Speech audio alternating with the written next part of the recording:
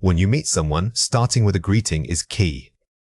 The most basic and universal word is hello. However, English offers many ways to greet people depending on the time of day or how formal the setting is. We often use phrases like good morning or good afternoon. These are polite alternatives that immediately set the context for your conversation. It's really helpful to understand that greetings aren't just single words, they are social signals. By using time-specific greetings, you demonstrate that you are paying attention to the actual moment and showing respect for cultural norms. Never underestimate how much a simple good afternoon can improve your connection with someone. Here are 5 examples. Hi, I'm Alex. Nice to meet you. Casual introduction. This phrase is perfect for meeting friends of friends or in a relaxed setting. The nice to meet you immediately follows the name exchange and solidifies the connection. Good morning, Ms. Jenkins. How are you today? Formal greeting. When speaking to a teacher or a professional acquaintance, always use formal titles and greetings. This shows respect for their position and the setting. What's up? How's it going? Very casual greeting. These phrases are highly informal and should only be used with people you know well. They are conversational shortcuts that quickly establish familiarity. Pleased to meet you. Slightly formal alternative. This is a lovely, slightly more polished phrase than nice to meet you.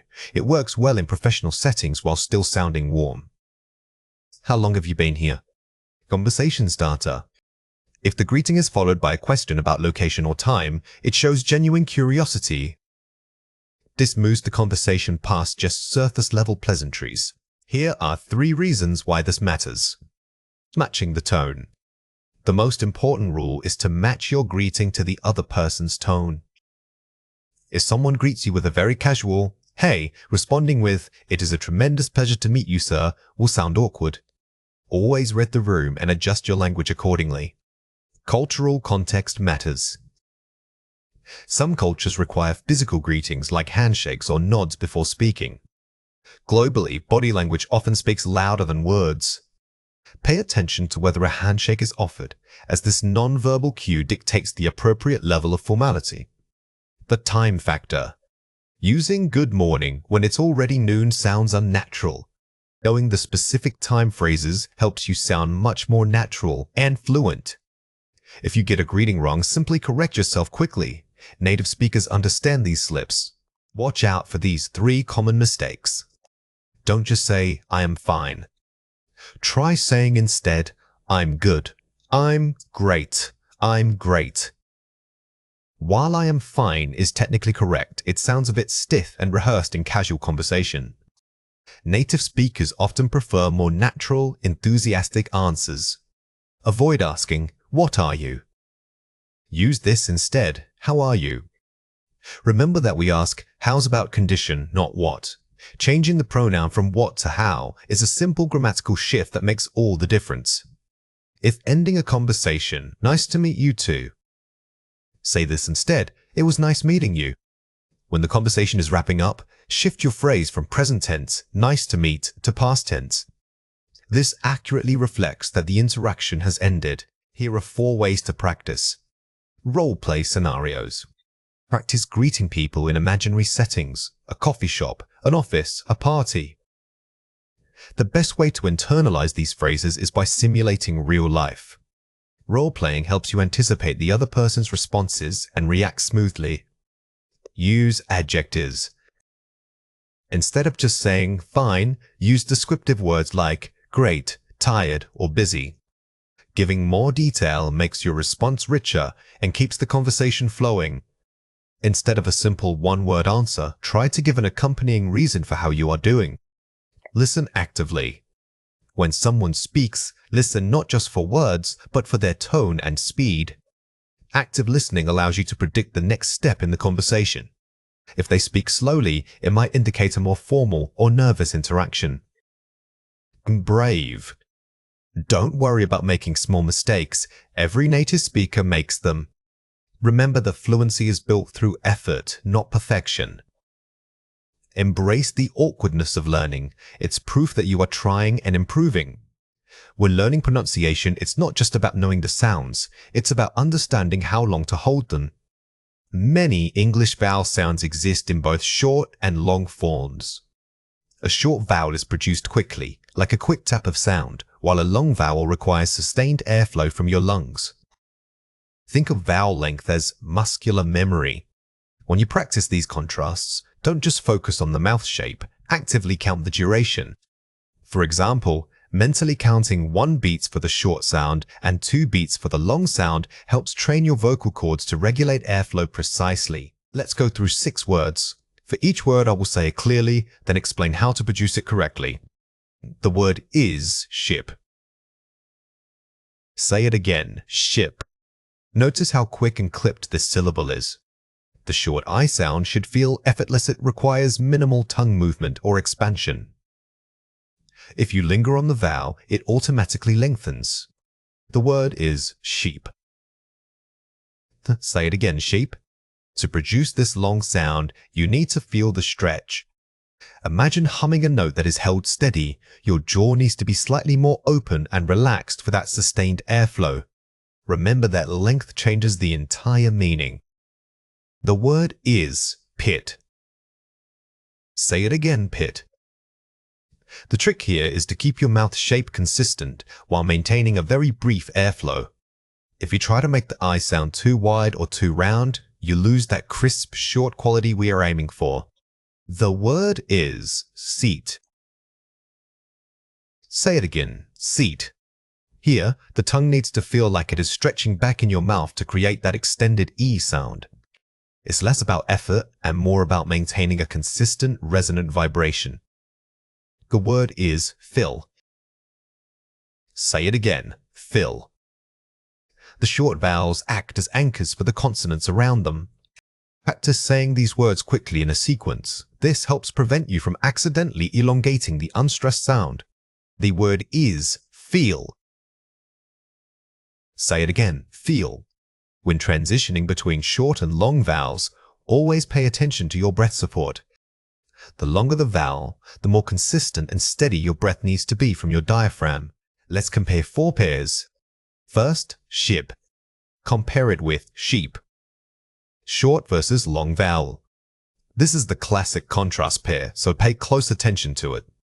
The physical difference is simply that the sound in sheeps requires more sustained vocal energy than the quick snap of ship. Try stretching the word out slightly while keeping your tongue steady. First, thin. Compare it with tin. Vowel length contrast.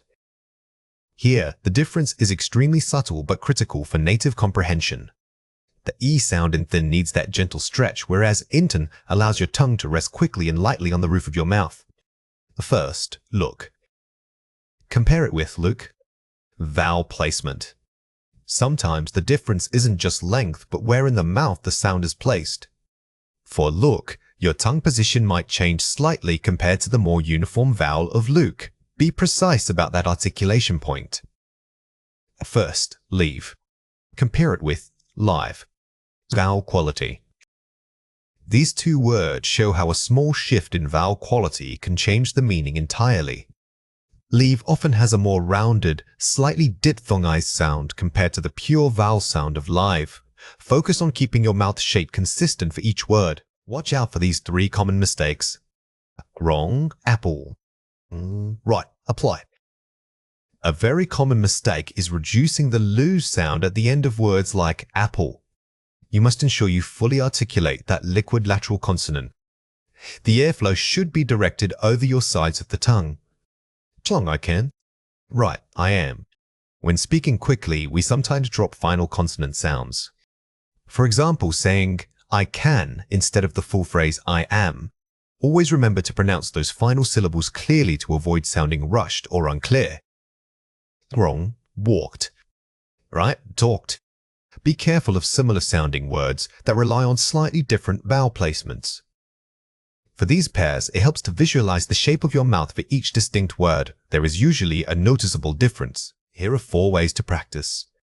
Minimal pairs drill, listen and repeat. This is the most targeted way to improve. Find pairs of words that only differ by 1 sound, like boats versus boot. Record yourself saying these pairs back to back. Then compare your recording critically against a native speaker model. Shadowing technique. Mimic real speech. Find short clips of natural English conversation podcasts or videos work well. Do not just listen. You must actively try to mimic the rhythm, intonation, and speed of the speaker immediately after they say it. This trains your ear as much as your mouth. Mirror work. Watch your musculature. Using a mirror makes abstract sounds concrete by showing you exactly what your mouth and jaw are doing. When practicing difficult vowels, watch to ensure your lips aren't over-exaggerated or held too loosely. Precision is key. Tongue twisters. Speed and flow. These drills force you to move quickly between specific difficult consonant clusters. They are excellent for increasing fluency and reducing hesitation. Start slowly until the sounds feel automatic before trying to increase your speed. Today we are moving beyond simply reciting digits when counting. Mastering numbers up to 20 requires understanding the function of these words in English grammar and speech. We aren't just learning labels, we are learning how quantities change the meaning of a phrase. Understanding zero, single, pair, and other quantifiers will make your fluency sound much more natural.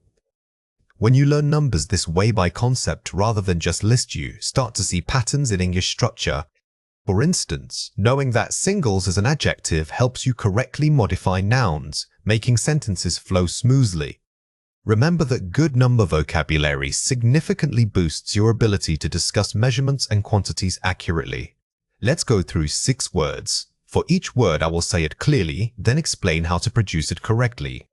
The word is 0. Say it again, 0. Although 0 is a simple word, understanding its conceptual weight is key. It represents absence, which is a very common topic in conversations about failure or completeness. Be careful not to confuse the concept of zeros with just saying nothing. One is a number and the other is an abstract idea. The word is single. Say it again, single. Single is often used as an adjective to emphasize uniqueness or isolation, which adds precision to your speech. For instance, saying a single mistake sounds much more emphatic than just one mistake. It draws attention to the singularity of the item. Or do. The word is count. Say it again, count. As a verb, count is extremely versatile and essential for any descriptive conversation. You can use it in passive constructions, such as the apples were counted, which allows you to shift focus from who did the counting to the objects themselves. The word is pair. Say it again, pair. Pairs most commonly used when referring to matching related objects that naturally come in twos, like socks or shoes. When you use pair, always remember the noun it modifies must be plural, which helps with natural English rhythm. The word is triple. Say it again, triple. Triple follows the same pattern as pair, indicating a set of 3 matching things, often used for measuring or grouping. It's also useful when describing something that has been intensified, like a triple threat performance. The word is 20. Say it again, 20. While it seems straightforward, 20s is useful because it serves as a strong anchoring word in counting patterns. Knowing this word gives you confidence when scaling up from smaller numbers to larger groups of items. Here are 5 examples. We started the count at 0 to make sure we didn't miss any supplies. 0, noun. This sentence demonstrates how 0 functions as a starting point or baseline measurement. It's not just about the score, it can represent an initial state of something being absent. She found a single photograph that belonged to her grandfather. Single, adjective. Notice how single modifies the noun photograph. It emphasizes that this was not part of a collection but an isolated item. This usage is much stronger than simply saying one photo. Please count all the magazines and put them into boxes. Verb. Here, count acts as an urgent command, making it a highly active verb. Using it in this imperative form is perfect for giving directions or instructions to someone else. I bought a pair of new headphones that fit perfectly. The mere, noun. Remember the key grammar point here. Pairs is always followed by its plural noun. Because the headphones are meant to work together, they must be counted as a set. The cake had a triple layer of rich chocolate frosting. Triple, adjective. This example shows triple modifying layer. It gives the reader an immediate visual understanding. It wasn't just 2 layers, but 3 stacked emphatically. Let's compare 4 pairs. First, single. Only adverb. Emphasis difference. Single usually describes the nature of a countable object, like a single glove. Meanwhile, only modifies the entire idea, limiting it, for example, only yesterday was rainy. This is the distinction in focus. First, pair. Noun. Scope of grouping. While both refer to groups, pairs almost always implies 2 matching items that belong together.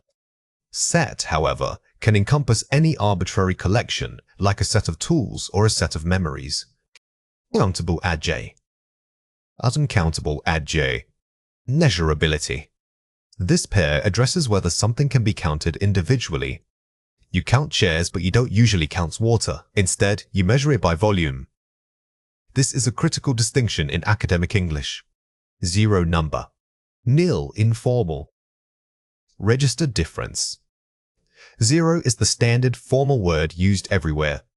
Nil, on the other hand, is much more informal and often appears in sports or betting contexts, so use it only with native speakers to sound casual. Here are 4 ways to practice. Collocations, word groups. Practice linking the quantifiers with common nouns. For example, a single cup, a pair of jeans. Don't just memorize individual words, build chunks of language. By practicing collocations, you train your brain to use the grammar correctly right out of the gate. This makes your speech sound much more fluid and natural. Sentence transformation. Take simple sentences and elevate them using our vocabulary. Change 2 shoes to a pair of shoes. This exercise forces you to think conceptually about the words rather than just translating. It's a challenging way to deepen your understanding of why certain quantifiers are required. Spaced repetition check. Write down 1 word from today's lesson and use it in 3 different ways, as an adjective, verb, or noun. This technique is highly effective for long-term memory retention. By forcing yourself to identify the word's multiple parts of speech, you solidify its meaning across various grammatical contexts. Contextual gap fill. Read a short paragraph and choose the correct quantifier, single, pair, triple, based on the surrounding context. This simulates real-life listening comprehension. You have to quickly process meaning and select the most grammatically appropriate word under pressure. It's excellent preparation for speaking exams. Now it is your turn to practice. Read or listen to the following passage carefully. The tailor measured the fabric and noted that we needed a pair of trousers. He confirmed they would be sewn with a single type of stitching to keep them durable. We asked him to count the thread required, estimating 0 waste. The resulting garment was perfect, a truly triple-layered masterpiece. Question 1. Find a word in the passage that means a set or group of 2. Pause the video now and write your answer before we reveal it. The correct answer is pair. The context here is clothing, which immediately signals to us that we need a matching set. The tailor wouldn't just use 1 trouser leg, it must be a pair to function correctly. Question 2. Use the word singles in your own sentence. Pause the video now and write your answer before we reveal it. The correct answer is, I only drink a single glass of water after exercising.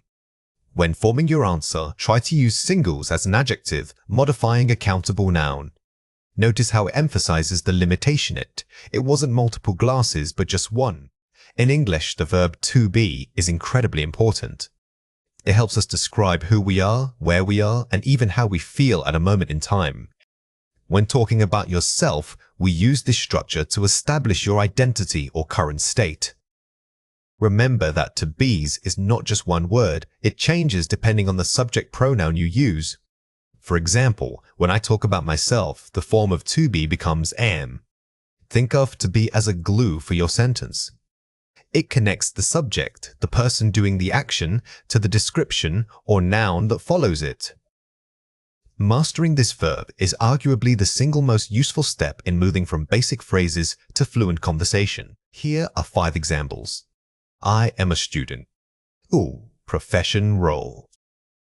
This is the most common way to introduce yourself. Instead of just saying student, you must use I am because you are identifying your current role or occupation. I am from Brazil. Origin, nationality. When talking about where you come from, we use from and link it directly to your nationality or country. This gives immediate context to the listener.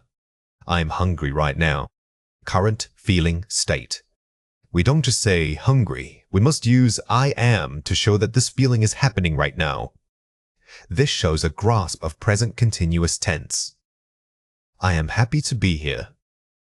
Emotional context. This structure is perfect for social situations. It doesn't just state an emotion, it explains the source of that emotion, making your speech sound much more natural. I am 20 years old. Never say I have 20.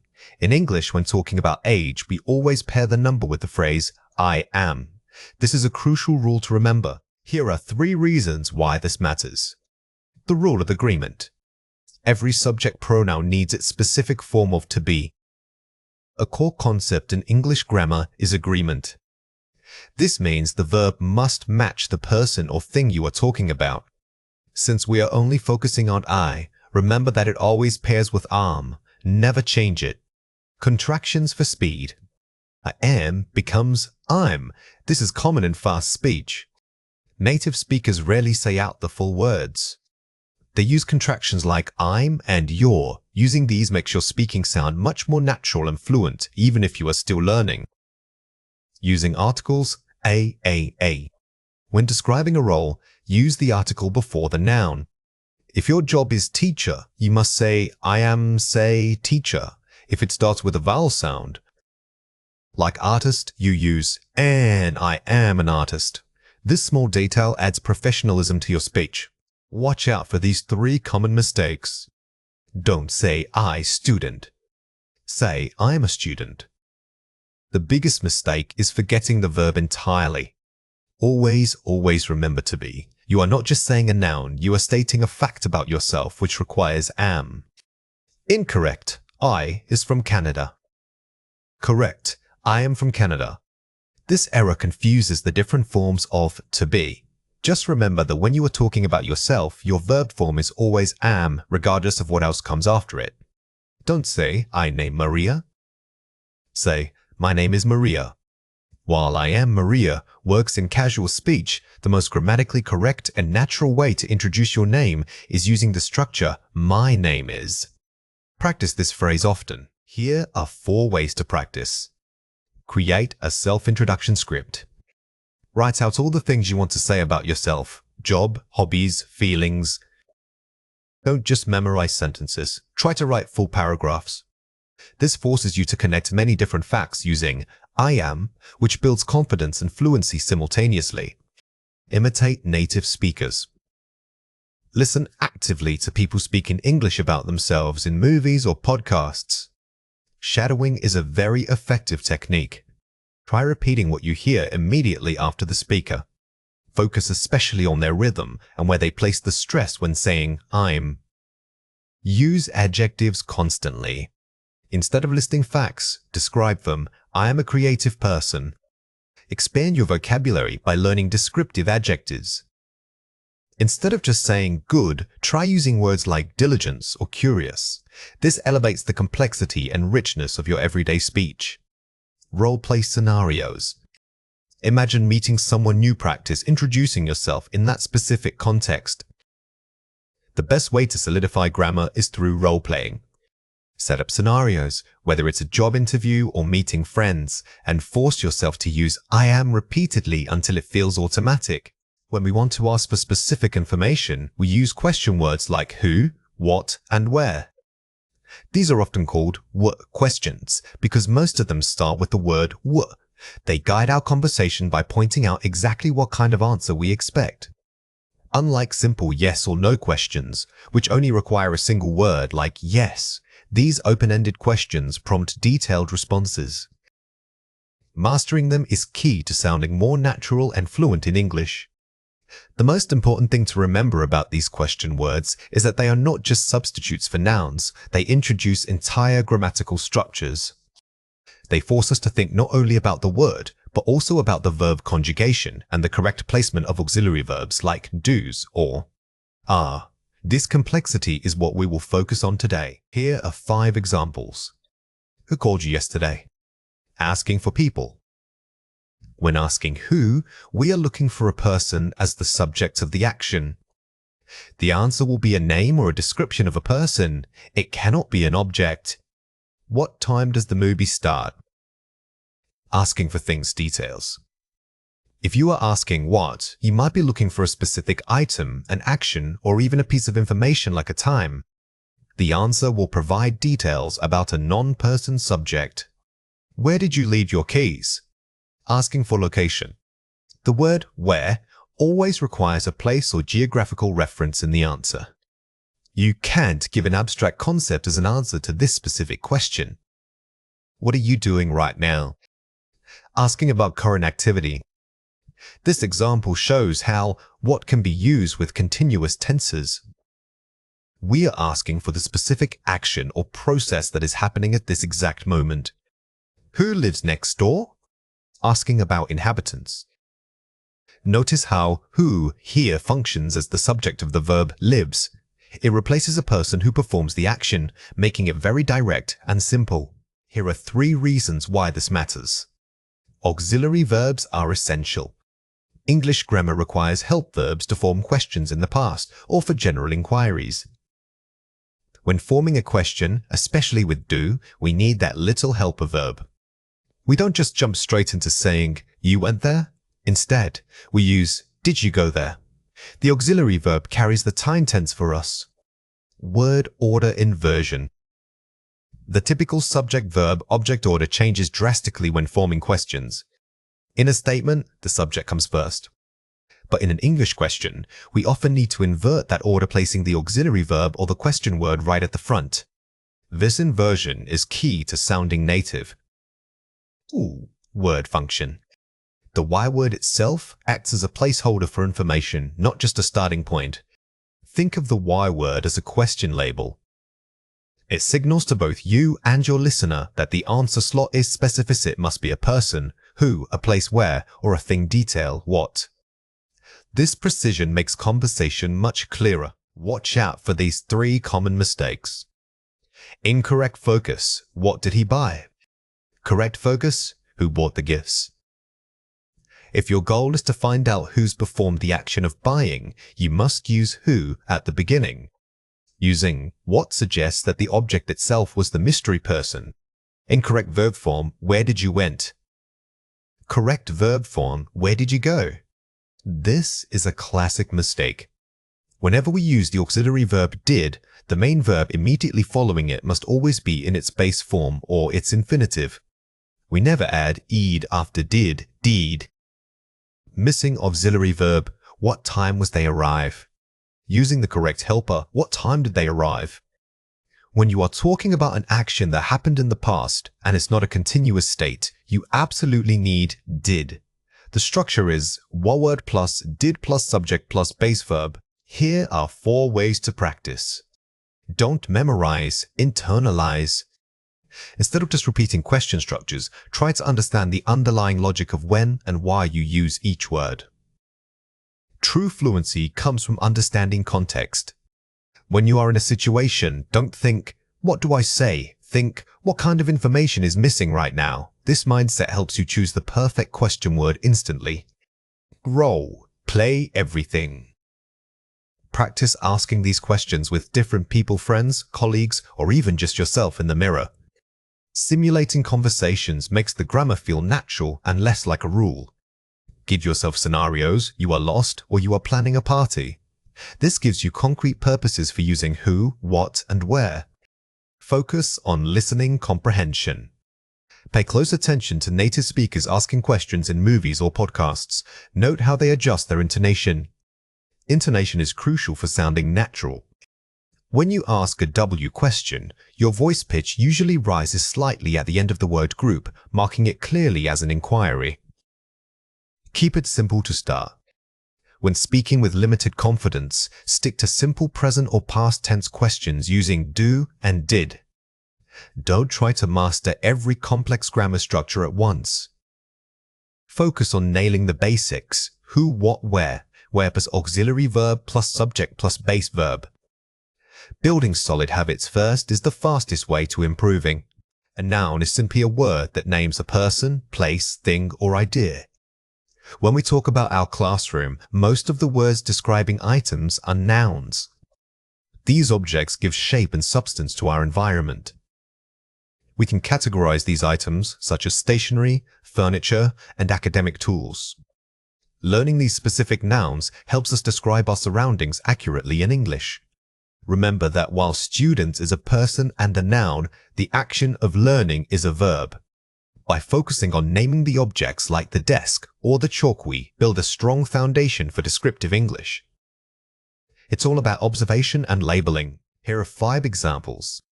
I need a pencil and an eraser to finish my assignment.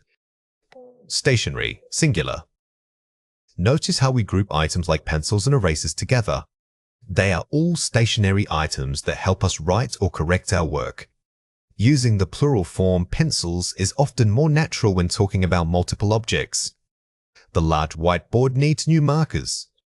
Furniture equipment, singular. Think of the whiteboard not just as a board but as a piece of classroom equipment. Using needs shows agreement with the singular subject, whiteboard. This brings us to our next key grammatical point. The students put their books and notebooks on the shelf.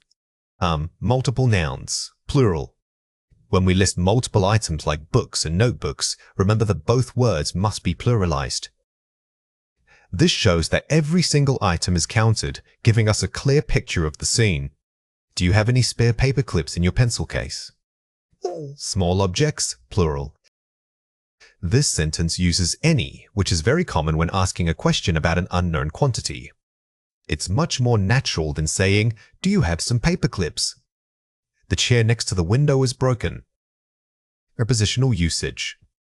This example introduces prepositions like next to. These small words are crucial because they tell us the spatial relationship between two objects. They paint a complete picture for the listener. Here are 3 reasons why this matters. Singular versus plural nouns. We must match the verb to the noun's number. The most common mistake beginners make is forgetting to change the verb when they shift from one object to many objects. If you say, "the marker assists," but then switch to "markers assists," your grammar needs to follow suit. Using articles, a versus an. Use an before a vowel sound and a before a consonant sound. This rule is tricky because sometimes the spelling doesn't match the sound. For example, even if a word starts with U, like umbrella, we use an because of its vowel sound. The definite article, the is used when both speaker and listener know what object we mean. If I point to a specific, unique book on the table, I must say the book. If I just say book, it sounds like any random book in existence. Context matters immensely. Watch out for these 3 common mistakes. Don't say, "the books is heavy." Say, "the books are heavy." This error involves subject-verb agreement. Since books is plural, the verb must also be plural, requiring "are." Always check your noun first to determine if you need is or are. Incorrect. I saw a pencil. Correct. I saw an eraser. This is a classic a versus an error. Remember that we are judging the sound at the beginning of the word, not just the letter. If it starts with a vowel sound, use an. Don't say, "Can I borrow a ruler?" Say, "Can I borrow a ruler?" When we ask for one single countable item, we must use the indefinite article. If you omit a, it sounds like you are asking about rulers in general, which changes the meaning completely. Here are 4 ways to practice. Describe your room. Try listing 10 objects and describing their location using prepositions. A great way to practice is by physically looking around the room you are in right now. Pointing out items and saying, "There is a clock above the doors," makes the language functional and memorable. The object swap game. Work with a partner. One person names an object, the other must use it in a sentence. This game forces you to think quickly about grammar and vocabulary simultaneously. It's excellent practice for keeping your verbal flow smooth and natural under pressure. Focus on quantifiers. Practice using many for countable nouns and much for uncountable nouns. Don't just focus on the noun itself, but also how much or how many of it you have. For example, we say many pens, but we say much time. Create a classroom map.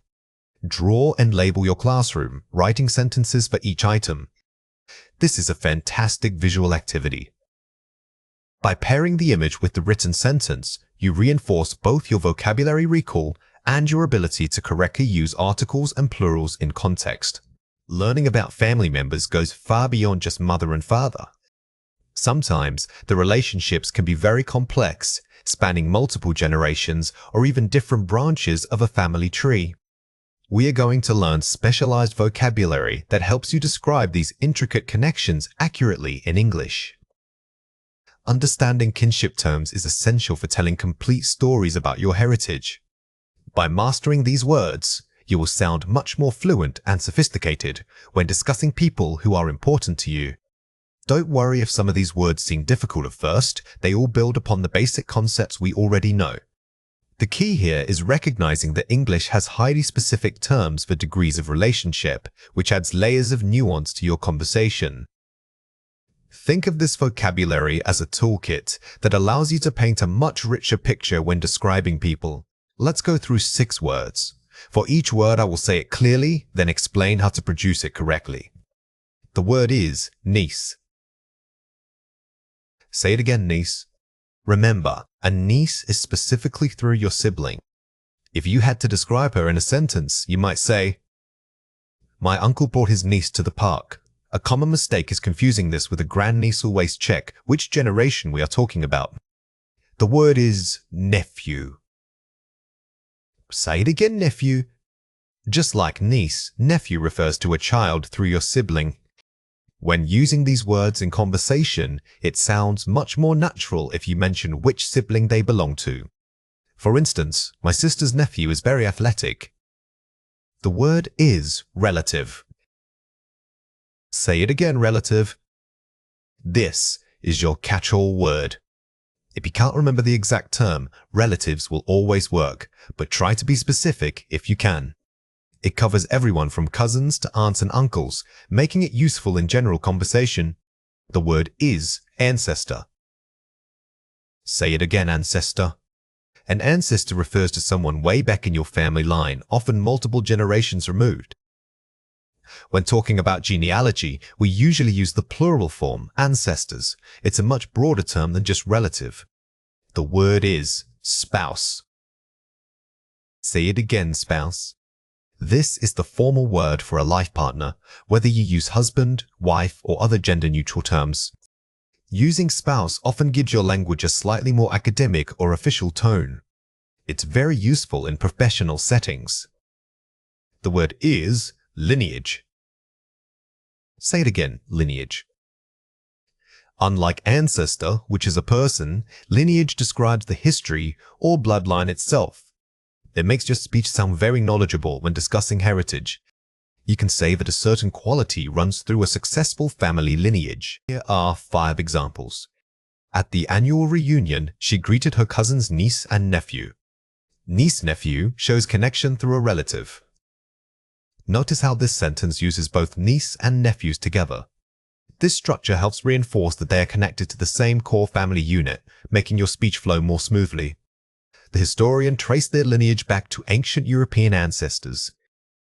Lineage ancestor, linking a history to deep roots. Combining lineage and ancestors in one sentence is very powerful. It suggests not just who they are, but the depth of their historical connection. This level of detail makes your speaking incredibly descriptive. After marrying his spouse, he finally settled into a comfortable routine. Spouse, using a formal term for marriage partner. I recommend using spouse when you want to sound more objective or professional.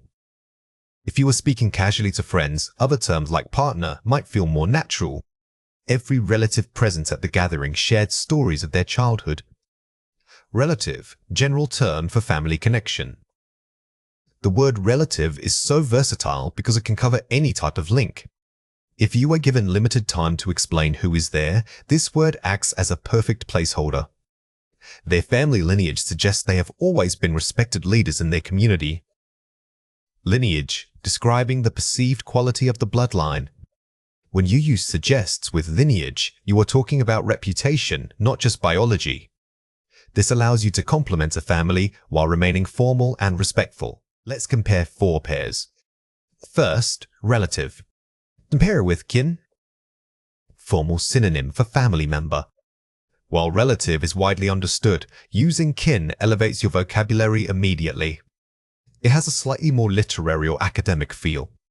You might hear it used in poetry or formal speeches. First, ancestor. Compare it with forebear, synonym for someone who lived before you. These 2 words are almost interchangeable, but forebear feels slightly older and more archaic. Stick with ancestor unless you are intentionally writing in a historical fiction style. First, nieces. Compare it with cousins. Generational difference. Niece is the child of your sibling, cousin is the child of your aunt or uncle. This distinction is crucial for accuracy. Remember that a cousin is typically on the same generation level as you, while a niece and nephew are 1 generation younger. First, spouse. Compare it with partner. Context difference. Partner can be less formal or non-marital. While partner is very common and safe, it doesn't exclusively mean a marriage commitment. If you are discussing legal or deeply committed family bonds, spouse maintains that specific formality. Here are 4 ways to practice. Collocation building, ancestor's tale. Practice linking words like rich, distant, or ancient with ancestor. Don't just memorize the word, practice using it in common groupings. If you pair lineage with vibrant or long, your description becomes much more vivid and expert. Spaced repetition, reviewing roles. Test yourself by defining the roles, niece, nephew, spouse, without looking at the word. This method forces your brain to recall meaning rather than just recognition. It's highly effective because it targets the deepest levels of memory retrieval for these specific relationships. Word mapping, the family tree. Draw a family tree and label every person using the most precise vocabulary possible. A physical activity like drawing really helps cement abstract concepts. When you label my uncle's daughter, you are actively practicing that complex relative term in context. Sentence completion, formal writing.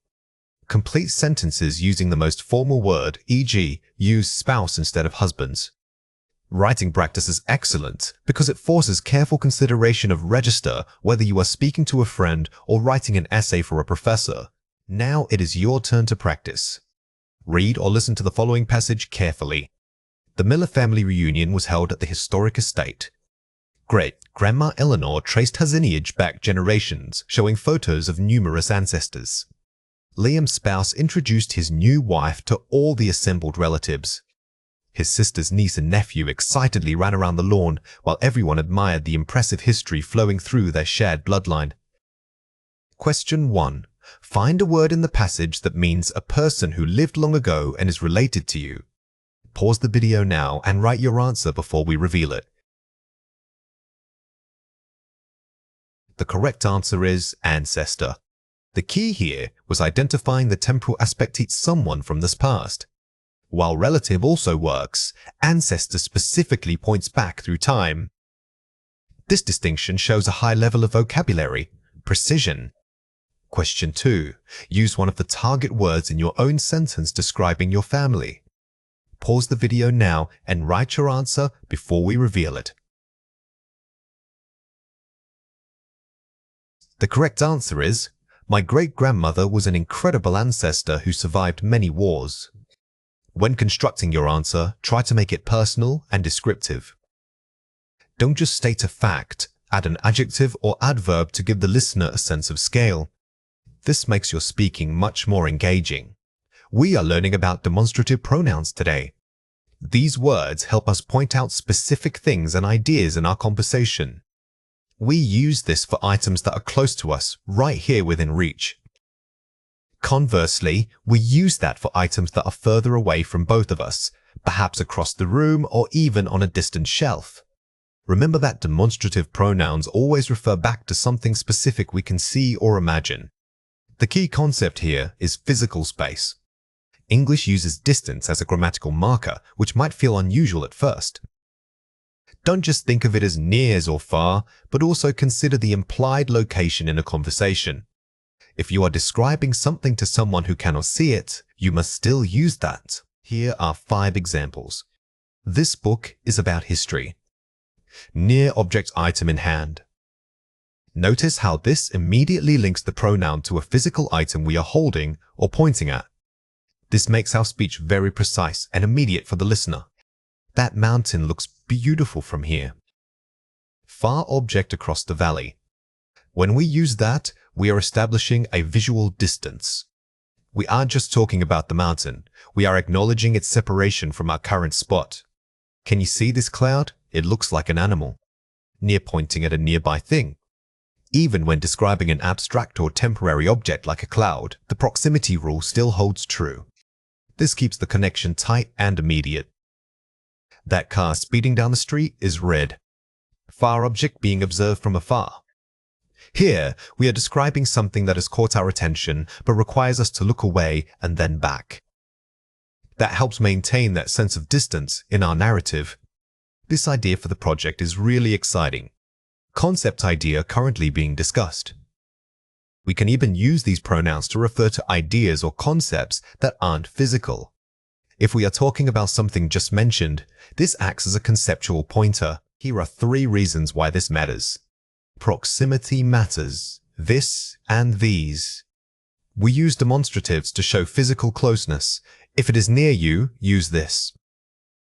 It's crucial to remember that this rule doesn't only apply to singular nouns if the item is plural and near. We logically switch to these. This reinforces the idea of continuous spatial awareness. Distance requires that what is far. If you must point or look across a significant distance, use that. The concept of separation in English grammar requires this careful distinction. If you are discussing something that happened yesterday, even if we don't see it, the grammatical rule often suggests using that. Context is king, following the flow. The choice between near and far must match what the speaker can realistically perceive. When speaking spontaneously, our brains are constantly making these tiny decisions. A good practice method is to physically point or gesture while you speak to help cement this feeling of space. Watch out for these 3 common mistakes. Don't say, that phone is ringing. Say, this phone is ringing. If the phone is right next to you, it requires this. Using that suggests it is across the room, which might confuse the listener about its actual location. Some learners say, I like that color. The better way to say this is, I like this color. This error often happens when we are discussing something we are actively looking at and touching. When the item is part of your immediate visual field, this keeps the description grounded. If it's close, can you see that bird? If it's near, can you see this bird? The mistake here is simply misjudging the distance. Always pause and mentally check your location relative to the object before choosing between this or that. Precision makes you sound fluent. Here are 4 ways to practice. Physical gestures, pointing while you speak. When practicing, make sure to point with your hand as you say the demonstrative pronoun. This reinforces the physical meaning. Don't underestimate the power of body language in learning English. By incorporating gestures, you are linking a motor skill, pointing, directly to a grammatical rule which aids memory retention. Role-playing scenarios, the detective game. Pair up with a partner and play What's Over There. One person describes objects using only demonstrative pronouns. This forces constant decision-making. Creating structured high-stakes practice like this game will force you to think about the spatial context instantly. It turns grammar study into an active, fun conversation. Describe your room using a tour guide voice. Pretend you are giving a tour of your own room or neighborhood. For every object, decide if it is this close or that far. This activity allows you to practice in a controlled environment where the objects and distances are always clear. It helps transition this abstract rule into everyday describing skills. Self-correction focus, recording yourself. Record a short monologue describing 3 things near you and then 3 things far away. Listen back specifically for this versus that. The most valuable learning comes from self-assessment. Listening to your own recordings will make the difference between saying this and that immediately noticeable and correctable. Articles are small words, sir, and the but. They change the entire meaning of what you say. They help us specify nouns. We use a or an when we talk about a non-specific item, like one single example of something. Remember that an is used before a vowel sound, such as apple, while a goes before consonant sounds, like book. Master this simple rule, and your speaking will become much more precise. It's crucial to focus on the sound rather than just the letter when deciding between a and an. For example, words that start with a vowel letter but a consonant sound, like the letter U, still take a. Practice saying these tricky sounds aloud to get comfortable with the rhythm. Here are 5 examples. I saw a dog in the park. Indefinite, general. The first time you mention an animal, it is just any random dog. It's not special or unique to anyone. This shows that we are introducing a new piece of information. The small brown dog was playing with my ball. Definite, specific. Now that I've mentioned the dog before, you know exactly which one I mean. The article that tells the listener to look for that specific dog we just discussed. Could you pass me the salt? Definite, known context. This usage shows that both I and the listener know exactly which container of salt we are talking about. It's right on the table. The context makes it specific. She wants to eat an orange. Indefinite vowel sound. Notice that even though O is a vowel letter, the initial sound remains clear. We use an here because the resulting sound starts with a vowel.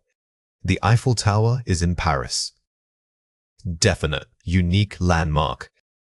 When you talk about unique structures or famous landmarks that only exist once, like this tower, we almost always use the definite article, the. It emphasizes its distinct nature. Here are 3 reasons why this matters. Introducing specificity. The signals that the listener and speaker share prior knowledge about the noun being discussed. Thinking of articles as pointers helps. Using the C is like pointing at something specific in a room, while using nothing or ahan is just mentioning something general. It controls how much information you give to your listener. Unique items and geography. Things that are unique on Earth like the moon or rivers like the Nilashuli take the. This rule applies widely across geography. If a feature is singular and distinct within its location, it almost certainly requires a definite article to be grammatically correct. Contrast between general and specific use. Making this shift is the key skill. Are we talking about any example, a book, or a specific one, the book on the shelf? This requires you to process your thoughts into articles automatically. Instead of thinking, I saw a dog, try thinking, I saw a dog. This mental pattern shift is what will boost your fluency. Watch out for these 3 common mistakes. Don't say, I went to hospital yesterday. Say, I went to the hospital yesterday. Although some people omit articles when talking about general needs, most common nouns for buildings or places require the. You are referring to a specific type of facility. Incorrect, he is student. Correct, he is a student. Remember that students is a countable noun. When you introduce any single countable person or thing, you must use an indefinite article like a. This makes the sentence grammatically complete. Don't say, the life is difficult. Say, life is difficult. When we talk about abstract concepts like life, love, or freedom, we usually don't use articles. These concepts are treated as general ideas rather than specific objects. Here are 4 ways to practice. Focus on countability first. Before you even worry about are or the, ask yourself, can I count this noun? If not, maybe no article is needed. This is a great filter to use. If the noun cannot be counted like happiness or advice, it rarely needs an article unless it's part of a fixed phrase. Listen for article cues. When listening to native speakers, pause and pay attention when they say the. It signals that the information is already known or specific. Active listening is your best tool here. Don't just listen for vocabulary. Listen specifically for how articles change from one sentence to the next. This helps internalize the rules.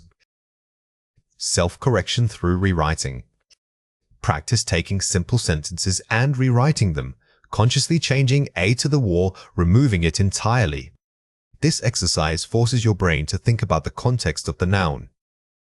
If you can successfully rewrite a paragraph by manipulating articles, you are building strong grammatical muscle memory. Contextual immersion. Read things that use rich descriptions and storytelling, as these contexts rely heavily on specificity. Reading fiction or detailed news reports is perfect because authors must constantly manage the difference between general ideas and specific events. Immerse yourself to absorb the natural rhythm. Adjectives are words that describe nouns. They help us paint a picture with our English words, telling us what something looks like, how big it is, or what color it is. When we use colors as adjectives, they are modifying the noun to give us more detail. For example, instead of just saying table, we can say big red table. Adjectives make our descriptions much richer and more vivid. Think of adjectives like spotlights. They shine a specific light on the noun we are talking about. They don't change the core meaning of the object, but they add crucial details that help your listener visualize it perfectly. This ability to describe is key to sounding fluent. Here are 5 examples. This is a green book. Color plus noun. Notice how green acts as an adjective here. It modifies the noun book. This structure shows that color words are powerful descriptors and are always placed directly before the word they describe. The car is blue. Linking verb to be. When we use a linking verb like eyes, the adjective often comes after it. So, instead of saying blue car, you say the car is blue. Both structures are correct, but they function differently in a sentence. We saw a huge yellow dog. Adjective plus, color plus, noun. In this case, we have 2 adjectives, huge and yellow. When you use multiple adjectives, they usually stack up right next to the noun. The color still acts as a powerful modifier. The flowers are beautiful and pink. Listing adjectives. When you list multiple adjectives using and, make sure each one is separated by proper punctuation. This helps the listener understand that all these words are working together to describe a single noun. She wears a red jacket. Cue, color plus noun. Remember that color is just one type of adjective. Whether describing clothes or scenery, the principle remains the same. Adjectives provide detail to make your language more expressive. Here are 3 reasons why this matters. Adjectives precede the noun. In English, descriptive adjectives usually sit immediately before the noun they describe. This is a fundamental rule of word order. This rule is non-negotiable for sounding natural. If you place the adjective after the noun, like saying, the car read it, will sound very unnatural to a native ear, even if the meaning is clear. Linking verbs change structure. When using forms of the verb to be, or verbs like seem or feel, the adjective follows the verb. The sentence becomes subject plus, verb plus, adjective. This is a critical distinction from general description. If you are stating a fact about something, and that fact is descriptive, use the post-verb placement. For example, it smells sweet. Adjectives enhance vocabulary depth. Using precise adjectives instantly makes your speech sound more advanced and articulate, moving you past simple statements. Instead of just saying, the dog is big, try using, the dog is massive, or the large canine. Expanding your adjective bank drastically improves the depth of your conversation. Watch out for these 3 common mistakes. Missing adjective, I saw a blue puppy. Add an adjective, I saw a beautiful blue puppy. While a blue puppy is grammatically correct, Adding another descriptive word like cute, fluffy, or beautiful makes the sentence much stronger. Don't be afraid to add more description. Incorrect phrasing. The cat color is orange. Used to be, the cat is orange. Avoid using the noun form of colors like this. Instead, treat the color as an adjective and use the verb to be. This simple change makes your speech much smoother and more idiomatic. Missing articles punctuation. Beautiful big blue house. Use commas and articles. A beautiful big blue house. When listing multiple adjectives, especially in a string of description, using commas helps your listener pause slightly. Also, remember that if you are talking about one house, you need the article a at the beginning. Here are 4 ways to practice. Describe your surroundings using 3 adjectives. Look around the room right now. Name 1 color, 1 size adjective, and 1 texture adjective for a nearby object. This is an active recall exercise. Don't just say the words. Try to build full sentences that incorporate all 3 types of descriptions. This forces you to use the adjective-noun structure. Practice adjective stacking. Challenge yourself to string together at least 4 descriptive adjectives before a single noun, like a small, bright, green wooden box. This technique is advanced but incredibly useful. By deliberately over-describing objects, you build muscle memory for placing and sequencing multiple modifiers correctly. Use adjectives in conversation starters. When asking a question or beginning a story, use an adjective immediately. Instead of, "What did you do?" try, "Tell me about your exciting weekend." Incorporating descriptive words into common conversational phrases helps them feel natural and less forced. It elevates the entire tone of your speech. Record yourself describing an object. Pick any random picture or object and record a 60-second description using at least 5 different colors and 10 adjectives. The best way to solidify grammar rules is through production. Recording forces you to self-correct in real time, identifying those grammatical gaps before they become habits. English nouns can take different forms depending on whether we are talking about one item or more than one. When there is only one noun, it's singular. When we have 2 or more, we use the plural form. The basic rule for forming plurals is simply adding an s to the end of the word. However, English has many exceptions to this simple rule that we need to learn. We are going to look at how these rules apply to both countable and uncountable nouns. The key takeaway here is recognizing that while most plurals just add an s, there are specific patterns like changing vowels or adding s that you must memorize. Understanding the difference between singular and plural forms is foundational because it affects every other grammatical structure, including verbs. Here are 5 examples. 1 pencil, 2 pencils. Standard plurals. This is the most common pattern you will see. Simply adding works for most nouns like book or chair. When practicing this form, focus on making the final sound crystal clear. It's not just a letter, but an audible sound. 1 box, 3 boxes. Adding e. If a word ends in s, x, chi, or she, we often need to add eses to make it plural. This extra syllable helps the listener correctly articulate the multiple sounds at the end of the word. Remember this pattern when dealing with words like bus and fox. 1 mouse, many mice. Irregular plurals. Some nouns are completely unpredictable. They change their spelling entirely in the plural. These irregular forms, like man to men, must simply be memorized with practice. Don't try to apply a rule. Just learn the correct corresponding pair. Water and rice are uncountable. Uncountable nouns. Uncountable nouns refer to things that cannot be counted individually, like liquids or abstract concepts. Because you can't count them one by one, we never use a plural form for these items. Many apples and few coins. Dear identifiers. When combining countable and uncountable nouns in one sentence, always make sure your quantifiers match the noun type.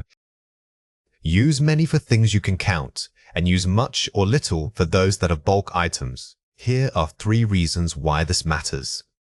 Countable versus uncountable. The difference determines if you can put a number in front of the noun. Thinking about countability is crucial because it dictates which adjectives and quantifiers you can use. If you cannot imagine counting it like happiness or sand, it is likely uncountable, regardless of how much of it exists. Using quantifiers. We use many for countable and much for uncountable items. This rule applies to volume and quantity. If you are talking about a large number of things, like books, use many. But if you are discussing the amount of something without distinct units, such as time or effort, use much. Use much. Measuring uncountable items.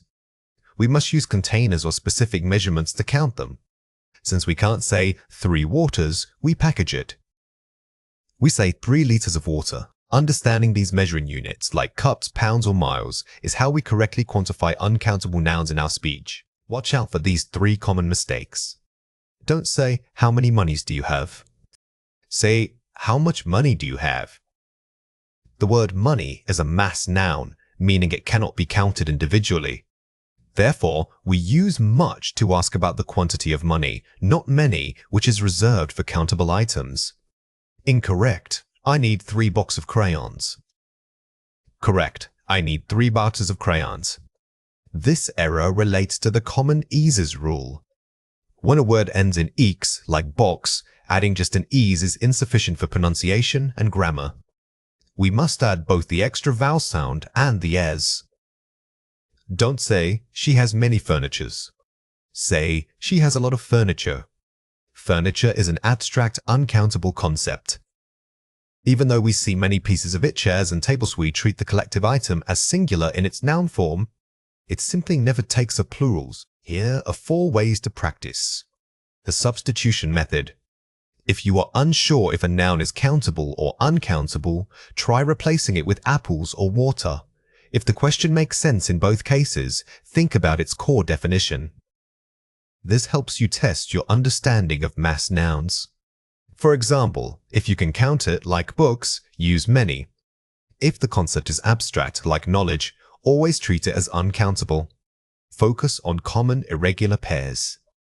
Make flashcards for common irregular plurals, ox, oxen, foot, feet, leaf, leaves. Instead of trying to memorize complex rules, focus your energy on the most frequently used exceptions. Mastering these high-frequency words will immediately improve your conversational fluency and accuracy. Use measuring language. When talking about difficult, uncountable nouns, always use a container unit, a cup of coffee, or a piece of advice. This is the most natural way to speak English when dealing with these challenging items. By incorporating measures like piece or glass, you show fluency and correctly handle nouns that defy simple counting. Listen for plural markers. When listening, pay attention to the final sound of a noun. If it ends in an or sound, it is likely plural. Active listening is key here. Train your ear to recognize these subtle sounds. When you hear that distinct sound at the end of a word, it is almost guaranteed that you are dealing with a plural noun, regardless of how many letters were added. Possessive adjectives are small words that show ownership or belonging. They tell us who something is. Instead of saying the Book of John, we use these powerful little words to simplify our English. The basic possessive adjectives include my, your, his, her, its, and our. We place them directly in front of the noun they are modifying. Remember that they always come before a thing or person's name. Think of these words as ownership labels for nouns. They don't stand alone, they must always be followed by the item being owned. Getting comfortable with this placement is key to sounding natural and fluent in English. Here are 4 examples. This is my favorite jacket. Mine. Notice how my modifies the noun jacket. It tells us that this specific item belongs to me. This simple placement structure applies across all possessive adjectives. Is this your phone? Is. When we ask a question about ownership, your is the natural choice. It makes our questions much clearer than just pointing at an object and guessing who it belongs to. She loves her new painting. Hers. In this case, her is describing the painting. It makes sure we know that the portrait belongs specifically to her. He brought his lunch to school. His. The key thing here is recognizing the relationship between his and the noun lunch. He owns that lunch, so we use this structure. Here are 3 reasons why this matters. Clarity of ownership. They eliminate confusion about who owns what. Without possessives, conversation would become very confusing. These words act like instant signposts for ownership in our sentences, making communication precise. Grammatical structure. Possessive adjectives must always modify a noun. If you can point to the object and say its name, you need a possessive adjective. They are inseparable from the noun they describe. Natural flow. They sound more native than complex prepositional phrases. While we could technically use longer phrases like the car belonging to him, using his car is far more efficient and sounds much more natural when speaking English. Watch out for these 3 common mistakes. Incorrect, my book is on your desk. The correct form is, my book is on your side of the desk. A common mistake is confusing possessive adjectives with simple prepositions. Remember that your here modifies a noun, not just pointing to location. This keeps our grammar solid. Don't say, the jacket is hers. The correct form is, the jacket is her.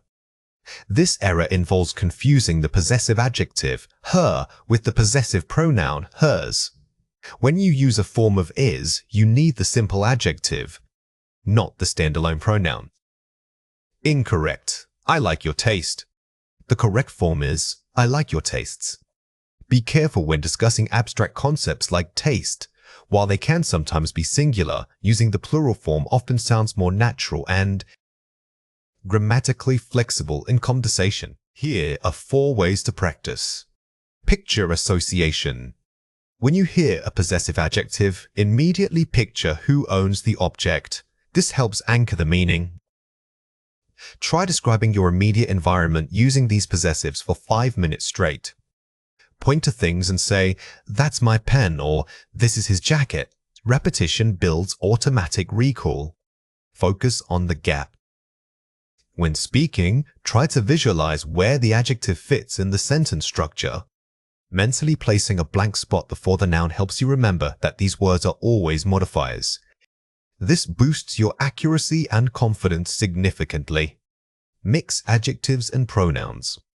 Practice switching between my car, adjective, and it is mine, pronoun. Don't treat possessive adjectives and pronouns as interchangeable.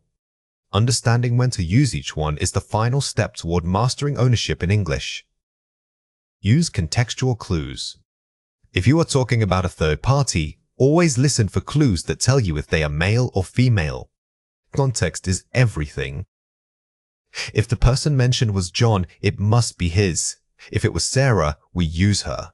Paying close attention to the subject, pronouns helps guide your choice. Today, we are expanding our vocabulary beyond simply listing days and dates.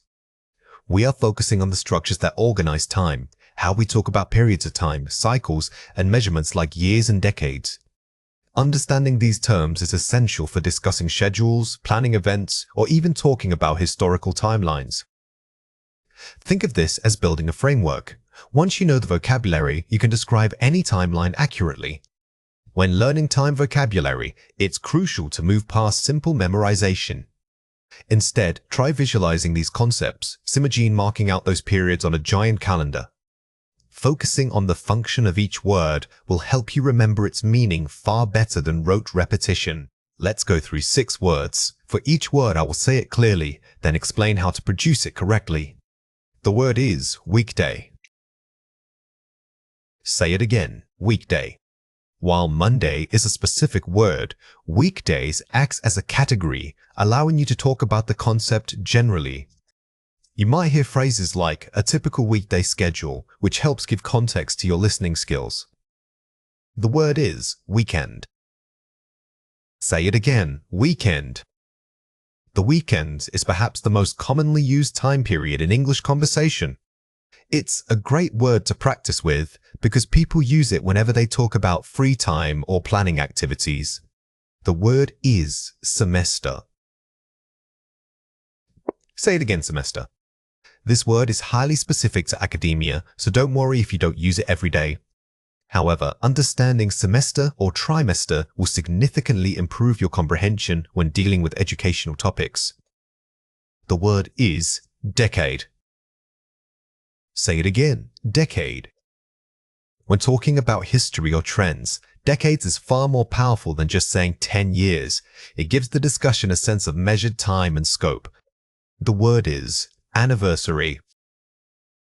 Say it again, anniversary. This word covers more than just birthdays. It applies to professional milestones, successful projects, or periods of time starting together. It adds a touch of formality and importance to your speech. The word is calendar. Say it again, calendar. While we use this word often, remember it refers to the tool itself. When you are talking about scheduling, you might say, checking the calendar, which is a very common conversational phrase. Here are 5 examples. I always use my weekends to catch up on reading and hiking. Weekends, noun. Notice how weekends is used here as a general concept of leisure time. It shows that these words are not just vocabulary items, but functional parts of conversation. The university accepts applications for the full semester only. Semesters, noun. This sentence demonstrates how semester is used in formal, informational language. It helps you understand time vocabulary within an academic or bureaucratic context. They celebrated their 10th decade of marriage with a big party. Decade, noun. Here, decade is used to describe the passage of time and not just 10 years, but a completed span. It adds weight and significance to the event being discussed. Mark put everything down on the calendar so no one would forget. Calendar, noun. This example shows a very practical use of the word. If you can talk about scheduling using calendar, it makes your English sound much more organized and proficient. It was our anniversary trip to Italy last month. Anniversaries, noun. We often use anniversary in relation to travel or celebrating life milestones. It suggests a memorable event that marks the repetition of joy. Let's compare 4 pairs. First, birthday. Anniversary, celebratory. Function, scope, difference. While both mark yearly celebrations, a birthday is personal and individual. An anniversary can apply to relationships, business milestones, or historical events, making it broader in scope. First, period. Decade, specific length. Specificity of time measurement. Both words refer to a span of time. However, decade is always 10 years, giving it precise numerical weight. Period is much more flexible and can mean any significant chunk of time. First, day. Compare it with weekday. Grouping concepts. If you are speaking generally about work patterns, using weekdays or weekend is much more natural than listing out Monday through Friday every time. First, calendar. Little action. Tool versus plan. Remember that the calendar is the physical or virtual tool you look at, right? The schedule is the actual list of appointments and plans written on that calendar. Here are 4 ways to practice. Concept mapping. Group related words visually. For example, put weekdays, weekend, and schedule together. Don't just write a list of definitions, build a visual map connecting the meanings. Grouping these time concepts reinforces that they belong to the same functional category in English. Story retelling. Create a personal story that must include at least 3 new vocabulary words. Best way to solidify memory is through retrieval. By forcing yourself to use the words in a narrative, you make them active parts of your speaking repertoire rather than passive things you recognize. Time-based context cards. Write flashcards with prompts that require time vocabulary, e.g., plan for your next weekends. Instead of just defining the word, use it as a prompt to respond to. This trains you to react quickly and naturally when speaking about future plans or past events. Bridging vocabulary. Associate each new word with a related concept, e.g., decades, leads to historical eras. This technique, called bridging, helps your brain create stronger neural pathways. If you know decade, you might immediately recall speaking about the 90s music scene, giving you more talking points. Now it is your turn to practice. Read or listen to the following passage carefully. My favorite time of year is late October. The fall semester always has a wonderful energy. I love that the weather shifts and we get long weekends to enjoy hiking before the academic year truly ramps up again.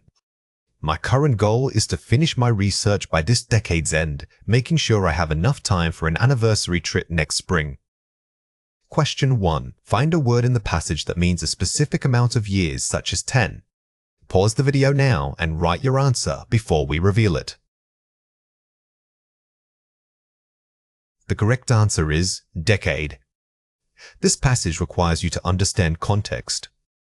If you see decades used here, your brain should immediately associate it with long spans of time, like historical eras or major life goals. Question 2. Use one of the target words in your own sentence. Pause the video now and write your answer before we reveal it. The correct answer is, next month is my professional anniversary, so I'm planning a trip to celebrate. When responding to this type of question, try to expand beyond just stating the word. Adding extra detail about why you are using that time concept makes your response sound much more fluent. When we tell time in English, we look at two hands on a clock, the short hand and the long hand. The hour hand tells us the hour, while the minute hand tracks the minutes past the hour. We need to pay attention to both hands working together to give the full picture of when something is happening. Learning this system helps you sound much more natural when scheduling or discussing daily routines.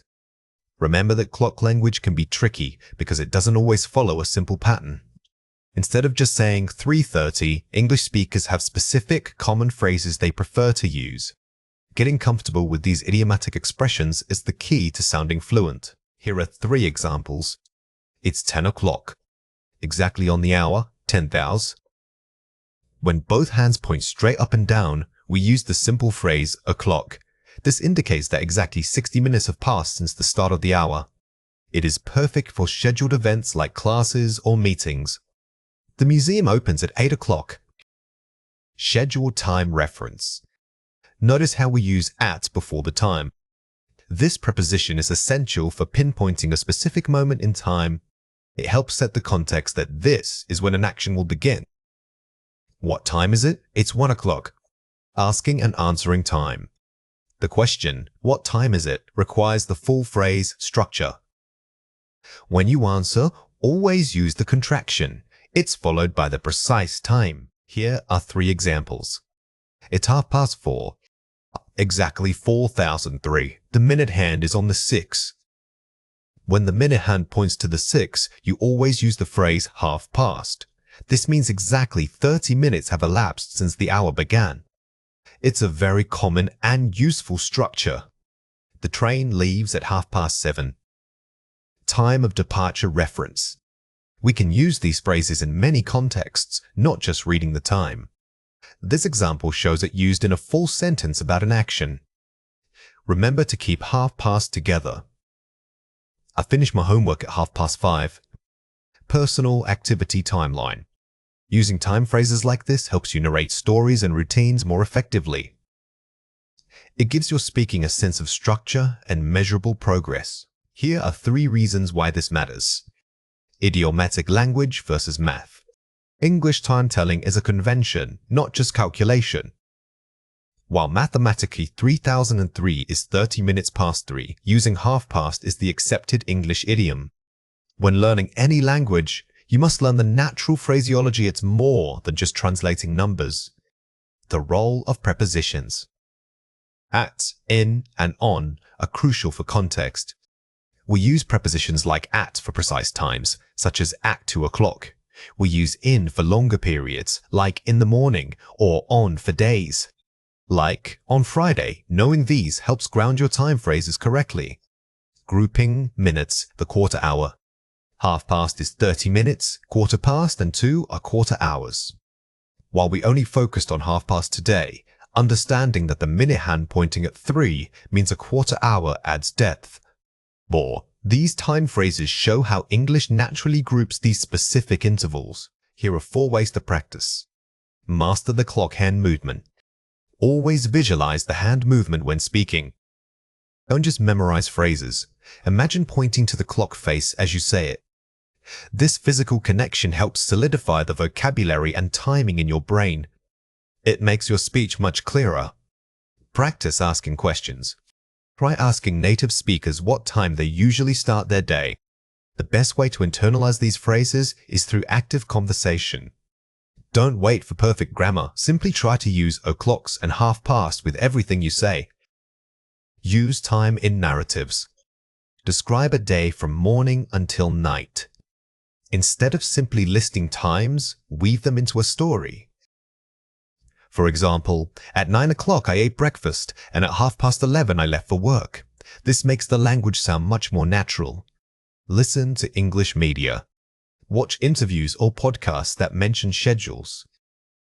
Exposing yourself to authentic speech is invaluable. Pay attention every time someone mentions a meeting, class, or departure time, and try to identify the specific phrasing they use. Prepositions are small but powerful words that help us describe relationships. Specifically, prepositions of place tell us exactly where one thing is in relation to another. Today, we are focusing on 3 major ones: in, on, and under. These simple words allow you to paint a clear picture for your listener or reader. Mastering them makes your English sound much more natural and precise. Think of prepositions as signposts in language. They don't describe the objects themselves. They describe their positioning relative to each other.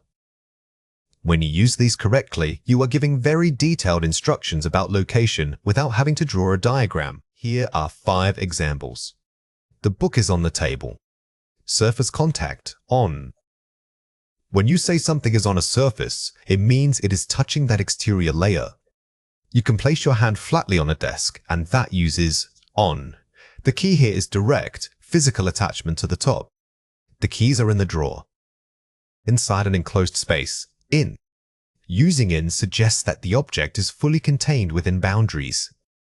The drawer provides those boundaries, keeping the keys protected and separate from the outside world. The cat is under the bed. Below something, under. If you are describing something under, it means it is directly below another object, often hidden from view. It's a vertical relationship, the thing above and the thing below. The picture hangs on the wall. Surface contact, on. Even if it's hanging, we still use on. We are treating the wall as a major surface area that supports the artwork. This confirms that even non-flat objects can relate to surfaces. The children played in the park. Within an area, in. Notice how in works for large areas like a park or a room. When we use it this way, we mean that they were contained within the boundaries of that entire space. Here are 3 reasons why this matters. Surface attachment, on. On means physical contact with an exterior surface.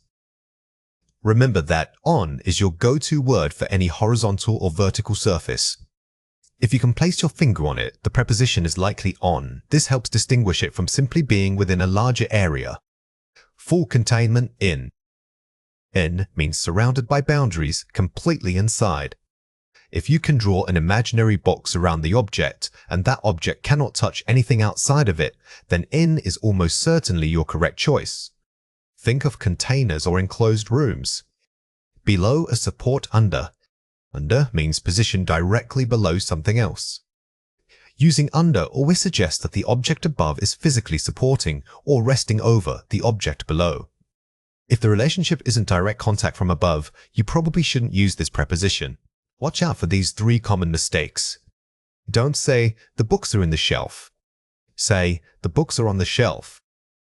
A very common mistake is confusing in and on, especially with furniture. While you might be inside a cabinet, when describing multiple items resting on the flat surface of a shelf, we need on.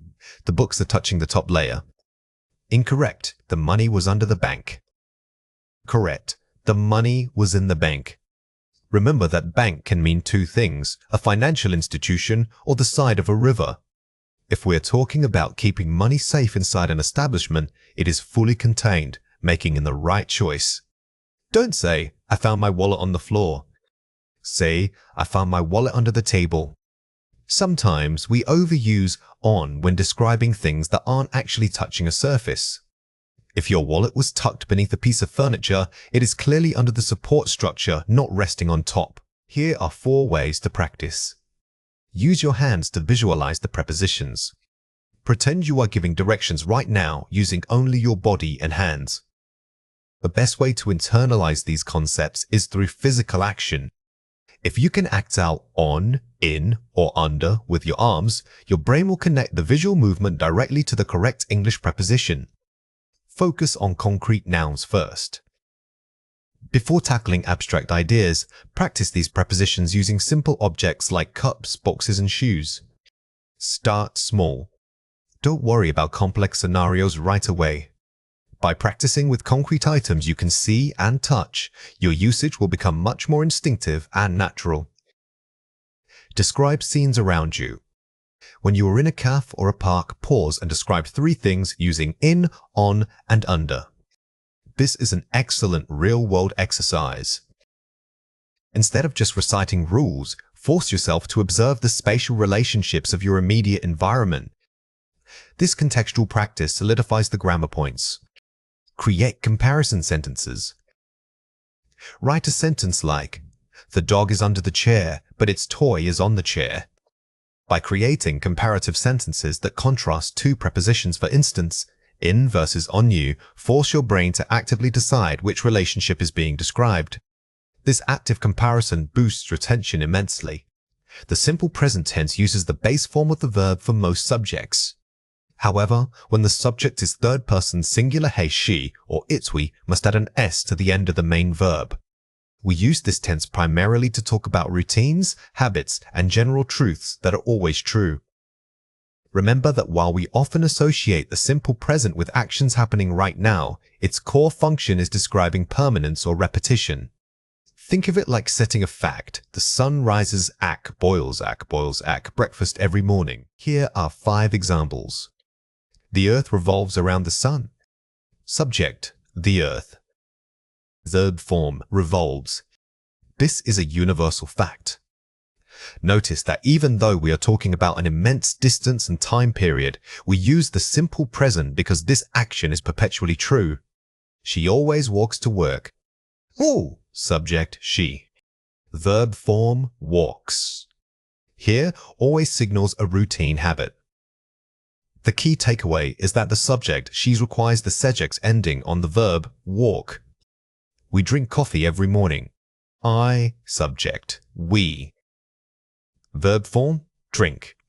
Since our subject is plural or first person, we use the simple base form of the verb. The we doesn't require that extras ending. My brother plays soccer on weekends. Subject, my brother. Verb form, plays. Another instance of third-person singular subject agreement. Brother is equivalent to he, so we must add the s's to play. Water boils at 100 degrees Celsius. Subject, water. Verb form, boils.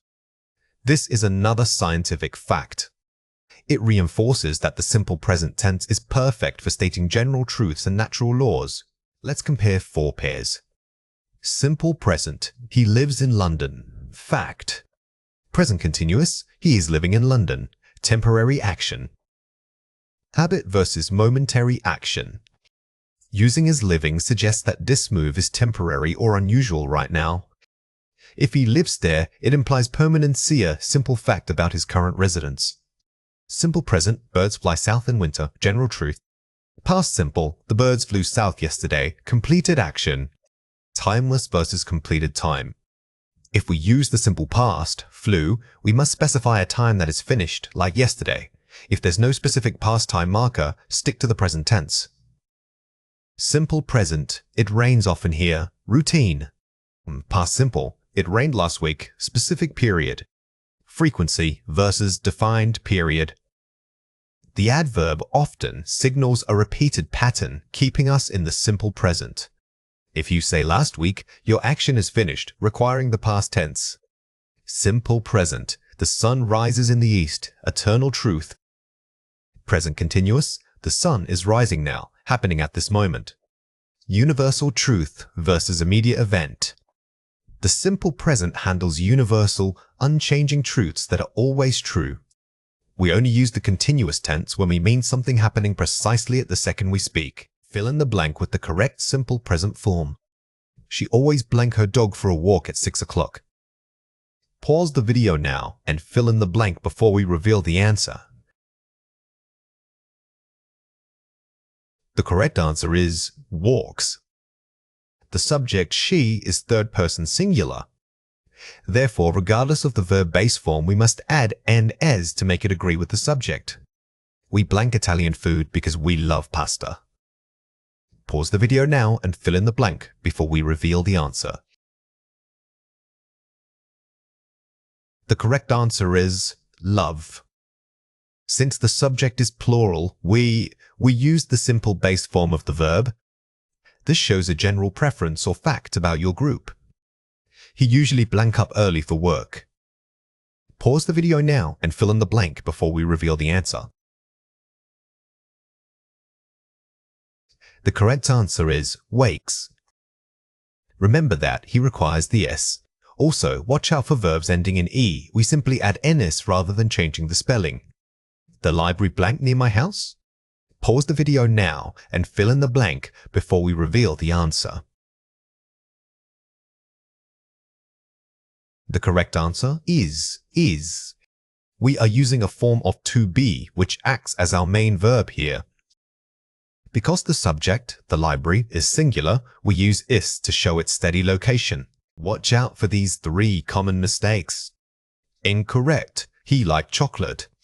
Correct. He likes chocolate. This is the most common error, forgetting the s's for third-person singular subjects. If you are talking about a single male or female, always check your verb. Incorrect. How do they go to work? Correct. How do they go to work? When using auxiliary verbs like do, the main verb always reverts back to its base form. The do carries the action, so the main verb stays simple.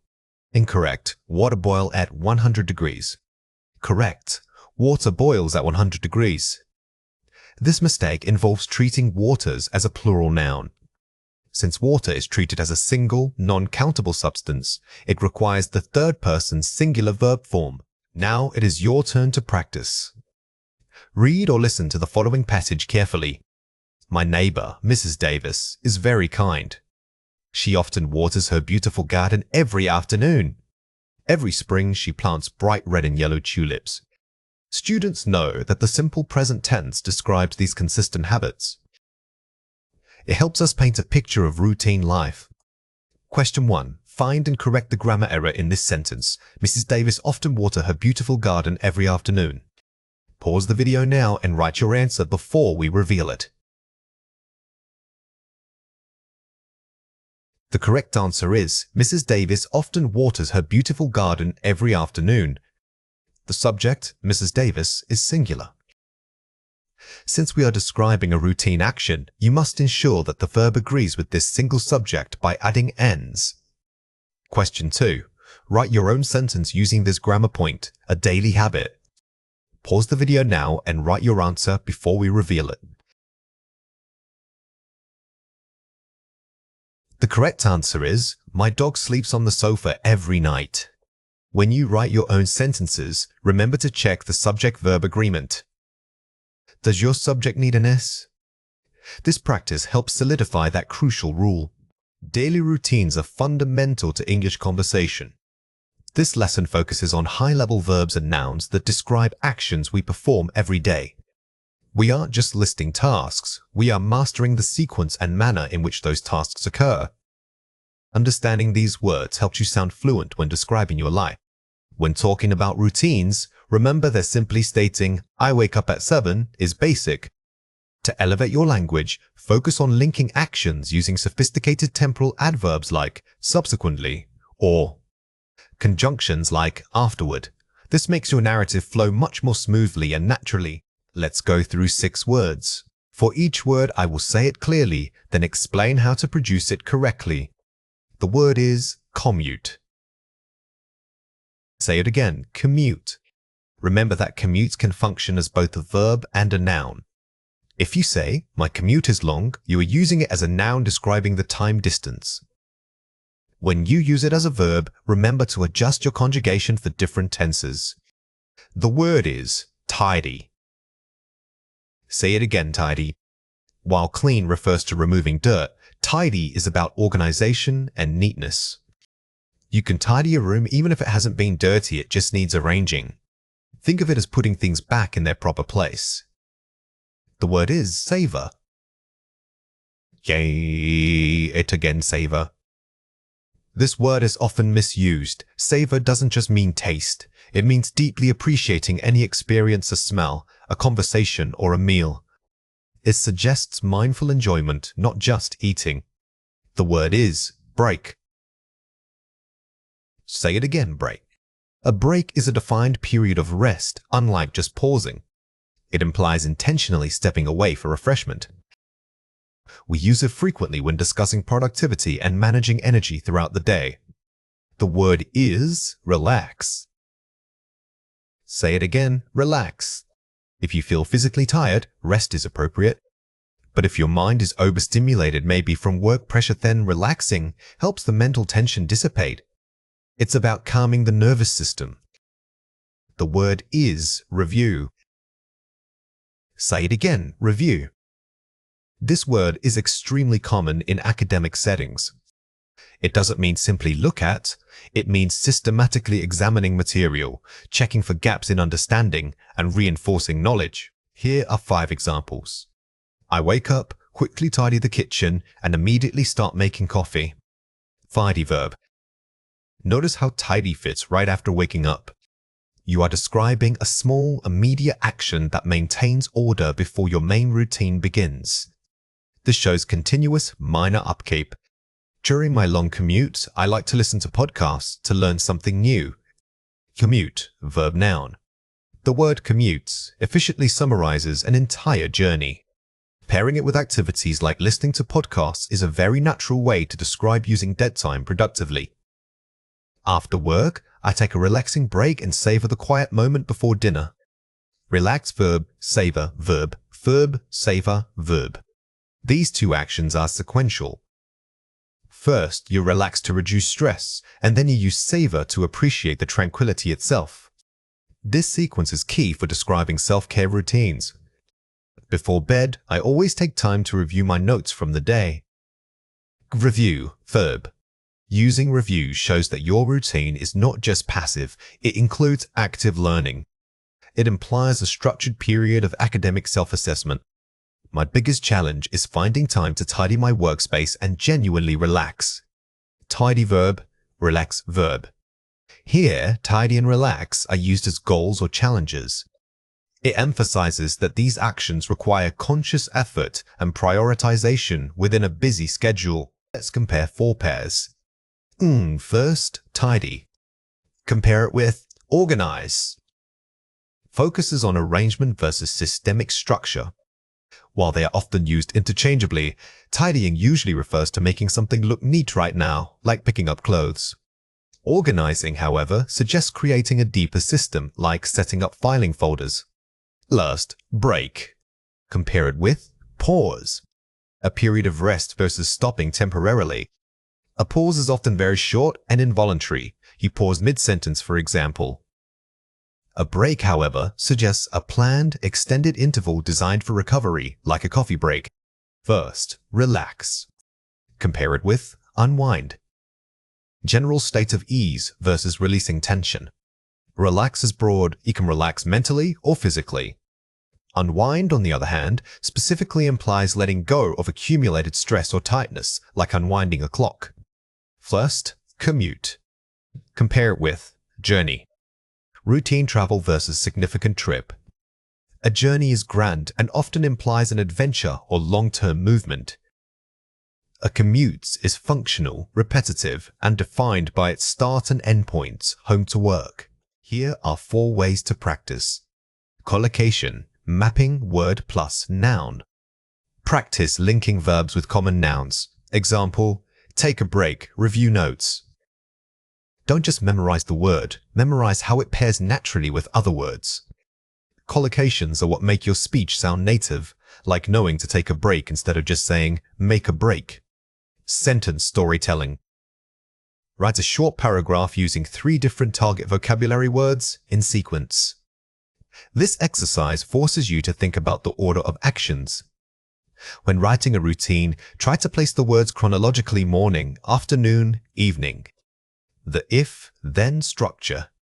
Predict consequences. If I don't tidy up, then my desk will look messy. Using conditional sentences helps you practice the vocabulary in a cause and effect context. It deepens your understanding of how these actions relate to outcomes. Speaking timetables. Describe your routine aloud, pointing out when you use savors or relax. The final step is output. Don't just read the words, speak them while expanding on their meaning. This moves the knowledge from passive recognition to active fluency. Now it is your turn to practice. Read or listen to the following passage carefully. Every weekday starts with a quick tidy of the kitchen. After I leave for my commute, I often stop at the park to take a short break. When I finally arrive home, I usually relax and spend time savoring a cup of tea. In the evenings before bed, I must review my material so I can feel prepared for the next day. Question 1. Find a word in the passage that means to examine knowledge again. Pause the video now and write your answer before we reveal it. The correct answer is review. The passage uses the word reviews here because it implies more than just reading. It suggests checking for gaps or weaknesses. This is key when discussing academic routines. Question 2. Use one of the target words in your own sentence. Pause the video now and write your answer before we reveal it. The correct answer is, I always take time to unwind after a long commute. When constructing your own sentences, try varying your subject and object. Instead of, I relax, which is simple, try, the quiet atmosphere helps me relax. This makes your grammar more complex. Subject pronouns are small but incredibly important words in English. Think of them as placeholders for nouns or names that have already been mentioned. Instead of repeating a person's name or object, we use these simple words to keep our speech flowing naturally. They always perform the action, they are the doers of the verb. Learning their usage is key to sounding fluent and natural. Remember, when you use a pronoun, it must match the role that noun played previously. If the subject was plural, your pronoun needs to be plural too. They help us create cohesion, which is what makes our conversation sound smooth rather than choppy. Here are 5 examples. Maria is happy. She smiled at me. She replacing Maria. Here we see she's taking the place of Maria. This prevents us from having to say, Maria smiled at me, which makes our speaking much more efficient. The books are heavy. They need a cart. They replacing the books. When we talk about multiple things like these books, we use the plural pronoun they. This shows that the subject is more than one item. My brother and I went shopping. We bought apples. We, replacing my brother and I. We is powerful because it includes both you and at least one other person. It signals shared involvement in the action. Look at the cat. It is sleeping soundly. It, referring to an object or animal. The word it is essential for talking about things or animals that we are treating impersonally. We use it when gender isn't specified. You must finish your homework today. You, addressing the listener. You is versatile because it can refer to one person or many people. In most conversational settings, we just use yous, no matter how many listeners there are. Here are 3 reasons why this matters. Clarity and flow. Repeating names is repetitive. The primary job of these pronouns is to maintain a natural rhythm in speech. If you keep repeating proper nouns, the listener gets distracted by the redundancy. Using she or it keeps the focus on the action. Grammatical rule. Pronouns must match number, singular, plural, and gender. This is called agreement in grammar. If your subject pronoun is plural, the verb it connects to must also agree. For example, they are, not they is. Conciseness. Pronouns make us sound professional. In formal writing and advanced speaking, conciseness is highly valued. Using a pronoun is the quickest way to communicate who or what performed the action without losing grammatical accuracy. Watch out for these 3 common mistakes. Don't say, him is going to the party. Say, he is going to the party. This is a common error where people confuse the objective case, him, with the subject case. Remember, even if you are speaking about him and he is doing the action, you must use he. Incorrect, me going to the store. The correct form is, I am going to the store. When we are performing the action, we always need a subject pronoun. If me is used alone, it usually suggests that someone else was doing something to me.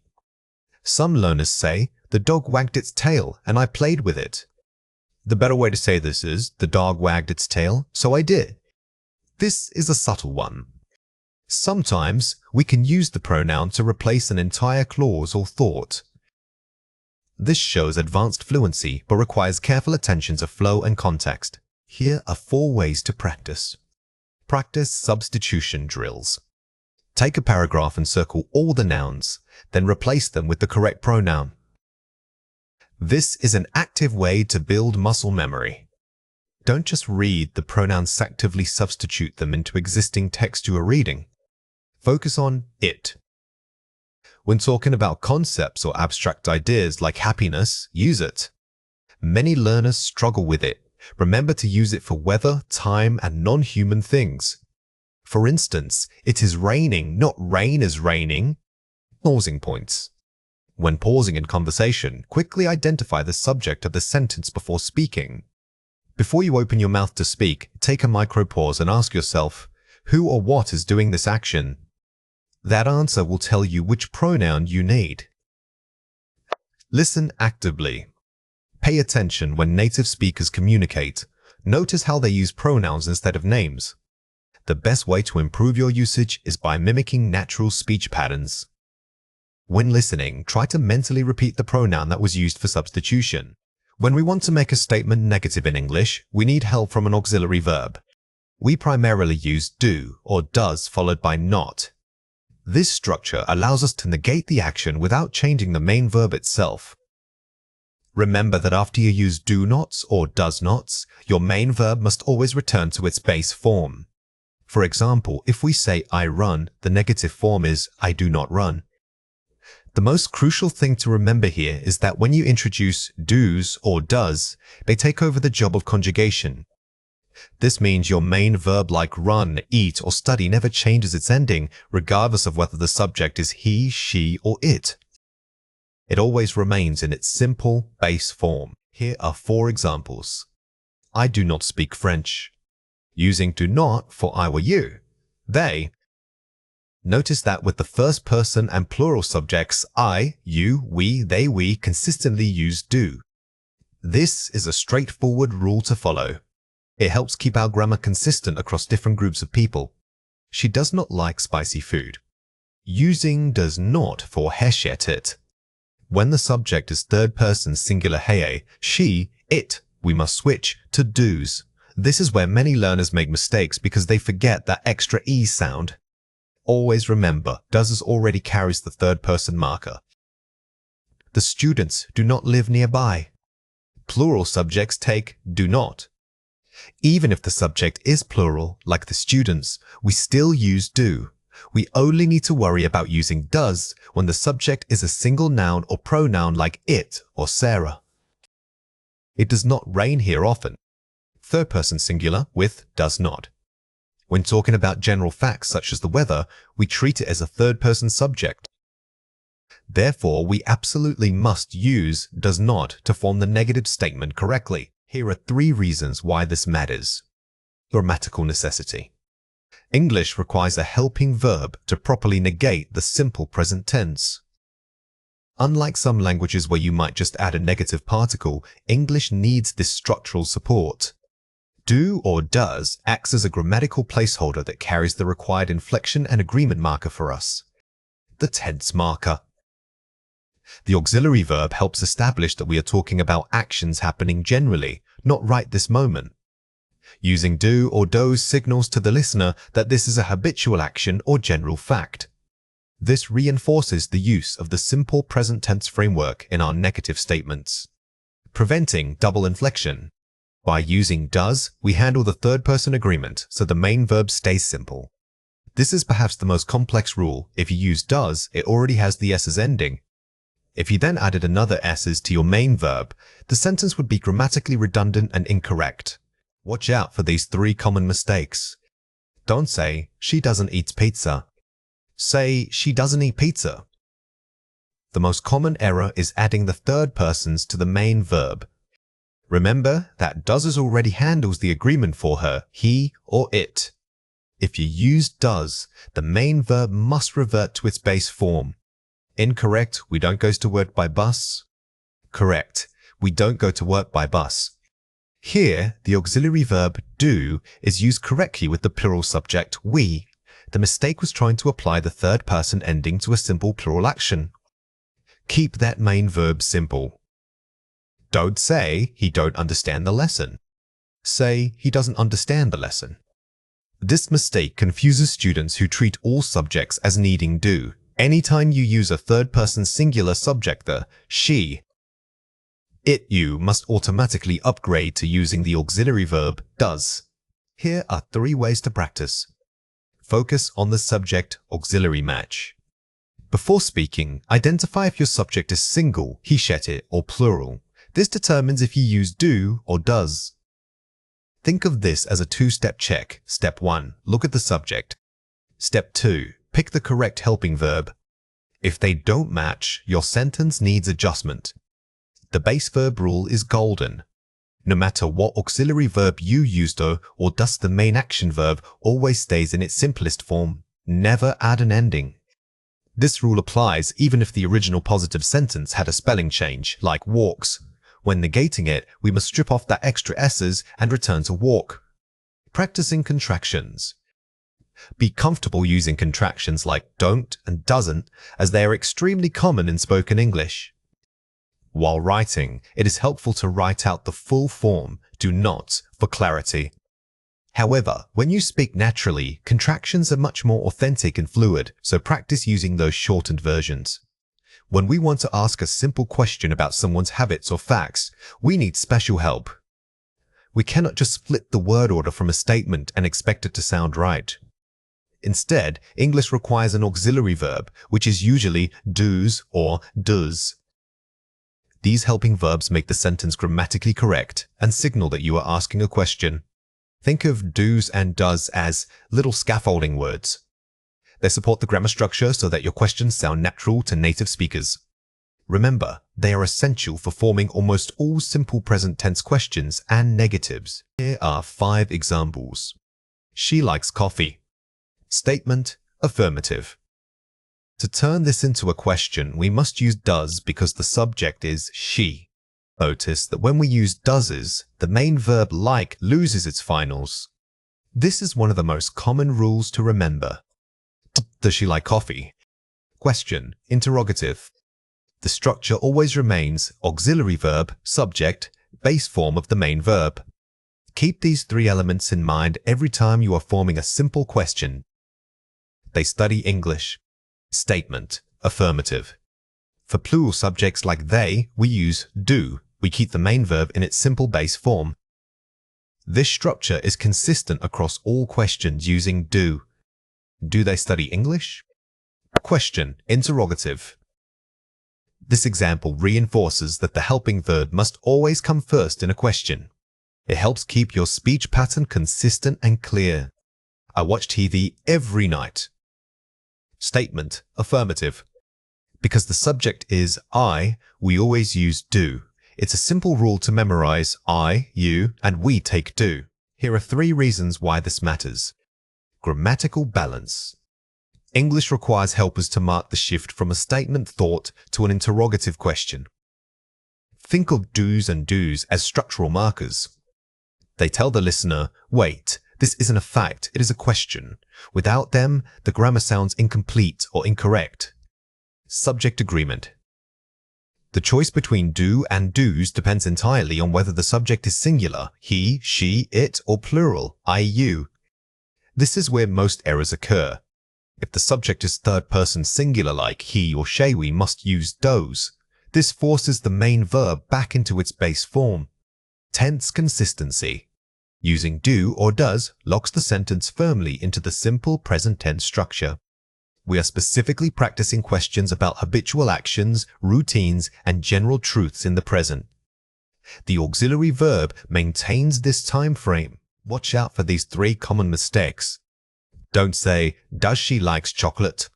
Say, does she like chocolate?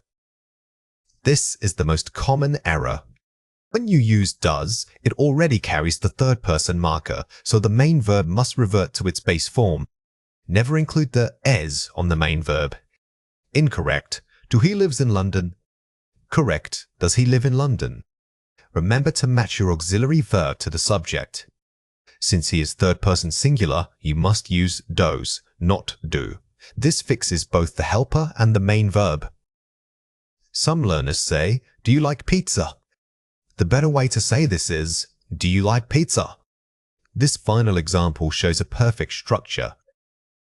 When using do with you, the grammar is straightforward. Do, subject, base verb. Keep practicing this simple pattern. Here are 4 ways to practice. Focus on the 3 components. Always mentally check your question structure, auxiliary verb first, then the subject, and finally, the base verb. When you speak a question, pause right after the auxiliary verb. This helps separate the 3 key components in your mind before moving to the rest of the phrase. Practice rapid conversion. Take a list of simple statements and challenge yourself to convert them into questions as fast as possible. Speed builds confidence. Start with very easy subjects like I or they before moving to the trickier third-person singular forms.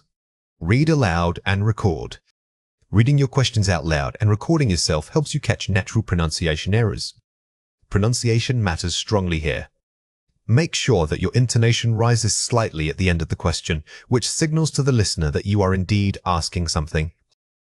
Expand your question range. Don't just ask, do you like X? Try, how often do you X, or where does she work, to expand your skills. Once you master the simple yes-no questions, start incorporating why words. This allows you to move quickly into more complex and descriptive questioning patterns. When we are speaking in the simple present tense and our subject is third person, singular meaning he, she, or it, you must add an s's or sometimes an as to the base form of the verb. This rule is crucial for making your English sound natural. For instance, if the subject is she, we don't say she walk. We must say she walks. Remember that this conjugation only happens with singular subjects in these specific pronouns. Many learners struggle with this because they are used to thinking of grammar rules as exceptions, but truly, it's a fundamental part of English structure. Think of the s's ending not just as an addition, but as a grammatical signal that identifies the subject as singular and third person. Mastering this makes your statements instantly more accurate. Here are 5 examples. She always walks her dog after work. Walks verb plus s. Notice how walk changes to walks. This is the most common type of third-person ending. It applies to almost any verb that doesn't end in sh, ch, or o. The subject dictates this small but essential change. He teaches math at the local high school. Teaches verb plus s. When a verb ends in chi or she, we have to add s rather than just an s. This is because adding only an s would create a blending sound that is difficult to pronounce. Remember the rule. Kh, she, and o require extra effort with the ee. The little bird sings beautifully every morning. Sings verb plus s. Here, the little bird acts as our subject and is singular. Even though it isn't a pronoun like it because it refers to one thing, the verb must still take that third person, s. This demonstrates that nouns can trigger this rule. It rains heavily in the spring months. Rains, verb plus s. This is an it subject. When we talk about general conditions or weather patterns, we use it. The verb must agree with this singular subject by taking the S. This shows how consistent the rule is across different subjects. My mother fixes old furniture on weekends. It is verb plus S. Since mothers is a singular noun, it acts as our subject. Because the verb ends in X, we must add ES. It's important to remember that the grammatical rule depends on the number of the subject, not just whether it's a person. Let's compare four pairs. I work hard, simple present. He works hard, third persons. Subject, verb agreement. The core difference here is simple agreement. When the subject is I, we use the base form of the verb. But as soon as that subject shifts to he or she, the structure demands the S. This change keeps your speech rhythm natural and grammatically correct. He studies today, simple present. He studied yesterday, past simple tense. Shift. When we move from the present to the past, the SS ending disappears because we are using a different tense entirely. We aren't correcting for agreement. We are changing the time frame of the action. The verb form completely changes. Does she run? Question form. She runs fast. Statement form. Using does versus conjugation. This pair is critical. When you use the helping verb does to ask a question, that helping verb carries all the conjugation power. Therefore, the main verb must always revert back to its base form, like run, not runs. The subject-verb agreement rules are temporarily suspended. They read books, plural subject. The cat reads books, singular subject. Plural versus singular subjects. This comparison reinforces that the rule is entirely determined by the subject's number. If you have a plural subject, like the students, no cess is needed on the verb. But if you narrow it down to one cat, the ISEs must reappear. Fill in the blanks. She stettazes to her best friend every afternoon. Pause the video now and fill in the blank before we reveal the answer. The correct answer is calls. Remember that call is a regular verb, so we simply add the SS. The key here is recognizing that she demands this ending. It's a straightforward application of our core rule. The computer will very slowly when it gets hot. Pause the video now and fill in the blank before we reveal the answer. The correct answer is runs. Since we are using the pronoun it, which represents one non-human thing, we must add that third person S. This is a great example of how it requires careful attention to verb conjugation. It spa se ate andendels. Pause the video now and fill in the blank before we reveal the answer. The correct answer is drinks. This time, the base verb ends in K, so we just add an S. Even when the base verb is short and simple, the rule still applies strictly. Always check your subject first, then adjust the verb. My sister eats lessons on Saturday mornings. Pause the video now and fill in the blank before we reveal the answer. The correct answer is has. This one demonstrates a common exception, have changes to has. Even though it's not simply adding ES, the concept remains the same. The third person subject forces a specific conjugation change. It is essential to memorize these irregular verbs. Watch out for these three common mistakes. Incorrect, she liked chocolate. Correct, she likes chocolate. The most frequent mistake is forgetting that small silent S. The subject she is singular and third person, so the verb must agree by adding that essential ending. This little letter makes a huge difference in fluency. Incorrect, does he work late? Correct, does he work late? This error happens because learners try to apply the third person S's both on does and on the main verb. Remember, when you use does, it already contains the conjugation, so the main verb must return to its base form, like an I or we statement. Incorrect, he usually washes car on Sunday. Correct, he usually washes his car on Sunday. This mistake involves mixing up the simple present rule with a general habit.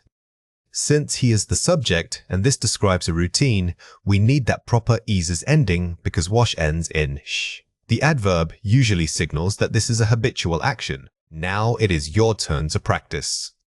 Read or listen to the following passage carefully.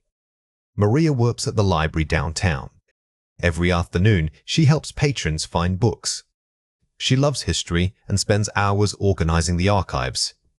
Because she is so meticulous, she always notices small details that others miss.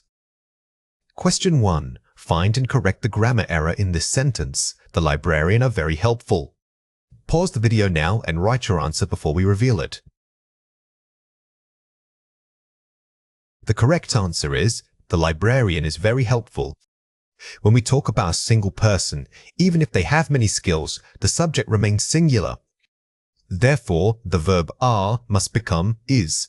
This confirms that our understanding of the third-person agreement applies to nouns as well as pronouns. Question 2. Write your own sentence using this grammar point. He shed it.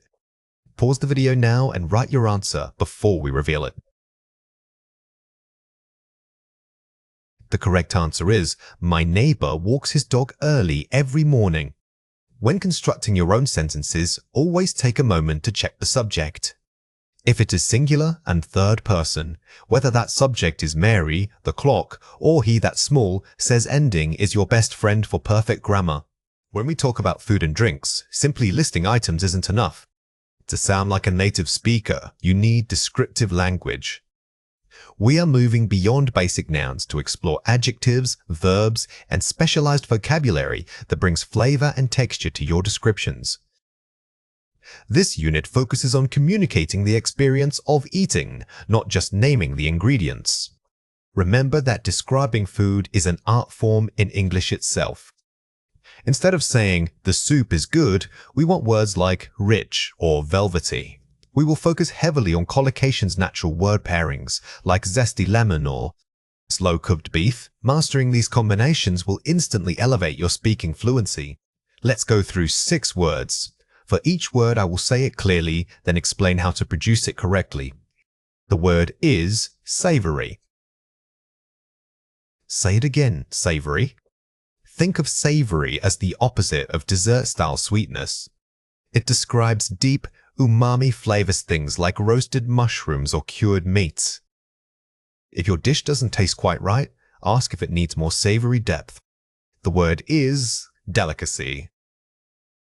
Say it again, delicacy.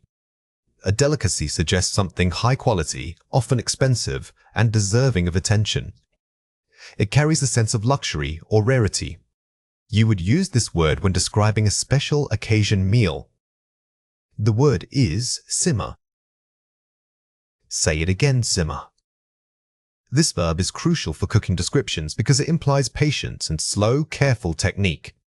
Simmering allows flavors to marry fully without burning off their delicate notes. It's always associated with sauces or stews. The word is bites. Say it again, bites. While snack is the general term for a quick meal, we use bites when referring to specific, bite-sized appetizers or hors d'oeuvres. It's more sophisticated than just saying small snacks. Think cocktail party food. The word is garnish. Say it again, garnish. A garnish adds visual appeal, which is just as important as taste and presentation. It's not just decoration, it should complement the main flavor. Common garnishes include lemon wedges, parsley sprigs, or chili flakes. The word is savor. Say it again, savor. This verb emphasizes mindful appreciation, not just consumption. To savor means to let the flavors linger on your tongue. It suggests stopping what you are doing for a moment of pure enjoyment. Here are 5 examples. The chef instructed us to gently simmer the broth until the smoky aromas developed. Fimer verb. Notice how gently pairs with simmer. This shows you are describing a specific cooking action requiring low heat.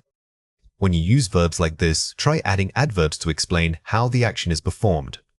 For our appetizer round, we serve several savory bites with goat cheese and fig jam. Savory adjective, bites noun. Here, savory modifies the plural noun bites. This combination is extremely common in restaurant settings. If you are describing party food, using this structure will sound highly natural. The tropical fruit cake was a true delicacy, reserved only for guests of honor. Imacy, noun. Using delicacy immediately sets an elevated tone. It suggests value, whether monetary or cultural. If you want to make your descriptions sound grander, swap out common nouns for words like this. She garnished the cocktail with a twist of orange peel and asked us to savor every drop. Garnish, verb, savor, verb. This sentence neatly combines two strong verbs. Garnishing is visual, while savoring is sensory. Pairing these actions helps paint a complete picture for the listener. The perfect meal involves slow-cooked meats and bright, zesty accompaniments. Zest, adjective noun. While zesty wasn't a core word, it illustrates the principle, use strong adjectives. Instead of saying tasty, think about why it tastes tasty. Is it bright? Is it tangy? Use those specific descriptors. Let's compare 4 pairs. First, savory. Compare it with sweet.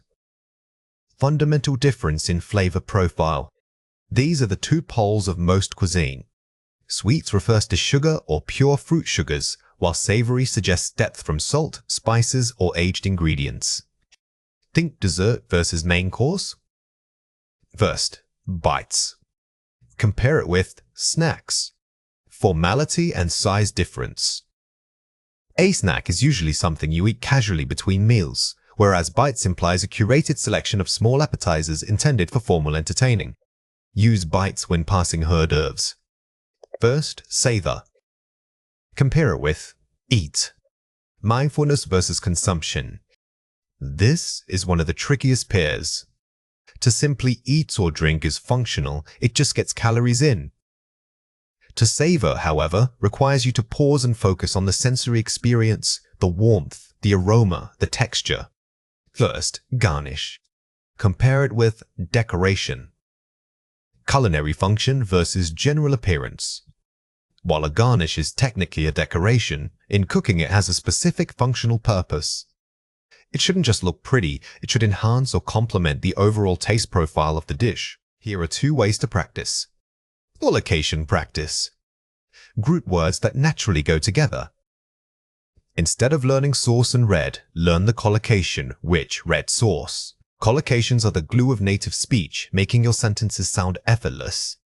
Always ask yourself, what adjectives typically pair with this noun? The sensory word map. Draw a map for one food item, e.g. chocolate, and list words related to sight, smell, taste, and texture. This is an excellent way to build descriptive depth beyond simple adjectives. For chocolate, you might list sight, deep brown, smell, cocoa notes, cakester, bitter, cakester, velvety. Now it is your turn to practice. Read or listen to the following passage carefully. The chef prepared a stunning meal. First, we enjoyed small savory bites like smoked salmon and capers. For the main course, he asked us to simmer a rich, tomato-based stew which was served with fresh herbs as a garnish. This delightful delicacy truly required time and care. Question 1. Find a word in the passage that means small, tasty portions of food. Pause the video now and write your answer before we reveal it. The correct answer is bites. The passage uses bites here because it refers to appetizers meant for passing around. It suggests an organized, curated selection rather than just random snacking. Question 2. Use one of the target words in your own sentence. Pause the video now and write your answer before we reveal it. The correct answer is, I love to savor the aroma of freshly brewed coffee. When creating your own sentences, try to embed a few different types of vocabulary. Notice how I used savor with an aroma, making the focus sensory, not just taste-based. Listening to functional dialogues like ordering food is challenging because the conversation moves very quickly and often involves slang or idiomatic phrases. The biggest hurdle isn't always understanding every single word, it's grasping the overall intent of the speaker. To improve, you must learn to predict what comes next based on context clues and focus intensely on key verbs and nouns. Also, paying attention to intonation helps signal if a person is asking a question or making a suggestion. Don't feel discouraged if you don't understand every single word in the dialogue. Instead, train yourself to listen for these signal words like "could I have" or "what about," because those phrases tell you exactly what kind of information is coming next. This skill of prediction is what separates basic listening from truly advanced comprehension. You are about to hear a listening passage. Get ready to listen and take notes. Waiter, good evening. Welcome to the Corner Bistro. Are you ready to order, or would you like a few more minutes? Couple, we are almost there, thanks. Man, I think I'll start with the calamari. Those rings look perfect. Woman, oh, and could we share the bread basket too? Waiter, of course. For your main course, ma'am, I suggest the seared salmon. It comes with roasted asparagus and a lemon butter sauce. It really complements the flavor of the balsamic vinaigrette on our salads. Man, sounds good. I'll take the steak, medium rare please. And could we make that side salad into a full main course? Woman, yes please. The combination sounds wonderful. Waiter, perfect. Your total for starters and mains will be $15. Can I get you anything to drink in the meantime? Question 1. What food item did the man initially order as a starter? Pause the video now and try to answer before we reveal it. The correct answer is calamari. This question tests your ability to pluck out one specific piece of information from the beginning of the conversation. You must focus on identifying the subject and verb quickly, even when other descriptions are around it. Question 2. What did the waiter recommend for the woman's main course? Pause the video now and try to answer before we reveal it. The correct answer is seared salmon. Here, you need to listen not just for a noun, but for a suggestion. Pay attention to phrases like "I suggest" or "I recommend," as those are strong signals of advice. Question 3. How did the couple modify their side salad? Pause the video now and try to answer before we reveal it. The correct answer is they wanted it upgraded or made into a full main course. This requires inferential listening, meaning you can't just find the answer, you have to understand the meaning behind the words. Listen for verbs like upgrade, make, or change to grasp their intent. Here are 5 examples. What do you recommend? A polite way to ask for the waiter's suggestion. This phrase is crucial because it shows deference and trust in the restaurant staff. It's much better than saying, "What food is good?" because it sounds more natural and politely engaged. Could we share? D-A-D-A-T, to share. Used when ordering something meant for multiple people. When you use to share, it immediately signals that the item is communal. Always remember this phrase when deciding if a dish is suitable for more than one person at your table. Oh, medium rare. A specific cooking temperature for meat, like steak. These culinary terms are things you must memorize because they are rarely replaced by simple descriptions. Knowing medium rare shows the waiter exactly what level of doneness you require. Complementing the flavor. When one item goes well with another, enhances. This is a descriptive phrase often used by waiters. Instead of hearing "it tastes good together," you hear something more sophisticated like this, which makes your vocabulary sound much richer. Can I get you anything in the meantime? A polite way for the waiter to check if you need drinks or starters while ordering. Note that "in the meantimes" is a great transition phrase. It means while we are waiting, and it helps keep the conversation flowing smoothly between actions. Listen again and fill in the missing words. The kitchen staff asked if we could blank our order to include extra dipping sauce. Pause the video now and fill in the blank before we reveal the answer. The correct answer is customize. To customize means you are tailoring something generic to your specific needs. This is a high-level verb that shows you can modify standard offerings, going beyond simple requests. We need to make sure the table has a reservation for 7 people tonight. Pause the video now and fill in the blank before we reveal the answer. The correct answer is booking.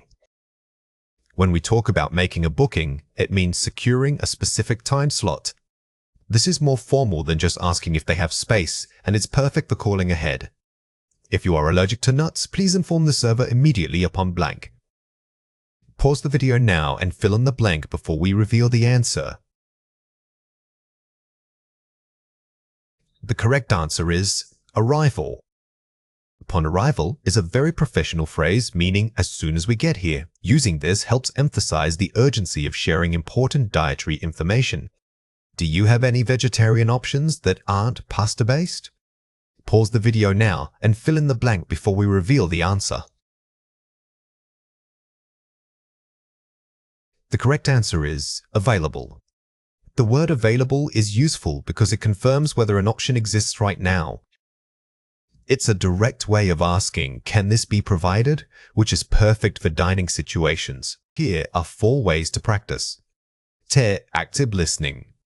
Don't just wait for the speaker to finish talking, process every word, visualize what they are saying and predict where the conversation is headed. Active listening means engaging your brain fully, not just letting sounds pass by. Try summarizing the last sentence in your head immediately after you hear it. This forces deeper comprehension. Shadowing. Listen to native speakers and try to repeat exactly what they say, mimicking their rhythm, stress, and intonation almost simultaneously. Shadowing is incredibly effective because it trains your mouth muscles and your ears at the same time. It helps you connect the sound of a word with its correct pronunciation pattern. Listen to short segments and write down exactly what you hear, even if you have to listen multiple times. Don't look at the script until the end. This is a classic technique because it forces absolute concentration on phonetics. You are training your brain to record auditory information perfectly, which strengthens listening retention. Focusing on keywords. When you hear complex sentences, ignore the filler words and focus only on the main nouns, verbs, and adjectives, the content carriers. If a sentence is long, don't try to translate every word. Instead, identify the core meaning, who did what to whom. Focusing on those 3 elements will get you 80% of the way to understanding. Now it is your turn to practice. Read or listen to the following passage carefully. Waitress, welcome back. Are you ready for your main courses? Customers, actually, we have a few questions. My friend has severe shellfish allergies. Is the pasta dish safe for her? Waitress, let me check the ingredients list right away. The sauce base contains shrimp powder, unfortunately. How about our roasted chicken? It's seasoned with lemon and herbs, and it's totally nut-free. Customers, that sounds much safer. And what about substitutions? We really love your mashed potatoes. Could we get an extra side of roasted root vegetables instead? Waitress, of course, we can substitute that for you right away. Would you like to start with a small soup sampler? Question 1. Why was the pasta dish unsafe for the friend? Pause the video now and write your answer before we reveal it. The correct answer is because the sauce base contains shrimp powder. This passage specifically targets listening for negative information or warnings. Pay close attention to words like unfortunately and contains as they signal a potential problem. Question 2. What specific substitution did the customers ask for?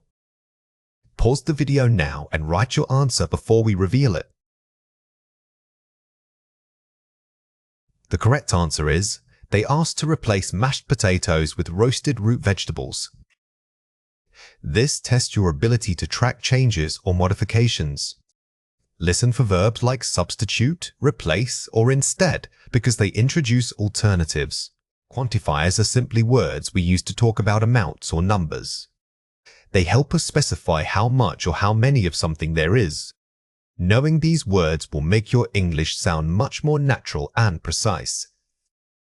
We categorize them by whether the noun they describe can be counted, like books or apples, or if it's a bulk substance like water or information. Remember that quantifiers are crucial because English grammar requires us to specify quantity constantly. They aren't just filler words, they change the meaning of the sentence entirely. Think of them as little measurement tools for your language. Here are 5 examples. Do you have any money? Question, negative expectation. Notice that any's is used here because we are asking a question. In questions and negative statements, any's is usually the safe choice. I need some sugar for this cake. Affirmative, specific request. We didn't have any chairs left. Negative statement. Could I get some advice on my job?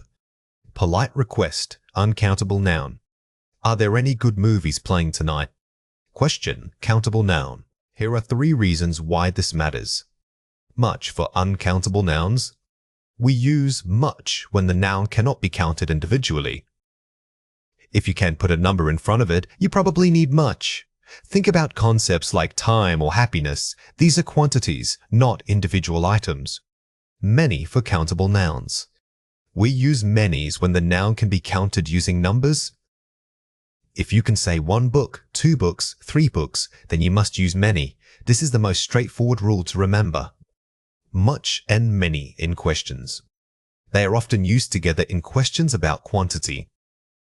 When asking a question, we usually pair them with much or many. For example, how many people or how much time do you have? Watch out for these 3 common mistakes. Don't say, I bought much apples. Say, I bought many apples. The biggest mistake beginners make is mixing up count and non-count nouns. Remember, apple is countable, so we must use many. This rule applies to all items. Incorrect, we don't have much time. Correct, we don't have many hours. Be careful with abstract ideas. While time is uncountable and takes much, if we are referring to specific measurements, like hours or minutes, the countable quantifier might be better in context. Incorrect. Can I have some advice? Correct. Can I have any advice? While some is fine in a polite request, when you are asking if something exists at all, especially in question, switching to any makes your English sound more native and natural. Here are 4 ways to practice. Categorize your nouns first.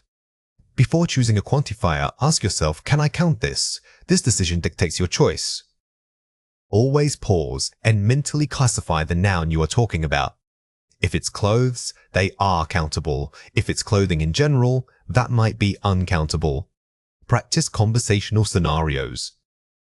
Try describing a room or a trip using quantifiers like many, much, and some.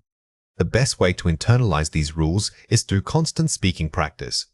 Narrate your day, paying special attention to the things you are measuring in quantity. Use negatives for practice with any. Make it a habit. When making negative statements, default to using any and much many. Focusing on the patterns of question and negative response will help solidify your understanding of when any's is required.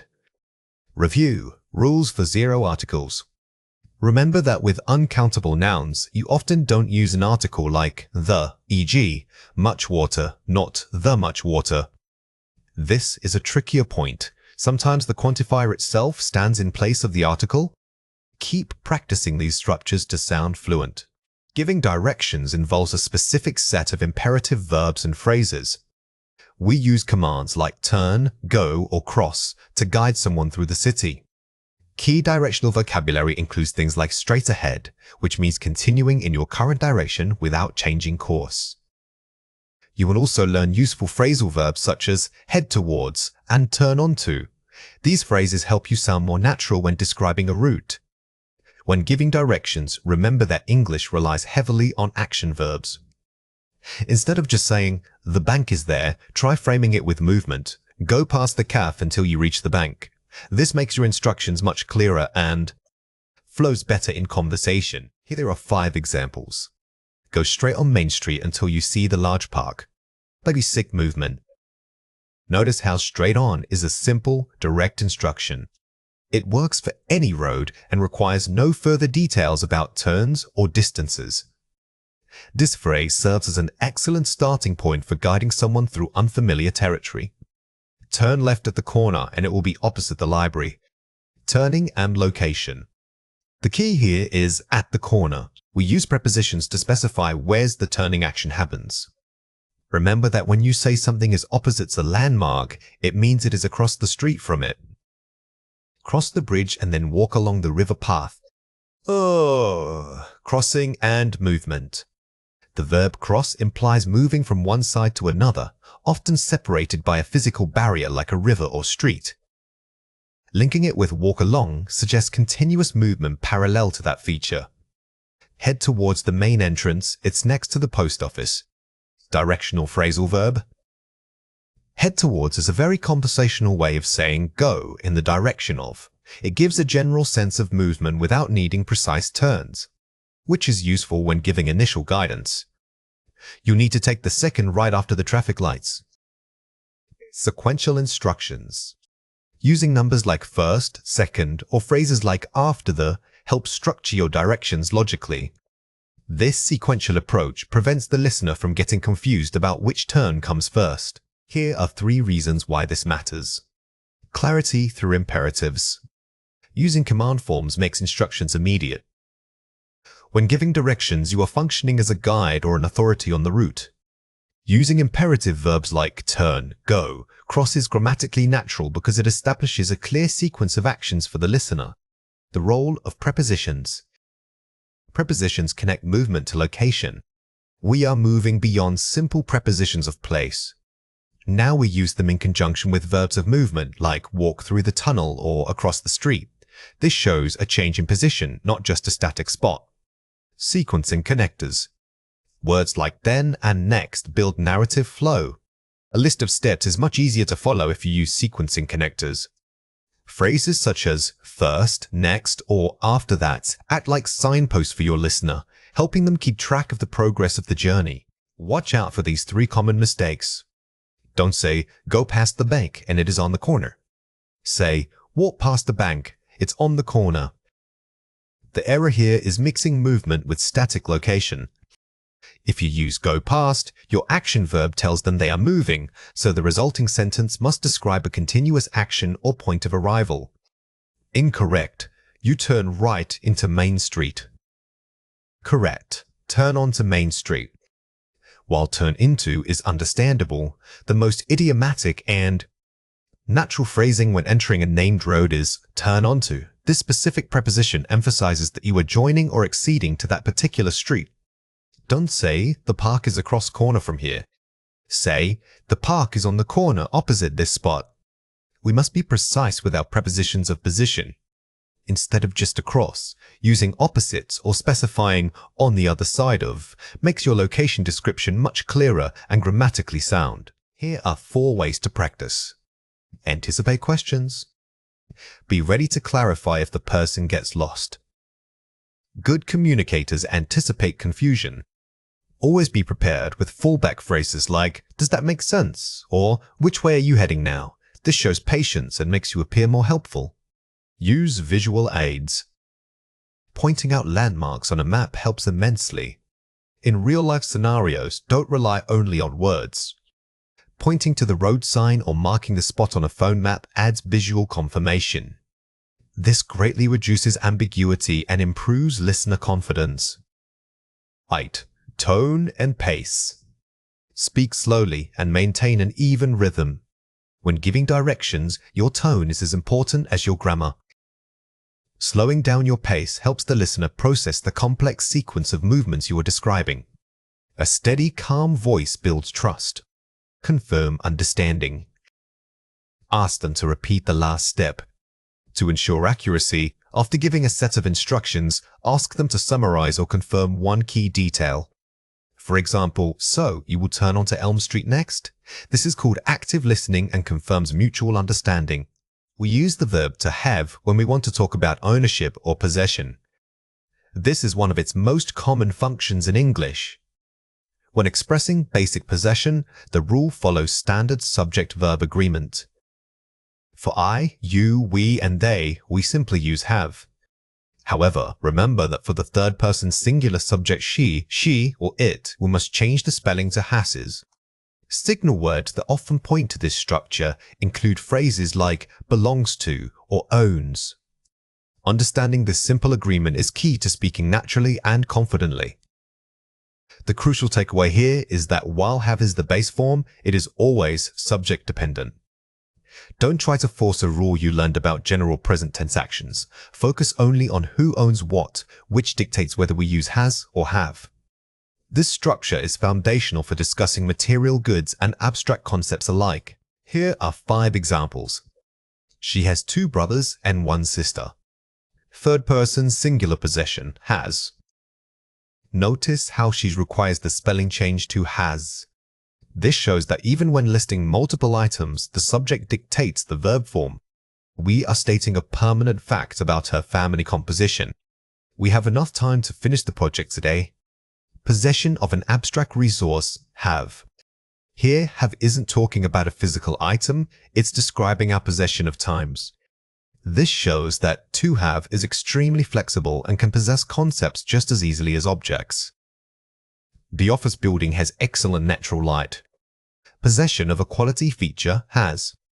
When we use has to talk about a feature or characteristic, we are treating that attribute as if it belongs to the noun. We are saying the building possesses this trait. Do they have any tickets for the concert? Question form, have. When we ask questions about possession, we use do or does as an auxiliary verb. This helps us keep the main verb have in its base form regardless of whether the subject is singular or plural. My neighbors have lived here for over 20 years. Duration experience have. In this context, have pairs with a past participle and indicates an action that started in the past and continues up to the present. It defines how long they possess the state of living there. Let's compare 4 pairs. I have a book, possession. I am reading the book, action. Possession versus action. The biggest confusion is mixing up possession and action. If you are simply stating ownership, use have. But if you are describing what you are actively doing with the item, you need a continuous verb form like I'm reading. She has blue eyes, characteristic. She is beautiful, state of being. Possession versus description. Sometimes we use has to describe a characteristic, which makes it sound like possession. However, for general descriptions or states of being like personality or appearance, it is often more natural and grammatically correct to use the verb to be. The car has 4 wheels. Physical object. The car needs new tires. Requirement. Grammatical use. While both sentences are grammatically correct, they convey different ideas. The first states a fact of possession. The second addresses an unmet requirement. Understanding this subtle shift improves your fluency tremendously. I have 20 years experience. Possession. I have been working for 20 years. Duration. Time frame. If you are talking about the length of time doing something, using the present perfect continuous tense is much more natural. This emphasizes that the action started in the past and continues right up until now. Fill in the blanks. My sister blank a passion for outdoor photography. Pause the video now and fill in the blank before we reveal the answer. The correct answer is has. Remember that sisters is treated as a singular subject. Therefore, even though the concept of passion feels large, we must use the third person form, has. This reinforces the core rule. They blank plenty of options for their vacation. Pause the video now and fill in the blank before we reveal the answer. The correct answer is have. The subject is they, which requires the base form have. When dealing with plural subjects or I's and you, keep that simple agreement rule firmly in mind. It's very straightforward. He blank a difficult time understanding complex instructions. Pause the video now and fill in the blank before we reveal the answer. The correct answer is has. Here, we are using have to possess an abstract stator, difficult time. This demonstrates the versatility of the verb form beyond just owning physical objects.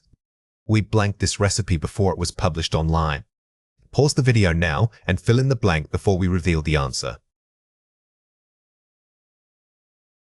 The correct answer is had. Since we are referring to a past action, we need to use the simple past tense of to have, which is had. This helps us accurately place the possession event in a defined point in time. Watch out for these 3 common mistakes. Incorrect. Subject-verb agreement. She have a beautiful garden. Correct. She has a beautiful garden. This is one of the most frequent errors. Remember, she always takes an as. Think of it as part of her specific grammatical signature. Always double-check your subject. Incorrect. Confusion with noun. I have understanding about this topic. Correct. I understand this topic. We must be careful not to confuse the verb form with a noun. When you mean to comprehend, you need the main verb, understand. You don't possess understanding, you simply rs understanding. Incorrect. Auxiliary verb misuse. Does he have many responsibilities? Correct. Does he have many responsibilities? This error is subtle but important. When using does in a question, it already carries the third-person marker, so we must revert the main verb back to its base form, have. Never use has after does. Now it is your turn to practice. Read or listen to the following passage carefully. Our company has many branches around the world. Last year, we opened a new office in Singapore, which was a huge success. My boss says that having international reach is vital for our growth. We are constantly expanding and acquiring more assets. Question 1. Find and correct the grammar error in this sentence. The manager have approved the budget. Pause the video now and write your answer before we reveal it. The correct answer is, the manager has approved the budget. In this scenario, managers acts as a singular subject. Even though we are discussing an action that is completed, approved, the agreement rule still applies right at the beginning. Managers requires has. Always check your single-person subjects. Question 2. Write your own sentence using this grammar point to talk about something you possess or experience.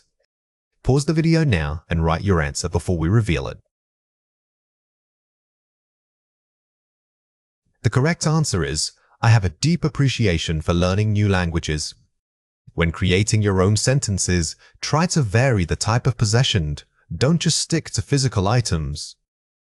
You can have feelings, skills, time, or experiences. This shows mastery over the verb's conceptual breadth. When talking about hobbies, it's easy to simply list activities like I read books or I play sports. However, native speakers often use more sophisticated vocabulary to describe the passion behind those interests. We aren't just listing actions, we are describing commitment and enjoyment. Today, we will focus on words that help you explain your level of dedication. We'll learn how to talk about what truly keeps you engaged or what requires deep concentration. Mastering these terms will make your conversation sound much more natural and articulate. The key difference here is moving from the basic action verb to the descriptive noun or adjective that conveys passion. Instead of saying, I like gardening, advanced speakers might say, gardening is my source of relaxation. We are focusing on the impact of the hobby, not just the activity itself. Let's go through 6 words. For each word, I will say it clearly, then explain how to produce it correctly. The word is enthusiast. Say it again, enthusiast. Remember that enthusiast describes the persons, not the hobby itself. You don't say, I am enthusiasm. Instead, you are an enthusiastic amateur or a committed hobbyist. This noun shows deep commitment. The word is cultivate. Say it again, cultivate. While cultivate often relates to plants, its figurative use is much more common when discussing hobbies. You cultivate patience, you cultivate a skill, and you cultivate relationships. It suggests slow, careful development. The word is immerse. Say it again, immerse. To immerse means to be completely surrounded by or absorbed into something. It suggests deep focus, making the outside world disappear for a while. This is a much stronger word than simply enjoying. The word is acquire. Say it again, acquire. Acquire is generally used for non-physical thing skills, knowledge, or habits. If you are talking about learning a language, acquire is much more formal and precise than just saying learn. The word is exhausting. Say it again, exhausting. Be careful with this word's placement. Is the activity exhausting, or is the person feeling exhausted? It's an adjective describing the natures of the hobby itself, making it a descriptive modifier. The word is vocation.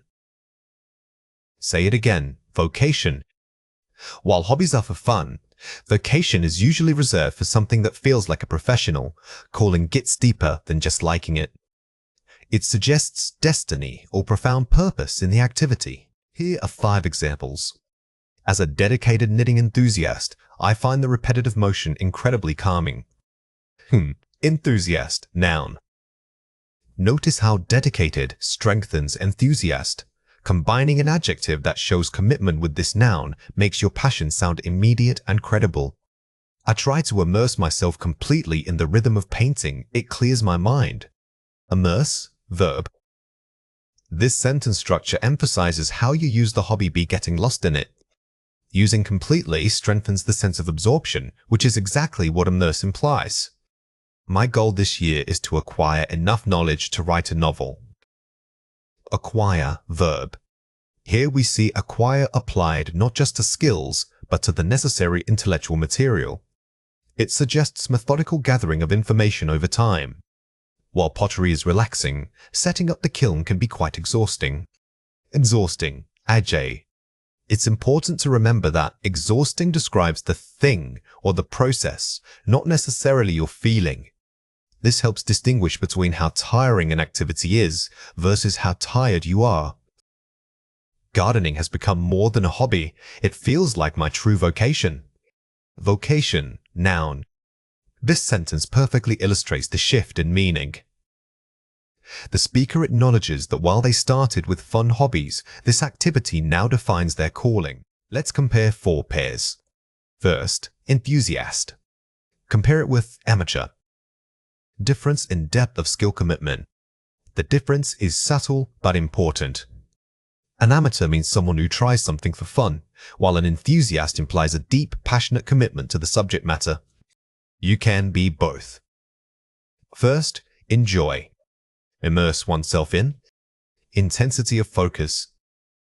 To enjoy is a general feeling, but to immerse requires an active effort toward deep concentration.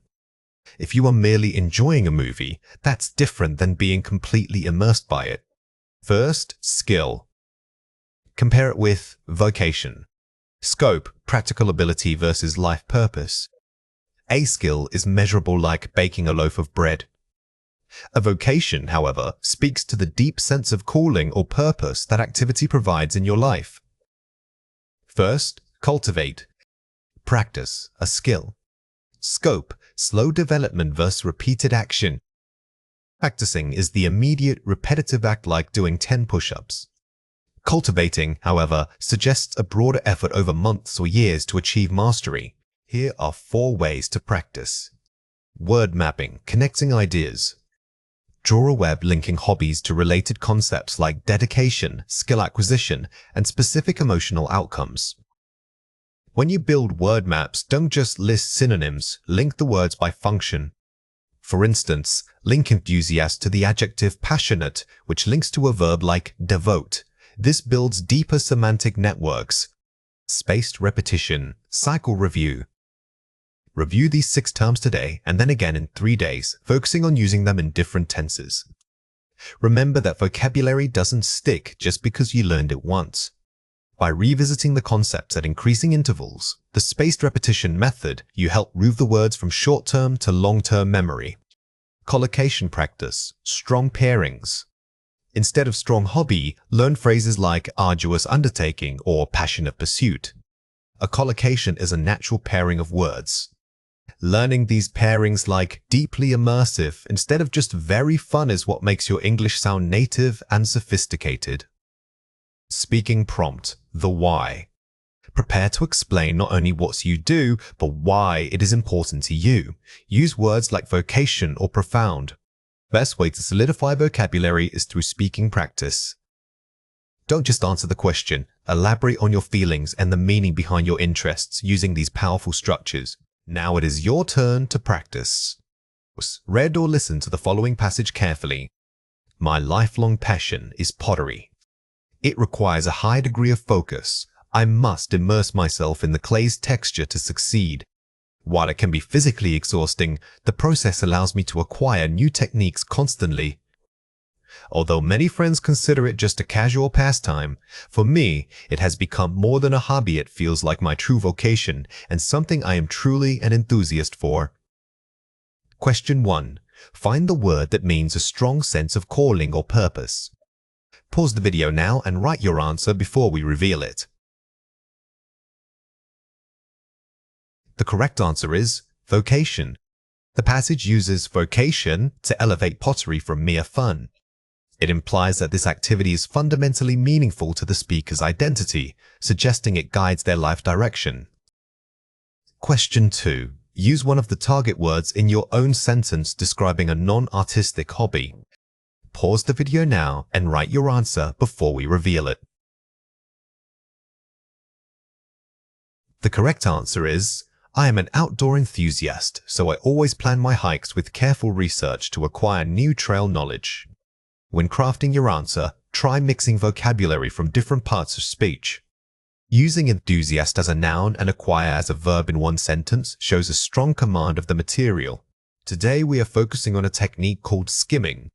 Skimming means quickly reading a text to get the general idea or main point without stopping to absorb every detail. Think of it like getting the headline before reading the full article. We are not looking for specific facts yet, we are looking for the overall message. This skill is vital when you have limited time, such as in a test or while browsing online articles. Remember that skimming is not reading fast, it's about reading strategically fast. You should focus on topic sentences and bold headings because those are where the author places their main arguments. If you try to read every word, you will lose your momentum and defeat the purpose of skimming. Here are 4 examples. The main paragraph begins with, movement is fundamental to human interaction and learning. Identifying the broad topic statement. Notice how this sentence immediately tells us that the whole passage revolves around movement. This phrase acts as a thesis statement, allowing you to predict what the rest of the text will discuss without reading every single example. The section heading reads, Impact on Physical and Mental Health. Using subheadings to map out themes. When you see distinct headings like this, they function as signposts. They break the text into manageable chunks and give you instant summaries of what's coming next. Never ignore a subheading, even if it seems minor. Keywords highlighted: endurance, routine, cess, cognition. Jumping straight to key vocabulary words for themes. If you are skimming and need to grasp the academic tone, look only at the specialized nouns. These advanced words instantly signal that the text is technical or scientific in nature, telling you what kind of concepts to expect. The conclusion states, ultimately, physical activity supports a richer quality of life. Finding the final takeaway message. Always read the introductory and concluding paragraphs carefully. Authors tend to summarize their entire argument in both places, giving you 2 key opportunities to confirm the main idea. Let's compare 4 pairs. Scientific article, text type A. Personal blog post, text type B. Objective versus subjective tone. The most important difference here is the author's intent and tone. Scientific articles maintain a highly objective, formal tone, using evidence to support claims. Blogs are usually subjective and conversational, designed to connect with the reader emotionally. Scanning for dates. Skimming for main idea. Specific detail versus broad overview. Remember that scanning is like using a highlighter. You jump straight to the precise piece of information you need, such as a date or a name. Skimming, however, requires a broader view. You are absorbing the concept behind the facts. Formal language, academic. Informal language, conversational. Vocabulary register. The vocabulary register determines how complex your language is. Academic texts favor Latinate, polysyllabic words, while conversational texts use shorter, everyday phrasal verbs and slang to create rapport. Predictive reading before reading. Reviewing the conclusion after reading. Anticipation versus confirmation. Prediction involves using titles or images to make educated guesses about the content, which activates your prior knowledge. Reviewing the conclusion confirms whether those initial predictions were correct and seals the main idea in your memory. Complete the summary using words from the passage. To improve movement skills, it is essential to maintain a consistent level of ESSS in your daily life. Pause the video now and fill in the blank before we reveal the answer. The correct answer is activity. This blank requires you to recall a general concept. If the passage repeatedly discussed making time for physical tasks, activities, or a similar noun would be the most logical fit to complete the summary statement. Beyond just running, other forms of movement like swimming and cycling also benefit overall. Pause the video now and fill in the blank before we reveal the answer.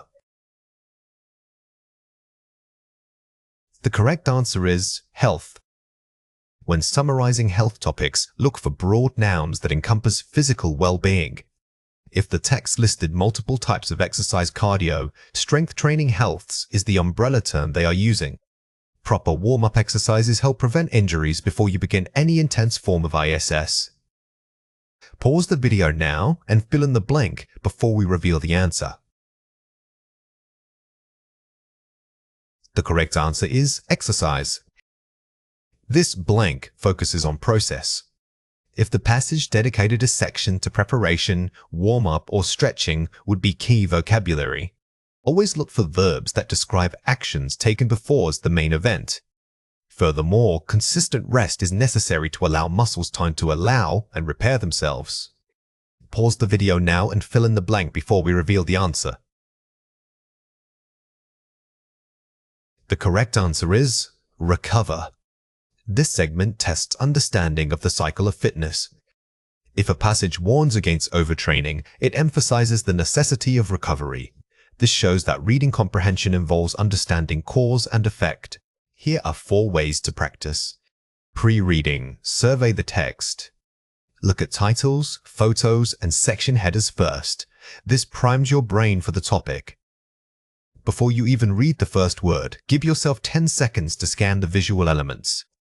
Using pictures or bolded terms gives your brain a mental roadmap, helping you anticipate keywords before they appear.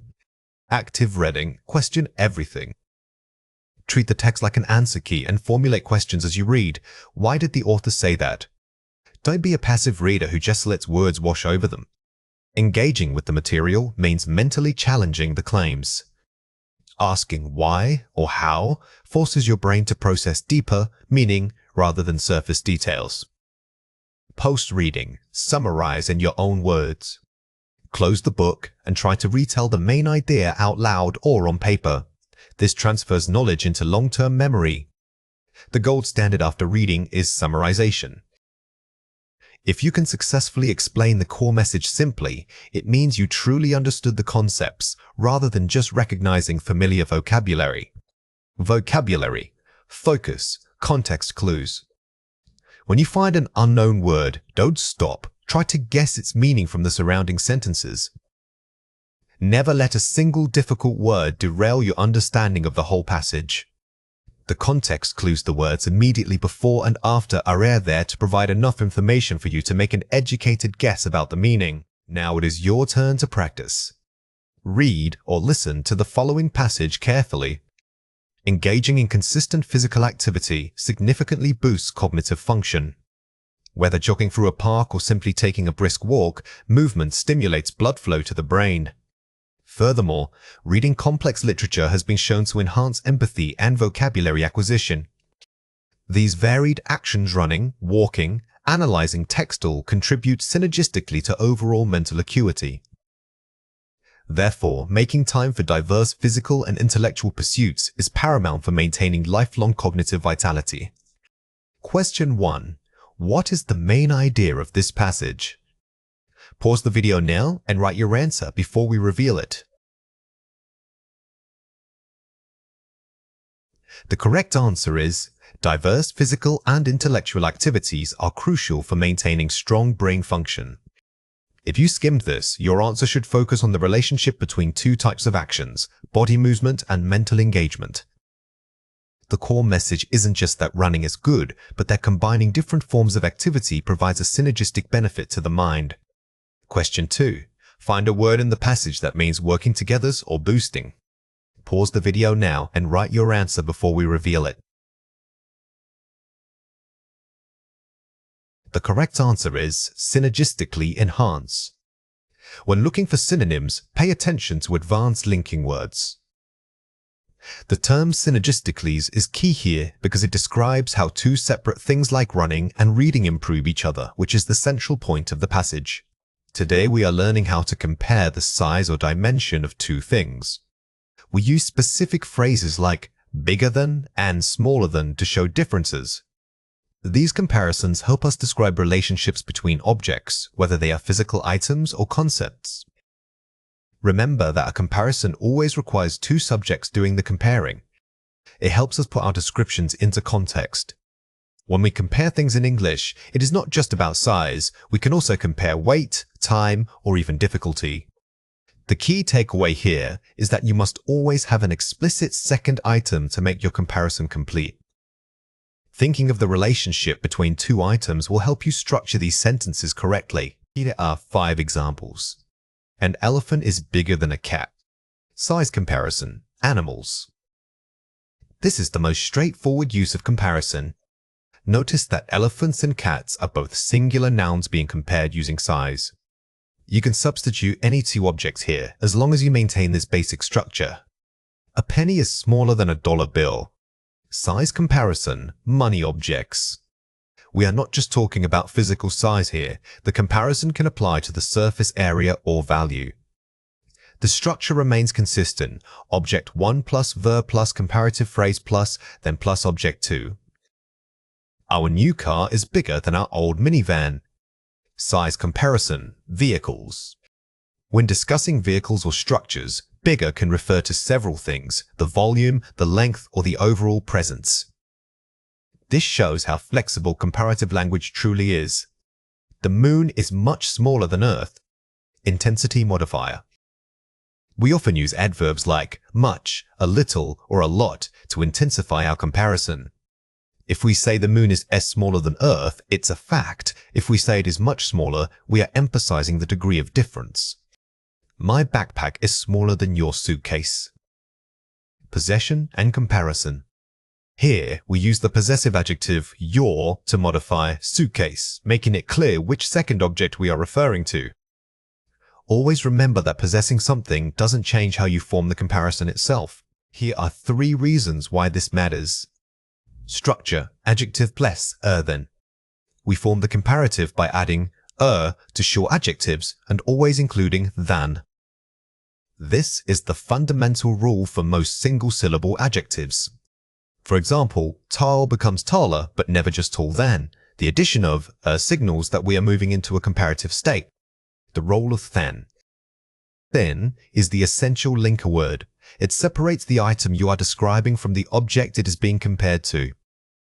Many learners forget this word, which makes their sentences sound incomplete or grammatically awkward. Think of than as a bridge connecting your comparison back to the second object. Using auxiliary verbs.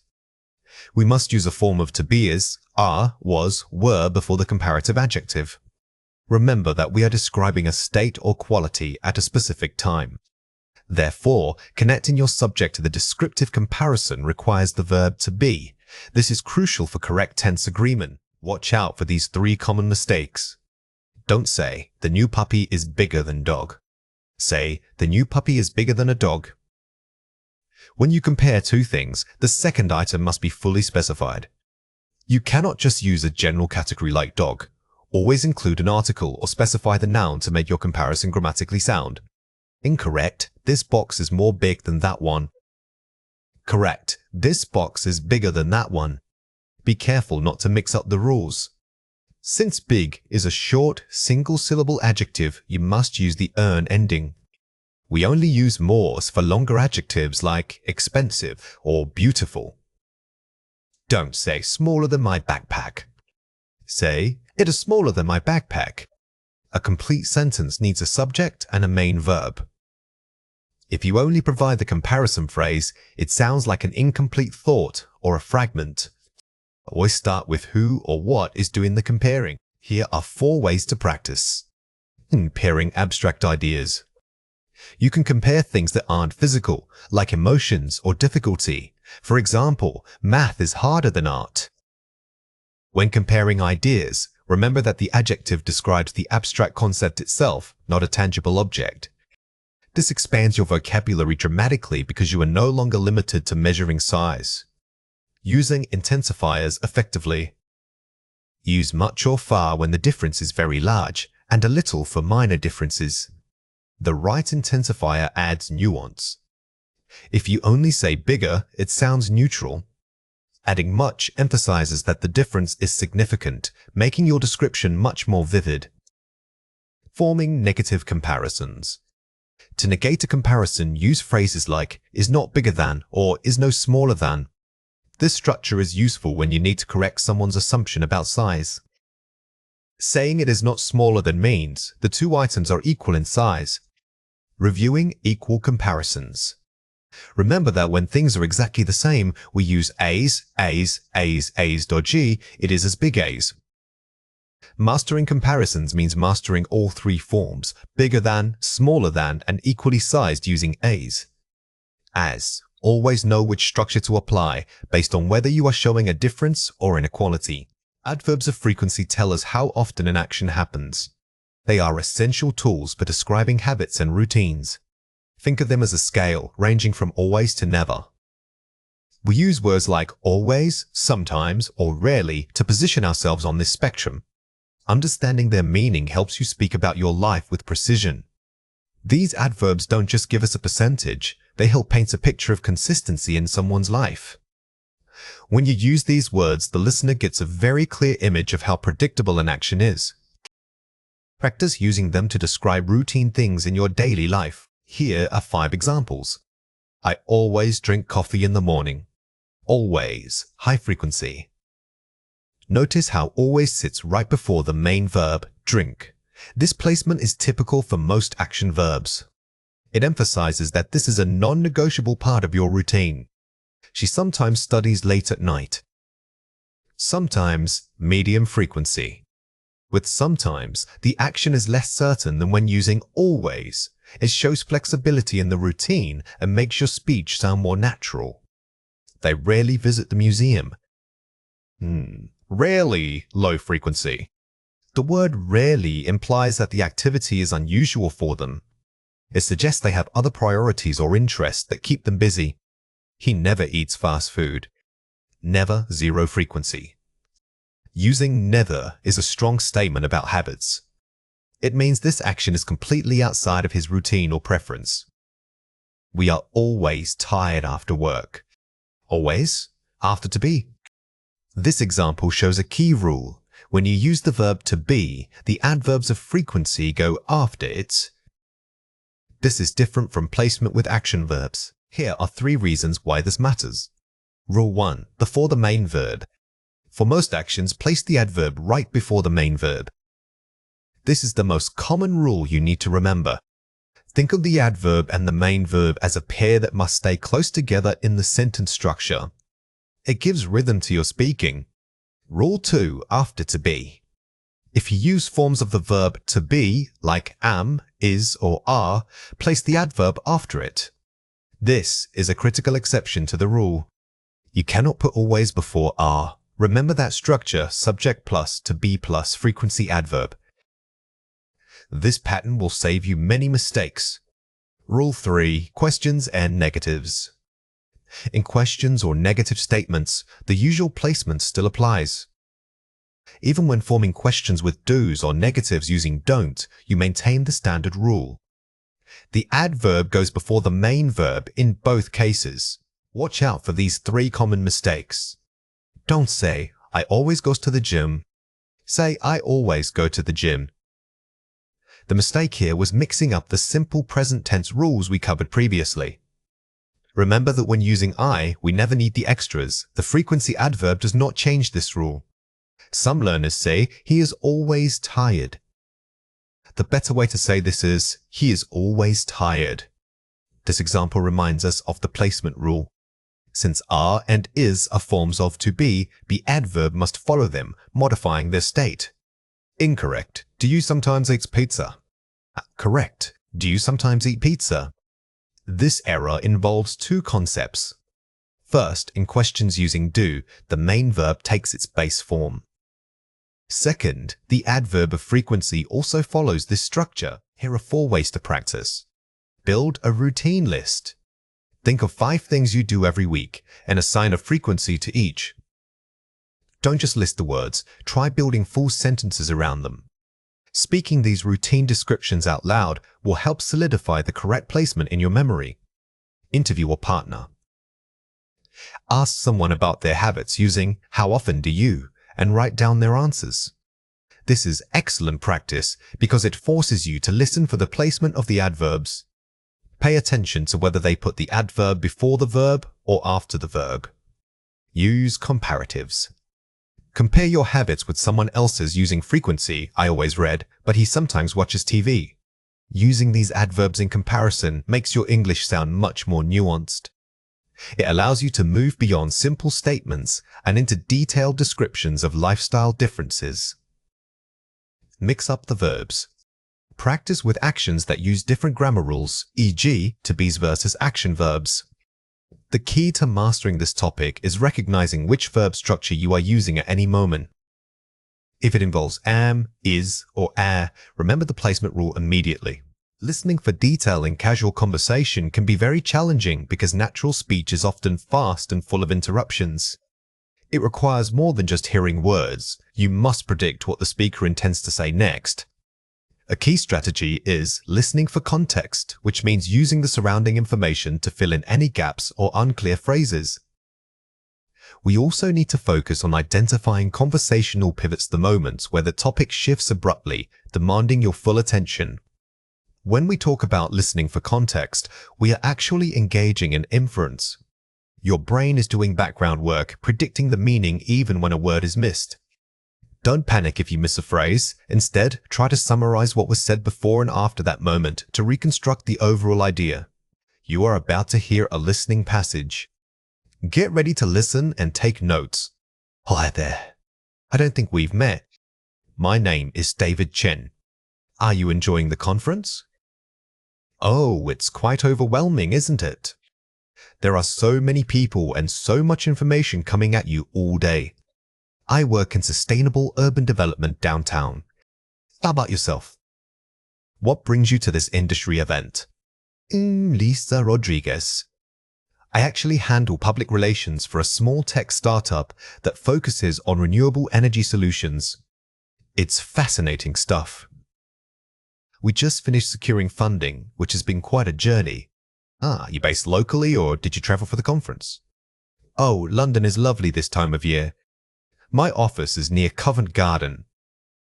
Maybe we could grab coffee sometime next week and chat more about sustainability trends. Question 1. What specific area of development does David work in? Pause the video now and try to answer before we reveal it. The correct answer is sustainable urban development. This question tests your ability to pick out a precise job title. Listening for key nouns and descriptive adjectives in rapid succession is crucial here, as the speaker might use multiple related terms. Question 2. Why did Lisa attend the conference? Pause the video now and try to answer before we reveal it. The correct answer is, she handles public relations for a tech startup focused on renewable energy. This requires you to synthesize information. The answer isn't just one phrase, it combines her role, her company type, and its focus area, demonstrating complex retention skills. Question 3. What plan do David and Lisa make at the end of their conversation? Pause the video now and try to answer before we reveal it.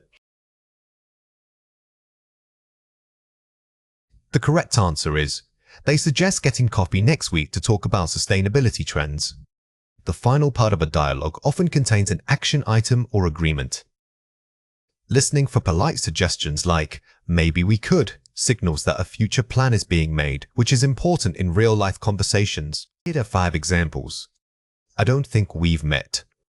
A polite opener to introduce yourself if you haven't seen the person before. Use this immediately when meeting someone new. This phrase is a classic conversational lubricant. It acts as a gentle reminder that an introduction is necessary, making it feel casual rather than formal. What brings you to this event? A natural way to ask about someone's purpose or professional connection. It's more open than, "Why are you here?" Instead of asking for a simple reason, this question invites them to talk about their passion or current focus area, leading to a much richer exchange. It's quite overwhelming, isn't it? A common way to make small talk and build rapport by sharing a mutual observation about the environment. Notice the tag question, isn't it? This shows agreement building. It immediately establishes a sense of shared experience with the listener. I actually handle public relations. Using actuallys adds emphasis and makes your statement sound more natural and conversational. Adding little filler words like actuallys or you knows is very common in native speech. Recognizing these doesn't mean they are meaningless. They carry emotional weight.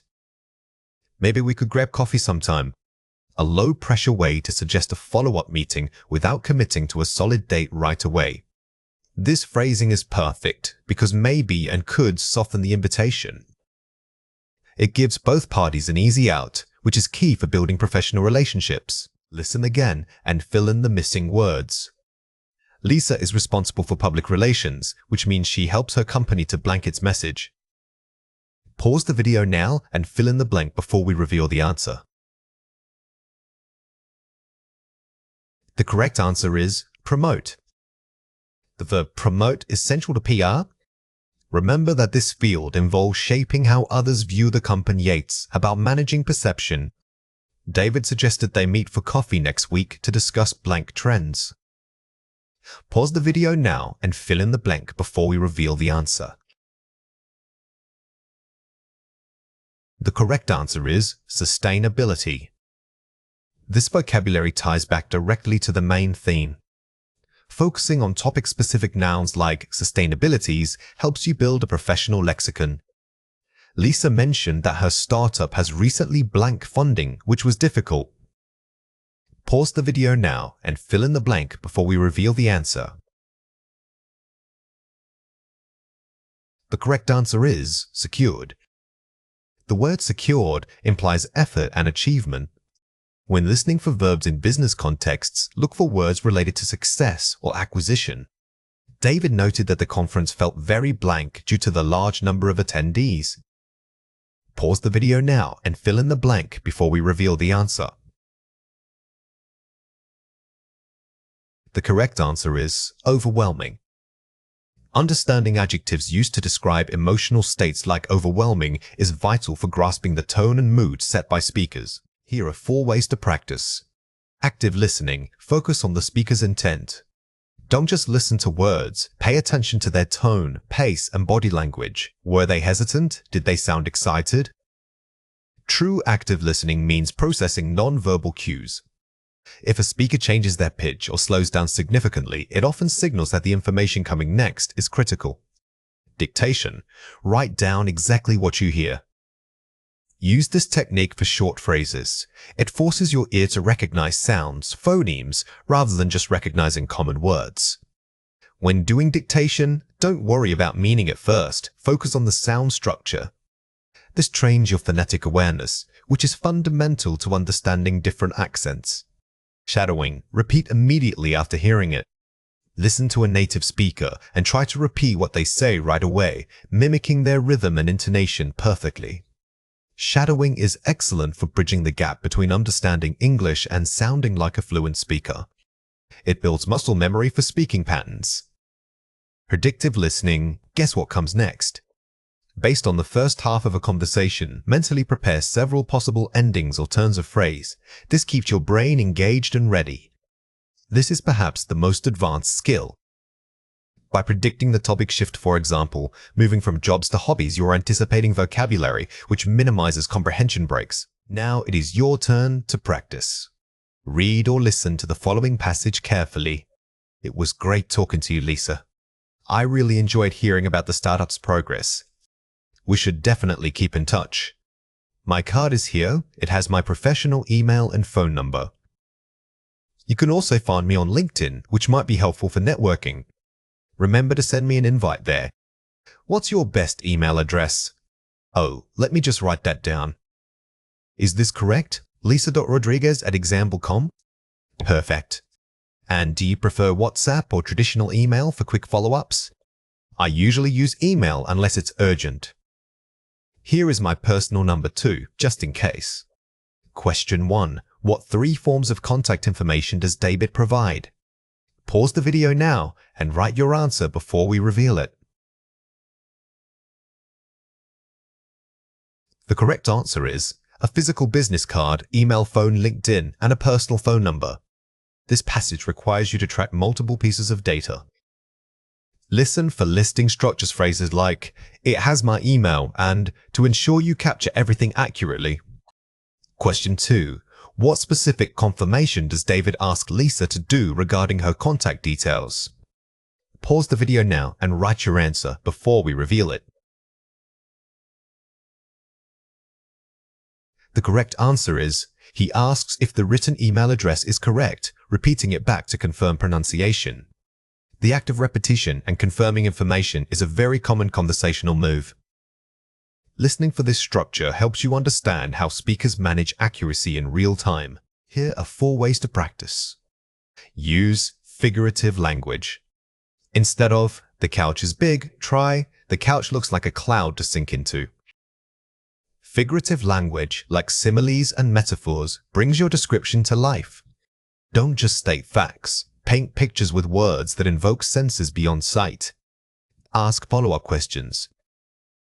After describing an item, ask, "What do you think of the color?" Or, "How often do you use this room?" A good speaker doesn't just give a monologue, they guide a conversation. By asking questions related to your description, you keep the listener engaged and participating in the narrative. Udal, compare and contrast. When describing rooms, compare them. The kitchen is much smaller than the dining area. Use comparatives and superlatives like bigger than or most comfortable to add dimension. Comparison helps the listener understand relative size, quality, or atmosphere. Practice time, the tour drill. Imagine a friend has never seen your home before. Give them a complete 5-minute guided tour. The best way to master this vocabulary is through immersive role-play.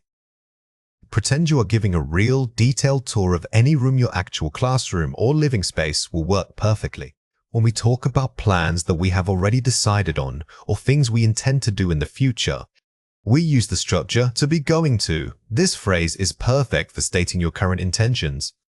Remember that this grammar point relies on 3 key parts: a form of to be, which changes depending on who is speaking, the word going, and finally, the base verb describing the action.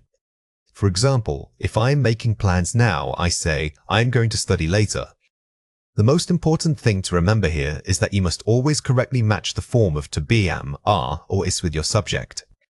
This structure shows commitment. It's not just a vague possibility, but something you have mentally decided on already. Here are 5 examples. I am going to visit my grandmother this weekend. Personal plans. This example shows a fixed intention that the speaker has already made. It's more concrete than just saying, "I will visit," because it implies preparation or decision-making. We are going to buy a new kitchen next month. Group plans. When talking about group plans using we, ensure that the helping verb is always are. This helps maintain grammatical consistency when multiple people are involved in the planning. It is going to rain later. Look at those clouds. Predictions based on evidence. This usage demonstrates how we make predictions when there is clear visual or observable proof. It's a much stronger prediction than just guessing, because the speaker has evidence in front of them. She's going to start learning guitar. Third-person intentions. Notice that even when talking about someone else, we keep the I's form. This ensures agreement with the singular subject, like she, and keeps the sentence grammatically smooth. They are going to have dinner at that new Italian place. Social arrangements. This is useful when discussing social commitments. By using going to, you let the listener know this event or outing has been organized and agreed upon by the group. Here are 3 reasons why this matters. Pre-decided plans versus spontaneous decisions. Going to is for plans made before the moment of speaking. Think of it this way. If you are looking at a schedule or making arrangements, use going to.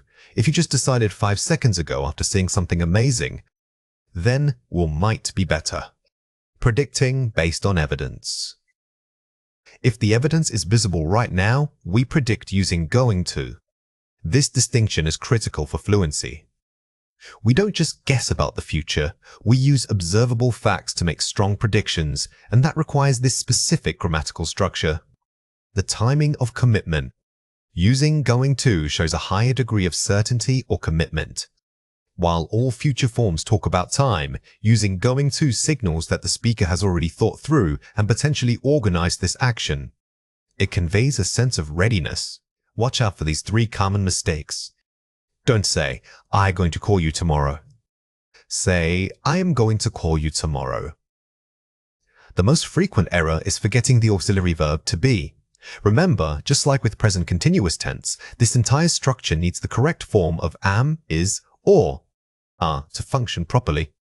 Don't say, he going to the bank later.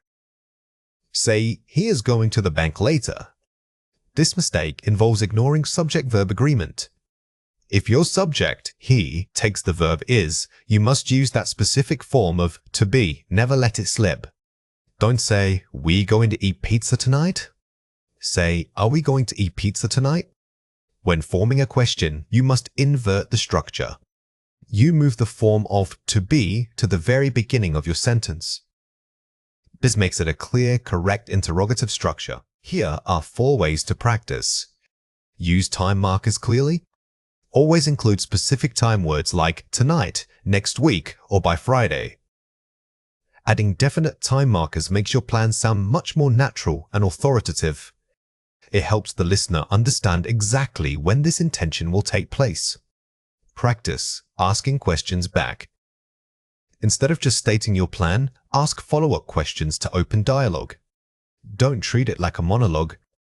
If you say, I am going to the market, immediately follow up with, are you planning anything fun today?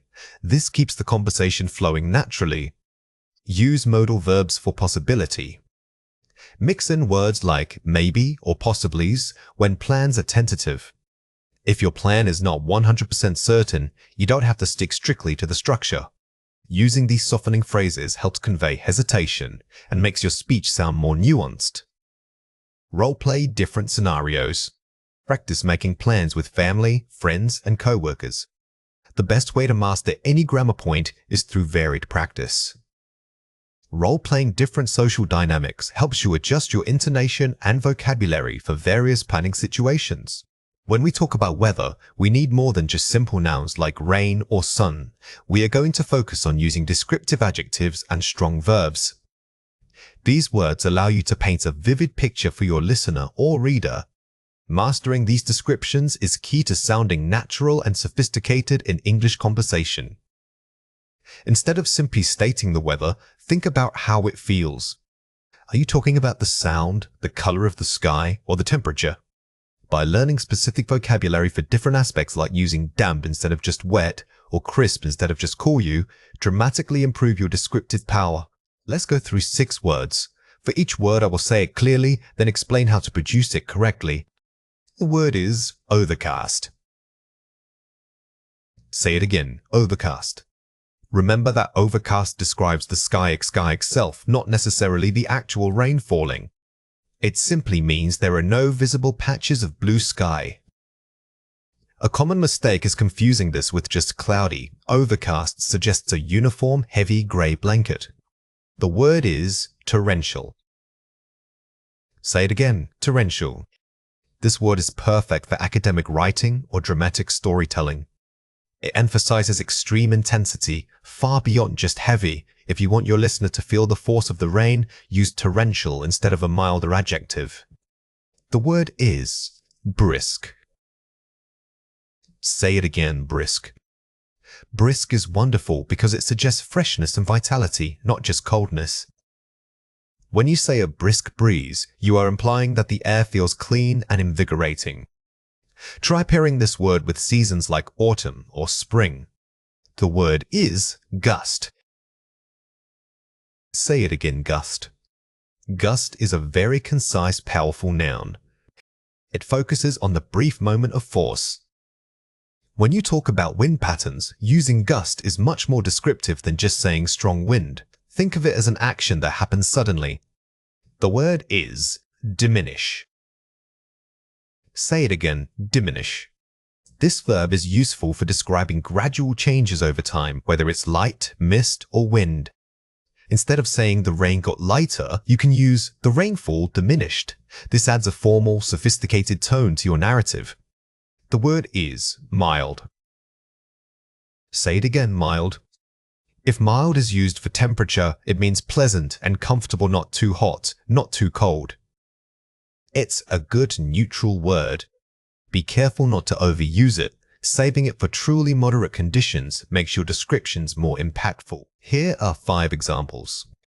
Despite the initially overcast sky, we managed a wonderful picnic because the wind remained mild.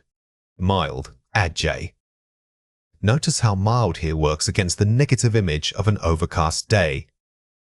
This contrast makes your writing more engaging and helps build suspense for the reader. The sudden gust of wind threatened to tear the flags right off their poles. Just noun. This sentence clearly demonstrates the fleeting nature of a gust. It's not constant, it's a momentary burst that creates immediate action and danger. By morning, the torrential rain had diminished to a gentle drizzle. Diminish verb. This example shows diminish in action. We are tracking the change from extreme force to low intensity over time, which is exactly what this verb does best. The autumn air felt crisp and brisk, perfect for a long hike through the woods. Brisk, adj.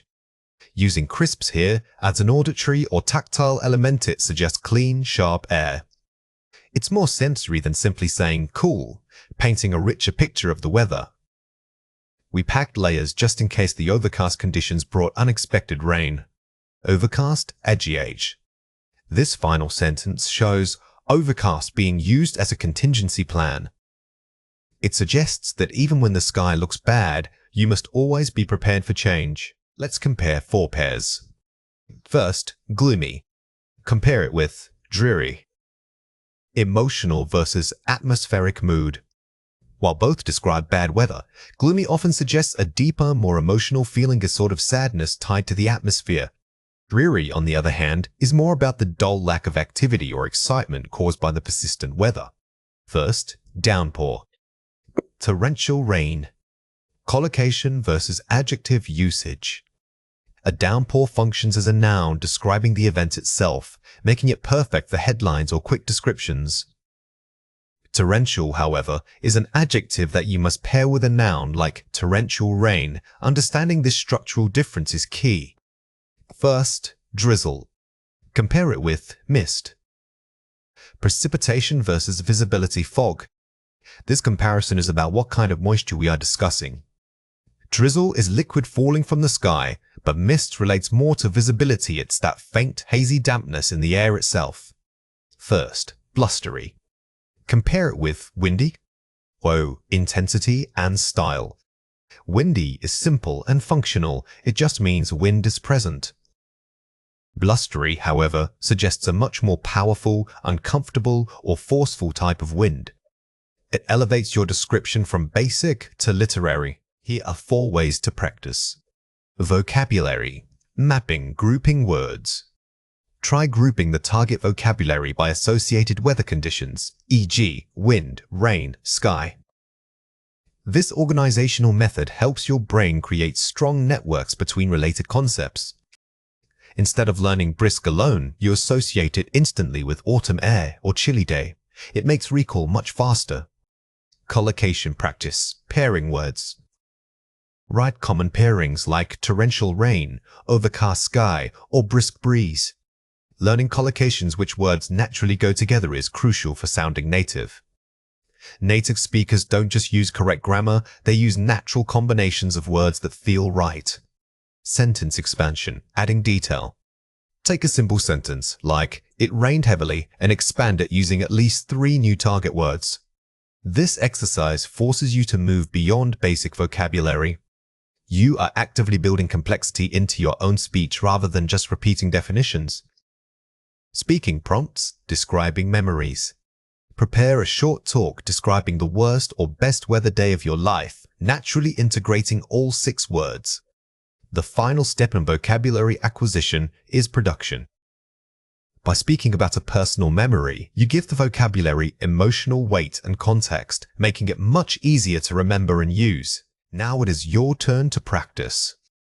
Read or listen to the following passage carefully. The trip was meant to be perfect, but the weather quickly changed. By noon, the sky was completely overcast, and a persistent mist rolled in from the coast. What started as a mild breeze soon intensified into a blustery wind. We worried that the approaching gust of wind would diminish our picnic blanket, making the afternoon feel dreary. Question 1.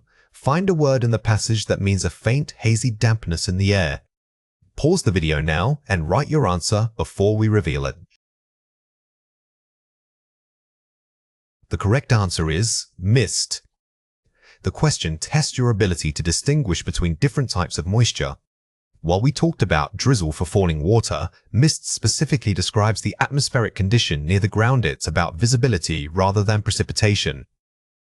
Question 2. Use one of the target words in your own sentence describing a recent outing. Pause the video now and write your answer before we reveal it. The correct answer is, yesterday morning was brisk enough to require an extra layer. When constructing your answer, remember that strong vocabulary adds color. Instead of saying, "It was cold," try using brisk or crisp. This subtle word choice elevates your description immediately. When you are shopping and need to know how much something costs, the most important phrase is, "How much does this cost?" This works whether you are pointing at an item or asking about a specific service. Another useful way is simply asking, "What's the price of?" Remember that English speakers often use contractions like "how much" instead of writing out "how much." Mastering these foundational phrases will make your shopping experience much smoother. It's helpful to think of how much as a quantifier for single items or services. We use it for things we measure by cost, not necessarily by count. If you are asking about the quantity of something like apples, you would ask how many because apples are countable. Here are 4 examples. How much is this jacket? Pointing at one item. This construction is perfect for when you are looking at something displayed in a store. Pointing helps the cashier or shop assistant instantly understand exactly which product you are interested in. How much does a ticket to the museum cost? Asking about a service experience. When the item isn't physical like an entry fee or a haircut we use does. Cost. This structure treats the experience like an object that has a price. What's the price of 2 loaves of bread? Asking for multiple items. When you are asking about more than one item at once, it is fine to use "what's the price?" However, remember that we usually ask "how much" when referring to a total or the general cost. Can I get the price for this whole basket? Asking about a collection of goods. This phrase is more conversational and polite. Instead of just asking "how much," you are framing it as a request to know the total cost, which sounds very natural. Here are 3 reasons why this matters. The importance of how much versus how many. This is the single biggest hurdle when asking prices. We use how much for bulk items or concepts that we treat as a quantity, like sugar or advice.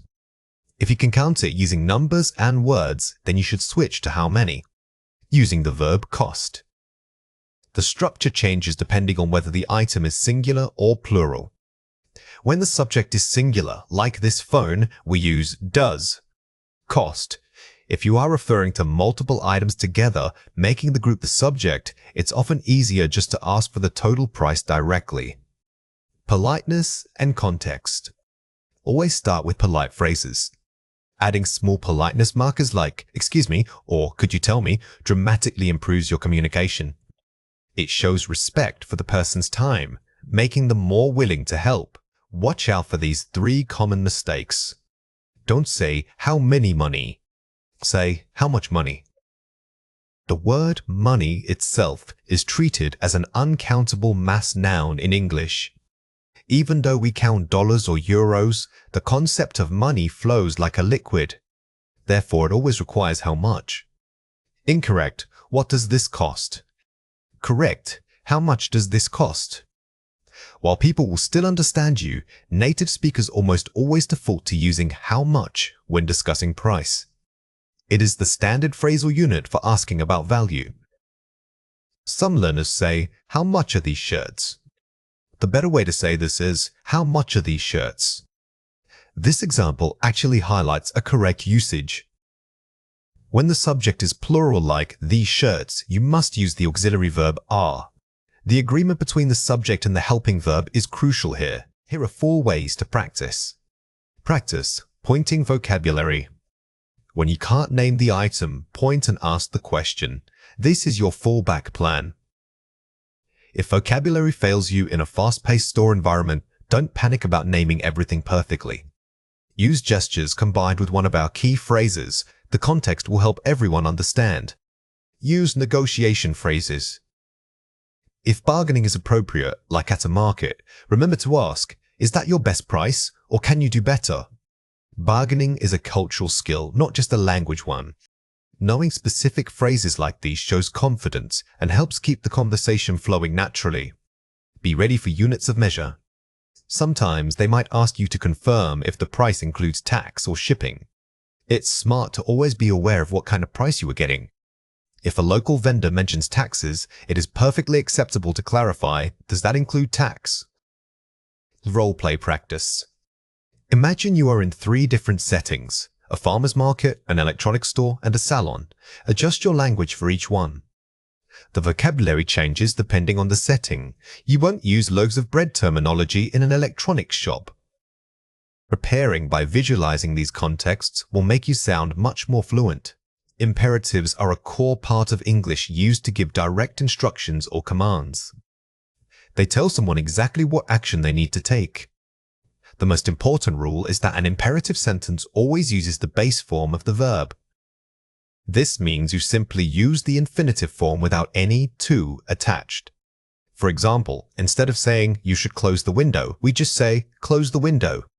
Remember that when you are using imperatives, the subject "you" is always understood but never spoken aloud. This structure makes your language incredibly direct and efficient, which is why it's so useful for things like recipes or giving directions. Here are 4 examples. Open the book to chapter 3. Giving directions. This example shows how we can use imperatives for physical movements or instructions. We are commanding someone to perform a specific action on an object. Turn off the lights before leaving. Household instructions. Here we see turn off, which is a phrasal verb. Keep in mind that many commands involve these 2 or 3 word verbs telling someone to switch something off. Please sit down and wait here. Polite command request. Notice how adding "please" changes the tone. It keeps the command structure but makes it much softer and more polite to the listener. Close the curtain against the wind. Action command. This is a simple 2-word verb command. It's effective because it leaves no room for confusion about what action needs to happen. Here are 3 reasons why this matters. Giving recipes and instructions. These are procedural steps that must be followed in order. In contexts like cooking or assembling furniture, the sequence of actions is crucial. Imperatives help maintain a clear, logical flow, making sure every step is addressed one by one. Giving directions. When guiding someone physically, simple commands are best. If you need to tell someone where to go, we rely heavily on imperatives like turn left or walk straight. It keeps the focus entirely on movement and place. Making polite requests. We often soften commands using please or asking questions. while a direct imperative can sound harsh, adding please instantly signals that you are asking rather than demanding. This is key for professional and social interactions. Watch out for these 3 common mistakes. Don't say, kindly shut the door. Say, close the door. While kindly is understandable, it makes the sentence sound overly formal and wordy. The power of the imperative comes from its simplicity. Keep it direct. Don't say, are you opening the box? Say, open the box. Using a question form, even to ask for help, is indirect. If you need an action taken immediately, bypass the questions and go straight to the command. Don't say, you turn off the TV. Say, turn off the TV. Remember that we omit the subject you. Including it makes the sentence sound unnatural and grammatically incorrect in this context. Just start with the verb. Here are 4 ways to practice. Use a rising intonation for requests. When you deliver an imperative with a questioning or pleading tone, it sounds like a request rather than a command. Your voice is just as important as your grammar when using imperatives. If your pitch rises slightly at the end of a direct command, it instantly softens the message for the listener. Sequence actions with connectors. Use words like next, then, or afterward to guide listeners through multiple steps. When giving complex instructions, don't just list commands. Use transition words to create a narrative path for the listener, making the whole set of instructions easier to follow. Practice role-playing scenarios. Imagine guiding a friend through a foreign city or teaching a new skill. The best way to internalize imperatives is by role-playing. Try giving instructions to an imaginary person, focusing on clear pronunciation and commanding tone. Vary your verbs. Don't just stick to open and close. Use specific verbs like pour, mix, or wait. The more varied your vocabulary is, the richer your commands will sound.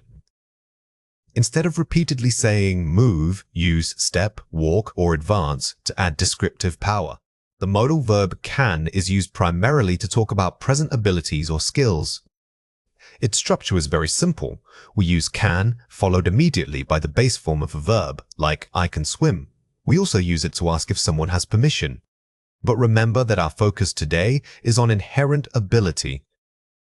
When you want to signal an ability, look out for phrases like skilled at, or simply asking about what someone is able to do. The beauty of modal verbs like can is their regularity. They don't change form based on the subject. This means that whether you are talking about me, she, or they, the structure always remains can plus base verb. Keep this simple formula in mind when constructing your sentences. Here are 5 examples. She can play the piano very well. Present ability, skill. This example shows a specific learned skill. When talking about musical talent or physical dexterity, can is your go-to word. It makes our speech sound natural and confident. I can speak 3 languages. General capability, skill. Here, can is describing a general capacity, ability to communicate. This usage helps us expand our descriptions of ourselves and others far beyond just listing facts. We can solve this complex puzzle together. Collaborative ability. Notice that can doesn't just apply to individuals, it can describe the capability of a group. This helped you write more sophisticated sentences about teamwork and problem solving. Birds can fly high in the sky. Inherent ability, fact. Sometimes we use can to state a general truth about nature or science. This is less about personal skill and more about what is possible for that type of creature. Can you help me move the sofa? Requesting ability help. When can starts the sentence and follows a question mark, it often functions as a polite request. It's softer than giving a direct command or using an imperative. Let's compare 4 pairs. 4. Presentability. Be able to, sable, ability in all tenses. Use be able to for past or future ability. While both express ability, can is limited mostly to the present. If you need to talk about your skill yesterday, you must use was were able to because can doesn't have a simple past form. Can, symbol ability. Could, past ability or polite request. Use could for a softer, more hypothetical tone. This is a tricky pair. While can describes what you are capable of now, could often sounds more tentative or respectful when making requests. It softens the overall command. Can I? Question. Imperatives open. Questions ask for help. Imperatives give commands. Remember that asking permission or help with can I is fundamentally different from giving a direct command. We are seeking assistance, not dictating an action. I can cook well, skill statement. Cooking is fun, general fact. Use can for personal skill. Use verbs directly for facts. When you are stating a general truth about something like the boiling point of water, you don't need a modal verb. You just state the fact using standard subject-verb agreement. Fill in the blanks. She can speak Mandarin fluently now. Pause the video now and fill in the blank before we reveal the answer. The correct answer is can. This sentence uses can because we are describing an ability that is true in the present moment. If the skill were a recent achievement, you might use I is able to, but can works perfectly here. When I was young, I could run very fast. Pause the video now and fill in the blank before we reveal the answer. The correct answer is could. This specific blank requires could because the sentence places us firmly in the past. We use could to talk about abilities we possess when we were younger.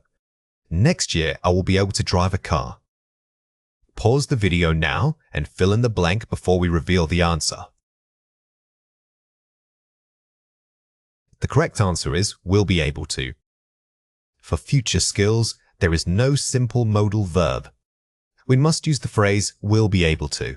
This structure helps us talk about predicted achievements and growth. They cannot understand these complex theories. Pause the video now and fill in the blank before we reveal the answer. The correct answer is cannot. This shows the negative form of can, which is cannot or can't. We use this when we want to state a current lack of ability or capability. Watch out for these 3 common mistakes. Incorrect, she can sing beautifully. Correct, she can sing beautifully. A very common mistake is trying to conjugate can as if it were a normal verb. Remember, modals are fixed, they never take an as in the third person singular. Incorrect, can you could help me with this? Correct, could you help me with this? You should never use 2 modal verbs together. They are redundant because they both signal possibility or permission. Pick just one, either can or could. Incorrect, I can running quickly. Correct, I can run quickly. The most critical rule for modals is to follow them with the base verb. We must drop the ing ending and revert to the infinitive form without to. Now it is your turn to practice. Read or listen to the following passage carefully. My cousin Leo is incredibly talented. He can juggle 5 balls using only his feet. Last week, he trained hard and was eventually able to master a complicated routine. While I cannot do that much, I can learn new skills if I practice consistently. Question 1. Find and correct the grammar error in this sentence. Last year, my brother can play the guitar. Pause the video now and write your answer before we reveal it. The correct answer is, last year, my brother could play the guitar. The original error was using cans for a past skill. Since we are talking about an ability that existed last year, we must use could. This reinforces the difference between present and past capability. Question 2. Write your own sentence describing a skill you learned. Pause the video now and write your answer before we reveal it. The correct answer is, I can bake bread after watching enough videos online. When constructing your own sentences, try to place can before the verb. This clear structure helps listeners immediately understand that you are discussing an ability or capability. When you meet someone new, they will often ask about your work. The most common and natural way to start this conversation is with the question, what do you do? This phrase is a versatile opener that asks not just for your job title, but what your professional life involves. When answering, it is best practice to state your main role clearly, followed by a brief description of your responsibilities. Remember that "what do you do?" is much more conversational than simply asking "what is your job?" It invites the person to give a fuller answer, which helps build fluency. Furthermore, when answering, try to use linking words like "I work for" or "I specialize in."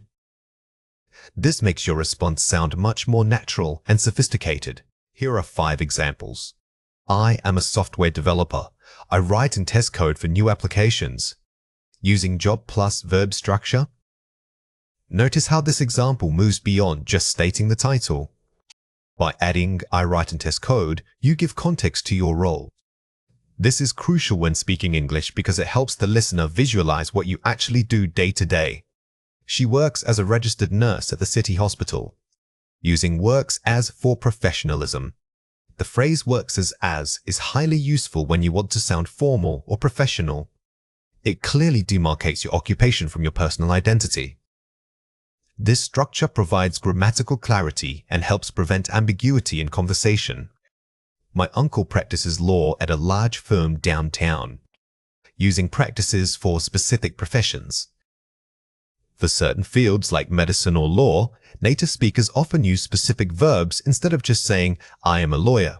Using the verb to practice elevates your vocabulary and shows a deeper understanding of English professional language. They are responsible for managing all customer accounts. Focusing on duties responsible for.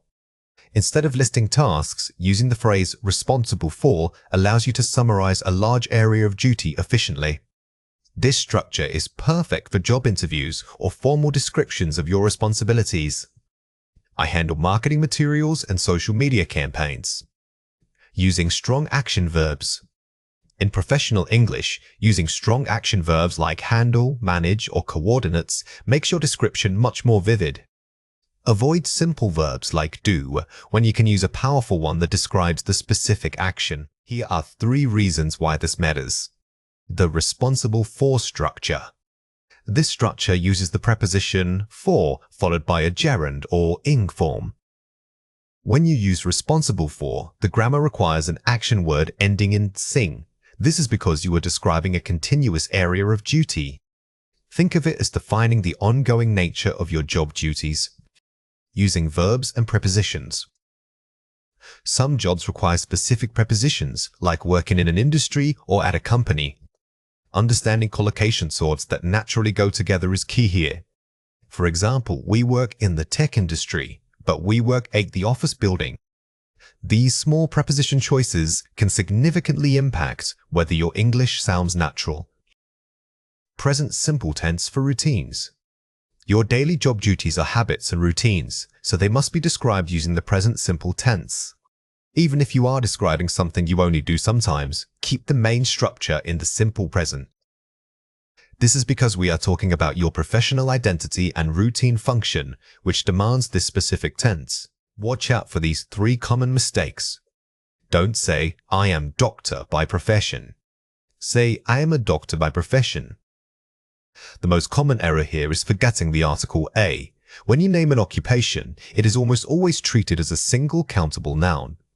Remember that virtually all singular roles need an article like a or an in front of them.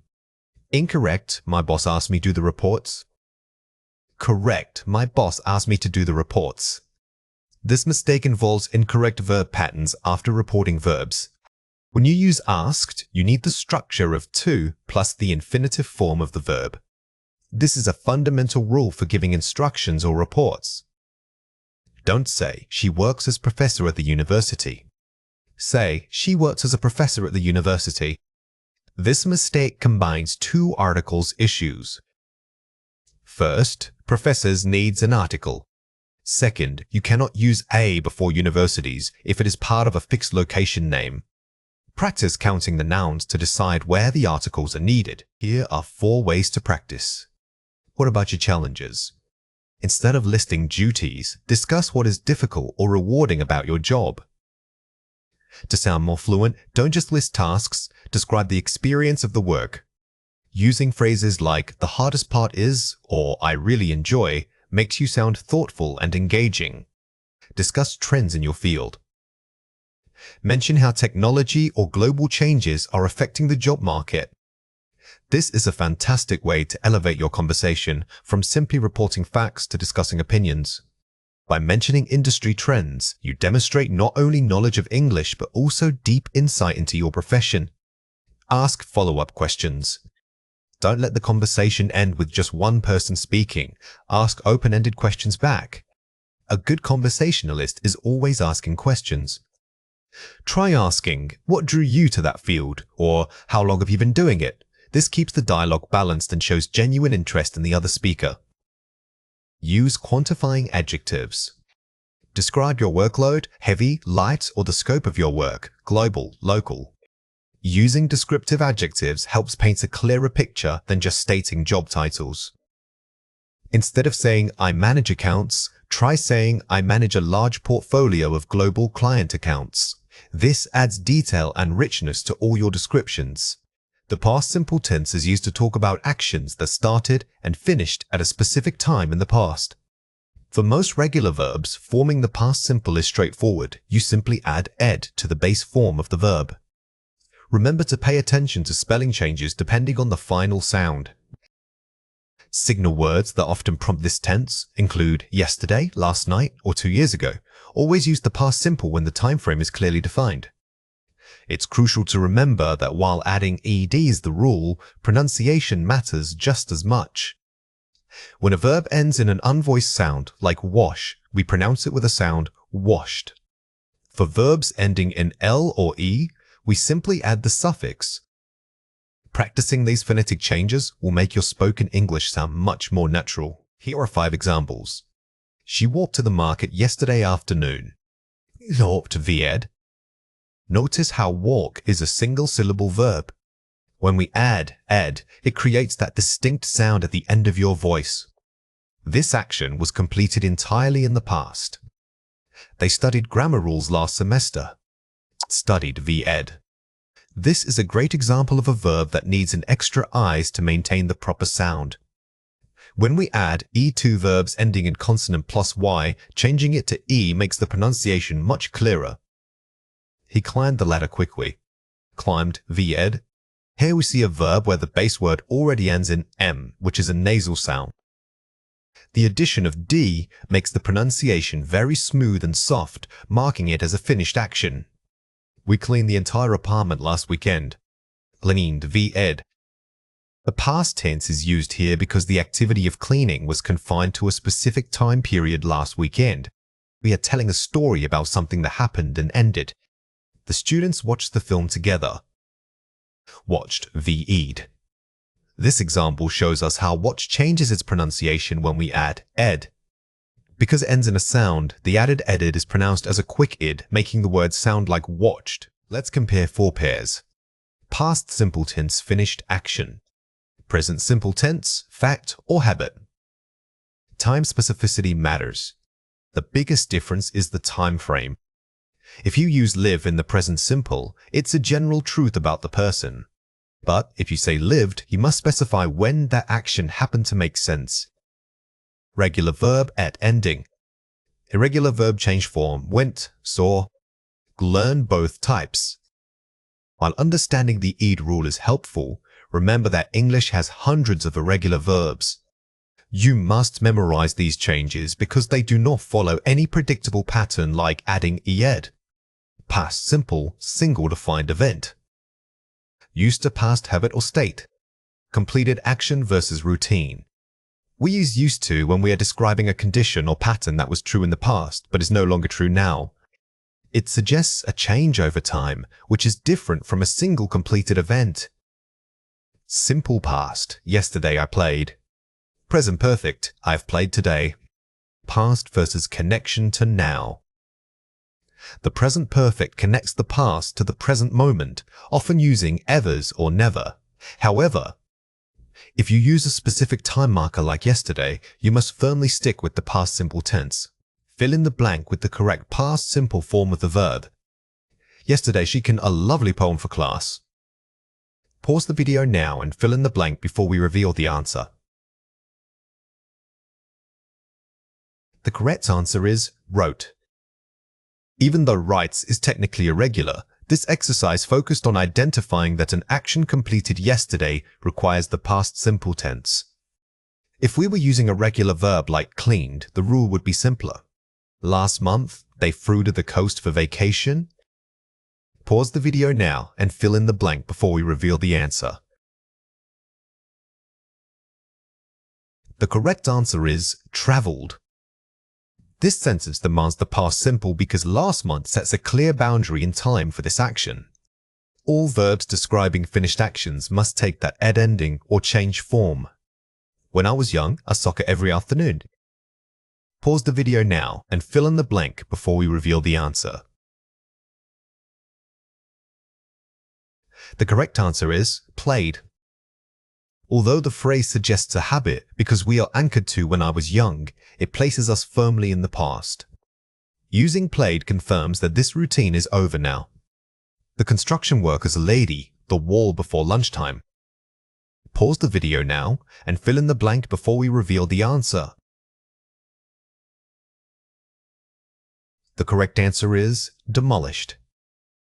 We need the ed ending here because we are describing a specific, finished event, the demolition of the wall.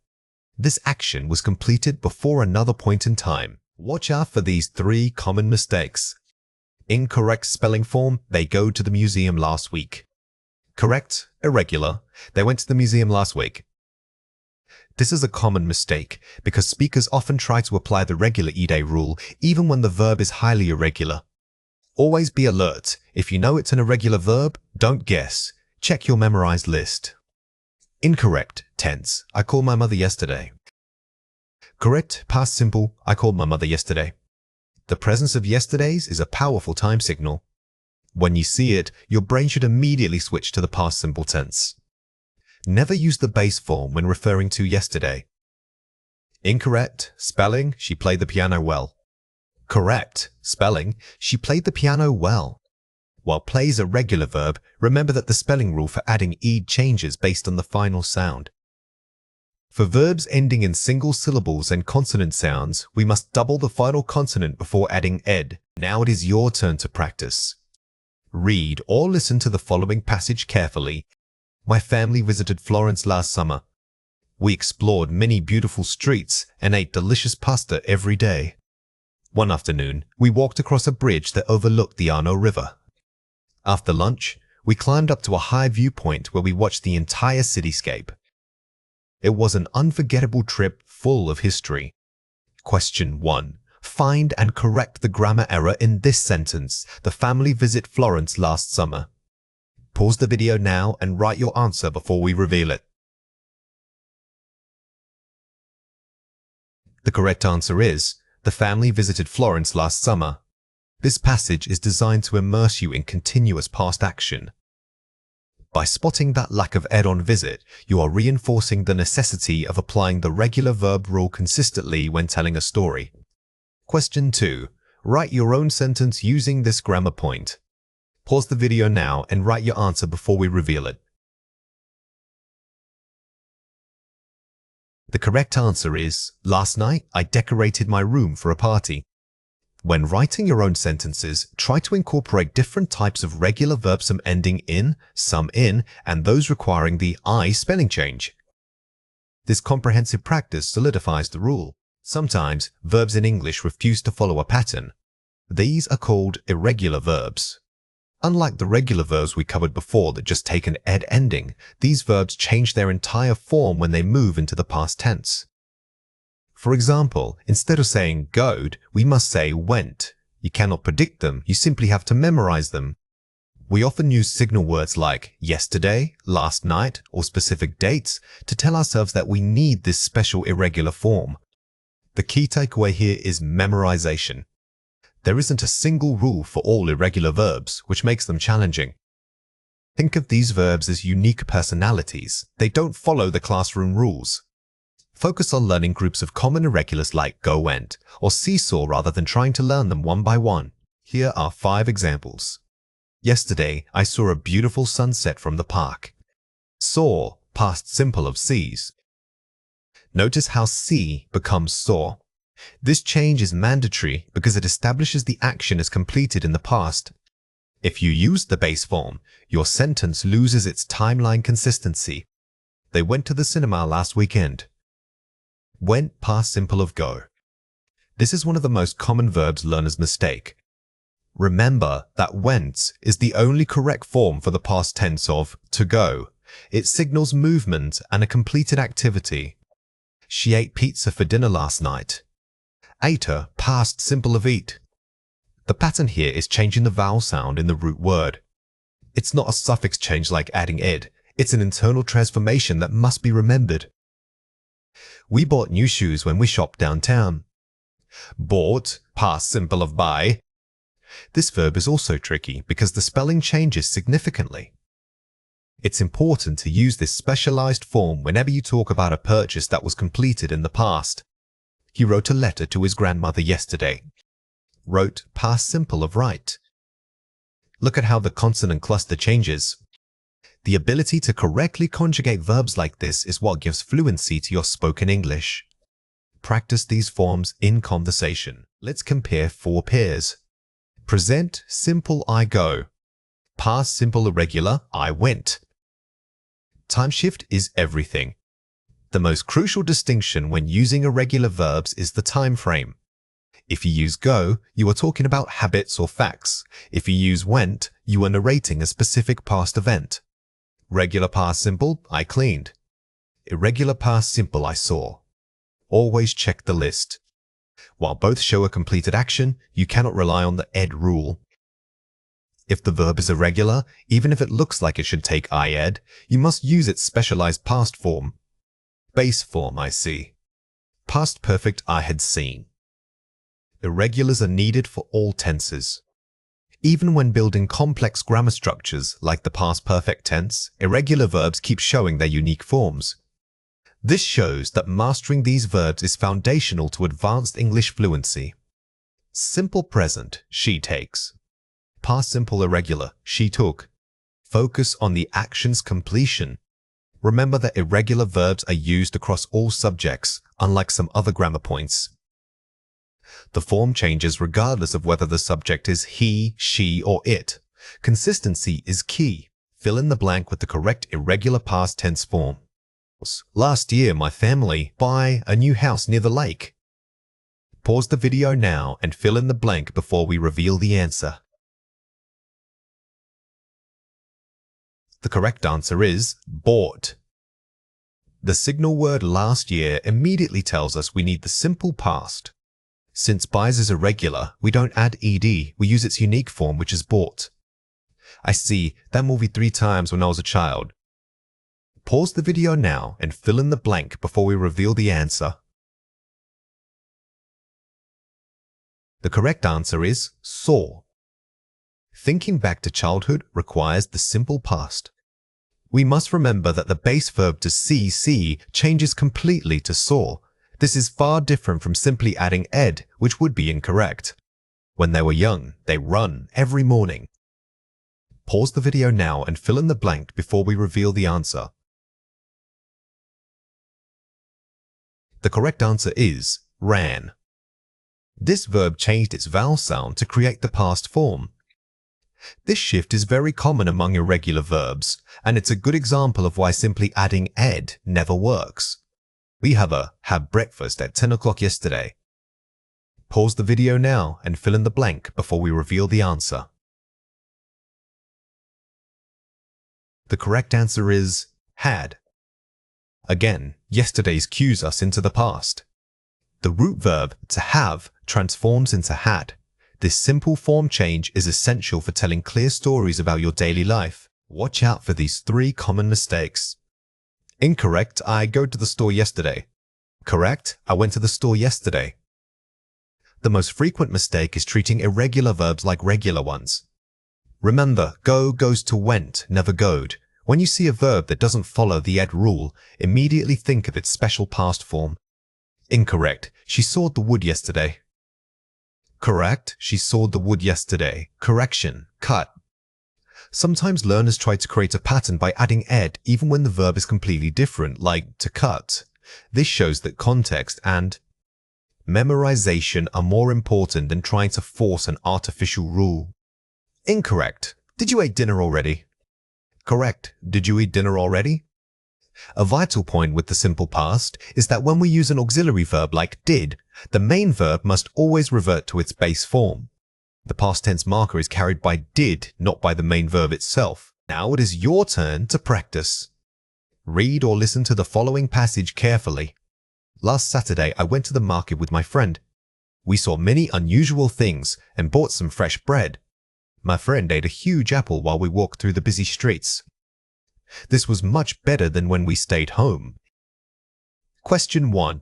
Find and correct the grammar error in this sentence. They go to the park after school.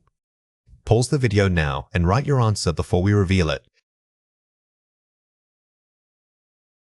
The correct answer is, they went to the park after school.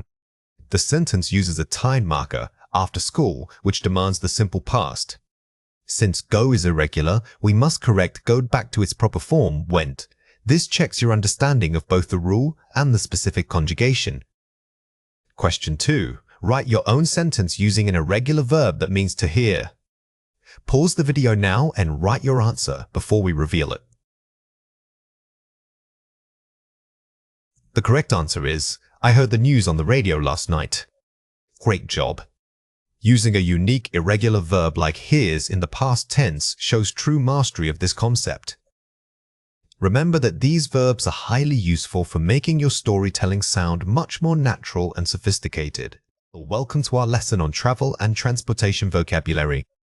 This is a huge category because travel involves so many different interactions, airports, train stations, picking up directions, and managing schedules. We won't just learn definitions, we will focus on how native speakers actually use these words in real-life conversation. When you are speaking about travel, remember that context is everything.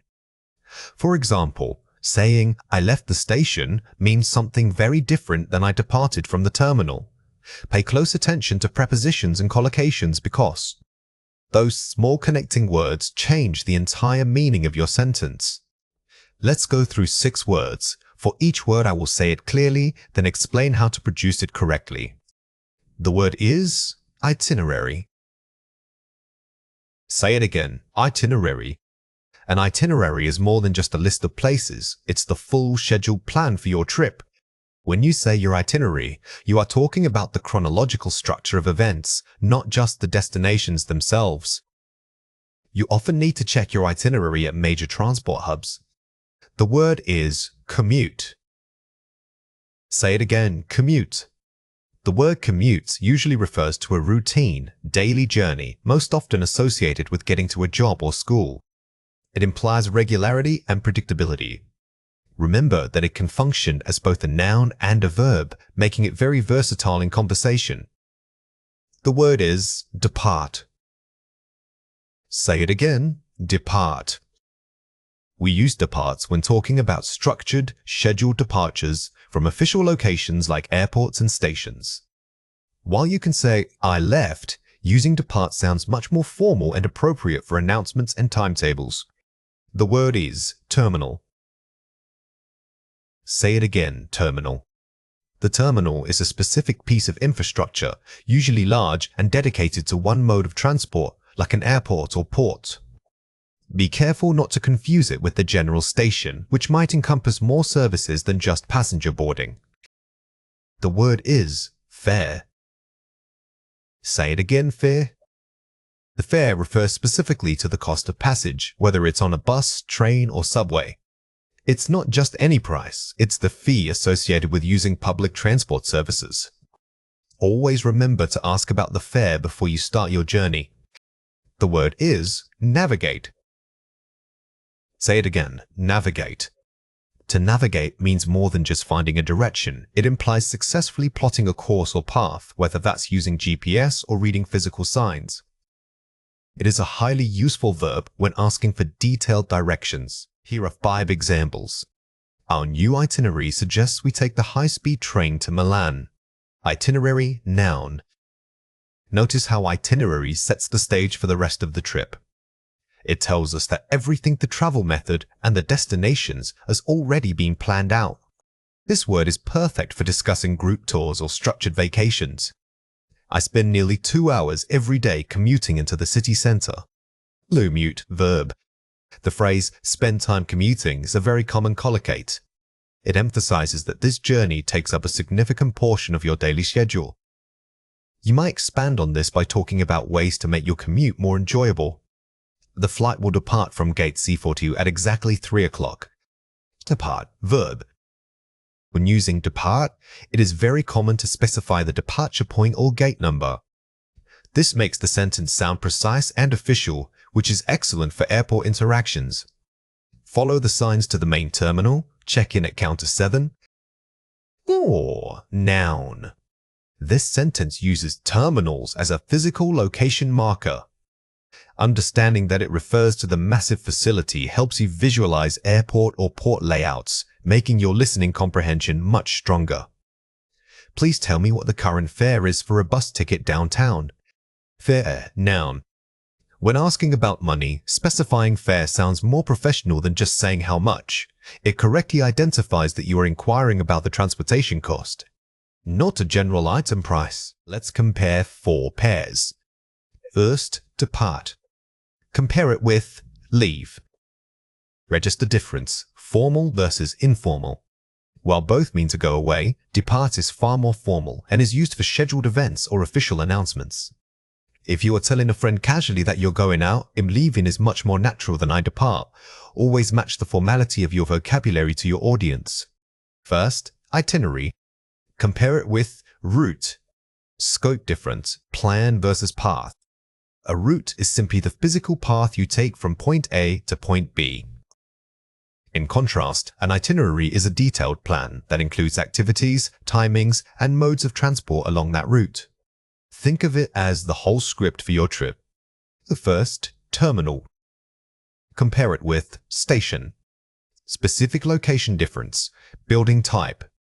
A terminal is usually a massive, specialized building complex, most commonly at an airport. A station, however, can refer to a smaller facility or may be used more generally for any major transport hub, like a train station.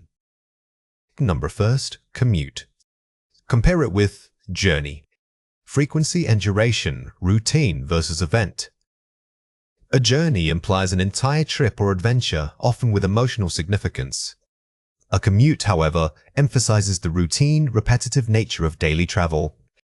If it's just a one-off trip, use journey. If it's every day, use commute. Here are 4 ways to practice. Collocation mapping. Group words that frequently appear together. Example, check the fare, follow the itinerary. Don't learn words in isolation.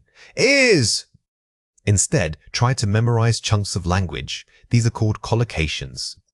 If you know the common pairs, your speech will sound much more fluent and natural. Practice saying these phrases out loud. Spaced repetition. Reviewing vocabulary at increasing time intervals, e.g., 1 hour, 1 day, 1 week. To make new words stick in your long-term memory, you must review them systematically. Use flashcards or apps that prompt you to revisit these travel terms over several days. Consistency is key for vocabulary retention. Role-play scenarios. Imagine being at an airport or train station and role-play conversations. Applying the words in a simulated conversation is the best way to build fluency. Don't just recite definitions. Pretend you are talking to someone, the ticket agent, the conductor, or your travel companion. This activates your speaking muscles. Formulation. Practice asking detailed questions using our target vocabulary. Instead of just knowing the words, practice forming complex questions around them. For instance, instead of, "What is the fare?" try, "Could you tell me what the next connecting fare will be?" This elevates your conversational skill level. Now it is your turn to practice. Read or listen to the following passage carefully. The traveler arrived at the main airport terminal early. His detailed itinerary showed that he needed to depart by a connecting train. He quickly checked the posted schedule to confirm the fare and found a taxi service to help him navigate through the busy station. After his commute, he realized he had missed his scheduled departure. Question 1. Find a word in the passage that means detailed plan or schedule for a trip. Pause the video now and write your answer before we reveal it. The correct answer is itinerary. The text mentions an itinerary, which is the comprehensive travel schedule. Notice how it functions as the master plan, guiding the traveler's actions from arrival to departure. Question 2. Use one of the target words in your own sentence. Pause the video now and write your answer before we reveal it. The correct answer is, I need to navigate around this large terminal to find my gate. When using navigate, remember that you are describing the action of finding a path. Adding prepositions like around or throughs helps make the physical movement clearer in your sentence structure. Today we are learning how to give and ask for advice using the modal verb should. This structure allows us to make suggestions or recommendations regarding what someone might do. Remember that when we use should, it suggests a good idea, but it is never a strict rule. It means something is advisable or recommended. The basic grammatical pattern is simple subject plus should, followed immediately by the base form of the main verb. For example, I should study tonight. The key thing to take away here is that should carries a gentle tone. Unlike words like must, which indicate absolute necessity, should implies common sense or what is generally best for you. Think of it as helpful suggestion from a friend. Here are 5 examples. Should I take the bus or subway to get downtown? Asking for advice. Question. When you ask this question, you are seeking external input because you don't know the best way. Notice how the question structure forces us to seek a recommendation from someone else. You should drink more water if you want to feel better. Giving positive advice. This is a straightforward piece of health advice. The structure tells the listener exactly what action they need to take for improvement. He shouldn't stay up so late, he needs rest. Giving negative advice, warning. The negative form, shouldn't, is perfect for warnings. It suggests that while the action isn't impossible, it would be unwise or detrimental right now. We should call ahead to book a table at the restaurant. Advice for plans. This example shows how we use advice not just for personal well-being, but also for planning activities with other people. If it rains tomorrow, you should pack an umbrella. Conditional advice. Here we are using should within a conditional structure. It advises preparation for a potential future event. Here are 3 reasons why this matters. Distinguishing from obligation. Should is weaker than must. It's a suggestion, not a law. If something is mandatory like wearing a seatbelt in a car, we use must. But if we are talking about general life choices, like eating more vegetables, should keeps the advice friendly and non-judgmental. It's softening the tone. It makes giving advice feel caring rather than bossy or demanding. Using you should is much softer than saying do this. It gives the listener a sense of choice while still guiding them toward a better outcome. This emotional nuance is very important in speaking English. Hypothetical scenarios. It helps us discuss what would be good decisions under certain imagined circumstances. We often use this structure when we are role-playing or discussing hypotheticals, like, if I were you, I should. This helps us practice empathy and problem-solving in English. Watch out for these 3 common mistakes. Don't say, you should, going home now. Say, you should go home now. The biggest mistake is forgetting that should must always be followed by the base form of the verb. It is an auxiliary modal, and modals are never changed for tense or aspect. Incorrect. Should I to study harder? Correct. Should I study harder? Remember, we never use to after a modal verb like should. This is a fixed grammatical rule in English that many learners struggle with. Just remember, should plus base verb. Don't say, you shouldn't, to worry about it. Say, you shouldn't worry about it. This combines 2 common errors, the extra to and the incorrect verb form. When you see shouldn't, immediately think of the base verb following it. Here are 4 ways to practice. Adopt a persona. Pretend you are giving advice to someone in a specific role, a friend, a boss, or a travel agent. By adopting a persona, you force yourself to think about the A-tone of your language. Are you being firm? This makes your English much more expressive and natural. Practice. Accepting advice. Don't just focus on giving advice, Practice responding. Use phrases like, "That's a good idea," or "I think I will." Responding politely is as important as giving the initial advice. This makes your conversation sound much more natural and fluent, showing you can participate in the exchange. Intensify your suggestions. Use adverbs like really or definitely to strengthen the recommendation slightly. Sometimes a simple should isn't strong enough. Adding an intensifier helps you convey that this advice is particularly important without crossing into absolute commands. Role-play scenarios. Create short dialogues where one person has a problem and the other must offer 3 different pieces of advice. The best way to master grammar is through high-pressure role-play. Challenge yourself by thinking quickly about multiple options, forcing you to use should in rapid succession. Time adverbs are words or phrases that tell us exactly when an action happened or will happen. Think of them as time markers on a timeline. They help make our stories and conversations much clearer for listeners. We use these adverbs to position actions relative to the moment we are speaking. Mastering these time cues is essential because they directly influence which verb tense you must use. These adverbs aren't just decoration, they are functional parts of speech that dictate grammar rules. If I tell you something happened last year, you cannot answer using present tense verbs. They act as signals to the listener, telling them what time frame we are operating within. Here are 4 examples. Yesterday, I finished my big presentation. Past event daily.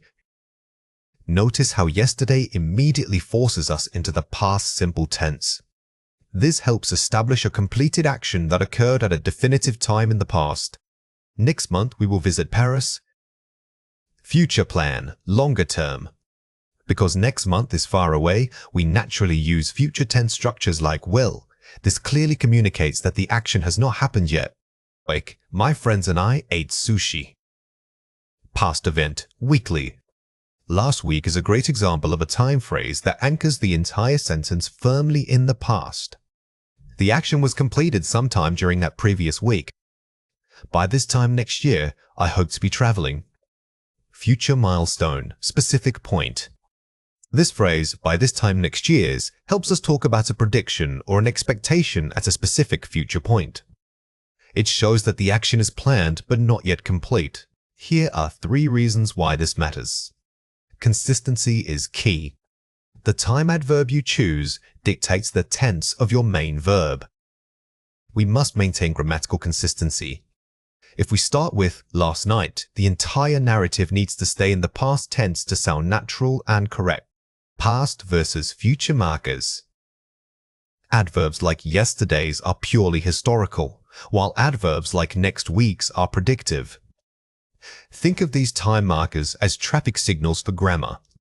Green means continue with the current tense. Red means switch to past or future. Clarity and flow. Using a strong time adverb helps organize your thoughts and makes you sound much more fluent. When you use these phrases correctly, your speech gains tremendous clarity. It's not just about grammar, it's about guiding your listener through the timeline of the story. Watch out for these 3 common mistakes. Don't say, I watched a movie yesterday. Say, I watched a movie yesterday. The error here is forgetting that yesterday's demands the simple past tense. The action was completed, so we must use the second form of the verb. Incorrect. Next week, I call my mother. Correct. Next week, I will call my mother. When talking about the future using next week, we generally need a helper verb like will. This signals to the listener that this is not an immediate or habitual action. Don't say, last month, I am going on vacation. Say, last month, I went on vacation. This mixes tenses dangerously. Last month is a completed block of time, so we must always use a past tense form like went, even if the plan was made earlier. Here are 4 ways to practice. Build mini-stories. Try telling a story about your last weekend. Focus on using yesterday, Saturday, and Sunday repeatedly. Don't just list facts, connect them with time adverbs. Instead of saying, I ate breakfast, I walked to the park. Say, after breakfast, I walked to the park. This shows timeline progression. Plan future scenarios. Use next month or in 2 weeks when discussing goals or plans with a partner. When role-playing, focus on predicting. If you are talking about your friend's upcoming birthday, use future tenses and phrases like by next week. This makes the conversation feel much more dynamic. Create a timeline. Mentally or physically draw 3 columns: past, present, future. Label them with adverbs. This visualization technique is incredibly helpful for grammar learners.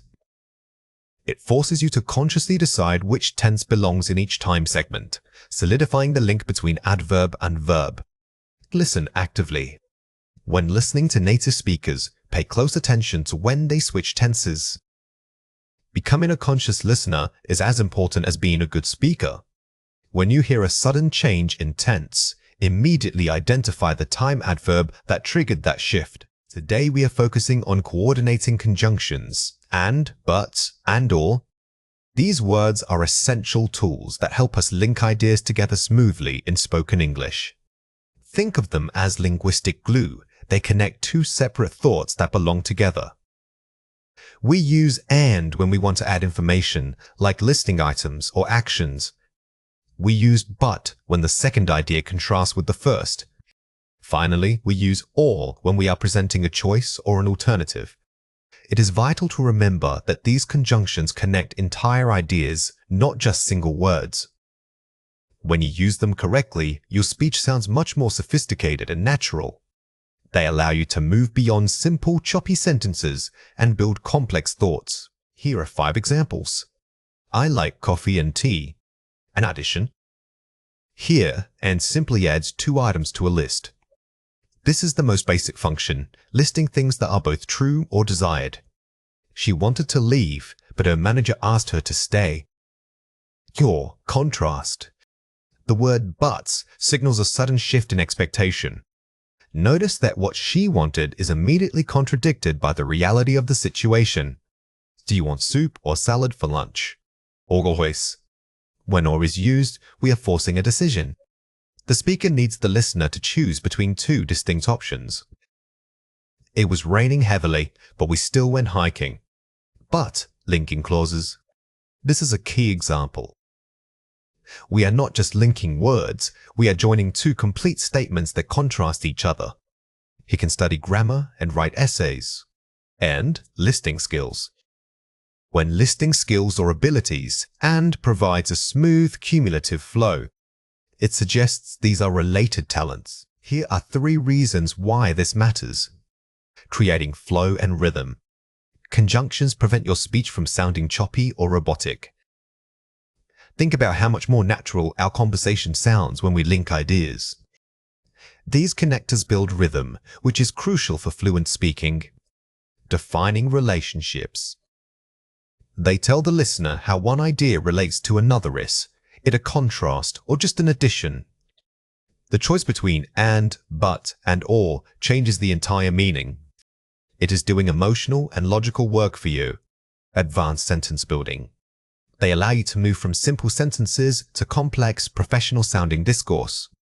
Mastering these connectors shows listeners that you have a strong grasp of English grammar and rhetorical structure. It elevates your language immediately. Watch out for these 3 common mistakes. Don't say, I went to the store and bought milk I needed. Use a comma and stronger connector. I went to the store and bought milk because I needed it. The mistake here is that we are joining 2 independent clauses, complete thoughts, without proper punctuation or a strong coordinating conjunction. Use a semicolon, or even better, restructure the sentence completely. Incorrect. She runs fast, but she lost the race. Better contrast word. She ran so fast, yet she still lost the race. While but is correct, sometimes using stronger transitional words like yet or restructuring with a semicolon can create even greater emphasis on the unexpected opposition. Don't say, we should leave now and we might miss the train. Use a subordinating conjunction. If we don't leave now, we will definitely miss the train. When one idea is conditional upon another, like missing the train because you are late, you should use if or because. This shows a clearer cause and effect relationship. Here are 4 ways to practice. Visualize the pause.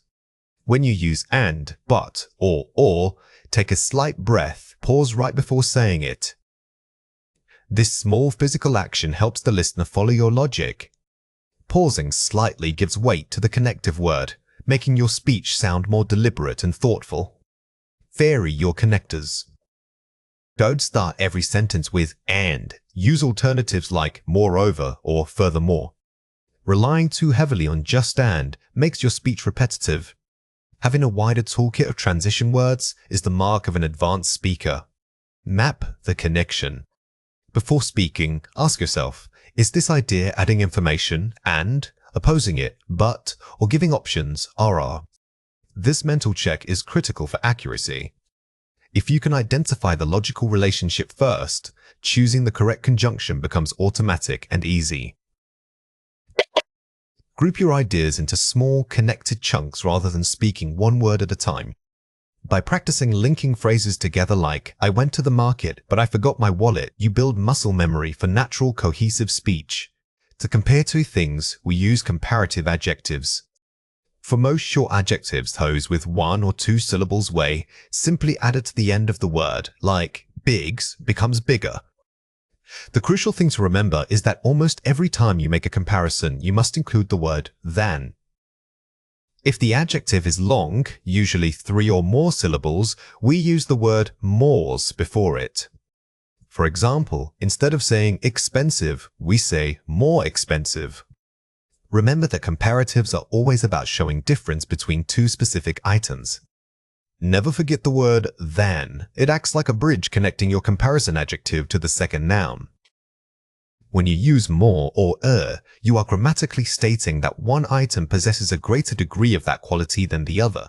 Here are 5 examples. This book is heavier than that magazine. Comparative adjective, heavier. Notice how heavy becomes heavier? This follows the simple rule for short adjectives. The comparison helps us understand measurable physical differences between objects. Learning Chinese is more difficult than learning Spanish. Comparative adjective, more difficult. Here we are dealing with an abstract quality difficulty. Since difficult is a long adjective, we use more to keep the sentence structure natural and clear. My car runs better than my sister's bike. Irregular comparative, better. Some common adjectives change completely. These are called irregular forms. Good changes to better and bad changes to worse. You simply need to memorize these key words. Summer temperatures were hotter than expected. Comparative adjective, hotter. We are comparing the temperature of summer to what was anticipated. We also see here that sometimes we use a comparative form like hotters when it follows a linking verb such as was. The new restaurant is closer than the old cafe. Comparative adjective, closer. This demonstrates that some adjectives ending in also require a spelling change, like dropping the e before adding the comparative suffix. Accuracy in spelling makes your English sound much more polished. Let's compare 4 pairs. Comparative, John is taller than Mike. Superlative, she is the tallest student. Comparing 2 versus comparing 3 or more. The key distinction here is the number of people being compared. If you only have 2, use than. If you are ranking 3 or more, you must use the most or the est. Using a linker, my job is more interesting. Making it comparative, my job is more as interesting than my last one. The necessity of the comparison word. Without than, you are just stating a fact about your job. By adding than, you activate the comparative structure and make a direct contrast. Spelling, happier happy. Incorrect, more happy. The versus more rule for short adjectives. For most short adjectives, like happy, the simple suffixes is always preferred over placing more in front of it. This is a very common error we need to practice correcting. Simple comparison, redder than blue. Correct comparison, redder than blue. Comparing colors or single nouns. When comparing basic qualities like color, the comparative form is necessary to make a complete thought. You cannot simply list 2 adjectives, you must show their relationship. Fill in the blank with the correct comparative form. Learning grammar is a slast than just memorizing vocabulary. Pause the video now and fill in the blank before we reveal the answer. The correct answer is more difficult. Because difficult has 3 syllables, we must use more to maintain grammatical accuracy. Remember the rule, long adjectives take more. The new phone is my old one. Pause the video now and fill in the blank before we reveal the answer. The correct answer is lighter. This is a short adjective that simply takes It's important to check if the base word ends in silent letters or double consonants, which affects spelling. Speaking English fluently was a thing. Then I thought. Pause the video now and fill in the blank before we reveal the answer. The correct answer is easier. This is a common comparative that takes the suffix. It helps us show how our current understanding compares to our past expectations. The coffee shop downtown is spicier than any other place I visited. Pause the video now and fill in the blank before we reveal the answer. The correct answer is nicer. Here, nice follows the standard single-syllable rule and simply takes the This pattern applies to many common adjectives you encounter daily. Watch out for these 3 common mistakes.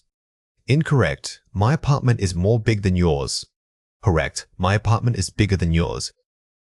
The error here is redundant word use. Big is a short adjective, so it must take not the helping verb more. Always default to the ers ending for single-syllable words. Incorrect. He drives more safe than his brother. Correct. He drives safer than his brother. Be careful not to confuse adjectives with adverbs. Safe is an adjective, but here we need the adverb form, which requires adding -er to create safer. This helps us modify the verb drives. Incorrect. Singapore was more crowded than Kuala Lumpur. Correct. Singapore was more crowded than Kuala Lumpur. Wait, this one is tricky. The initial sentence was grammatically perfect. This example demonstrates that sometimes you are already correct and just need to reinforce the proper use of more with long adjectives like crowded. Now it is your turn to practice. Read or listen to the following passage carefully. Compare the 2 cities. London is definitely older and more historical than Manchester. While both are great places to visit, London's museums tend to be larger and more famous globally. However, Manchester's local food scene is much richer and perhaps even tastier. Overall, which city offers a better experience depends on what quality you value most. Question 1. Find and correct the grammar error in this sentence. She feels more tired than yesterday. Pause the video now and write your answer before we reveal it. The correct answer is, she felt more tired than yesterday. The original passage is setting a temporal comparison, referring to the past. When discussing a specific time like yesterday, we need to use the past simple tense. This small change shifts the entire comparative structure into the correct time frame. Question 2. Write your own sentence comparing 2 types of transportation using this grammar point. Pause the video now and write your answer before we reveal it. The correct answer is, biking is healthier than taking the bus. When you write your own comparisons, always double-check the adjective used. Does it need more, or does it just need ers? Thinking through that structure ensures you are grammatically solid, making your spoken English sound highly proficient. When discussing past events, examiners are not just testing your knowledge of the past simple tense. They are primarily listening for narrative cohesion and descriptive detail. You must structure your story with a clear beginning, middle, and end, which gives your answer logical momentum. Crucially, you need to weave in linking phrases to discourse markers to guide the listener smoothly from one point to the next. Don't just list events, explain how they connected or what they meant to you. Think of your speaking response as a short story. A high-scoring narrative doesn't jump abruptly between ideas, it builds. By focusing on signposting language like to begin with or subsequently, you demonstrate advanced control over English structure and pacing. Let's go through 5 words. For each word, I will say it clearly, then explain how to produce it correctly. The word is to kick things off. Say it again. To kick things off. This is a perfect, natural-sounding way to introduce your story and immediately signal that you are beginning an account of events. Use it when you want to give a clear temporal marker to set the scene for your listener. The word is, later on, I decided to. Say it again. Later on, I decided to. This phrase is excellent because it implies that something else was happening first, but then you made a choice. It shows complex decision-making in your narrative, which elevates the language. The word is, by the way, I also. Say it again. By the way, I also. This is useful for adding a side note or a secondary activity that wasn't part of the main routine but adds color. It makes your answer feel more conversational and natural. The word is, eventually, I realized that. Say it again. Eventually, I realized that. Use this when you are summarizing a feeling or the outcome of a series of actions. It helps create a sense of closure for your story segment and adds a thoughtful reflection layer. The word is, speaking of weekend activities, I remember. Say it again. Speaking of weekend activities, I remember. This is a smart way to smoothly link two different parts of your routine without using simple connectors like and or then. It connects ideas thematically, which is a sign of advanced fluency. Let's compare 4 pairs. Woke up super late. Arose later than usual. Focus on formal verbs and precise time markers. Notice the shift from supers to more measured adjectives. In a high-stakes test like IELTS, replacing intense slang with more academically appropriate vocabulary helps you sound poised and articulate. Just chilled out at home. I spent time unwinding indoors. Upgrade phrasal verbs and idioms into formal language. Phrasal verbs are common in casual speech, but using alternatives like unwinding or recharging my batteries gives your answer a more sophisticated register. Grab some food with friends. I enjoyed a meal and spent time with companions. Avoid vague verbs. Be specific about the action. Instead of saying you grabbed something, specify whether it was dinner or lunch. Being detailed and precise in your nouns and verbs is key to high scores. It was pretty cool overall. It proved to be highly enjoyable overall. Use sophisticated adverbs in formal assessment. The word pretties is very casual. By replacing it with highly, you are elevating the complexity of your adjectives, which is a marker of advanced vocabulary control. Watch out for these 3 common mistakes. Simple listing. Repetitive. I went to the park and then I studied.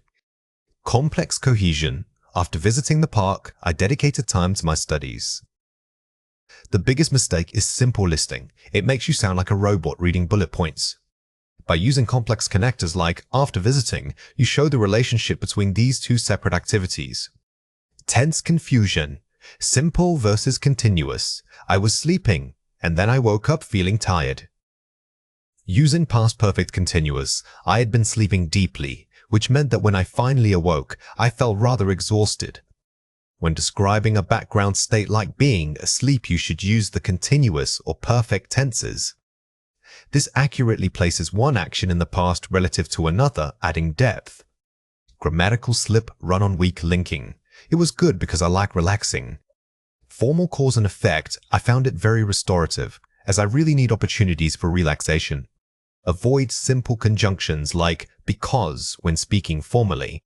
Using phrases such as due to, as I found that, or which meant that, creates a more sophisticated link between your ideas. Here are 4 ways to practice. Self-recording and review. Record yourself telling your story. Listen back specifically for repetitive vocabulary or grammatical slips. The key to self-correction is objectivity. You must listen like an examiner. When reviewing, pause every time you use a simple word and consciously replace it with a more advanced synonym. Advanced shadowing. Listen to native speakers recounting their weekends on podcasts or YouTube.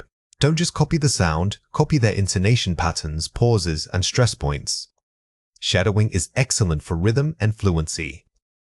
Focus less on what they say and more on how they build suspense or transition between ideas using tone. The why expansion trick. For every activity you mention, force yourself to explain the why. Why did you go there? What did you learn? This trick is fantastic for adding depth. Instead of saying, I saw a movie, say, I went to see a movie, which helped me relax after a busy week and gave me a chance to reflect on some things. Time boxing practice. Give yourself 3 minutes and force yourself to cover the entire narrative structure. Introduction, main events, conclusion within that time limit. This simulates test pressure. By practicing under a rigid time frame, you improve your ability to select only the most relevant details while maintaining excellent fluency. Now it is your turn to practice. Read or listen to the following passage carefully. Describe a typical past weekend routine. You should say, what you usually did on Saturday. How your Sunday was different. If you prefer the busy or relaxed end to the week. Speak for 1-2 minutes. Question 1. What is the most important thing to include in your answer? Pause the video now and write your answer before we reveal it. The correct answer is a clear narrative structure and strong linking phrases. Since this is a routine, you must contrast Saturday with Sunday. Use contrasting language, whereas on Sunday or in stark contrast to Saturday to show sophisticated comparison skills. Question 2. What language feature should you demonstrate? Pause the video now and write your answer before we reveal it. The correct answer is a variety of tenses and advanced discourse markers. To score highly, weave together the past simple for actions taken, the past continuous for background scenes, and use at least 4 different linking phrases from the drill segment. Welcome to Lesson 47, Health and Body Parts. Today's focus moves beyond simple parts like arms or leg. We are diving into the language of symptoms, injuries, and overall physical well-being. When discussing health, we often need more precise vocabulary than just saying, I hurt. Learning these advanced medical terms will allow you to sound much more fluent and accurate when talking to a doctor or describing an injury. Remember that context is key. Knowing the difference between a dull ache and sharp pain changes everything. Let's go through 6 words. For each word, I will say it clearly, then explain how to produce it correctly. The word is strain.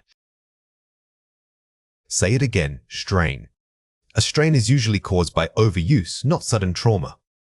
If you hear someone say they strained something, they likely pushed themselves too hard or did in repetitive motion. Think of it as stressing physical parts beyond their normal limits. The word is ailment. Say it again, ailment. This word is formal and often suggests something chronic, meaning it lasts for a long time but isn't necessarily life-threatening. It's much more sophisticated than simply saying sick. Use ailments when discussing ongoing or minor health issues. The word is mobility. Say it again, mobility. Mobility refers not just to being able to walk, but the range of motion in your joints. When a doctor tests your mobility, they are checking how far you can rotate an elbow or bend a knee. It's a comprehensive word encompassing function. The word is tendon. Say it again, tendon. It's important to distinguish between a ligament and a tendon. A ligament connects bones to each other, but a tendon is what attaches your muscles to your bones. Naming these correctly shows you have precise anatomical knowledge. The word is throbbing. Say it again, throbbing. This adjective is excellent for describing deep, rhythmic pain. It suggests a pulse-like feeling that gets worse over time. If you just say it hurts and they ask how it hurts, using throbbing adds significant descriptive power. The word is exert. Say it again, exert. To exert effort means actively using strength, either physically or mentally. It's a stronger verb than just use. If you are recommending rest, you would tell someone not to exert themselves and take it easy instead. Here are 5 examples. After the marathon, she needed several months of rest to prevent further tendon strains. Scan verb. Notice how we used prevents and furthers here. This sentence shows a sequence of events. The running led to potential damage, which then required prevention measures. It paints a clear picture of long-term recovery. The doctor diagnosed his persistent knee ailment as early arthritis. Ailment, noun. Using diagnosed and pairing it with persistence elevates the medical language. This shows that the issue wasn't just a passing inconvenience, but something established and long-term. The physical therapist helped restore her full mobility after the surgery. Mobility, noun. Physical therapy is a common topic in health language. When talking about recovery, always remember that restoration of function and movement is often the ultimate goal. The throbbing pain made it impossible for him to even lift his arm. Throbbing, adjective. This sentence uses impossibles with the symptom. It's a powerful description that doesn't just say it hurts, but quantifies how badly it hurts, making your speech more dramatic and precise. Please do not exert yourself by carrying heavy items until the pain subsides. Exert, verb. This is a common piece of advice you might hear. The key here is using until, which establishes that the restriction on activity is temporary and conditional upon healing. Let's compare 4 pairs. Ash, soreness. Throbbing pain. Intensity and rhythm of the pain. Arche is a general, dull feeling like you worked out yesterday. Throbbing, however, suggests a rhythmic beat that pulses with your heartbeat, making it feel much more urgent and severe. First, injury. Compare it with ailment. Source, acute trauma versus chronic condition. An injury is usually sudden you fell or you twisted something today. An ailment, on the other hand, implies a long-term, often non-traumatic weakness or sickness that develops over time. First, sore. Compare it with strained. Cause, general fatigue versus specific overuse. Sore is vague and can cover general muscle soreness after exercise. Strained, though, points to a specific anatomical failure, a ligament or tendon being overstretched. First, tendon. Compare it with ligament. Connection, muscle to bone versus bone to bone. This is a critical distinction in anatomy. If you tear your ligament, it means 2 bones are separated. If you strain or tear a tendon, the connection between muscle and bone has failed. Here are 4 ways to practice. Location matching. Match the verb with appropriate nouns, e.g., exerts plus effort. Don't learn words in isolation, always practice them within common phrases or collocations. Knowing that we suffer from an ailment is much better than just knowing the word ailment. This builds natural fluency. Word mapping. Group-related words, e.g., synonyms for pain, ache, throbbing, discomfort. Word mapping helps you build semantic networks in your brain.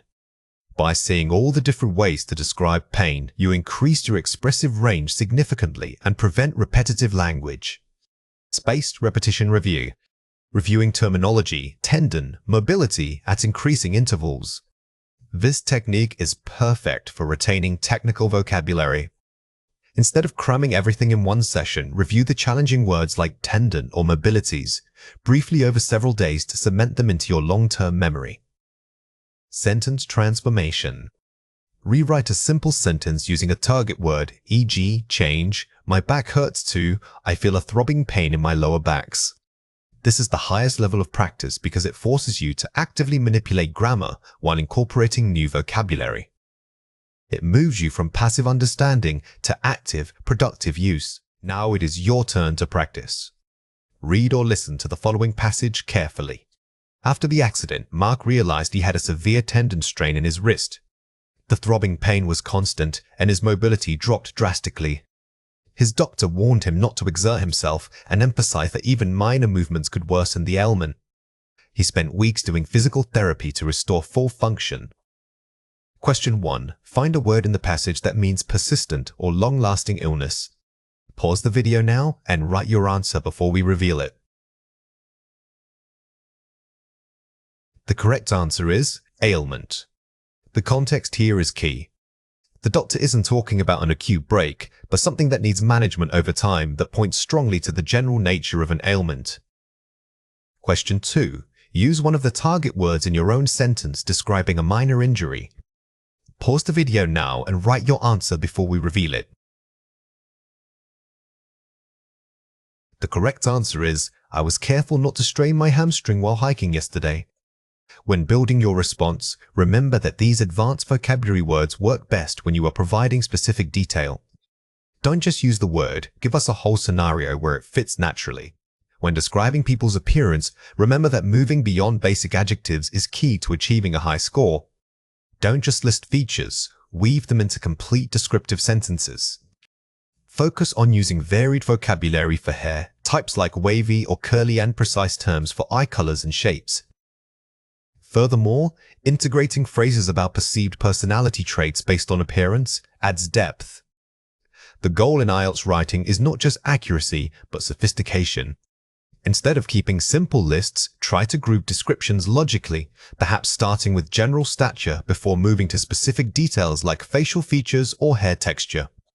This narrative flow makes your writing feel much more cohesive and advanced. Here are 4 examples. She was a striking figure, tall and slender, with vibrant red hair that cascaded past her waist. Her emerald eyes held an intense, thoughtful gaze. Effective use of vivid adjectives, striking, vibrant, emerald, and strong verbs. Notice how the writer uses a colon to set up the description, giving it immediate impact. Using specific color names, like emeralds rather than just green, demonstrates advanced vocabulary knowledge, which examiners reward heavily. The man had neatly combed silver hair and wore square spectacles that emphasized his kind, intelligent eyes. Focuses on detailing style, neatly combed, rather than just the color. This example is great because it combines appearance with an inference about personality. By mentioning how the glasses emphasized his eyes, the writer connects physical traits to characterization, making the description much richer. Despite being average height, her defining feature was her thick, wavy curtain of dark brown hair that framed a perpetually smiling face. Uses concessive phrasing, despite being, to structure the sentence and highlight key features. The phrase defining feature is much stronger than simply saying her most noticeable thing. It shows an ability to analyze and prioritize details, proving you can manage complex structural grammar. He possessed a muscular build, standing significantly above average. His eyes were a deep hazel, contrasting sharply with his sandy blonde hair. Uses comparative structures, significantly above average, and contrastive linking words, contrasting sharply.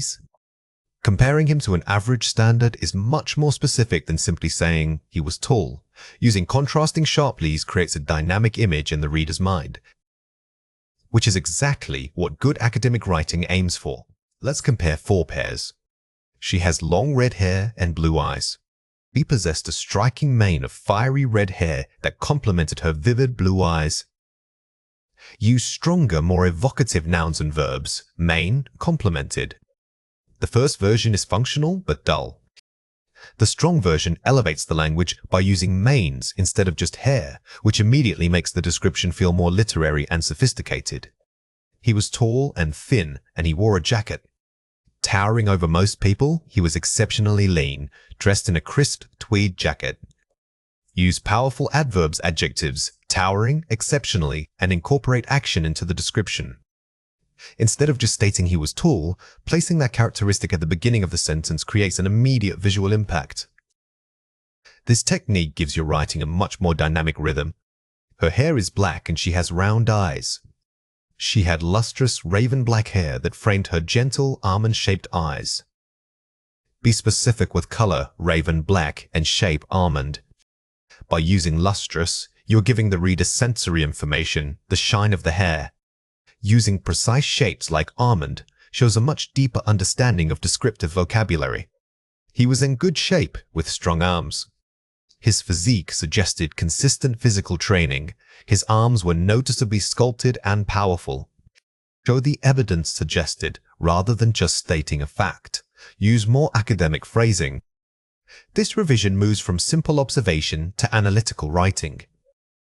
You are inferring why he looks that way, which is a higher level skill required for top marks in essay writing. Watch out for these 3 common mistakes. Weak. She hair is long and wavy. Strong, her hair was long and wavy. The most common error here is the missing possessive apostrophe. Always remember that describing someone's features requires using her or his, not just the noun, to show ownership. Weak, he has eyes of green color. Strong, his eyes were a shade of deep emerald green. Avoid using redundant phrases like eyes of green color. A native speaker would simply say deep emerald green, which is much more concise and stylistically advanced. Weak, they are very good-looking people. Strong, they exuded an air of effortless elegance and grace. The phrase good-looking is too informal for academic writing. Instead, focus on describing the feeling or effects they have, like exuded an air of elegance. This shows higher vocabulary range. Here are 4 ways to practice. Use sensory language. Instead of just saying blue eyes, describe the quality, like pools of sapphire or startling cerulean tones. This strategy forces you to engage all 5 senses, which is key to vivid description. Thinking about how something looks, sounds, or even feels makes your vocabulary much richer. Employ figurative language. Use similes and metaphors, hair as black as midnight or eyes like scattered jewels. Don't be afraid to compare things. Similes, using words like or as, are excellent tools for painting a picture with minimal effort, making your writing instantly more engaging. Structure by feature grouping.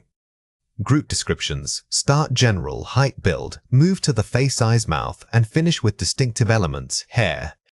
A logical flow prevents the writing from feeling like a random list. Structuring your description ensures that every piece of information has its proper place, guiding the reader smoothly through the portrait. Vary sentence openers. Do not start every sentence with he or she. Start with prepositions, behind him, or time clauses, standing near the window. Repetitive sentence starters are a major warning sign for examiners. Varying your openings adds rhythm and demonstrates true mastery of complex grammatical structures. When we talk about what we like or dislike, our language can go far beyond just I like and I don't like. We have a whole spectrum of intensity. If something brings you immense joy, you might use strong verbs like love, adore, or even can't get enough of. On the other end, if you truly dislike something, words like hate, detest, or can't stand are very effective. It is also helpful to remember that we can express preference for activities, which usually require a specific grammatical form. We aren't just talking about single items, we are discussing experiences and habits. The key takeaway here is recognizing the gradient of feeling. Using words like enjoys or can't stand makes your English sound much more natural and advanced than sticking only to simple likes and dislikes. Think of these stronger verbs as giving color and emotion to your conversation. Here are 5 examples. I love reading mystery novels. Activity, gerund. Notice how we use reading. When expressing a general hobby or activity that gives you pleasure, the gerund form, which is the ing version of the verb, is usually the most common and natural choice. This shows it's an ongoing enjoyment. She hates spending time in crowded places. Activity, gerund. Here, spending is the gerund. We are not talking about one specific instance. We are making a general statement about an activity that causes her discomfort or dislike. I enjoy listening to upbeat music. Enjoy plus a gerund. Remember that enjoys is one of those verbs that strongly prefers a gerund immediately following it. It smoothly links the action, listening, with the feeling, enjoyment. This pairing is very common in everyday speech. We prefer Italian food to spicy cuisine. Sometimes we don't need a strong verb like. Using the structure prefer X to Y's is an excellent way to make comparisons and show subtle preferences between 2 different things. My brother can't stand waking up early. Dislike. This example uses can't stand, which is a very strong expression of dislike. It emphasizes that the activity of waking up early causes genuine frustration or misery for him. Here are 3 reasons why this matters. Gerunds and infinitives. Some verbs require a gerund, while others take an infinitive. This is a key grammar point. Grammatically, the choice between using to run or running after certain verbs can be tricky. For expressing general enjoyment of an activity like playing sports or cooking, the gerund form is almost always safer and sounds more fluent. The verb be fond of. This phrase means to likes, but is often used in slightly more formal writing. When you want to express liking something in a less casual or more literary way, using the structure be fond of plus noun gerunds works beautifully. It elevates your language and shows a richer command of English idioms. Using its really. You can also describe how something makes you feel using descriptive adjectives. Instead of saying, I like loud music, you could say, loud music is really stimulating for me. This grammatical shift allows you to discuss feelings and preferences by describing the effect something has on you, which is very powerful. Watch out for these 3 common mistakes. Don't say, I like to swimming. Say, I like swimming. The biggest error here is mixing the infinitive marker to with the gerund. When talking about general enjoyment of an activity, simply dropping the toe and using the ing form is grammatically correct and sounds much more natural. Incorrect. She doesn't like wake up early. Correct. She doesn't like waking up early. When forming a negative statement in the simple present tense, remember that the main verb must carry the es for third person singular. But more importantly, we still need to keep that gerund form after like. For better flow, we are good at hiking and swimming. To express enjoyment, we enjoy hiking and swimming. While the first sentence is grammatically fine, if your goal is to discuss enjoyment rather than just skill, using a phrase like we enjoy immediately tells the listener that these are pleasures for you. It changes the focus from ability to preference. Here are 4 ways to practice. Ask follow-up questions. Don't stop at a simple, yes, I like it. Ask, why do you enjoy that? Or, what part of X do you prefer? The secret to sounding fluent is not just giving correct answers, but asking thoughtful follow-up questions. These prompts keep the conversation moving and show genuine interest in the other person's life. Use although for contrast. Connect opposing ideas. Although I love camping, I don't like sleeping on the ground. When your feelings are mixed, you love something but dislike. One aspect of choosing conjunctions like all those allows you to express complex, nuanced thoughts in a single, cohesive sentence. Discuss intensity changes. Talk about how your likes or dislikes change over time. I used to hate broccoli, but now I really enjoy it. Talking about changes in preference makes stories much more engaging. Use past tenses and contrast words like used to show that your tastes are dynamic and evolve as you learn new things. Use quantifiers for scope. Instead of listing one thing, generalize, I generally prefer outdoor activities rather than indoor ones. Broadening your statements from specific nouns to general categories like outdoor activities or historical films makes you sound like a more experienced conversationalist who can think in broader terms. English grammar requires us to distinguish between 2 types of nouns, count nouns and non-count nouns. Count nouns are things we can easily count, like 3 apples or many books. They have both singular and plural forms.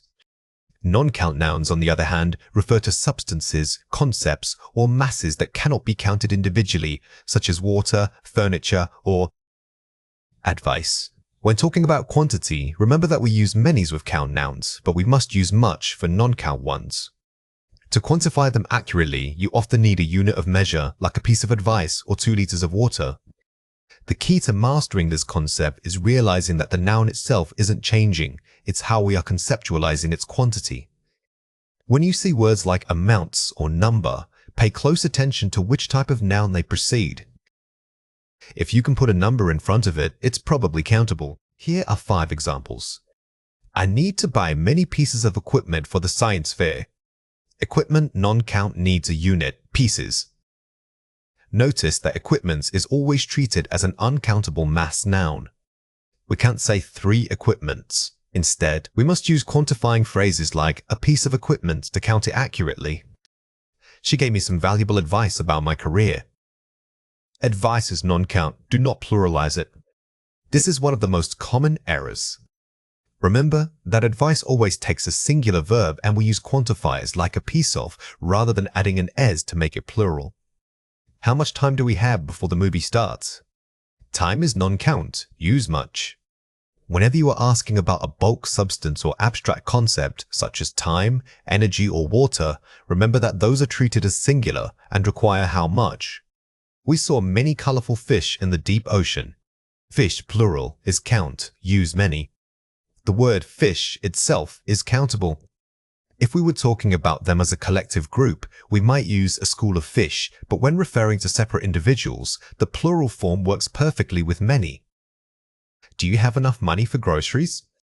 Money is non-count. Use enough. We often confuse monies as if it were a countable item like coins.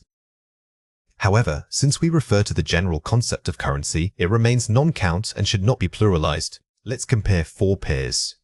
Advice, non-count. Pieces of advice, count. Use units to count non-count items.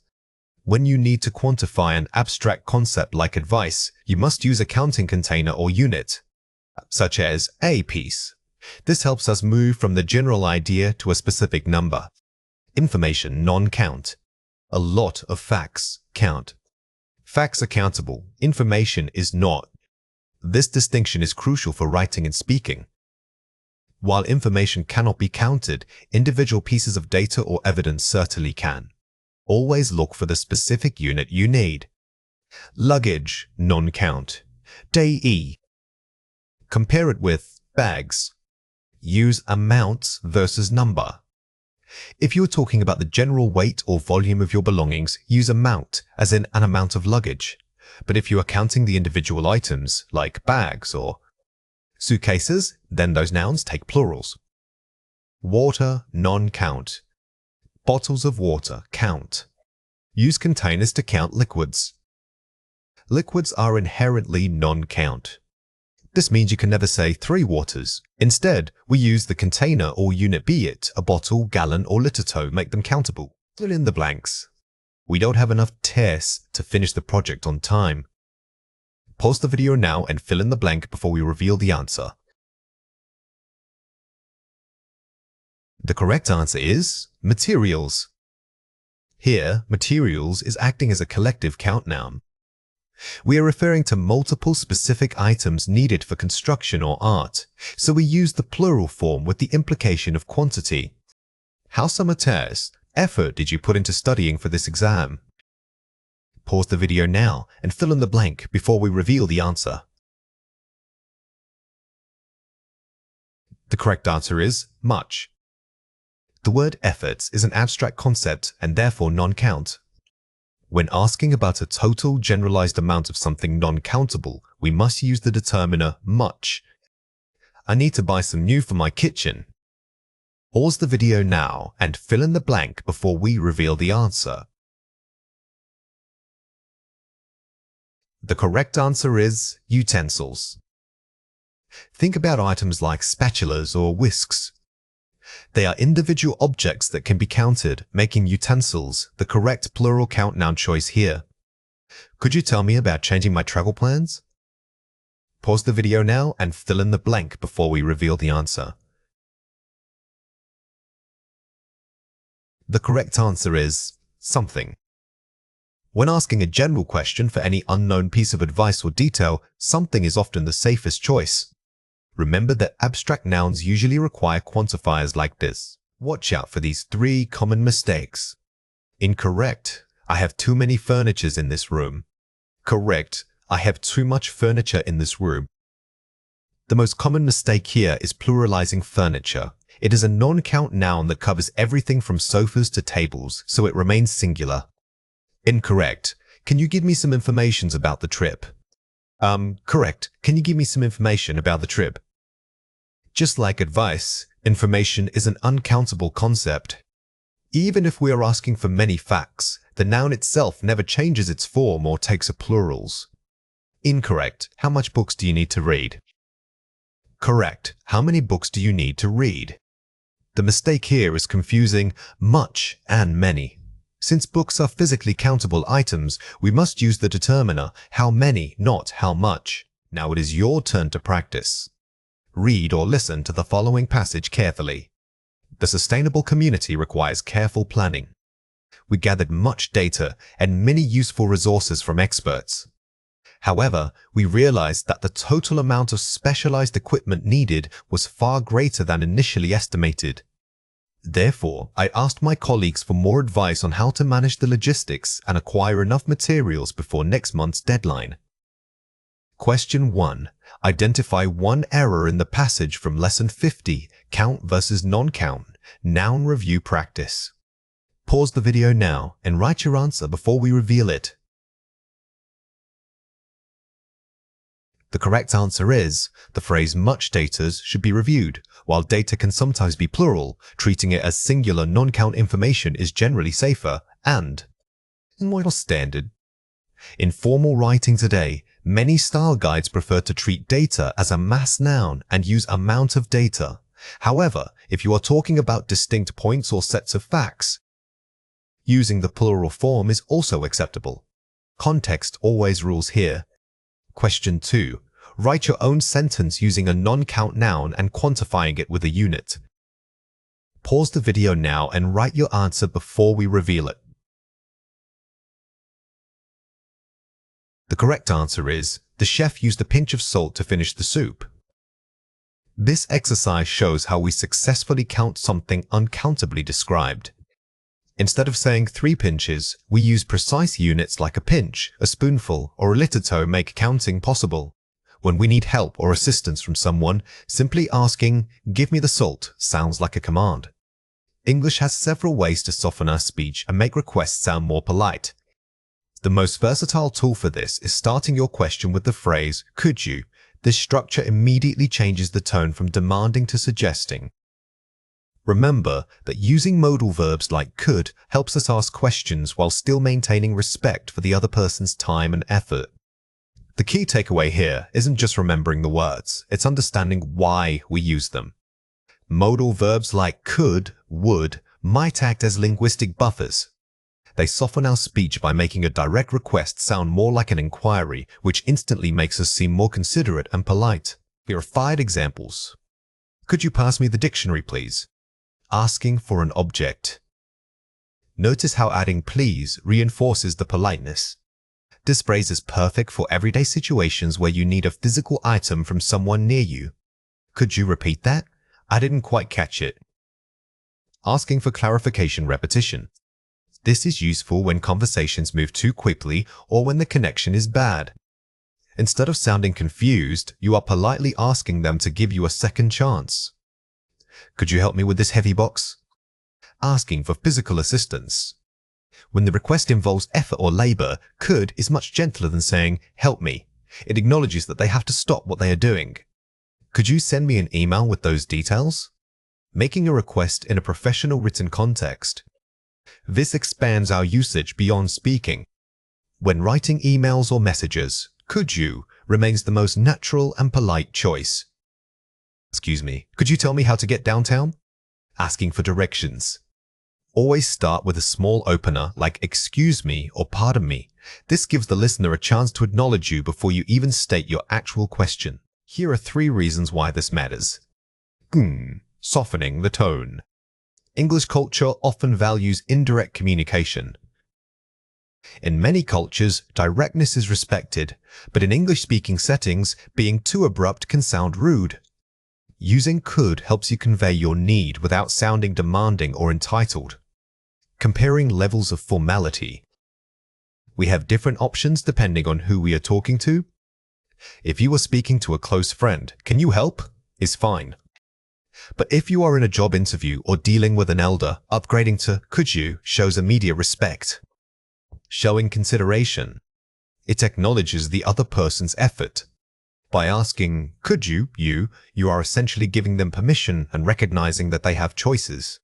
You are not assuming they must comply right away. Watch out for these 3 common mistakes. Don't say, "Too abrupt, pass the phone." Say, polite request, "Could you pass me the phone?" The biggest mistake is dropping the modal verb entirely. Adding, "Could you" instantly transforms a command into a collaborative question, making your tone much warmer and more natural. Incorrect, too demanding. Can I speak to John right now? He must be busy. Correct. More deferential, would it be possible to speak to John when he is free? We are focusing on the softest has language. Could and would are even better than can because they express ability or willingness, respectively, a much softer ask. Don't say, too direct commanding, tell me where the bathroom is. Say, complete structure, excuse me, could you tell me where the bathroom is? Remember to always preface your request with an opener like, excuse me. This small phrase acts as a polite pause button, signaling that you are about to initiate a conversation. Here are 4 ways to practice. The rule of 3. Always try to include 3 elements. An opener, excuse me, the structure, could you, and a softener, please. Think of this formula as your safety net. If you can remember those 3 parts, even if the grammar is otherwise complex, your request will sound polite and fluent. Written versus spoken. In writing, I was wondering if works well. In speech, stick to could you. Knowing the context is crucial. If you are texting quickly, a simple emoji might be enough. But for formal speaking or emails, always use one of these structures. Practice in role play. Pretend to ask your family members 3 different things today using this structure. The best way to internalize politeness is practice. Don't just memorize the phrases, try to use them spontaneously with people you know, making it a habit. Don't apologize too much. Saying, I'm so sorry to ask, can sometimes sound like you are apologizing for having needs. Be polite, but be clear. While politeness is good, excessive apologies undermine your confidence. A simple, could you, is enough. You don't need to apologize for asking a legitimate question. Learning subject-specific vocabulary is key to sounding like a native speaker in an academic setting. These specialized words, often called jargon, aren't just fancy replacements for common words. They convey precise meaning within a specific field of study. We will focus on how these terms are used not only when speaking, but also when writing formal reports or essays. Understanding the context is everything, because analyze means something different in chemistry than it does in history. When you encounter unfamiliar vocabulary like this, don't try to memorize definitions alone. Instead, always look for collocations words that naturally go together. For example, we often talk about analyzing data rather than just doing analysis on data. Focusing on these partnerships will make the words stick much better. Let's go through 6 words. For each word, I will say it clearly, then explain how to produce it correctly. The word is analyze. Say it again, analyze. Remember that analyze is always a verb, meaning US performs the action of examination. A common mistake is confusing it with analysis, which is the noun form the result of the examining process itself. The word is hypothesis. Say it again, hypothesis. Think of a hypothesis as an educated guess that needs to be proven or disproven through research. When forming one, always make sure it's testable. You need data to check if your guess is correct. The word is curriculum. Say it again, curriculum. This word refers to the entire scope of what is being taught, not just one class. If you are talking about changes at your school, you would most likely be discussing updates to the curriculum. The word is geometry. Say it again, geometry. Unlike general math, geometry is highly visual. It focuses on the properties of shapes, like angles and surfaces. If you are drawing diagrams or working with coordinates, you are applying principles from geometry. The word is literature. Say it again, literature. When we talk about literature, we are usually discussing the art of writing itself novels, poems, plays. It's less about grammar rules and more about style, theme, and literary devices. The word is biochemistry. Say it again, biochemistry. This is a specialized field that combines biology and chemistry. Instead of just memorizing body parts, biochemistry helps you understand the molecular interactions that make life possible. Here are 5 examples. I need to analyze the results of this experiment before I can write my conclusion. Analyze verb. Notice that before and can write set up a clear sequence. First you analyze, then you write. This shows the logical steps inherent in scientific writing. Our current curriculum includes modules on biochemistry to give students a practical edge. Curriculum, noun. The phrase practical edge is excellent academic English. It means giving them real-world skills that go beyond just theory. This is a common way educators describe modern learning. She formed the hypothesis that light pollution was affecting bird migration patterns. Hypothesis, noun. Here, formed pairs perfectly with hypothesis. You don't just have a guess, you must formally form a testable statement based on previous observations. The novel explored themes of social justice through classic literature. Literature, noun. When literature is used this way, it often helps you understand a deeper cultural commentary. The book isn't just a story, it's an examination of society.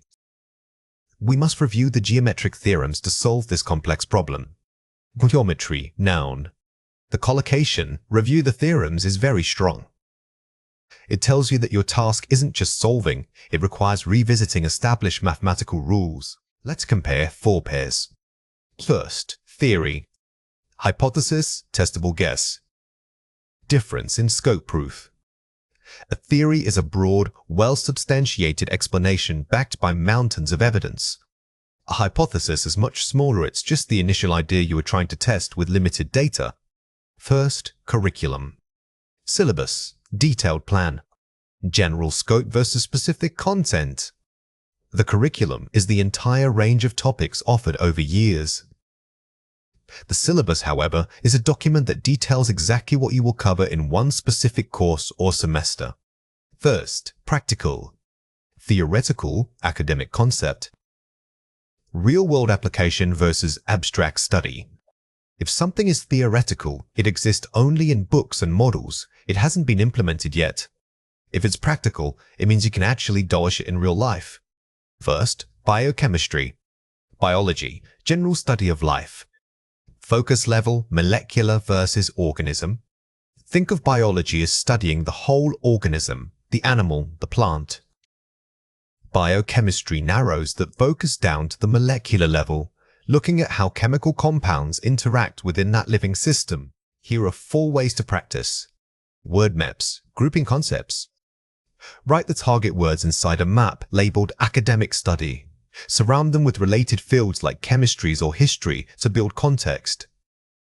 Creating word maps helps you see how these vocabulary items relate to larger academic domains. Don't just write the word, draw an arrow showing what it connects to, like curriculum, school subjects. Collocation pairing. Match words, e.g., analyze the data, theory, a concept. Practice using these pairs in full sentences. Don't just learn the word itself, memorize its best friends. For example, we commonly analyze data or review literature. The pairing makes your speech sound much more natural. Spaced repetition. Review the words today, then review them again in 3 days, and finally next week. Testing yourself is crucial. This learning technique moves vocabulary from short-term memory to long-term retention. Don't wait until the test. Make reviewing these academic terms a daily habit for maximum impact. Sentence transformation. Take simple sentences and upgrade them using your target words. Example, the class was about shapes becomes, we studied geometry concepts. This exercise forces you to move beyond basic vocabulary and adopt the specialized formal language of academia. It's a great way to elevate your speaking register. Now it is your turn to practice. Read or listen to the following passage carefully. The new science curriculum requires students to analyze chemical processes through biochemistry. Before starting the practical modules, they must form a preliminary hypothesis regarding protein folding. The teacher explained that while general biology covers life forms, this specific study delves into molecular detail. If these theories are incorrect, the entire learning structure must be revised. Question 1. Find a word in the passage that means the detailed structure of living things at a small scale. Pause the video now and write your answer before we reveal it. The correct answer is biochemistry. The context, heterochemical processes, and molecular detail guides you directly to the specialized term. Biochemistry is not just about life, it's about the chemistry of life, which is a much deeper concept. Question 2. Use one of the target words in your own sentence describing a required skill. Pause the video now and write your answer before we reveal it. The correct answer is, to accurately analyze historical documents, I must study primary sources and comparative literature. When responding to this prompt, try linking 2 or 3 of our vocabulary words together. This shows that you not only know the definitions, but also understand how they work in a complex academic thought process. Today we are focusing on 3 essential time connectors: before, after, and between. These words allow us to precisely sequence events or describe time ranges in English. Before tells us about something that happened earlier than a specific point. After signals an event that takes place following a certain moment. Finally, between is used when we are referring to the period separating 2 distinct points in time. Understanding these words isn't just memorizing prepositions, it's about developing a sense of temporal flow while speaking. Think of your life as a timeline, and these connectors help you pinpoint where specific events sit on that line. Getting the placement right makes your storytelling much clearer for native speakers. Here are 5 examples. We always eat breakfast before we leave the house. Before, preceding action. Notice how before links 2 complete actions, eating and leaving. This structure is key for routine descriptions because it shows a mandatory order of operations. We aren't just talking about time, but sequence. The meeting will start after the keynote speaker finishes. After, following action. Here, after sets a condition for the next event. The meeting cannot begin until the key moment has passed. This is very useful in professional contexts when coordinating schedules. The cafe is situated between the gym and the library. Between location or time range. While we often think of between as time, it can also describe location. It always requires 2 specific endpoints to define its boundaries. If you list 3 places, remember that word is much more appropriate. I saw him neither before nor after the concert. Before-after usage with neither nor. When you combine negative adverbs like this, remember that both blanks must be filled with the correct time expression. This construction adds complexity, but makes your speech sound very advanced and fluent. The festival runs between June and July. Between defining a span. When using between to define months or years, ensure that the 2 listed points are clearly understood as endpoints. We are talking about the entire duration, not just one single day. Here are 3 reasons why this matters.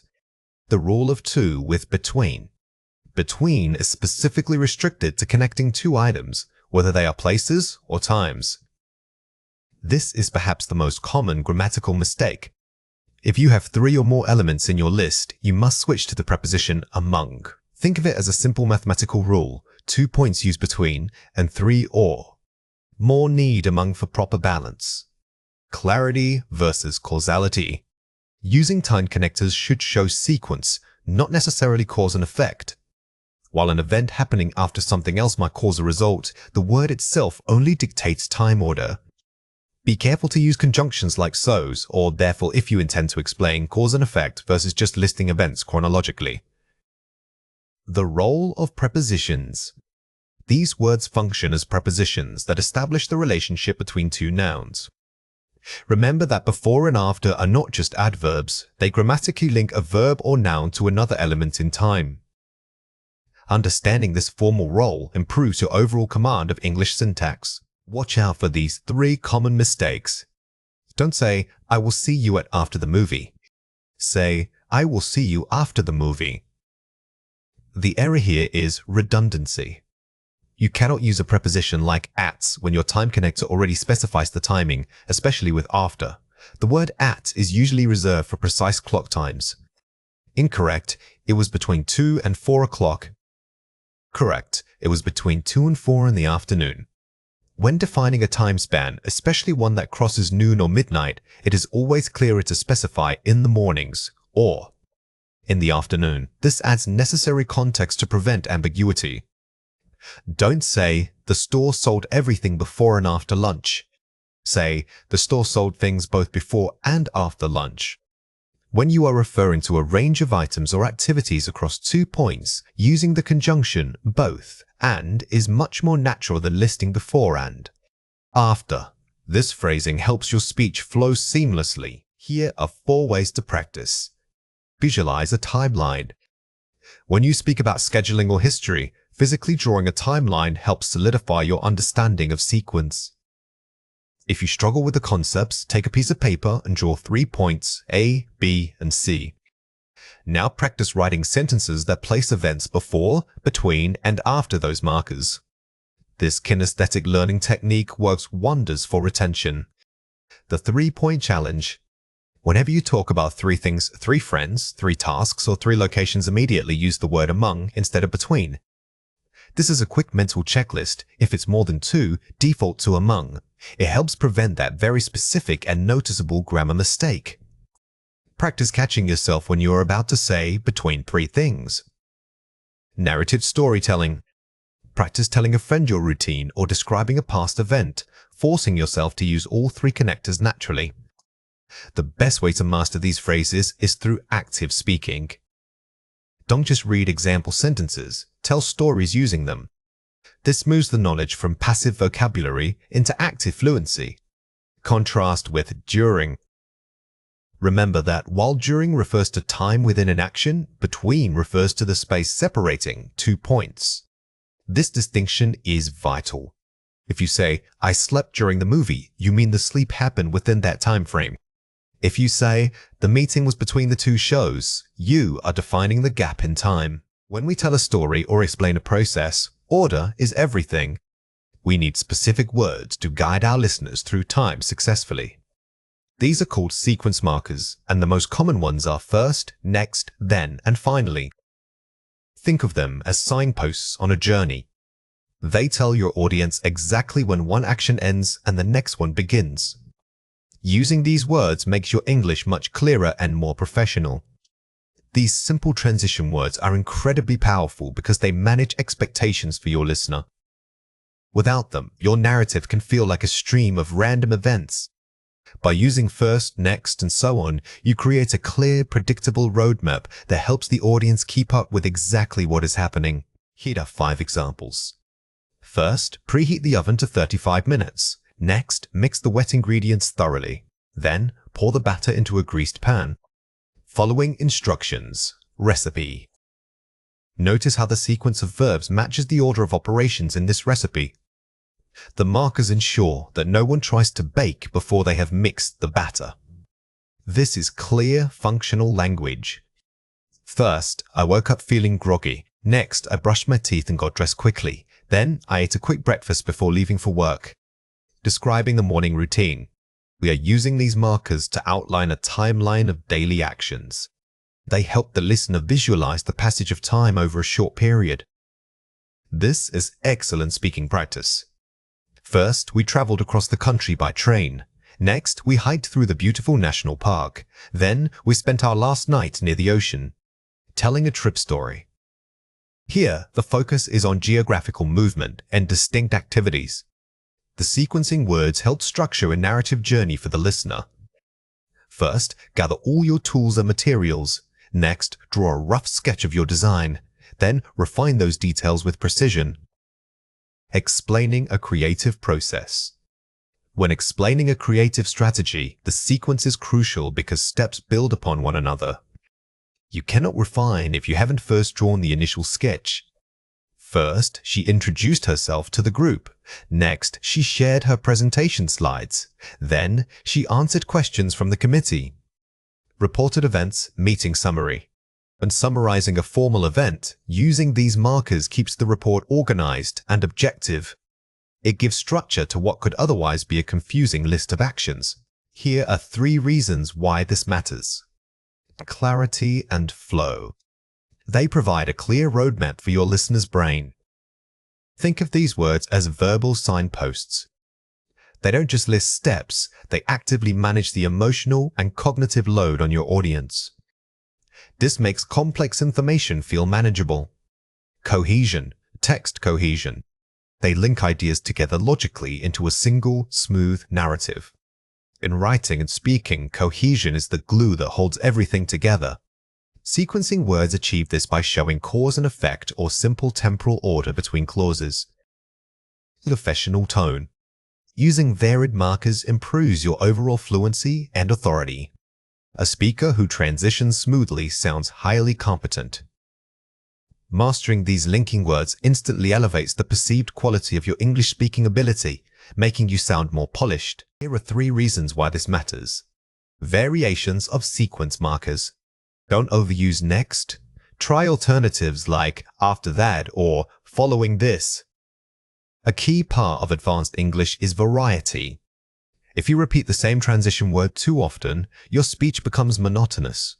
Varying these markers makes your delivery sound much more natural and sophisticated. Using time clauses, when, or as soon as can replace simple sequencing words when describing simultaneous actions. Sometimes the sequence isn't just a list, but 2 things happening at once. Using subordinating conjunctions like when allows you to show that action A happens concurrently with action B. Cause and effect markers. Words like therefore or consequently explain why the next step happened, not just that it did. This moves beyond simple time sequencing. If you want to show a logical relationship that one event caused another, you must use cause and effect language rather than just listing steps. Here are 4 ways to practice. Outlining stories. Before speaking or writing, jot down 5 key moments and place them in order. Whenever you are asked to recount an event, even something simple, like your commute, mentally outline the steps. This pre-planning ensures that your natural conversation flow includes strong sequencing language. The how-to method.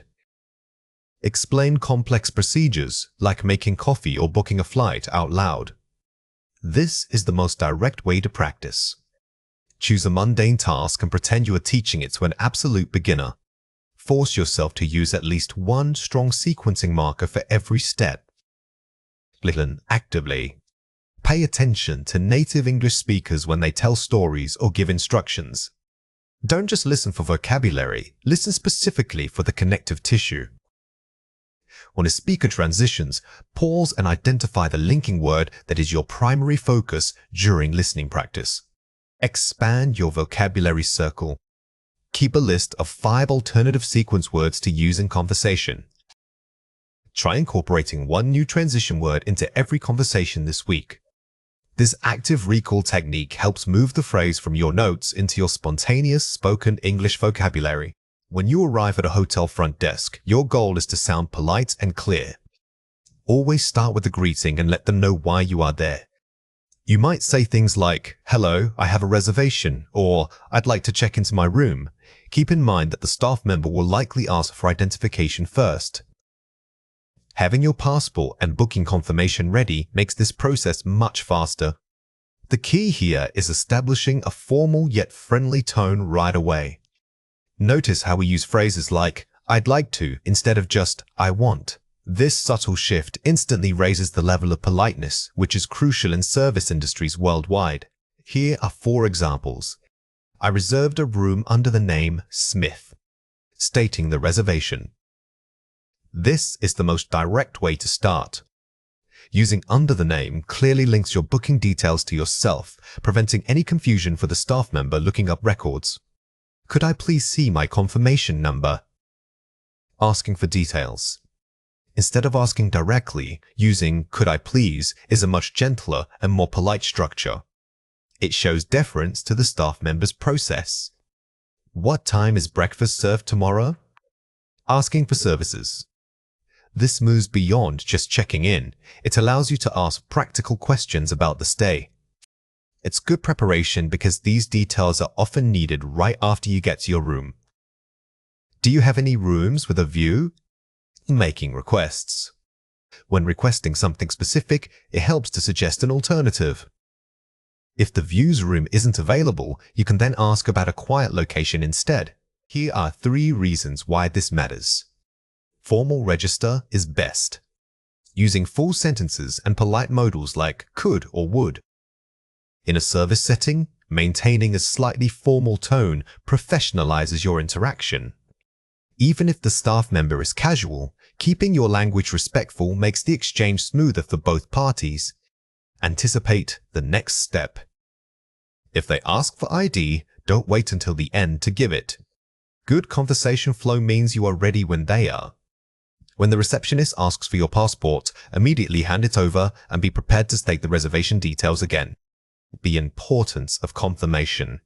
Always verify key details like dates or room type. Never assume everything went right just because they smiled. It is perfectly acceptable and even wise to confirm the checkout date or the number of people staying in the room. Let's explore the topic of Lesson 55, Mini Roleplay, Checking into a Hotel. This is an important concept to understand for learning English effectively. This is a foundational concept when learning English. Understanding Lesson 55, Mini Roleplay, Checking into a Hotel deeply will unlock many other areas of the language. Think about how often you encounter this in real life and try to notice it in the English you hear every day.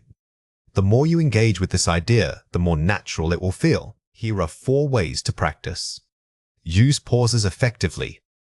Don't rush through the conversation. Pause after a question or statement to let the other person process the information. In real life, silence is sometimes your best friend. A strategic pause makes you sound thoughtful and gives the listener time to gather their thoughts before responding. Paraphrase for clarity. If you don't understand a term like continental breakfast, repeat what they said in your own words. This is a fantastic technique that shows active listening. Instead of just saying, "What does that mean?" try, "So, if I understand correctly, the continental breakfast includes..." Combine sequencing skills.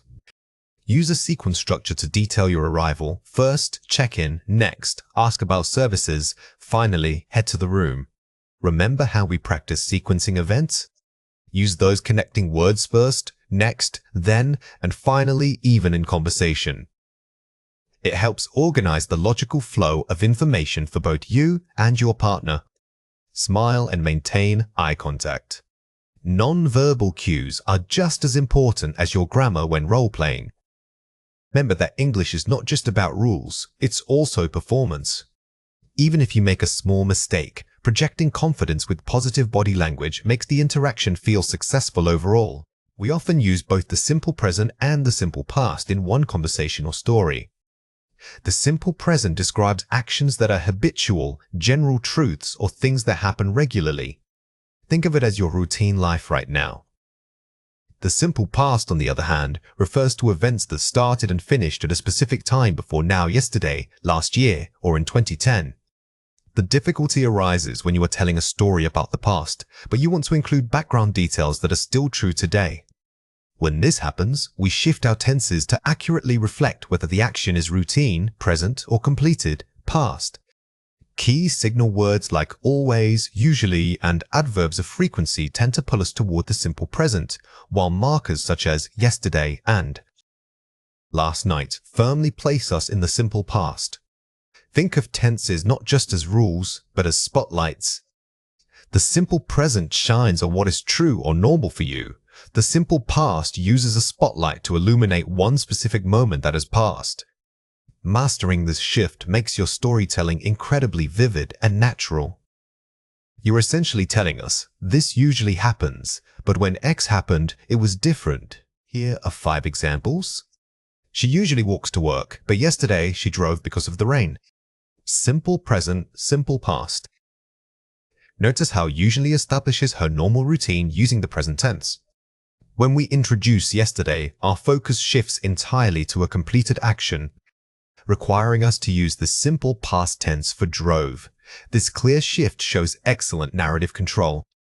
The library always keeps its doors open until 7, but last week they closed early. Simple present, simple past.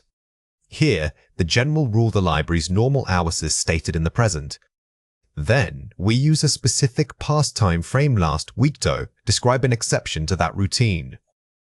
This is key for setting context. My parents live in London and they love the city. However, when I was little, we lived in Manchester. Simple present day, simple past. we use the present tense to describe their current permanent state of living. The phrase, "when I was little," signals a memory, forcing us to drop into the past tense for that specific period of our lives. He always drinks tea in the morning, but last Tuesday he tried coffee. Simple present, simple past. This is a perfect example of an established habit being broken. The repeated use of always keeps us in the present tense until the specific date, last Tuesday, forces the shift to the past. Rivers flow from mountains to the sea every day. Simple present, general truth. This sentence doesn't necessarily mix tenses, but it's vital to remember that general truths or scientific facts always use the simple present. This tense describes reality, regardless of whether we are talking about yesterday or today. Let's compare 4 pairs. General habit, I usually walk to work. Simple present. Specific time, yesterday I walked to work. Simple past. Routine versus event. The difference here is simply time frame. If it's a habit, we use the present tense, suggesting this happens repeatedly. When you pinpoint one day in history, you must switch to the simple past. State of being, she lives near the park. Simple present. Past state, when she was a child, she lived far away. Simple past. Current versus former residence. We use the simple present to describe facts that are still true today. If we talk about a time in the past, even if it's just about where someone used to live, the structure must reflect that completed time frame. Always frequency, he always helps his neighbors. Simple present.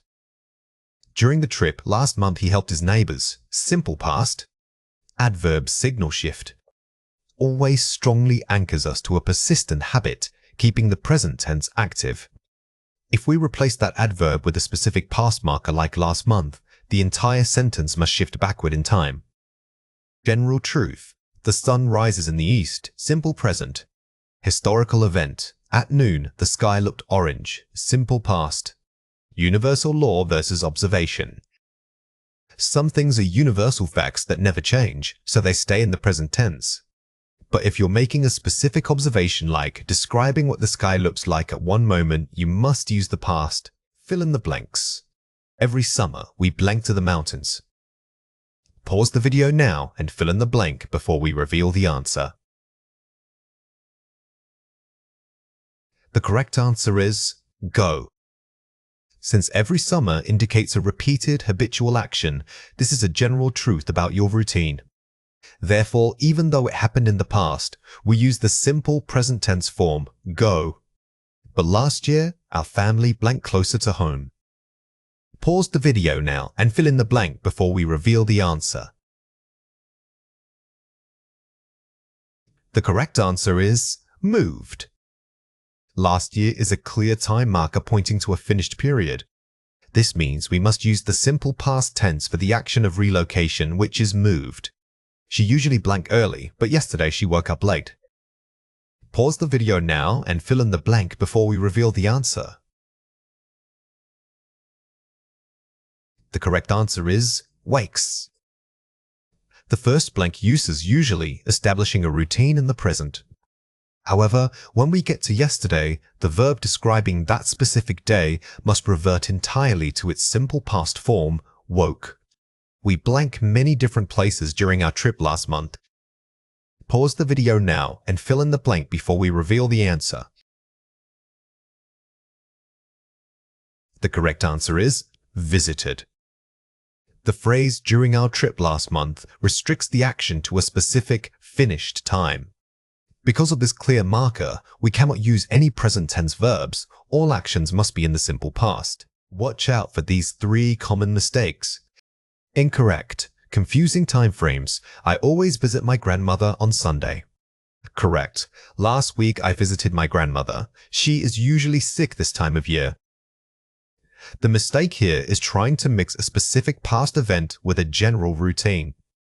If you mention last week, everything connected must be in the simple past, even if the action itself is usually habitual. Incorrect. Past habit. When we were children, we played outside until sunset. Correct. When we were children, we played outside until sunset. The use of when we were children places the entire narrative in the past. Even if playing outside was a routine for you, the time frame forces us to use the simple past tense played. Incorrect tense shift. She always tells me about her job. Today she tell me all the details. Correct. She always tells me about her job. Today she told me all the details. The first clause establishes a current habit in the present tense. But when you use a specific time marker like today, even if it's just talking about today, your narrative voice shifts to reference that completed time period, requiring past tense. Now it is your turn to practice. Read or listen to the following passage carefully. My uncle lives in Canada and he works as a teacher. Every year he talks about his job to me. Last summer, however, he traveled to Italy instead of staying home because his school closed early. He says that the Italian food is amazing, but last time I visited, he missed the opportunity. Question 1. Find and correct the grammar error in this sentence. Last summer, however, he traveled to Italy instead of staying home because his school closed early. Identify an incorrect verb form or tense shift if one exists. Pause the video now and write your answer before we reveal it. The correct answer is no immediate correction needed. The tenses are correctly mixed. This paragraph is actually a perfect example. The general routine, he talks, stays in the present, but the specific past event, last summer, correctly shifts us entirely into the simple past. This confirms you understand how to transition smoothly between time frames. Question 2. Write your own sentence describing a current habit and then interrupting it with a specific action from yesterday. Pause the video now and write your answer before we reveal it. The correct answer is, I usually drink black coffee in the morning, but yesterday I tried hot chocolate instead. Remember to use usuallys or another present tense indicator for the background routine. Then, make sure your time marker like yesterday forces that crucial shift back into the past when describing the single event. Today we are revisiting phrasal verbs, specifically those related to switching things on and off. These types of verb structures can be tricky because the meaning often changes depending on the particle used, like on or off. Understanding these helps you sound much more natural when describing actions in daily life. We will focus not just on what they mean, but how native speakers use them to describe processes. Phrasal verbs are a cornerstone of advanced English fluency, and mastering them is key to sounding truly natural. Remember that these aren't simple additions. The combination creates an entirely new meaning. Think of them less like vocabulary pieces and more like functional units of language. Let's go through 6 words. For each word, I will say it clearly, then explain how to produce it correctly. The word is switch on. Say it again, switch on. This is perhaps the most common and versatile phrasal verb related to starting something. Remember that switch can refer to the physical button, but it also refers to the action itself. It generally implies turning an electrical or mechanical device into a working state. The word is power down. Say it again, power down. This phrase is crucial in tech-related conversation and implies a controlled, orderly shutdown of a complex system. It suggests more than just pressing the main button. It implies following proper procedure. The word is activate. Say it again, activate.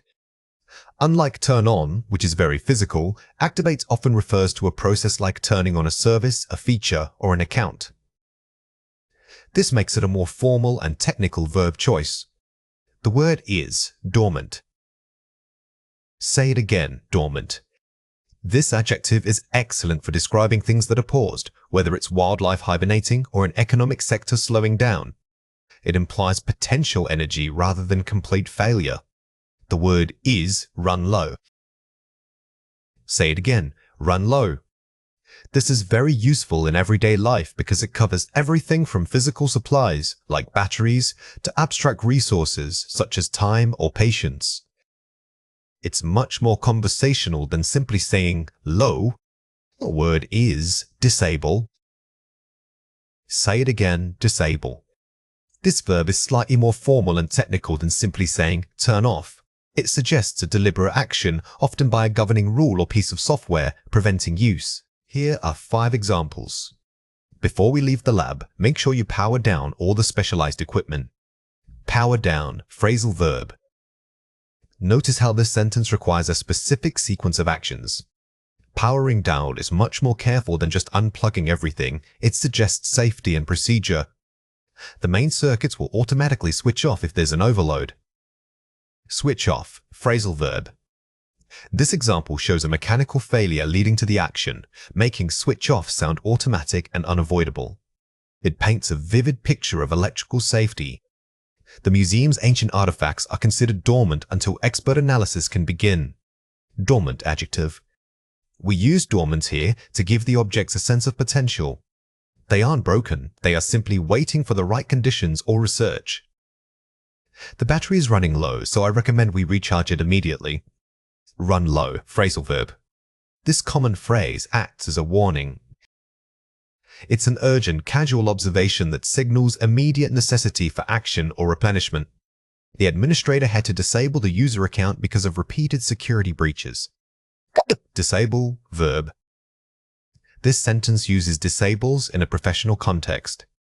It emphasizes that the action was taken by an authority figure following a protocol. Let's compare 4 pairs. Turn off. Power down. Informal versus technical formal. Turn off is extremely casual and general, suitable for household items like a TV. Power down, however, elevates the conversation to something more technical, implying complex electrical systems. Switch off. Compare it with deactivate. Manual action versus system function. Switch off usually requires a physical gesture or switch. Deactivate, on the other hand, suggests that a system setting has been changed, even if no button was pushed. First, dormant. Compare it with inactive. Potential versus current state. Inactive simply means not doing anything right now. Dormant, however, carries the implication that things could happen again like a seed waiting for spring. Compare it with depleted. Casual warning versus formal assessment. Run low is perfect for speaking with friends about snacks or coffee. Depleted is much more formal and scientific, often used when discussing natural resources or energy reserves. There are 4 ways to practice. Contextual swapping, word maps. Try replacing a common verb with a phrasal alternative. For instance, instead of "I started the computer," say "I switched on the computer." The goal here is to build fluency by making these advanced phrases automatic. Don't just memorize definitions, practice swapping words in your own speech until it feels completely natural. Collocation, building word pairs. Pair up the verbs with common nouns, run low on batteries, switch off the lights. Phrasal verbs are highly dependent on their collocations, which means pairing them with specific words. Knowing these common pairs will dramatically improve your ability to speak correctly and fluently. Storytelling challenge, spaced repetition. Write a short story that must use at least 4 of today's target verbs naturally. This is the best way to test your retention. By forcing yourself to recall and use multiple words in one narrative, you solidify them into long-term memory. Role-play scenario prep. Imagine a situation where technology fails or needs maintenance. Plan what you would say using power down, disable, and run low. Preparing for a specific scenario makes the language feel immediately relevant, boosting confidence. When you know when and how to use a phrase, it stops being vocabulary and starts being communication. Now it is your turn to practice. Read or listen to the following passage carefully. After the massive storm, the factory supervisor ordered everyone to power down all non-essential machinery. Most of the cooling systems were running low on necessary fluids, so they had to disable several lines temporarily. The main industrial unit remained dormant until maintenance crews could arrive. We must switch on the backup generators immediately when we suspect the primary source will fail. Question 1. Find a word in the passage that means temporarily inactive. Pause the video now and write your answer before we reveal it. The correct answer is dormant. The context here is vital. The machine isn't broken, it's just waiting for conditions to resume work. Dormant perfectly captures that sense of suspended potential energy. Question 2. use the phrasal verb run lows in your own sentence. Pause the video now and write your answer before we reveal it. The correct answer is, I hope we don't run low on time before our presentation is over. When answering this, focus on making it a real-life scenario. If you can make yourself feel the urgency of needing that resource time, patience, your sentence will sound much stronger. The difference between short and long vowels is often a challenge for English speakers. When we talk about this pair of sounds, think about your jaw and the movement of your tongue. For the short vowel, mouth tension should be low, keeping the sound quick and clipped.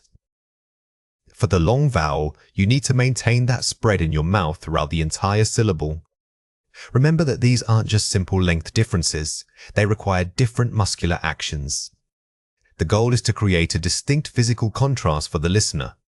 If you feel yourself rushing or blending them together, take a moment and exaggerate the difference slowly first.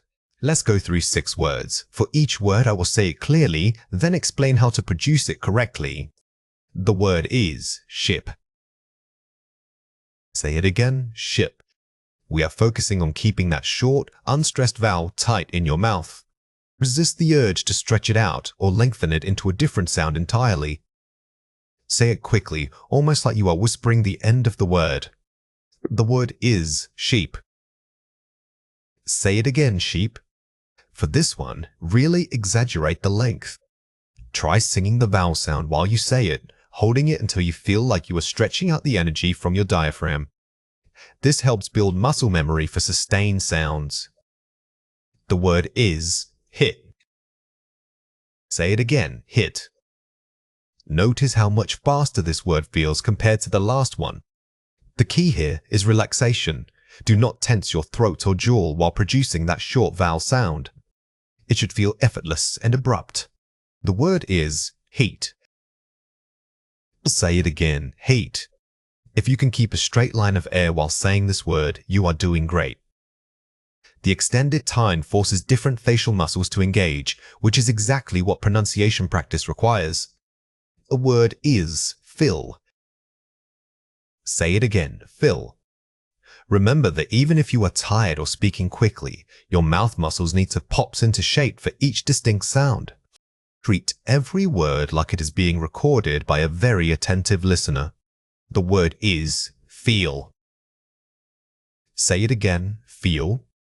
When practicing these pairs, don't just say the words. Focus on feeling, the difference in your jaw when you switch between the two sounds. Physical awareness is what makes this drill effective. Let's compare 4 pairs. First, ship. Compare it with sheep. The difference is purely the length of the vowel sound, short versus long. This remains the most common pair to confuse. Think of it like this. Short is quick, long is drawn out. Practice saying, I see a ship, and then immediately following with, I see a sheep. The transition needs to be sharp. First, bit. Compare it with beat. The length determines if the sound feels abrupt or sustained. If you are speaking rapidly, your brain can easily merge these two sounds into one indistinct vowel. Slowing down and isolating a vowel is the best way to rebuild that clear distinction in speech. First, fill. Compare it with feel. The difference requires a noticeable amount of air support for the longer sound. Imagine you are blowing. Gently, the long vowel should feel like it has more sustained breath behind it. For the short one, just a quick puff is enough. First, live. Compare it with leave. The difference affects not only the mouth, but also the overall rhythm of the word. Pay attention to the preceding consonants as well. Sometimes, focusing too much on just the vowel makes you neglect how your lips shape around the lil or the vive. It's a full physical action. Watch out for these 3 common mistakes. Wrong, possible. Right? Possible. A very common error is dropping the final sound. When you say it quickly, your mouth muscles tend to drop that final consonant entirely. Remember that every syllable needs its distinct energy and clear articulation. Wrong, bleach. Ryan Beach. Many speakers naturally shorten the vowel, making it sound like a short I. To fix this, consciously stretch your mouth open and maintain that spread across both words. It should feel physically wider. Wrong, really? Right, ready. This is about accurate vowel mapping. Really has a short sound, but the in ready requires that wide open mouth position. Always check your mirror reflection to ensure your jaw is doing the work. Here are 4 ways to practice. Tongue twisters. Practice sequences that force you to switch quickly between the short and long vowel sounds. Example, she sees the deep field. When doing these, do not worry about speed at first. Focus entirely on accuracy. Say it slowly, exaggerating the difference in your mouth shape for every single word. Minimal pair reading. Take 2 words that differ only by the vowel sound and read them back to back, drawing out the contrast. This drill builds conscious effort. By forcing yourself to hear the difference between the sounds, you are retraining your auditory processing alongside your speech muscles. Shadowing technique. Listen to native speakers pronounce these pairs and immediately repeat what they say, mimicking their pacing and intonation. Shadowing is incredibly effective because it forces you to match the rhythm of natural speech. You are not just repeating words, you are imitating a complete pattern of sound flow. Mirror work. Watch your mouth in a mirror as you articulate these sounds. Feel the muscles working when you transition from short to long. Visually checking yourself is powerful because it connects physical sensation with linguistic awareness. You need to train your eyes, your mouth, and your ears all at once. Extended dialogues are tricky because they rarely follow a straight line. You might hear people interrupting each other, changing the subject quickly, or making suggestions that require compromise. The key strategy here is to stop listening for isolated words and start listening for conversational threads. Try to identify the main objective of the conversationaire. They deciding on a time, a location, or an activity. Don't worry if you miss a word. Focus instead on understanding the gist or the overall intent behind what they are saying. When native speakers talk, they often speak in chunks, not in perfect sentences. Therefore, when you listen, don't translate every single sound into English grammar rules immediately. Instead, try to grasp the feeling of communication, the agreement, the hesitation, or the strong disagreement. This big picture approach is what separates basic listening from advanced comprehension. You are about to hear a listening passage. Get ready to listen and take notes. Hey guys, so we really need to nail down plans for Saturday. I was thinking maybe a museum trip first, but then you mentioned the new sci-fi film Downtown, right? That sounds awesome, but it might take up our whole afternoon. How about this? We could check out the park in the morning, just wander around and grab lunch by the river. Then, if we have time, we can catch a matinee movie before it gets too late. Liam, what do you think of that schedule? It sounds pretty relaxed. Sarah, you seemed really keen on something more active earlier. Maybe renting bikes? We could ride through the Greenbelt and then find a place to chill out afterward. Okay, biking is fun, but I'm worried about changing outfits and getting dusty. Let's stick with the park idea. It gives us options without too much rushing. Question 1. What was the initial activity suggestion that one person made? Pause the video now and try to answer before we reveal it. Correct answer is a trip to the museum. This question tests your ability to recall specific details early in a long passage. If you listen for names and places, you can pinpoint the first idea mentioned, even if it is quickly dismissed later on. Question 2. What 2 main activities did the group suggest combining? Pause the video now and try to answer before we reveal it. The correct answer is wandering lunch at the park, followed by a movie. This requires you to track multiple suggestions and understand which ones are being combined into a cohesive plan. It tests your ability to follow conditional arguments. Question 3. Why did one person hesitate about adopting the biking idea? Pause the video now and try to answer before we reveal it. The correct answer is they were worried about changing outfits and getting dusty. This is an inference question because the reason isn't stated as a simple fact, it's phrased as a concern. Listen for transition words like but or phrases signaling hesitation to catch this specific detail. Here are 5 examples. How about? Used to introduce a suggestion or alternative plan. It's softer than we should and invites discussion.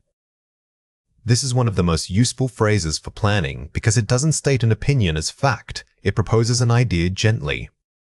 Remember that following how about you often need a gerund or ing verb. I'm up for. A casual way to express willingness or enthusiasm for something proposed. This phrase is fantastic for sounding natural in conversation. If you hear someone say they are up for it, they mean they agree and are enthusiastic about participating. It sounds pretty relaxed, used to summarize a plan or schedule and express that it is low stress and comfortable. Instead of saying, "This seems easy," using relaxed elevates your vocabulary when talking about schedules. It implies enjoyment without pressure, which is key for friends' plans. Yen, nail down plans. To finally agree on and finalize the details of something. This phrasal verb means to achieve finality. If you hear someone saying they need to nail down a date or time, it means that discussion phase is ending and concrete decisions are being made. To be very interested in something, eager for an activity. This is a common British English idiom that means interested or eager. It is a great alternative to simply saying, "I like" when discussing plans, making your speech sound more advanced. Listen again and fill in the missing words. We must blank our schedule before booking tickets for the trip. Pause the video now and fill in the blank before we reveal the answer.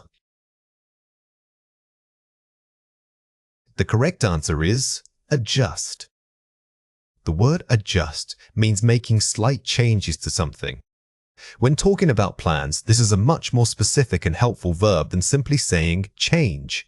It suggests refinement. If the weather worsens, we blank an indoor alternative. Pause the video now and fill in the blank before we reveal the answer. The correct answer is could find.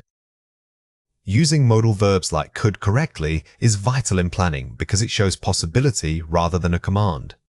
It keeps the conversation polite and flexible. We need to confirm who will blank us to the station.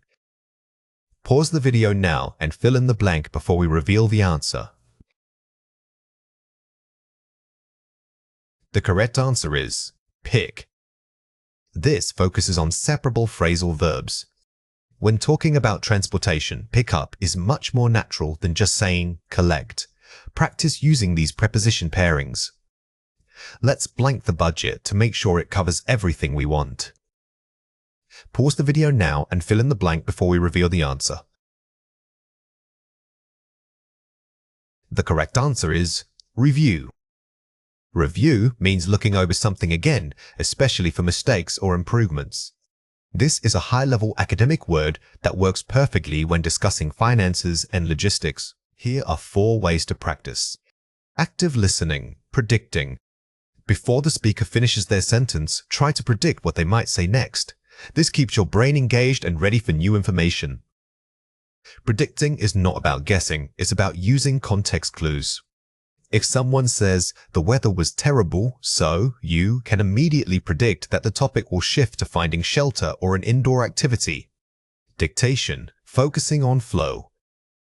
Don't just write down words, try to capture the rhythm and flow. Write down key phrases, not single vocabulary items.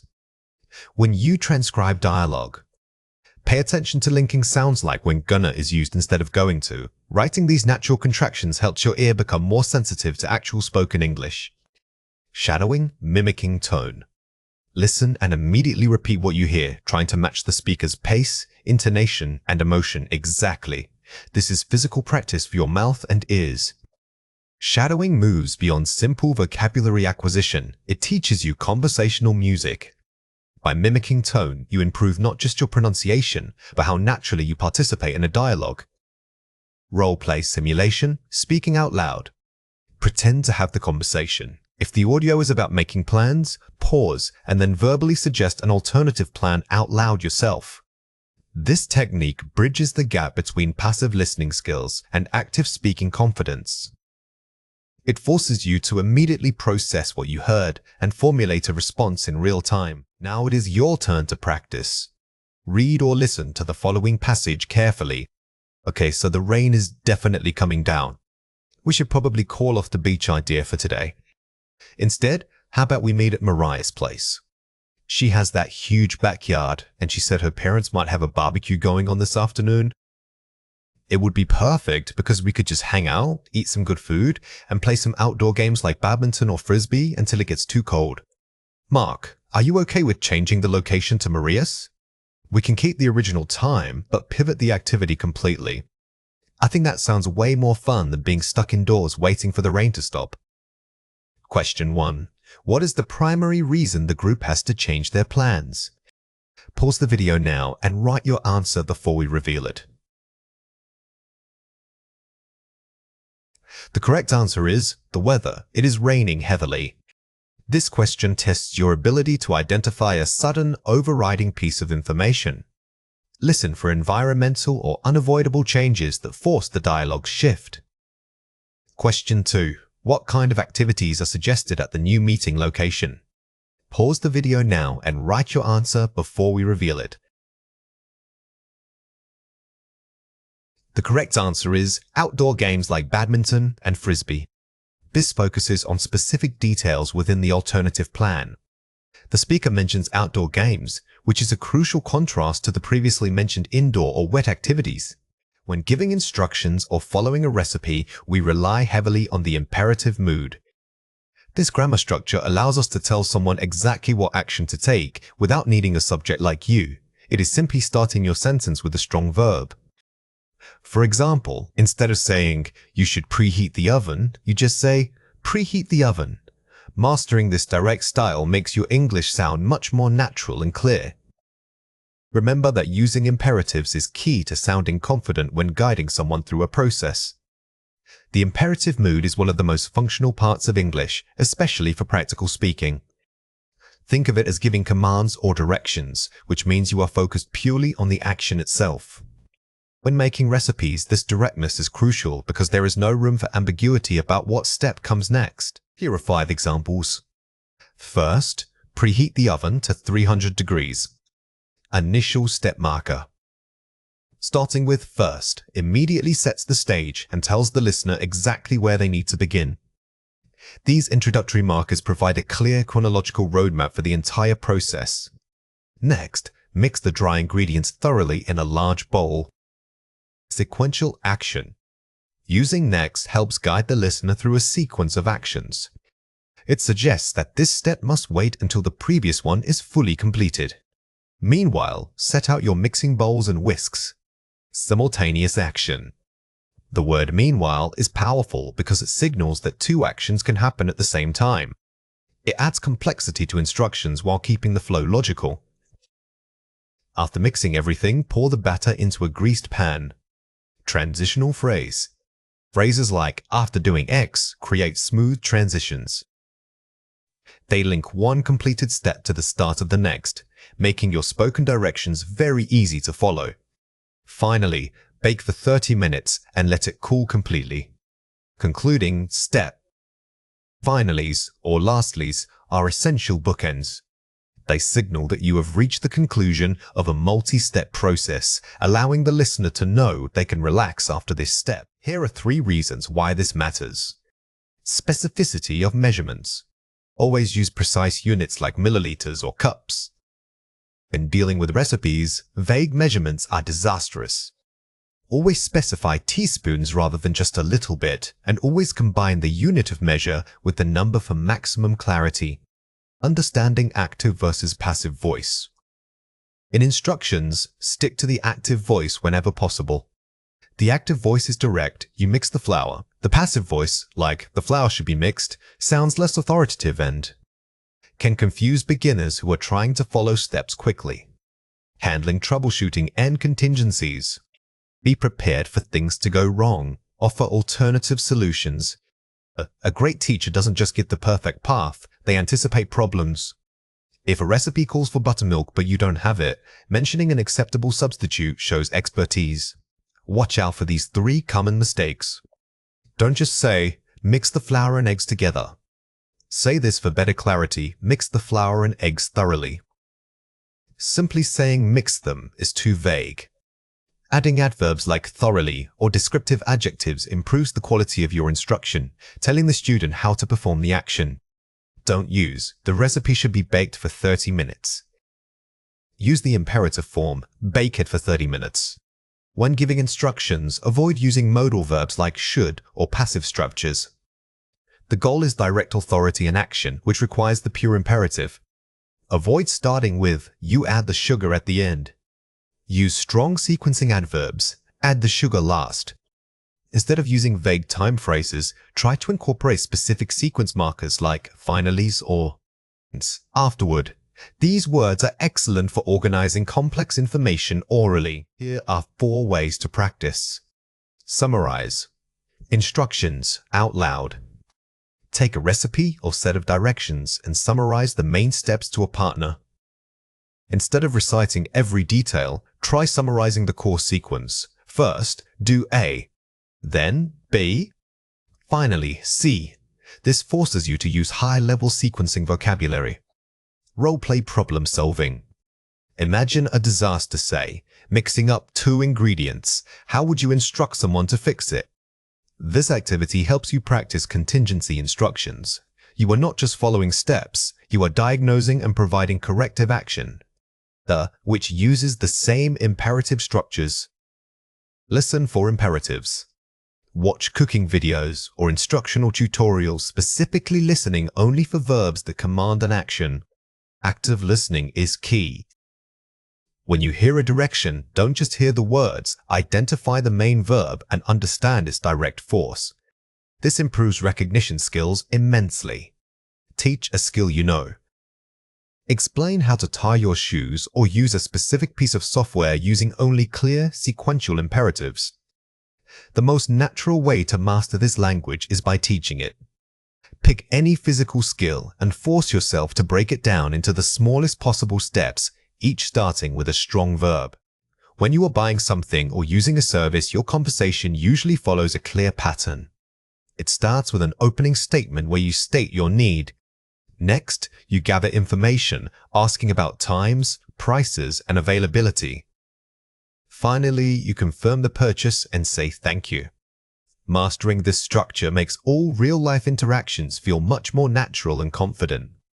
Think of transactional dialogue as having a mini-story arc. You present a problem like needing to travel or see a movie, and by following these steps systematically, you guide the conversation toward a solution. Remember that politeness is always part of the structure, even if you are in a hurry. Here are 5 examples. Do you have any seats left for the 3 o'clock showing? Cinema inquiry. Instead of simply asking, are there seats? Using do you have sounds more polite and professional. This phrasing immediately tells the attendant exactly what information you were looking for. I need a return ticket to Brighton, please. Bus booking. When booking travel, always specify if you need a one-way or return journey. Using return tickets is much clearer than just saying the destinations. How much are 2 adult tickets for that film? Asking price. It's important to specify who the tickets are for adult, child, or student. This helps prevent misunderstandings about pricing and ensures you get the correct total. Could I pay by card or do you only take cash? Payment query. This is a critical question because payment methods vary greatly. It's better to ask this up front rather than getting to the counter and realizing they don't accept your form of money. Where can I collect my tickets? Closing collection. Don't assume you will receive physical paper tickets. Sometimes e-tickets are sent via email or an app. But always clarify the collection process at the end of your interaction. Here are 3 reasons why this matters. Politeness markers. Using modals like could and hedging phrases makes you sound natural. Native English speakers frequently use modal verbs, not just because they are grammatically correct, but because they soften their request. Using could I instead of I want is the key difference between sounding demanding and polite. Clarity of purpose. Being specific about your needs prevents delays. If you mention that you were traveling with family, for instance, it immediately signals to the agent that they must account for different age groups. Specificity is a time saver in real life. Handling alternatives. Knowing how to ask, "What if?" shows fluency. Good conversation isn't just about asking one question, it's about handling contingency plans. Phrases like, "What if the bus is late?" demonstrate advanced conversational ability and critical thinking. Sometimes things don't go according to plan. What if the bus is delayed? What if a movie is sold out? Knowing how to smoothly complain or ask for an alternative solution is just as important as knowing how to buy tickets. Focus on expressing your frustration politely and always ask for options. When you encounter a problem in a role play, avoid blaming the other person. Instead, use "I understand that," followed by "however, could we look at?" This pivot shifts the focus from fault to finding a solution together. This approach is highly effective in service industries. Here are 4 ways to practice. Use visual aids. Look at actual ticket screens or bus timetables while practicing. Don't just memorize scripts, immerse yourself in the context. If you can look at a simulated timetable and say, "I need the 10,000 service," your speaking becomes much more physical and realistic. Intonation practice. Practice rising intonation when asking questions. When you ask a question like, "Is this seat free?" make sure your voice rises at the end. This distinct upward tone signals to your listener that you are expecting information back from them. Role swap drills. Have a partner or AI play both the customer and the employee. If you only practice one role, you will lose natural timing in the other. Role swapping forces your brain to switch perspectives quickly, dramatically improving your spontaneous response time. Listen for key keywords. When listening to dialogues, isolate words like single, round trip, or available. Instead of listening for the meaning, train yourself to listen only for those specific transactional keywords. This sharpens your comprehension focus and helps you quickly identify necessary information. Today, we're focusing on 2 common sounds that can be tricky for English speakers, the voiced ths and the unvoiced thth. For the unvoiced sound, like in think, you need to place your tongue gently between your teeth and blow air out. This is a pure whisper of air passing over your tongue tip. The key difference between these 2 sounds is vibration. Think about placing your fingers lightly on your throat. When we make the unvoiced sound, no vibration will be felt. For the voiced, like in the "you must vibrate your vocal cords," it's a mix of airflow and voice box rumble. Let's go through 6 words. For each word, I will say it clearly, then explain how to produce it correctly. The word is 3. Hosting. Say it again. 3. Notice that the air for this sound is meant to be dry and whispered. You shouldn't feel any vibration in your throat.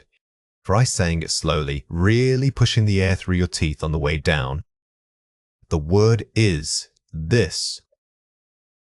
Say it again, this. This is where that vibration comes in. When you say this word, your vocal cords should buzz slightly. It feels much deeper and more resonant than the unvoiced version. The word is through. Say it again, through. This word is great practice because it maintains that unvoiced, breathy quality all the way through the vowel. Imagine blowing gently through a straw while keeping your teeth slightly separated. The word is there. Say it again, there. When you say there, remember to engage your voice box. It shouldn't sound like a whisper. It's important that the voiced quality carries through the entire word. The word is the. Say it again, the. This is perhaps the simplest but most common pronunciation mistake. Don't swallow this sound. Make sure you pronounce that initial voiced vibration clearly every single time. The word is thing. Say it again, thing. This word is a rapid reminder of the unvoiced sound. We are just releasing that breathy quality quickly without adding any vocal resonance or buzz. Let's compare 4 pairs.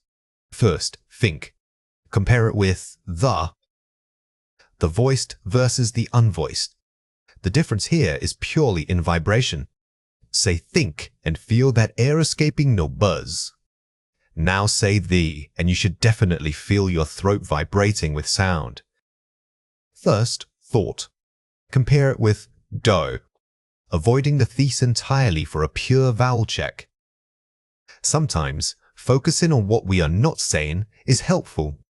When practicing these sounds, be careful not to default back into other common English vowels or blends. First, 3. Compare it with tree, ensuring the initial sound is crisp. Notice that even though both words start with a similar consonant cluster, our mouth position for the oath must remain consistent, tongue between teeth. The difference comes in the vowel. First, those. Compare it with dos, testing voiced versus unvoiced at the beginning of a word. This is an excellent pair to test your muscle memory. If you are giving directions, this contrast will help you sound more natural and precise. Watch out for these 4 common mistakes. Wrong, I think it is here. Right, I think that way. A common error when speaking urgently is to combine too many sounds. Instead of listing every detail, try simplifying your directions by focusing on key directional phrases. Wrong, the street thunk. Right, the 3rd street. When numbers are involved in an emergency, the sound needs to be crystal clear. Don't let the urgency make you rush or mumble the difficult consonant cluster. Wrong, you go through there. Right, go straight ahead. Sometimes, using a complete phrase is much more effective than trying to force out every single phoneme. Using simpler verbs helps maintain clarity when stress levels are high. Wrong, I know where it is. Right, do you know the way? Here are 4 ways to practice. Tongue twister practice. Repeat these phrases slowly, exaggerating the th sound. Don't just repeat them quickly, really focus on isolating that initial voiced vibration. The tongue twisters force you to engage your mouth muscles in a very specific way. Minimal pair listening. Listen and identify if the speaker used or another sound. This exercise trains your brain to filter subtle changes. When listening for these minimal pairs, pay close attention to where the vocal cord vibration starts and stops. Shadowing dialogue. Listen to a native speaker giving directions and immediately repeat it after them. Shadowing is fantastic because it forces you to replicate the entire rhythm, intonation, and speed of natural speech. Don't worry about perfection, just focus on matching their flow. Mirror practice.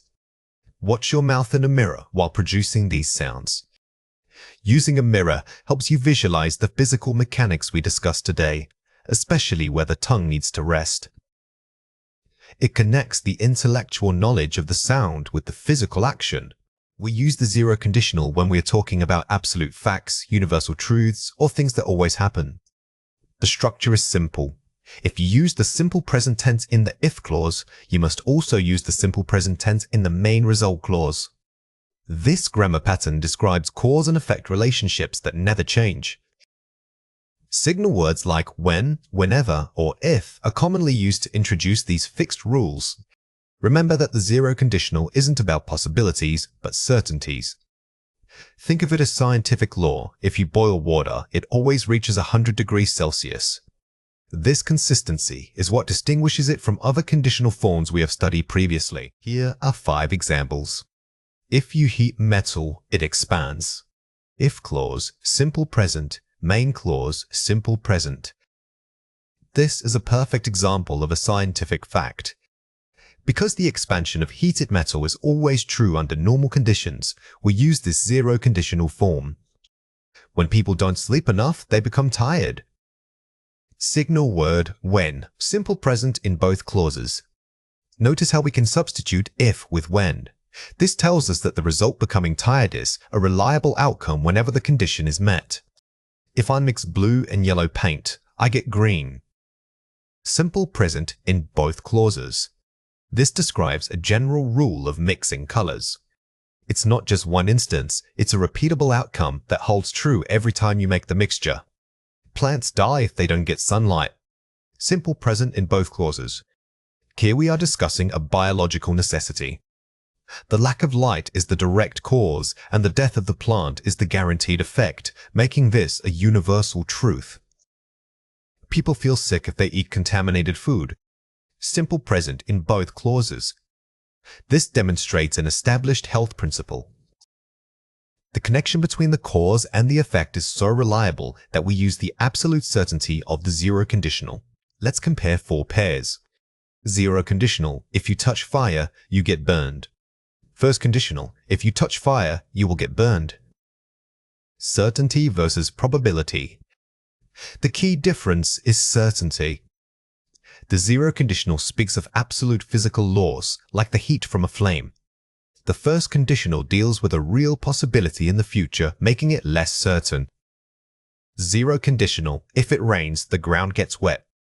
Simple past routine. When I was little, it always rained on Sundays. General fact versus past habit. While both talk about water and rain, the zero conditional describes a permanent truth or fact. The simple past is used solely to describe repeated actions that happened entirely in the past. Zero conditional. If you press this button, the light turns off. Imperative. Press the button and the light will turn off. Instructional rule versus command. When giving instructions or rules about machinery, we often use the zero conditional structure to explain how a system works. It is a rule of operation, not just a one-time command. Zero conditional. If I don't study, I fail. First conditional. If I don't study, I will probably fail. Inevitability versus prediction. If the failure is a predictable and guaranteed outcome based on effort, we use the zero conditional for strong inevitability. If it's just one possibility among many challenges, the first conditional fits better. Fill in the blank with the correct form of the verb. She always gets headaches if she blanked too much caffeine. Pause the video now and fill in the blank before we reveal the answer. The correct answer is drinks. Remember that because the subject she is singular, we must add an s to the verb in the simple present tense. This rule applies consistently across all zero conditional facts. The metal blank if it gets exposed to extreme cold. Pause the video now and fill in the blank before we reveal the answer. The correct answer is contracts. This is describing a scientific principle, so we need the simple present tense in both clauses. The subject metal requires that third person singular's ending. We blank much energy if we walk instead of drive. Pause the video now and fill in the blank before we reveal the answer. The correct answer is save. In the main clause, when the subject is plural like we, the verb remains in its base form. This keeps our sentence grammatically balanced and clear. Little children blank if they don't get enough rest. Pause the video now and fill in the blank before we reveal the answer. The correct answer is feel. Here we are talking about a general truth regarding human development. The zero conditional helps us state these universal, predictable patterns of life. Watch out for these 3 common mistakes. Incorrect pronoun agreement. If you mix water and oil, it separates. Correct. If you mix water and oil, they separate. The biggest mistake here is subject-verb agreement.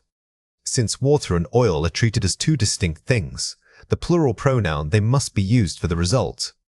Incorrect conditional form. If I don't eat breakfast, I would feel hungry. Correct. If I don't eat breakfast, I feel hungry. Notice the shift from would. Since this is a guaranteed fact about your body, you must keep both halves of the sentence in the simple present tense for zero conditional accuracy. Incorrect conditional form. If people exercise regularly, they will stay healthy. Correct. If people exercise regularly, they stay healthy. By changing will stays to stay, we are elevating the statement from a mere prediction to an established rule or permanent truth.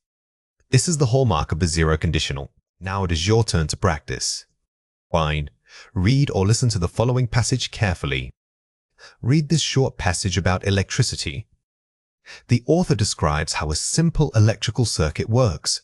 If you connect the wire in the battery, it powers up the bulb. When the current flows, the light shines brightly. However, If you remove the wires or cut the connection, the light immediately goes out. This demonstrates clear cause and effect relationships. Question 1. Find and correct the grammar error in this sentence. If a person is exposed to sunlight, he would get a tan. Pause the video now and write your answer before we reveal it. The correct answer is, if a person is exposed to sunlight, he gets a tan. The mistake here was using would. Because getting a tan from sun exposure is an established physical fact, you must use the simple present tense in both clauses. This keeps the statement at a level of guaranteed truth. Question 2. Write your own sentence using this grammar point. Example: if I don't drink water, I feel dizzy. Pause the video now and write your answer before we reveal it.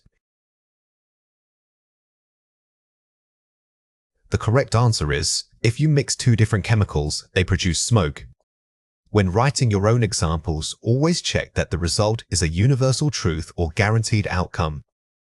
This helps solidify the concept and prevents you from accidentally describing a one-time event instead of a constant fact. Mastery writing isn't just about accurately reporting the data you collected, it's about interpreting that data for maximum impact. The goal is to guide the reader from your findings right to the global implications of those findings. Think of yourself as an expert who is speaking to other experts, but they might not know exactly what you know yet. You must bridge that gap using precise and authoritative language. This means moving beyond simply stating what happened and instead explaining why it matters in a larger scientific context. When we talk about mastery here, we are talking about shifting your voice from passive reporting to active argumentation. Instead of merely describing results, you must frame those results as evidence supporting a grander narrative within the field. Remember that every sentence should contribute not just information, but also momentum towards your ultimate conclusion. Here are 4 examples. Our study suggests a correlation between X and Y observation. Weak claim, too descriptive. This sentence is factual but utterly devoid of punch. It simply states what was observed without offering any interpretation or significance. We need to elevate this to show the reader the so what factor. These findings fundamentally challenge current models regarding X's mechanism of action, implication, strong claim, challenging paradigms. This phrasing immediately tells the reader that your work is significant because it contradicts established knowledge. Using strong verbs like challenge or redefine elevates the perceived impact. Further investigation of Z is warranted to confirm these preliminary trends. Standard conclusion, safe and vague. While polite, this phrase is so general that it doesn't guide the reader. A truly strong conclusion points directly to specific next steps or gaps in knowledge. The observed synergy between X and Y necessitates a re-evaluation of current treatment protocols, call to action, mastery conclusion directive. This is the pinnacle of argumentative writing because it doesn't just suggest future work, it demands institutional change or policy alteration based on your evidence. Here are 3 reasons why this matters. Audience awareness. Knowing who will read your paper dictates how much background information you need to provide. You must always write with the reader's knowledge level in mind. If you are writing for specialists, use precise jargon. If you are writing for a broad medical journal, define that jargon immediately. Concision and precision. Every word must carry weight. Eliminating filler phrases is key to maintaining momentum. Overly long sentences can dilute your main point, making the argument feel rambling or uncertain. Short, declarative statements often possess more authority than complex, meandering prose. The so what test. After every major section, ask yourself, what is the immediate global significance of this information? If you cannot answer that question simply and definitively after writing a paragraph, it means the argument is incomplete. Always tie your data back to its real-world or theoretical consequence. Let's explore the topic of Phase 4B, review, consolidation, and mastery. This is an important concept to understand for learning English effectively.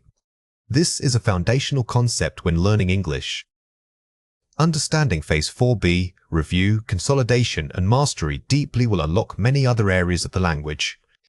Think about how often you encounter this in real life and try to notice it in the English you hear every day. The more you engage with this idea, the more natural it will feel. Here are 4 ways to practice.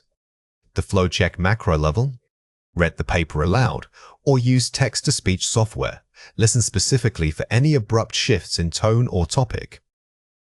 Reading it out loud is incredibly helpful because your ear will catch awkward transitions that your eye might skip over when reading silently. Ensure every paragraph logically builds on the one before it. The jargon audit micro level. Highlight every piece of specialized jargon and ask, is this term absolutely necessary for understanding?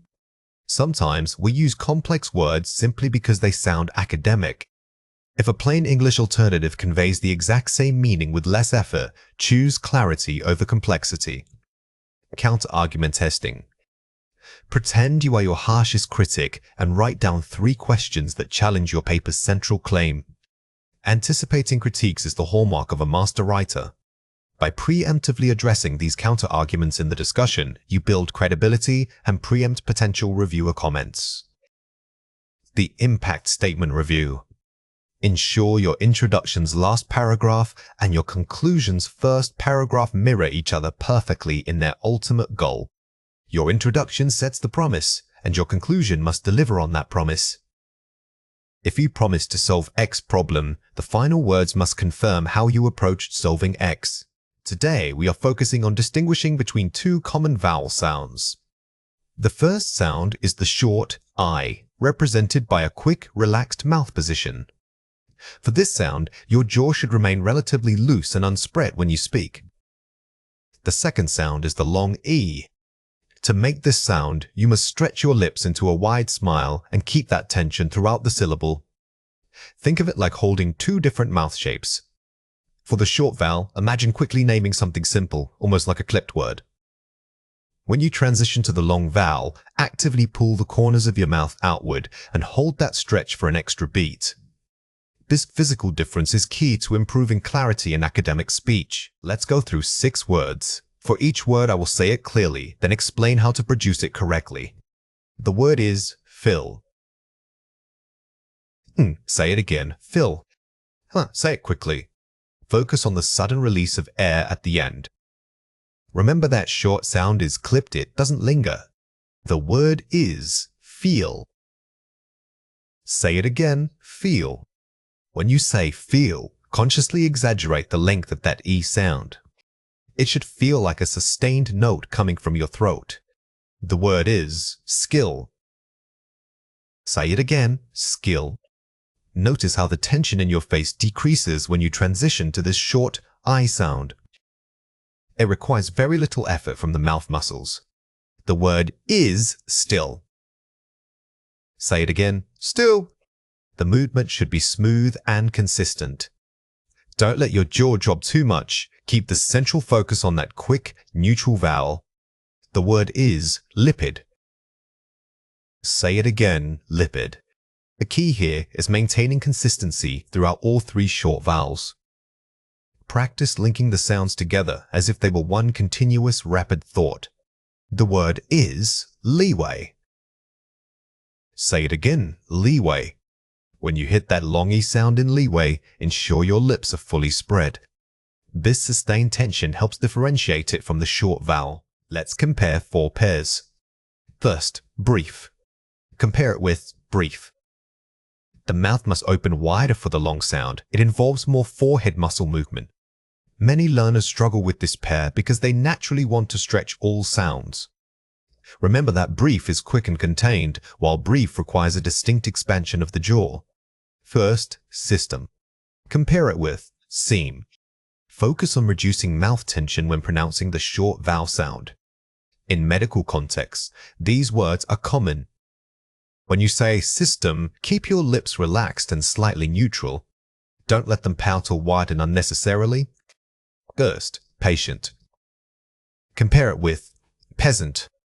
The initial vowel sound must be clearly defined. Do not rush the start of the word. Listen closely to the initial vowel in both words.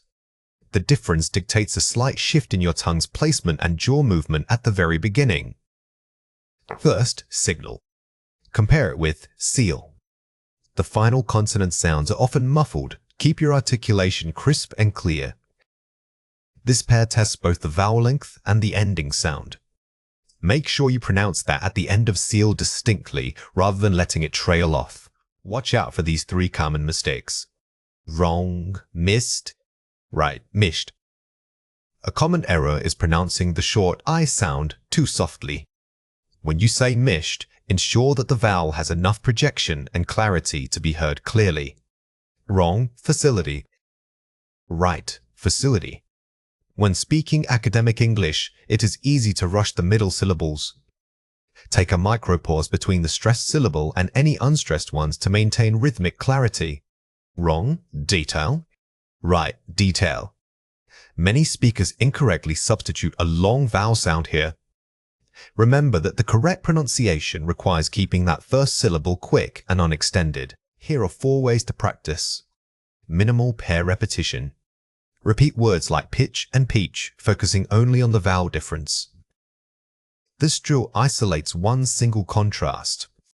The goal isn't speed, it is maximum discrimination between the 2 sounds, forcing your mouth muscles to make the necessary change each time. Shadowing an expert. Listen to a native speaker presenting complex medical data and repeat immediately after them. Shadowing is fantastic for intonation as well as pronunciation. By mimicking natural speech, you absorb the rhythm and flow that textbook drills often miss. Tongue twister focus. Use phrases like, she sells sea salt to force rapid switching between short and long vowels. These tongue twisters are designed to overload your articulators.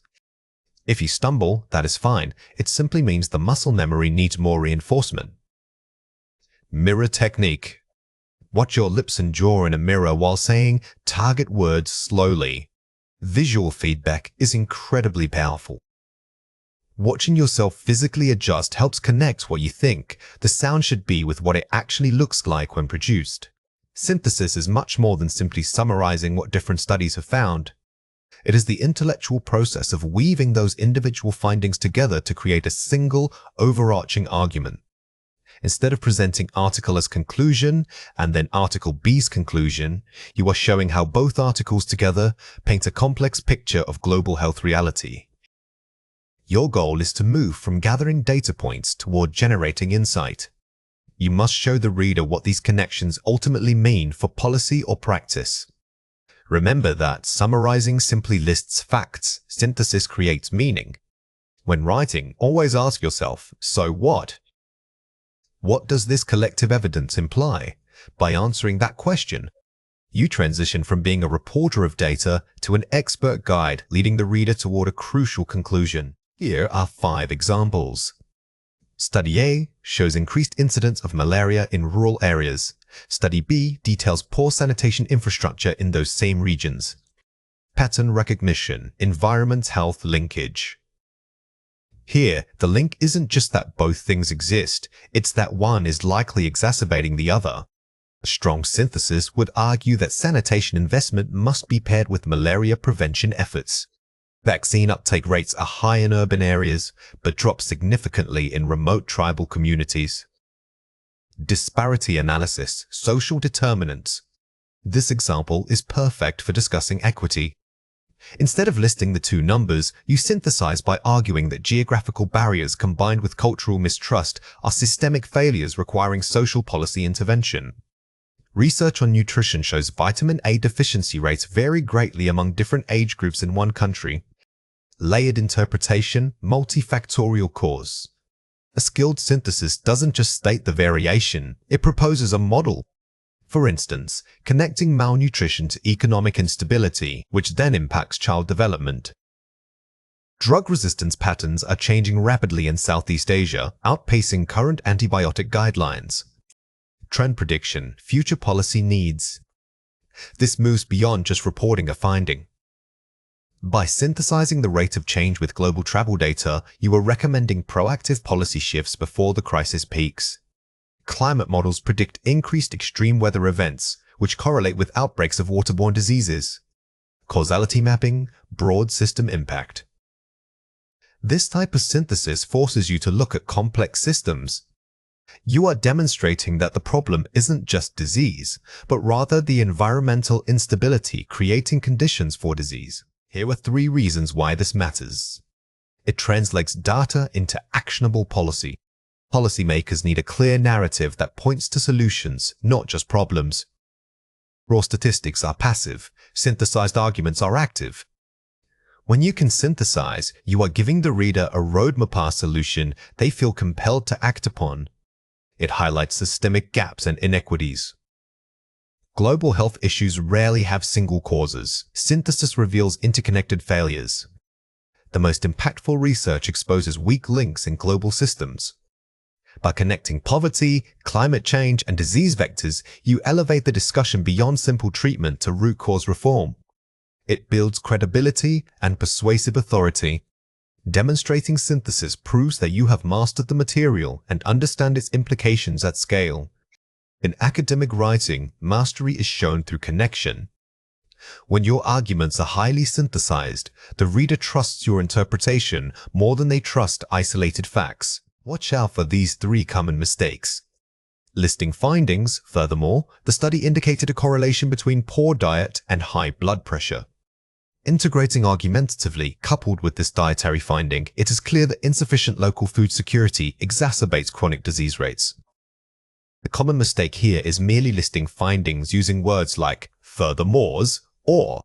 Additionally, great synthesis requires connecting those points with strong transitional phrasing that builds a single, cohesive logical chain. Making a broad conclusion, disease X is bad. Also, sanitation issues are serious. Therefore, we need more money.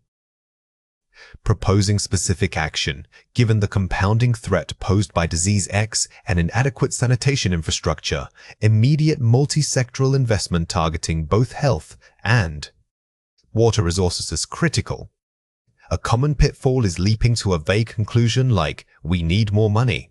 Instead, synthesize by proposing specific, targeted interventions that directly address the interwoven problems you have identified. Overgeneralizing results, the intervention worked well in country A and also worked well in country B. Adding nuanced caveats, while initial results show efficacy in both country A and country B.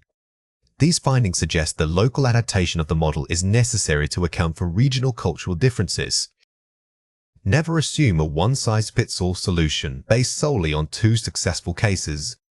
The strongest synthesis acknowledges the limits of its own findings, proving that your understanding is sophisticated and cautious. Here are 4 ways to practice. Use the because framework. Identify a main finding A and then ask, why is A happening? The answer forms your synthesis bridge to another area of research, B. When you read an abstract, don't just note the result. Treat it like a question mark. The strongest argument usually follows a logical chain that starts with a premise and ends with a necessary conclusion. Create synthesis outlines. Before writing, map out your paper using boxes, finding 1 statius.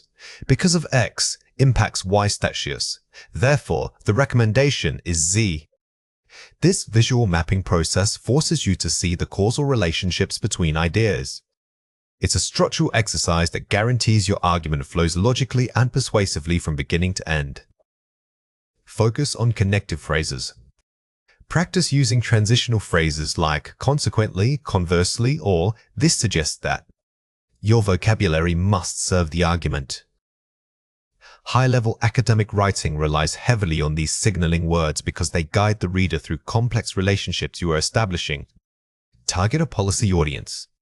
Always write your conclusion assuming the reader is a minister or funding body, not just an academic peer.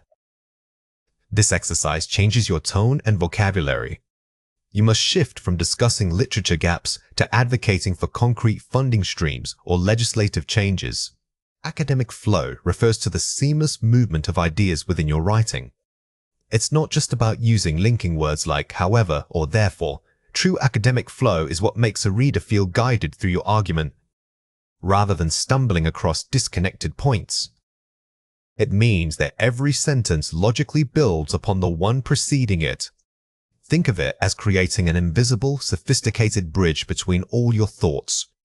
When you achieve this polish, your writing gains immense clarity and authority.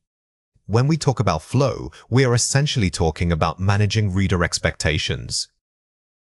A native-level writer anticipates exactly what the reader needs to know next. This seamlessness gives the impression of effortless expertise, making your argument seem undeniable. Here are 5 examples. Initial study suggested a correlation between diet and gut flora. Topic sentence setup.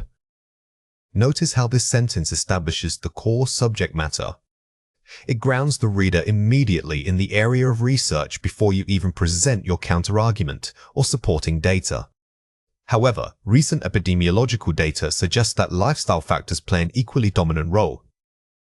Contrast and pivot. The key here is the immediate pivot. Instead of just saying "but," we use a sophisticated transition to show a shift in focus or perspective, deepening the complexity of the argument. This suggests that future research must integrate nutritional analysis with activity tracking, synthesis, and direction. Here we move beyond simply reporting facts. We are synthesizing what the previous 2 points mean, thereby setting a clear agenda for the remainder of the paper.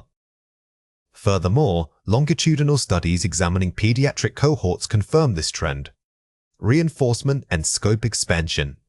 Using furthermore signals that you are adding weight to the same general idea. It confirms previous points while expanding the scope of evidence. Consequently, a multidisciplinary approach is required to understand these complex interactions. Conclusion sentence. This final sentence wraps up the paragraph beautifully. The use of consequently ties all preceding evidence back to one overarching, conclusive takeaway message. Here are 3 reasons why this matters. Establishes authoritative voice. Writing that flows smoothly signals mastery of the subject. The reader subconsciously equates smooth, polished writing with brilliant thinking. If your transitions are choppy, the reader might question whether your ideas themselves are fully connected. Reduces cognitive load. A clear path minimizes the mental effort required for the reader to follow complicated concepts. Academic arguments are inherently dense. By guiding the reader with strong flow, you reduce their cognitive load, allowing them to focus on your brilliant ideas rather than struggling with your sentence structure. Enhances persuasive impact. Flow builds a logical momentum that drives the reader toward your conclusion. Persuasion is not merely presenting evidence, it's building an airtight case. By maintaining relentless flow, you create a cumulative effect, making the final conclusion feel inevitable and unassailable. Rhetorical signposting is the art of telling your reader exactly where you are going and what you have just finished. It's more sophisticated than a simple transition word. Use phrases that signal structural shifts, such as "in contrast to this finding" or "building upon Smith's model." This technique acts like internal signposts on a highway, giving the reader momentary reassurance about their mental location within your argument. Mastering this elevates your writing from merely descriptive to architecturally sound. When you use explicit signage like indicating that you are now moving into methodology or counter-arguments, you give yourself and your reader permission to take a slight detour in thought without getting lost. It's an act of intellectual generosity. Here are 4 ways to practice. Read aloud for rhythm breaks. Reading your draft out loud forces you to detect awkward syntax or abrupt shifts in rhythm. Our ears are excellent detectors of unnatural transitions. If you stumble, pause, or feel a noticeable dip in momentum while reading it aloud, that spot is where your flow needs the most work. The bridge sentence technique. Start any new paragraph with a sentence that explicitly references the previous one. This simple structural trick immediately connects 2 ideas. Instead of just starting fresh, anchor your new idea by saying something like "following this discussion on," or "to expand upon the concept of." Vary sentence beginnings. Avoid starting sequential sentences with the same introductory word or phrase. Repetitive sentence starters, even if grammatically correct, create a predictable and monotonous rhythm. Varying your openers keeps the reader engaged and signals intellectual dynamism. Summarize before concluding. Before stating your final point in a section, briefly recap the main preceding findings. This is crucial for achieving that polished feel. By quickly summarizing what you've proven, you create a powerful rhetorical moment right before delivering your ultimate conclusion. Manuscript readiness refers to the state where your scientific paper is comprehensive enough for submission without major structural overhaul. It means moving beyond simply having finished writing and instead ensuring every component works together seamlessly. This checklist helps you assess not just clarity, but also logical flow between sections and adherence to journal guidelines. You are checking that the narrative moves smoothly from your introduction's gap statement through to your conclusion's implications. Think of it as a final system check before turning the key and starting the engine. When we talk about readiness, we aren't just talking about grammar, we are discussing coherence. A manuscript might be grammatically perfect, but if the discussion doesn't logically follow from the results, it isn't truly ready. This process shifts your role from writer to meticulous editor and critical reviewer of your own work. Here are 5 examples. Introduction. Does the paper clearly state the knowledge gap and your hypothesis? Clarity of purpose. This is your academic elevator pitch. If a reader doesn't know exactly what problem you are solving within the first few paragraphs, they will lose interest quickly. Ensure that the transition from broad context to narrow focus is perfectly smooth. Methods. Are all materials and statistical analyses detailed enough for replication? Reproducibility standard. The methods section must be a recipe that another scientist could follow exactly. This goes beyond simple listing. You need to specify versions, exact protocols, and the justification for every analytical choice made.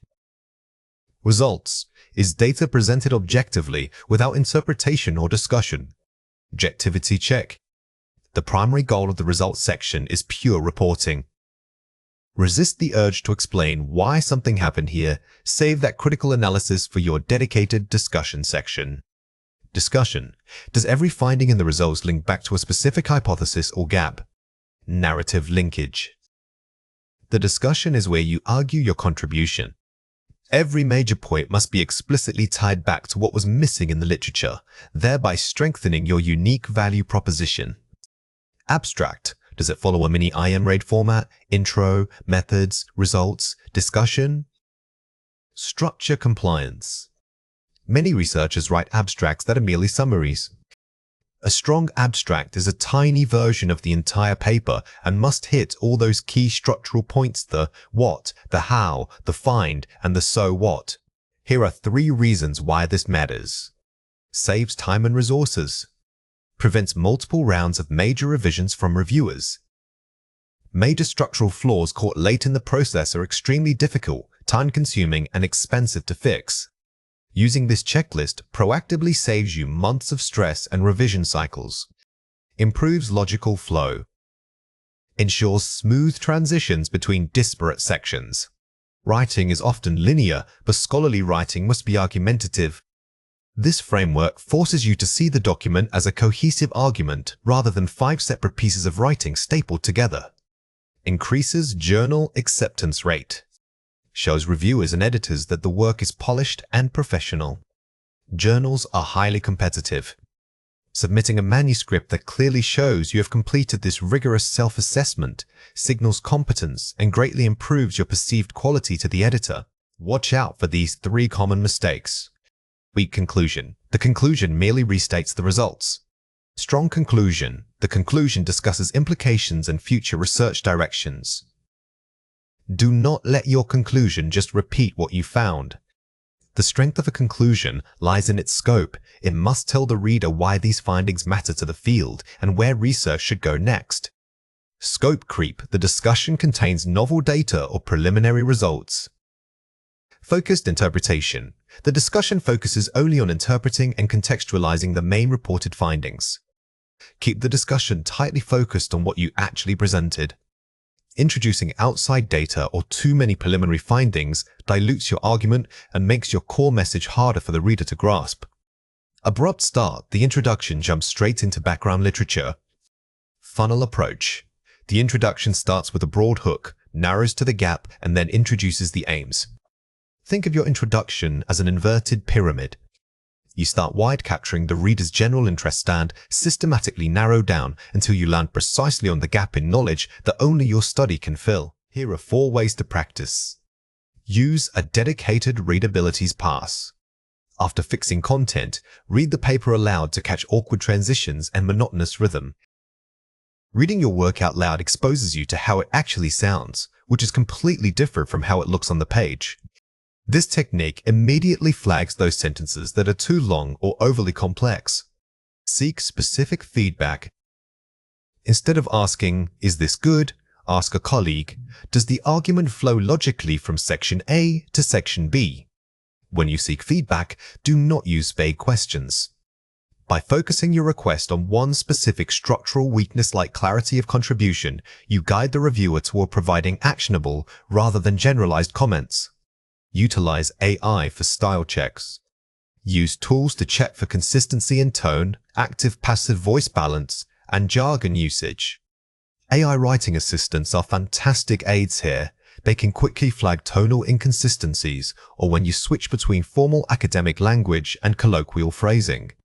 Remember that these tools are guides, not final arbiters of quality. Time your reading process. Set a timer and commit to reading the entire paper in one continuous period to maintain focus. Don't tackle the checklist piece by piece over several days.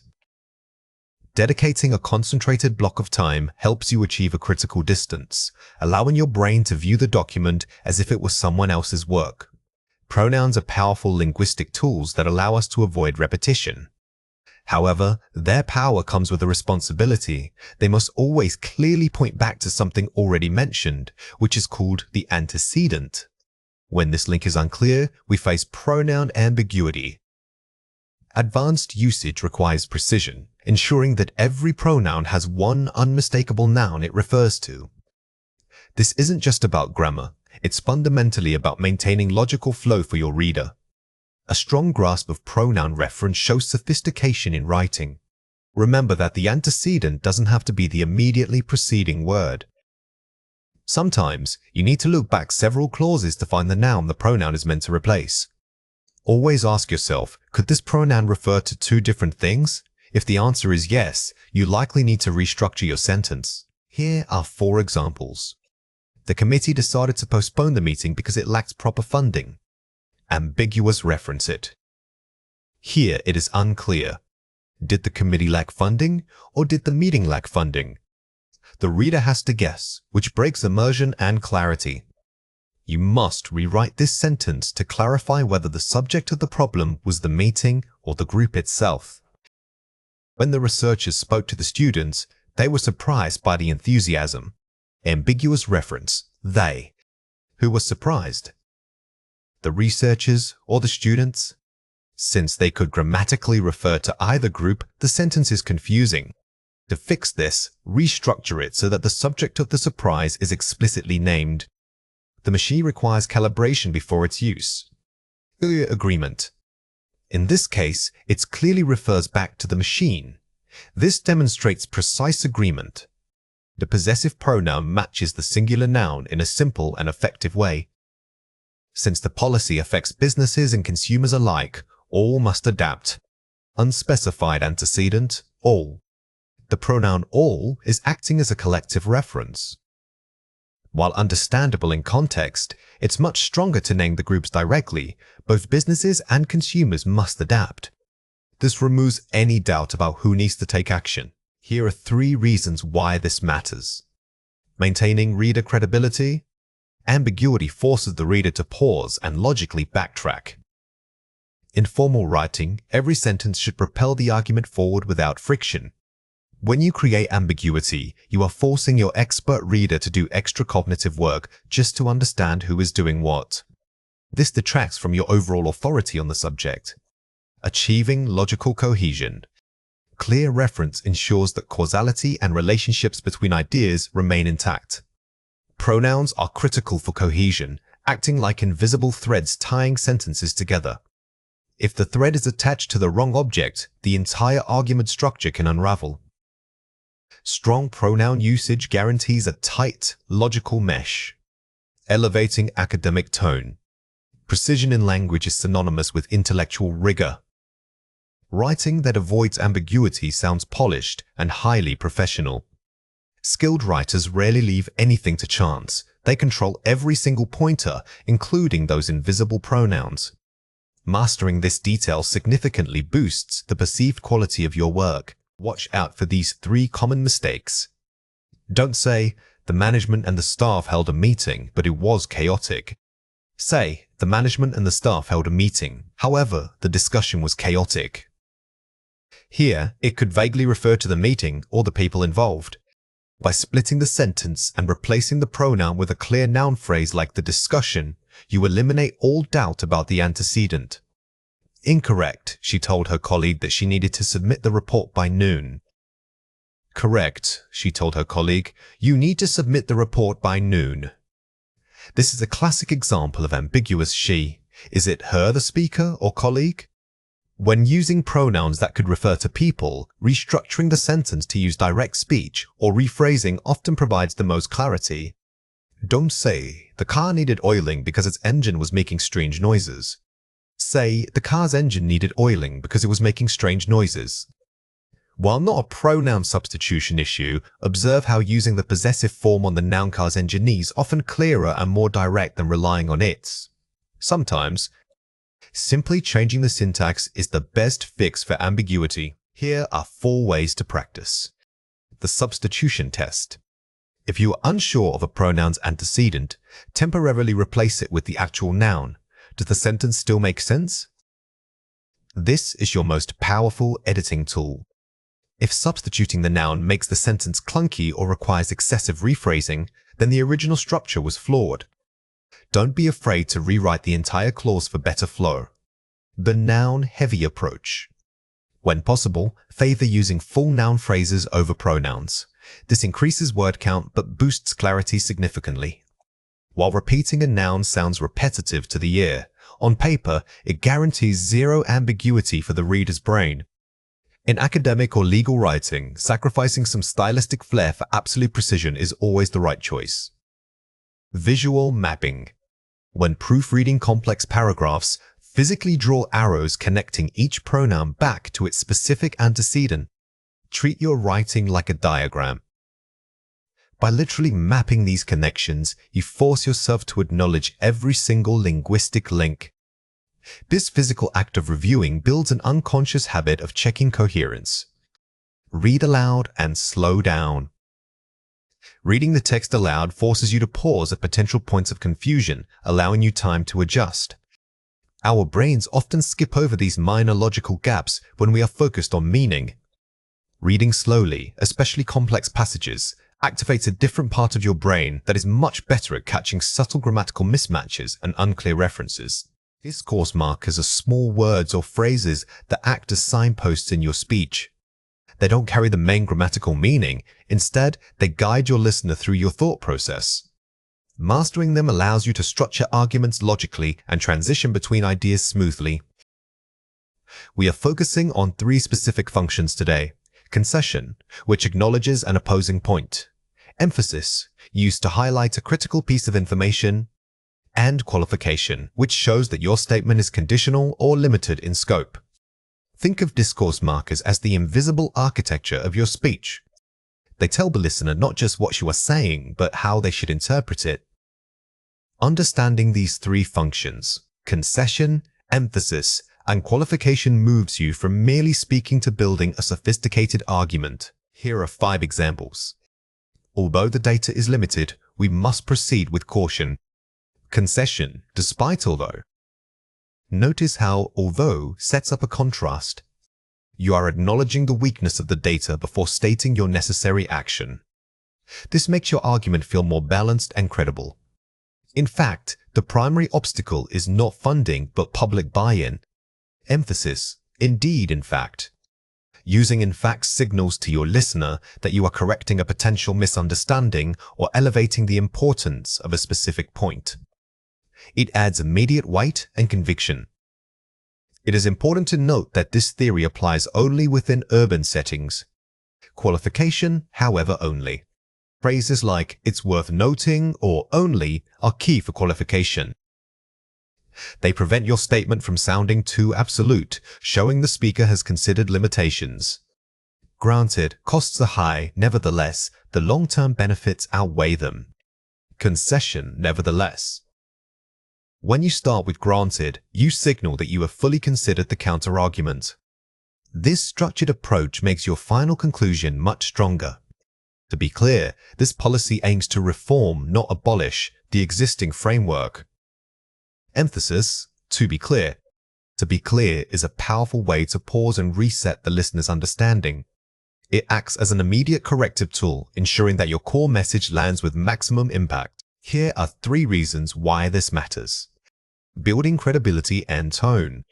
Effective use shows that you are a measured, thoughtful speaker. A skilled communicator doesn't just present facts, they manage the listener's perception of those facts. By using these markers, you demonstrate metacognitive awareness. You know how your own thinking works.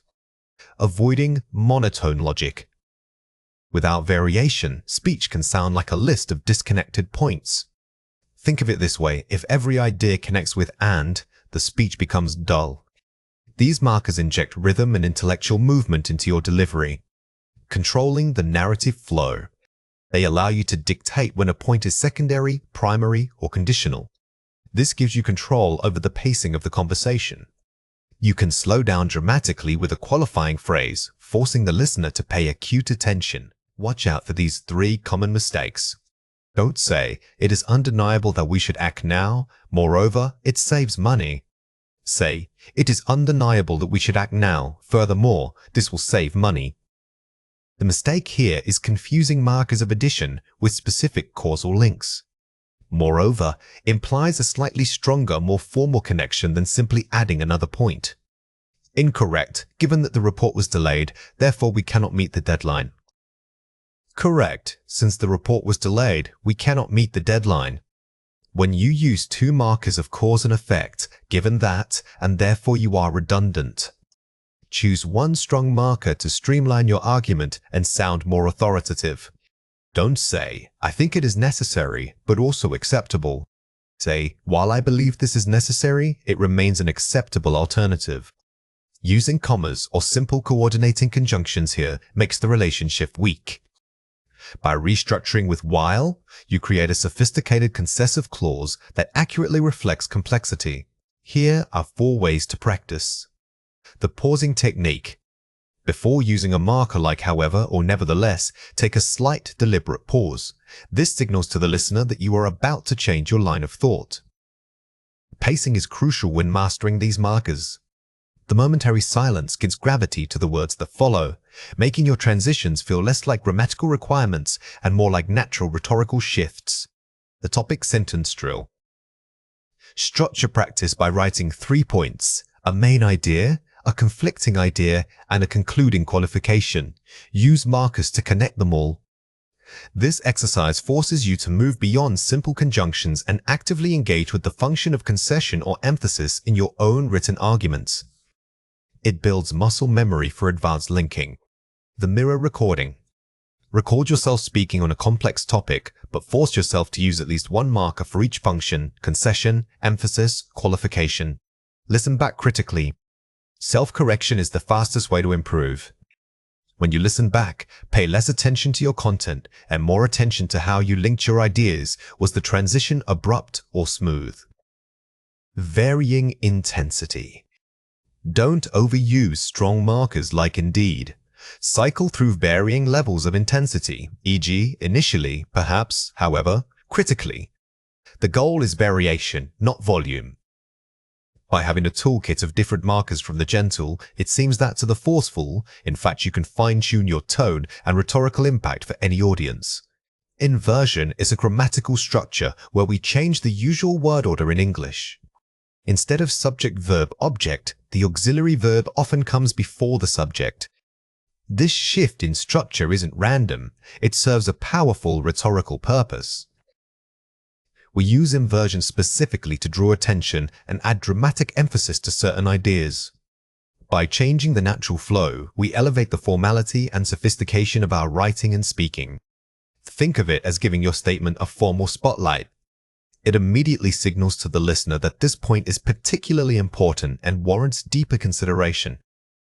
Remember that inversion does not happen in every sentence. You should use it strategically, reserving it for moments when you want maximum impact. Overusing it can sound unnatural or overly dramatic, so pace yourselves. Here are 4 examples. Never have I seen such a beautiful display of cooperation. Negative adverbial never. Notice how the auxiliary verb have jumps right before the subject I. This structure immediately makes the sentence sound more formal and academic. It's much stronger than simply saying, I have never seen. Rarely do we encounter such complex datasets in this field. Negative adverbial rarely. When you start a sentence with rarely, the auxiliary verb do takes its place. This pattern is highly useful for academic discussions because it emphasizes how unusual or infrequent the subject matter is. Not until did the committee realize the depth of the problem. Ein clause, not until. The phrase, not until, requires this inversion structure. It forcefully emphasizes that the realization or event only happened after a specific condition was met. This precision is key in academic writing. Little did he know about the potential impact of his research. Negative expression, little. This structure gives a sense of dramatic revelation. The placement of little at the start allows you to build suspense and highlight the speaker's ignorance regarding the outcome. Here are 3 reasons why this matters. Increased emphasis and impact. It gives weight to the information that follows. The primary function is emphasis. By altering the expected pattern, you force the listener's attention onto the opening phrase or adverbial clause. It's a rhetorical device, not just a grammatical trick. Elevating academic tone. It signals formality and mastery of structure. In academic contexts like presentations or formal essay-sourcing, controlled inversion makes your English sound highly polished. It shows that you are comfortable with complex syntax.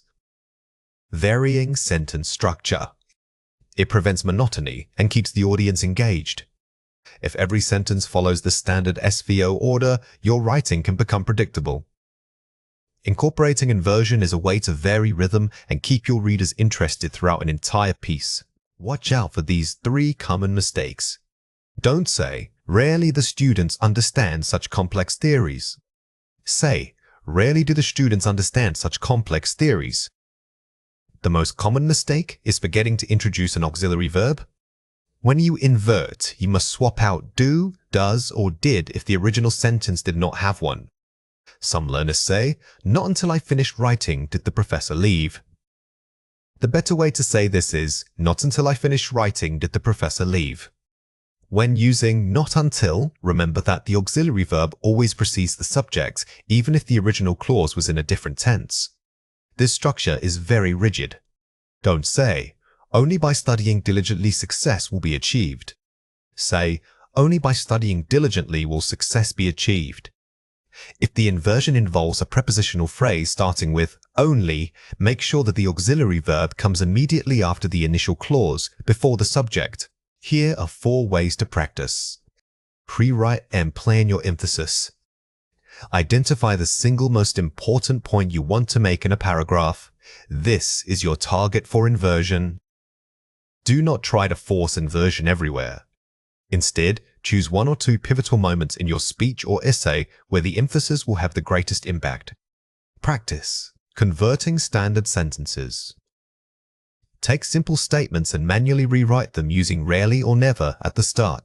This builds muscle memory for the syntax shift. This active conversion process is fantastic for solidifying the pattern. Start with topics you are already familiar with, like your field of study.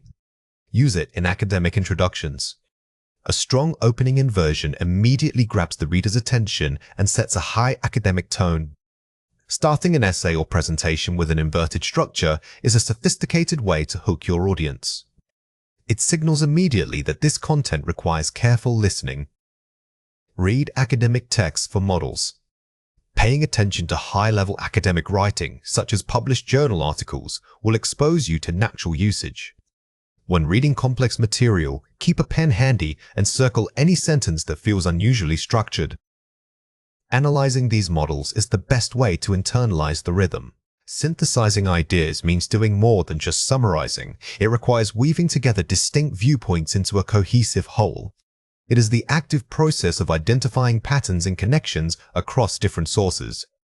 Instead of presenting source A's idea, then source B's idea, you are building a new understanding that incorporates both. This integrated perspective gives your argument depth and complexity. Think of synthesis as forming a third idea that didn't exist before you started reading.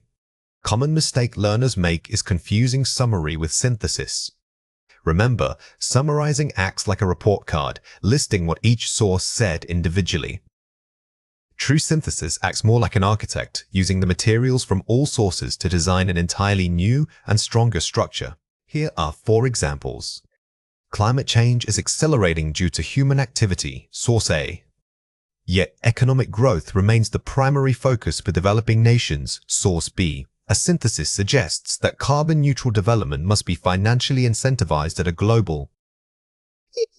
Bridging conflict. Notice how this example doesn't choose a side. It identifies the conflict environment versus economy and then proposes a third, synergistic solution. This model is highly effective in academic debates because it shows nuance. While early studies focused on genetics, source A, recent behavioral data highlights the role of social media interaction, source B. Therefore, a holistic approach requires examining both biological predisposition and digital environment. Broadening scope. This example demonstrates how new evidence expands old models. Instead of dismissing one field for another, you show that they must be examined together to gain a complete picture of human behavior. The historical narrative emphasizes political treaties, source A, but archaeological finds suggest the true drivers were shifts in agricultural patterns, source B. We must therefore re-evaluate power dynamics through an ecological lens. The shifting focus. Here, you are changing the lens of analysis. You aren't just adding 2 facts. You are suggesting that one source's perspective is incomplete without integrating the insights from another discipline. One policy argues for deregulation, source A, while another fears market instability, source B. The synthesized conclusion suggests targeted regulation focused only on high-risk sectors. Mitigating extremes. This technique is vital when dealing with polarizing arguments. You take the core premise of each extreme view and use it to define a moderate, practical middle ground that addresses both concerns. Here are 3 reasons why this matters. Demonstrates critical depth. Synthesis proves you can think beyond reading and into analysis. In academia, the goal is rarely to repeat information, it's to contribute new knowledge. By synthesizing ideas, you are actively participating in the conversation and proving your ability to critically process complex material. Builds credibility. It positions you as a well-read and balanced thinker. When an audience sees that you have considered multiple sides, they trust your final conclusion more. It moves your writing from being merely informative to being genuinely authoritative. Creates nuance. It prevents overly simplistic or black and white conclusions. The world rarely has simple answers, and strong academic writing reflects that complexity. Synthesis allows you to acknowledge the limitations of any single perspective while still forming a robust argument. The most advanced step in synthesis is identifying the unstated assumptions underlying each source. Every perspective operates on a set of beliefs that are never explicitly stated. Ask yourself, what must source A believe to be true for its argument to hold? And what does source B take for granted? By mapping these hidden assumptions, you can reveal points of conflict or potential synergy. Simply noting that 2 sources disagree is basic level analysis. However, identifying the underlying assumption, the roots belief system, is deep critical thinking. This allows you to critique not just the conclusion, but the entire foundation upon which the argument was built. Here are 4 ways to practice. The question matrix method. Create a grid with sources on the columns and key theme/questions on the rows. Fill in the intersections. This is a highly visual tool that forces you to compare concepts systematically rather than just reading them one after the other. It makes the gaps and overlaps immediately visible for synthesis. The thesis statement challenge. Before writing, Write 3 possible thesis statements, one based on source A, one on source B, and a third that synthesizes them. Drafting multiple competing theses forces your brain to recognize the points of friction between ideas. This exercise is excellent preparation for finding that ideal middle ground. The "so what" filter? After reading a section, immediately ask, so what does this mean when combined with source X? Write down the implication. This active filtration technique stops you from passively absorbing information. It keeps your focus on generating connections rather than just recalling facts. Outline by concept, not source. When writing your outline, use themes and ideas as headings, not the names of the sources. This structural change is critical. If you title sections Source A and Source B, you are summarizing. If you title them Economic Impact, Social Equity, and Environmental Cost, you are synthesizing. When we articulate alveolar plosives like d and d, remember that they are produced with minimal effort. For both sounds, your tongue tip must make contact near or against the ridge right behind your upper front teeth. The difference lies solely in the airflow release. To create, you momentarily stop all air, then sharply release it. 4. You perform the exact same build-up, but instead of a sharp burst, the air escapes with a more voiced vibration. In academic speech, precision matters greatly, especially with common function words or transitional phrases. Think about how data versus daytime requires that distinct voicing difference. Focusing on this subtle laryngeal activation will instantly make your delivery sound more measured and authoritative. Practice differentiating these sounds even when they are surrounded by other syllables. Let's go through 6 words. For each word, I will say it clearly, then explain how to produce it correctly. The word is hypothesis. Say it again, hypothesis. The challenge here is maintaining that subtle yet crucial unvoiced sound. Do not let it become a simples. Remember to place your tongue lightly between your teeth for that characteristic hiss. Try saying the word while visualizing placing a small feather on your tongue tip. The word is determine. Say it again, determine. Notice how the sound is often reduced when spoken quickly, which can undermine clarity. When you are presenting or discussing findings, exaggerate this middle vowel slightly to ensure listeners correctly perceive the root structure of your verb. It lends weight and carefulness to your statement. The word is criteria. Say it again, criteria. Many speakers struggle with the final unstressed vowels. Remember that this word has an important stress pattern starting on the second syllable. It is not a single stressed unit, it's built around 3 smaller vowel sounds. Articulating these small internal steps gives your speech a more sophisticated rhythm. The word is analyze. Say it again, analyze. This word is often mispronounced with too many syllables or a misplaced stress. When you analyze data, your voice should mirror that careful process. Start by exaggerating the initial "an" sound, making it robust and clear before moving through the remaining syllables. The word is context. Say it again, context. When you discuss context, be meticulous with the final consonant cluster. The combination of and must sound crisp and distinct. This clarity shows that your understanding of the material is comprehensive and highly detailed. The word is disseminate. Say it again, disseminate. This is a powerhouse academic verb, and its rhythm can be tricky. Focus on separating the syllables clearly so your speech doesn't become a single rush of air. A methodical pace here suggests that you are delivering important, well-vetted information. Let's compare 4 pairs. First, compliment. Compare it with compliment.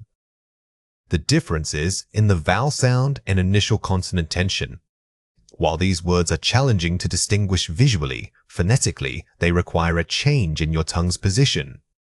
The key here is realizing that compliments often carries a slightly more forceful, contained energy in its articulation compared to the other word. First, theory. Compare it with theory. The second word needs a distinct vowel sound and an extra syllable. Listen carefully to how your mouth molds itself around the central vowels.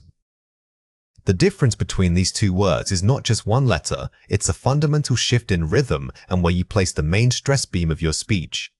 First, analyze. Compare it with analyst, the word for the action versus the person doing the action. Thinking about this pair helps us understand how function words are pronounced differently based on their grammatical role. When you use analyze, think of it as a continuous process. When you say analyst, give yourself a small pause to emphasize the noun. First, hypothesize. Compare it with suppose, the formal academic alternative for suggesting an idea. Choosing to use hypothesize over a simpler verb elevates your register immediately. Focus on delivering this word with impeccable clarity and measured pace. It signals that you are operating at a highly advanced level of discourse. Watch out for these 3 common mistakes. Wrong, data pronounced as data. Right, data pronounced as die-ta. The most common error is making the initial vowel too open, almost like saying dairy. Remember that the intended sound is a diphthong, which requires your mouth to start in one position and glide smoothly into another. Practice gliding the air from the first to the second vowel. Wrong, impartial. Right, impartial. Be careful not to soften or drop the sound in this specific word. The L needs to be clearly articulated against your alveolar ridge, giving a crisp quality to the middle section of the word. This precise articulation conveys neutrality and objectivity. Wrong, furthermore. Right, furthermore. Many speakers reduce this complex transitional phrase into 3 separate syllables, which ruins its authoritative rhythm. Instead, practice linking it smoothly so that the entire word flows as a single unit of thought. A seamless delivery makes your argument feel cohesive and undeniable. Here are 4 ways to practice. Tongue twister focus. Practice rapid shifts between dental and alveolar sounds. Try combining challenging consonant clusters like sis followed by L or followed by T. This forces your articulators to shift quickly, improving the speed and mechanical efficiency of your speech without sacrificing accuracy. Speed is not the goal, rhythmic precision is. Minimal pair drill. Pair academic words that differ by only 1 vowel sound. Selecting minimal pairs like theories versus theory or critical versus critical helps you isolate and strengthen the muscles responsible for forming those specific vowels. Treat each difference as a tiny, targeted workout for your mouth. Shadowing technique. Listen to native speakers giving authoritative lectures and mimic them immediately. This is arguably the most effective method because it forces you to reproduce not just the words, but the entire music of the speech, the pitch changes, the pauses, and the pacing. Record yourself shadowing, then compare your recording directly against the original speaker for objective feedback. Read script. Reading a formal script while whispering forces extreme control over breath and articulation. Because you cannot rely on vocal volume, whispering demands that every single consonant and vowel be fully formed with minimal effort. This controlled delivery builds incredible muscle memory for clarity, which you can then transfer to speaking at full volume. Quantifiers are words we use to indicate quantity or amount. They are essential for precise communication in English. The biggest challenge here is knowing whether a noun is countable or uncountable. Countable nouns refer to things that can be counted individually, like apples or books. Uncountable nouns, on the other hand, refer to substances, concepts, or collections that we cannot count one by one, such as information or advice. Think of this distinction not just as a grammar rule, but as understanding how things exist in the physical world. If you can put a number in front of I-tone chair, 2 chairs are countable. If you must use units like a glass of or a piece of, it is uncountable. Here are 5 examples. I have many friends who live in this city. Friends, countable. Because friends are distinct individuals, we use the quantifier many. We can count them one by one. Using much here would sound unnatural and grammatically incorrect. We don't have much time before the train leaves. Time, uncountable. When we talk about times as a general substance or duration, it is treated as uncountable. We measure it in hours or minutes, but we cannot say 3 times, therefore we use much. She published many articles last year. Articles, countable. Article is countable because you can list them sequentially. If she had only written a little amount of writing, we would use little, not many. Did you buy much food for the picnic? Food, uncountable. While food is made up of countable items like sandwiches and apples, when we refer to food as a general category or bulk quantity, it functions as an uncountable noun. This requires much. They spent too little money on the trip. Money, uncountable. Although we use dollars or pounds to count amounts of money, the word money itself is always uncountable. We say a lot of money, not many monies. Here are 3 reasons why this matters. Units of measure versus items. Some nouns require a unit to be counted. This is the deepest layer of understanding. When we talk about concepts like information, we aren't counting discrete units. We are dealing with a conceptual mass that requires measurement, not individual enumeration. The role of abstract nouns. Concepts like happiness or advice are always uncountable. Abstract nouns represent ideas and feelings. They cannot be physically tallied. Think about happiness. You can feel a lot of it, but you cannot count 10 instances of it. Why we use partitive phrases. We use phrases like a cup of or a piece of to make uncountable nouns countable. This technique, called using partitives, is incredibly useful because it allows us to talk about large amorphous quantities in specific measurable chunks. It bridges the gap between count and non-count. Watch out for these 3 common mistakes. Don't say, I need many advice for my career. Say, I need much advice for my career.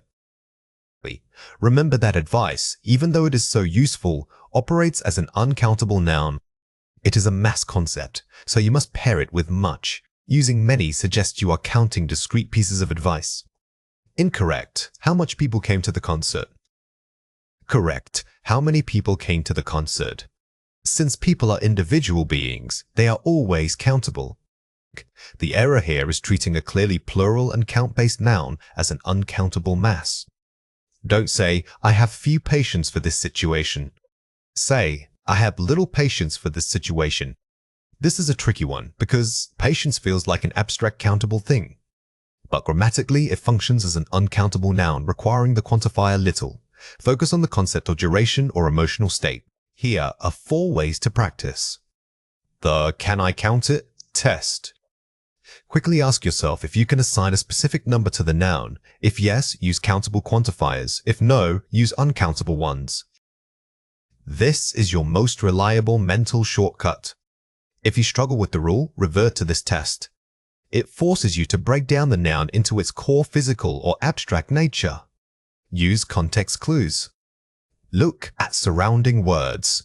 Does the sentence suggest counting items or measuring a substance? Pay close attention to verbs and prepositions in the sentence. If the verb is measuring or giving, you are likely dealing with an uncountable noun. Practice partitive phrases. When unsure, practice framing your answer using units like a slice of bread or a gallon of milk. This reinforces the measurement concept. Actively forcing yourself to use these partitives helps lock in the idea that even if we talk about a large amount, it must be broken down into quantifiable, smaller units. Listen for native speakers. When consuming media, pay attention to how native English speakers naturally use these quantifiers. Notice their rhythm and word choice. Listening is key because it trains your ear to recognize the natural patterns of usage. Over time, hearing correct structures repeatedly will make the right grammar feel instinctive. Effective test-taking isn't just about knowing grammar, it's about pacing. In the IELTS academic module, you have 60 minutes for both tasks. The key rule is distributing your time proportionally to the task weight and complexity. Task 1, reporting visual data, should take approximately 20 minutes. This includes analysis, structuring the overview, and writing the body paragraphs. For Task 2, the essay, allocate at least 40 minutes. This longer block requires more critical thinking and complex argumentation. Never spend too much time perfecting a single sentence if it means sacrificing structure or depth in other areas. Remember that pacing is arguably as important as the quantity of your writing itself. When you feel yourself getting bogged down on minor details, take a deep breath and move forward. You can always return for revision later. Think of time management as an active strategy, not just passive awareness. Here are 4 examples. The graph reveals a dramatic upward trend in solar power adoption between 2015 and 2025, suggesting rapid investment. While fossil fuels saw minor increases initially, their percentage share declined steadily throughout the decade. Excellent overview sentence directly addresses the main trends without needing complex data points. This is a perfect moment to pause after writing your overview and check your clock. By stating the overall trend immediately, you signal competence and save time later by not having to keep referencing the primary findings. Furthermore, proponents argue that remote work significantly boosts employee morale and local community engagement by reducing daily commutes. Uses strong linking phrases, furthermore, and presents a balanced argument point efficiently. When writing arguments, grouping ideas under clear thematic transitions is vital. These concise topic sentences allow you to quickly hit your word count while maintaining an academic flow. While some critics suggest that technological reliance diminishes human interaction, this overlooks the capacity for virtual connection and specialized learning opportunities. Addresses a counterargument quickly using while, showing sophisticated concession while maintaining momentum. The ability to handle nuance acknowledging an opposing view only to refute, it shows control over both vocabulary and time. This saves you from writing 2 separate, disjointed paragraphs. In conclusion, given the escalating climate crisis and technological advancements, prioritizing sustainable energy is not merely advisable. It is an economic necessity for future global stability. Strong concluding sentence that synthesizes main points and offers a definitive, high-impact final thought. The conclusion must feel decisive. Don't introduce new ideas here. Instead, rephrase your core arguments using elevated language to leave the examiner with a sense of completeness and authority. Let's compare 4 pairs. Traffic increased a lot in the cities over time. The data clearly illustrates a substantial and sustained increase in urban traffic congestion throughout the period. Replaces simple, emotional language with precise, academic vocabulary. Notice how the strong version doesn't just say increased, it specifies what's increased congestion and how sustained.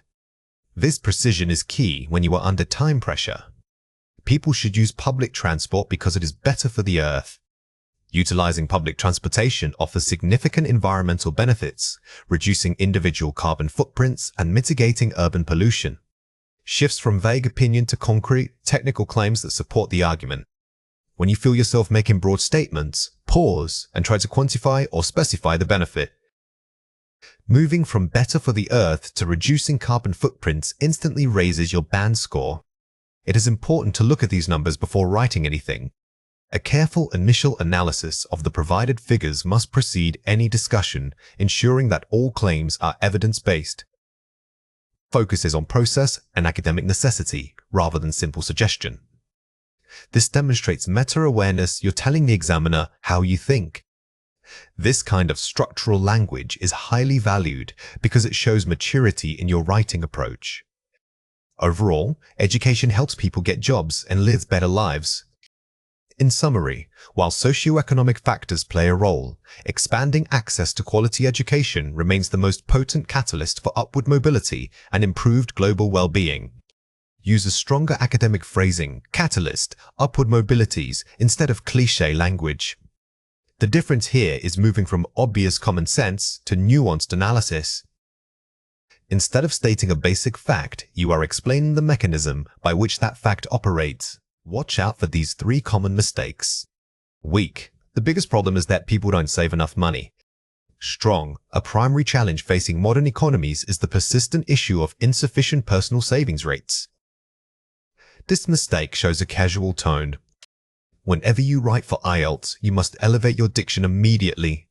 Replace everyday phrases with formal academic terminology to instantly raise the perceived sophistication of your writing. Weak, I think that this happened because of poor government planning. Strong, this outcome can be largely attributed to systemic failures in governmental planning and policy implementation. Avoid using personal pronouns like I think or we believe. The examiner wants you to sound objective and authoritative as if you were presenting established academic knowledge. Weak, many people waste time on social media, which is bad for everyone. Strong, the pervasive use of social media platforms contributes to decreased productivity and has proven detrimental to overall mental well-being. Notice the shift from a judgmental statement, which is bad, to an analytical one. You are presenting evidence of harm, which makes your argument much more robust and convincing. Here are 4 ways to practice. The 2-minute blueprint. Before writing a single word, dedicate 2 minutes to quickly jotting down 3 main points and 1 counterpoint. This brief flash planning prevents you from getting lost in complex vocabulary. Simply mapping out your core arguments ensures that even if time runs short, the structure of your essay will remain solid. The time-boxed body paragraph. Commit no more than 10 minutes to writing both body paragraphs for task 2. Focus on development over perfection. If you spend too long perfecting your transitions, you lose time needed for actual argument support. Treat setting a hard stop as a crucial part of the planning process. The skeleton first rule. Drafting the first pass should focus only on linking ideas and content flow. Save grammar refinement for the final 5 minutes. It is tempting to stop and correct every comma or tense agreement as you write. Resist that urge. Focus on getting your main idea down quickly, creating a solid skeleton first. The final 5-minute sweep. Use the last 5 minutes solely for checking cohesion, checking linking words, and ensuring grammatical flow across paragraphs. Do not use this time to rewrite entire sentences.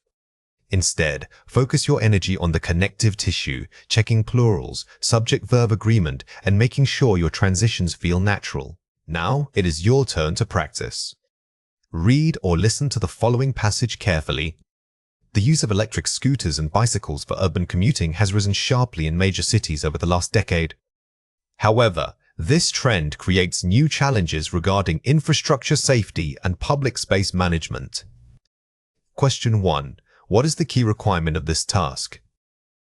Pause the video now and write your answer before we reveal it.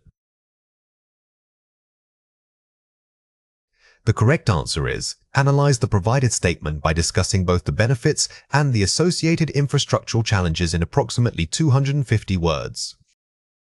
Dedicating no more than 10 minutes to planning and outlining your response. The crucial element here isn't just answering, it's managing that 10-minute period. You must allocate time, 2 minutes for brainstorming, benefits, challenges, 5 minutes for writing the first draft, and 3 minutes remaining for review. Question 2. What would a Band 7 response focus on first? Pause the video now and write your answer before we reveal it. The correct answer is, the introduction should immediately establish both sides of the argument. The growth found Scambler Tech. The challenge toe show immediate structural control. A high-scoring candidate will not wait until the conclusion to mention the challenges. By weaving the tension between benefits and challenge throughout, they demonstrate analytical balance right from the start. Writing about problems is often easy. Describing actionable solutions requires a higher level of critical thinking. Actionable solutions are suggestions that are not only viable but also practical and implementable within real-world constraints. They must answer the how question, detailing specific steps, responsible parties, and measurable outcomes. Simply stating that a problem needs addressing is insufficient for high scores. You must explain exactly what should be done. The key takeaway here is moving from abstract statements to concrete proposals.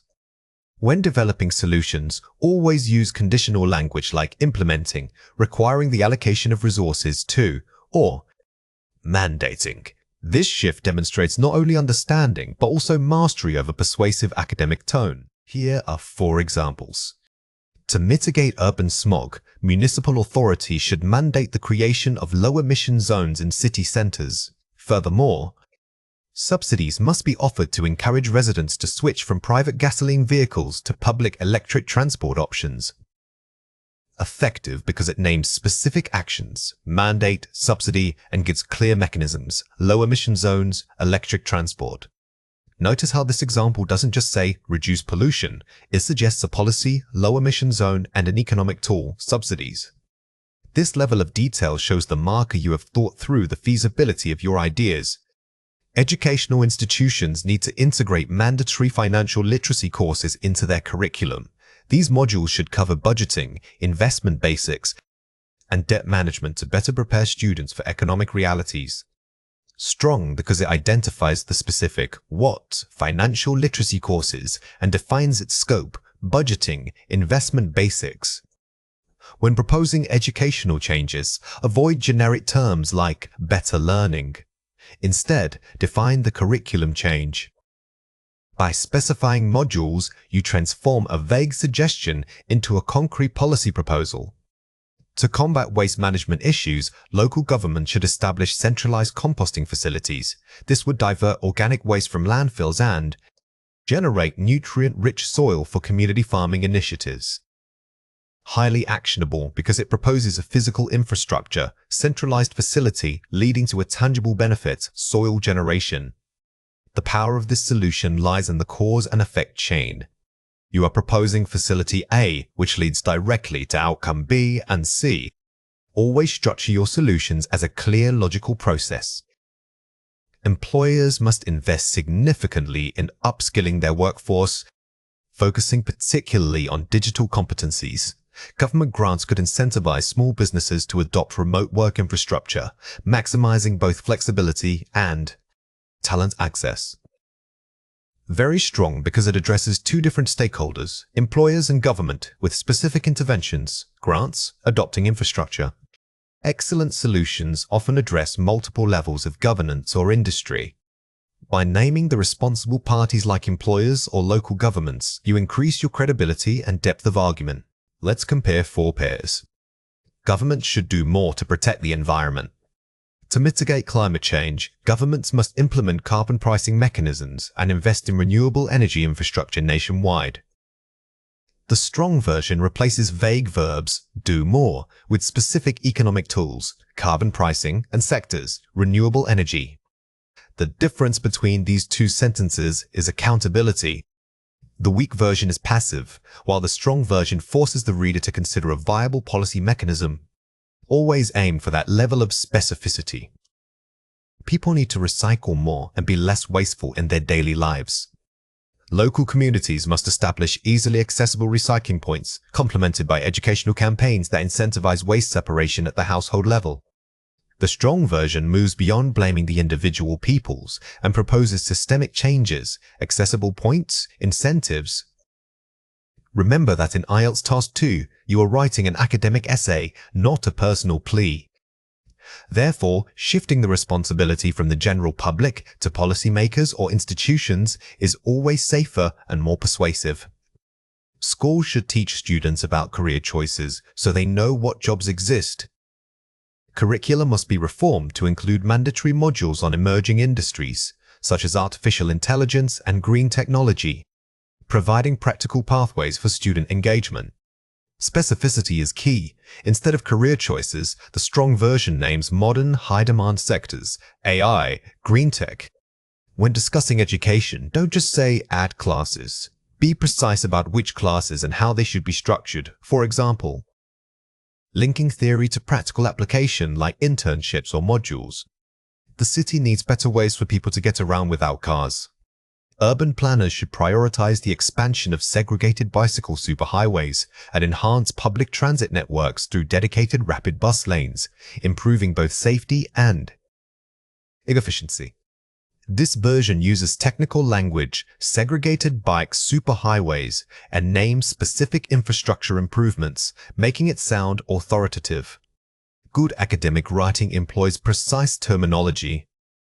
Using words like superhighways, dedicated rapid bus lanes, or infrastructure elevates your vocabulary and demonstrates subject matter knowledge. Watch out for these 3 common mistakes.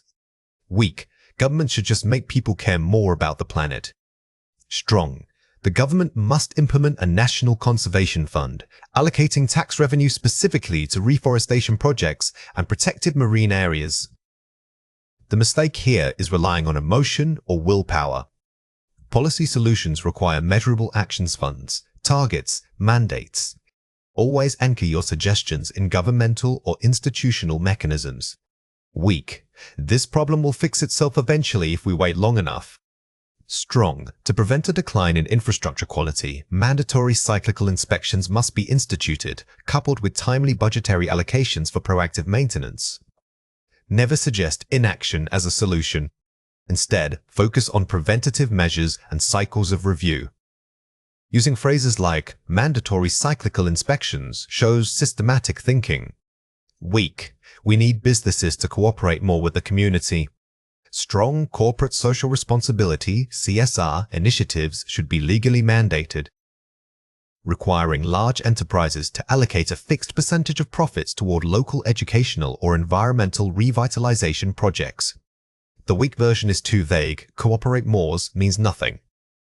The strong version adds weight by invoking legal mandates and quantifiable metrics, turning a wish into an enforceable policy. Here are 4 ways to practice. The 3-part solution framework. For every solution you propose, address 3 elements: the agent who, the mechanism how, and the outcome what. Think of this as a mini essay structure within your paragraph. Naming the agent prevents weak, general statements because it assigns responsibility. This immediate clarity boosts your coherence score significantly. Stakeholder brainstorming. When tackling a problem, list every group affected: government, corporations, students, parents, local councils. Each stakeholder needs a different solution. This exercise forces you to think critically about the multifaceted nature of global problems. By addressing multiple stakeholders, your essay demonstrates sophisticated critical thinking that goes beyond simple agreement. Action verbs and noun phrases. Upgrade verbs like helps or do to academic phrasings. Mitigate, mandate, mandates, facilitate, institute. Use nouns like framework, protocol, or incentive. Elevating your vocabulary isn't just about sounding smart, it's about specificity. Using a precise, high-level adverbial phrase can make your argument sound much more authoritative and convincing to the examiner. The if, then, bridge. Structure your solution paragraphs using clear cause and effect logic. If X policy is implemented, then Y problem will be mitigated because Z resource will become available. This connective structure builds logical flow and coherence. It tells the reader exactly why your proposed action is necessary. Practice linking your proposals with strong transitional phrases like consequently or furthermore. A diagnostic module is not just another practice test. It is a targeted assessment designed to pinpoint your exact academic weaknesses across all 4 skills: listening, reading, writing, and speaking. Instead of simply giving you a score, this process forces you to identify the why behind any underperformance. It helps separate gaps in knowledge like poor vocabulary recall for writing from gaps in technique, such as time management during reading passages. The goal is precision, ensuring that your study time is spent only on areas where improvement will yield the highest return. The key thing to remember about diagnosis is that it requires honesty with yourself. You cannot simply guess which skill is weak. You must actively analyze why you struggled in the test environment. Think of this module as a highly detailed X-ray for your English skills, not just a simple temperature check. Here are 4 examples. Listening, difficulty following rapid academic lectures. Focus, note-taking, speed, complexity. The diagnostic confirms you catch details but lose the main thread when speech is dense. This isn't a listening comprehension issue, it's a processing speed issue under pressure. Your brain needs to simultaneously write down information and interpret complex context, which takes significant practice. Reading, failing to distinguish between inference and direct fact. Focus, reading for implication. The test shows you are great at finding explicit answers, but miss the author's hidden meaning. Inference questions require you to read between the lines, connecting 2 pieces of information that aren't directly linked by a comma or period. This skill is about making logical leaps based on textual evidence. Writing, over-reliance on simple sentence structures. Focus, grammatical range and complexity. The diagnosis reveals solid grammar but repetitive syntax. To boost your band score here, you need to move beyond subject-verb-object sentences. You must actively practice using dependent clauses and transitional phrases to build sophisticated sentence architecture. Speaking, pausing too frequently when searching for specific vocabulary. Focus, fluency versus lexical retrieval. The diagnosis shows you know the words, but your retrieval process significantly slows down your pace.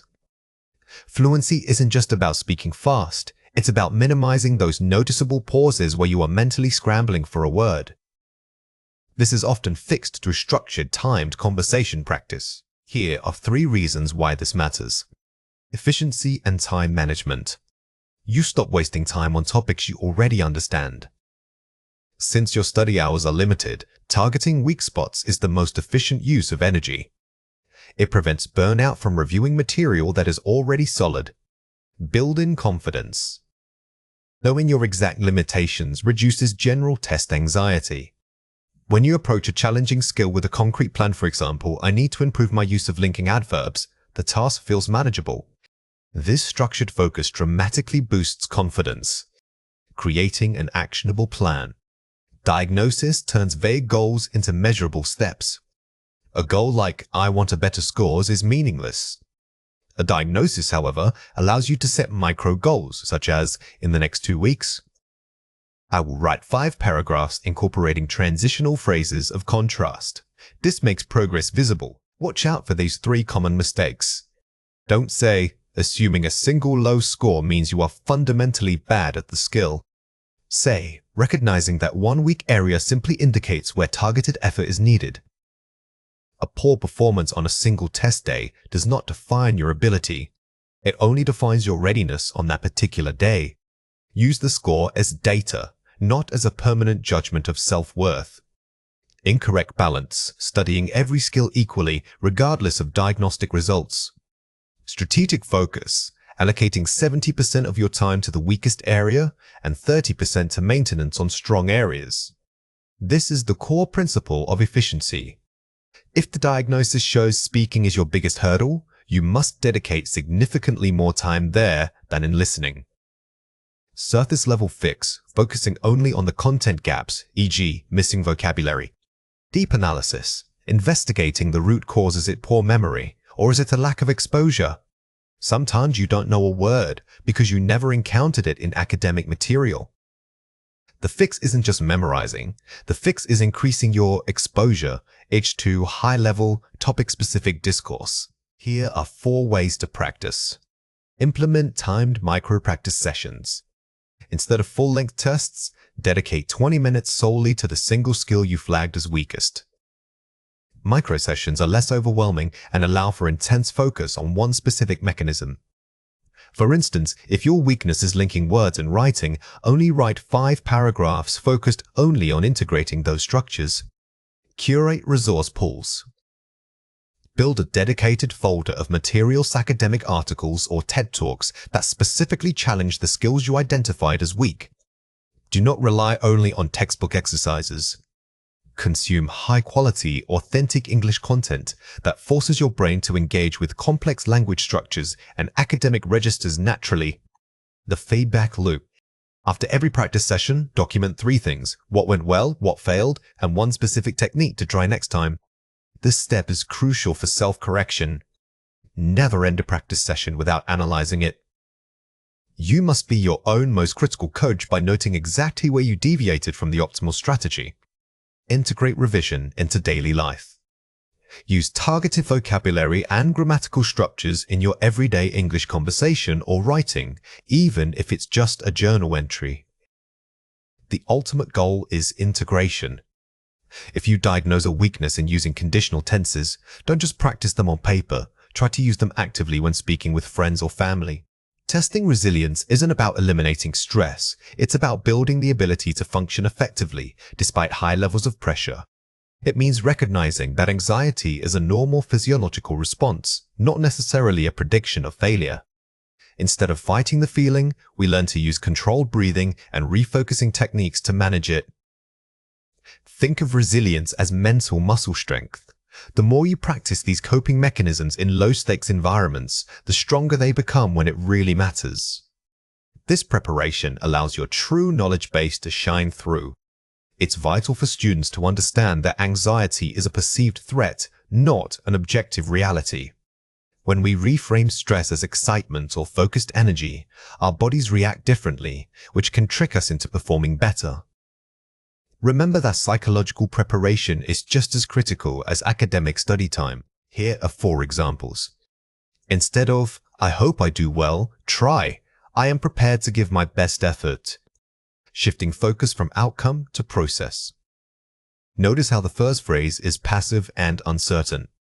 The second statement puts you in an active role, which gives you a feeling of agency. This subtle shift changes your brain's internal conversation from worry to action. When stuck on a question, move on and come back later. Tactical self-regulation. The core mistake high achievers make is getting trapped by one difficult question. This technique teaches you to accept imperfection in the moment and prioritize moving forward, maintaining momentum. Visualizing success. Imagine walking out of the exam feeling calm and confident. Positive mental rehearsal. Visualization is a powerful tool because it primes your brain for the expected experience. Don't just picture getting an A, picture the feeling of finishing and being proud of your effort. Preemptive breathing, taking 3 slow breaths before starting any module. Physiological reset. This isn't just a nice tip, it physically impacts your nervous system.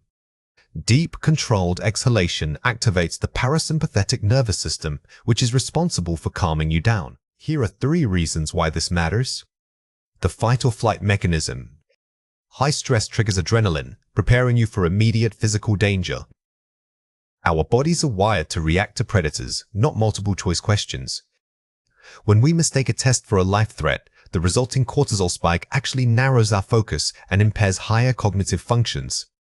Cognitive load theory. Anxious thoughts consume working memory that should be used for problem solving. Think of your brain's working memory like a limited amount of RAM on a computer. If you are spending processing power worrying about failing, you literally have less memories left to solve the actual problems. The Yerkes-Dodson law. Performance improves with moderate arousal but declines sharply with excessive stress. This law explains that there is an optimal level of excitement. We want to be energized, but we must avoid the point where anxiety completely overtakes focus. Watch out for these 3 common mistakes. Thinking in extremes, I must get a perfect score to be okay. Setting realistic metrics, my goal is to perform my absolute best, given the circumstances. Perfectionism often masks itself as high standards, but it's actually a form of self-sabotage. It sets an impossible bar that guarantees disappointment when reality falls short. Emotional linkage. If I don't know the answer immediately, I am failing. Separating knowledge from self-worth, it is acceptable to pause and acknowledge what I do not know right now. We must learn that a blank answer does not equate to a flawed identity. Our value as individuals is entirely separate from our performance on any single test. Catastrophizing, I need this score to define my entire future. Perspective taking, this score is just one data point in the incredibly complex picture of my life. When we catastrophize, our minds jump to the worst possible outcome. By forcing ourselves to see this test as just one data point, we regain perspective and reduce the emotional stakes. Here are 4 ways to practice. Simulate stressful conditions.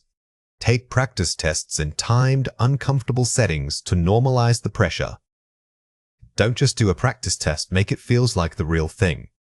Sit somewhere you usually study, use limited breaks, and simulate the time constraints. This desensitization is key. Establish a pre-game routine.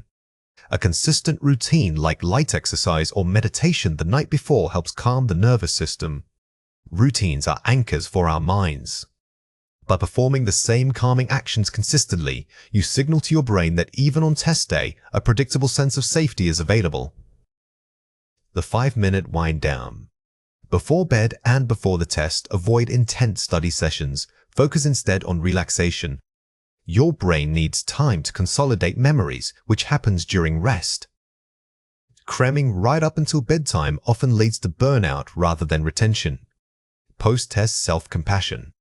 After the exam, regardless of how you think you did, acknowledge your effort and give yourself a reward. The recovery phase is often overlooked. By showing self-compassion immediately after, you teach your mind that even if performance was imperfect, it was safe and acceptable. Reaching a Band 5 generally means you can communicate your meaning effectively enough for the task. You are understood, even if the language is simple or hesitant.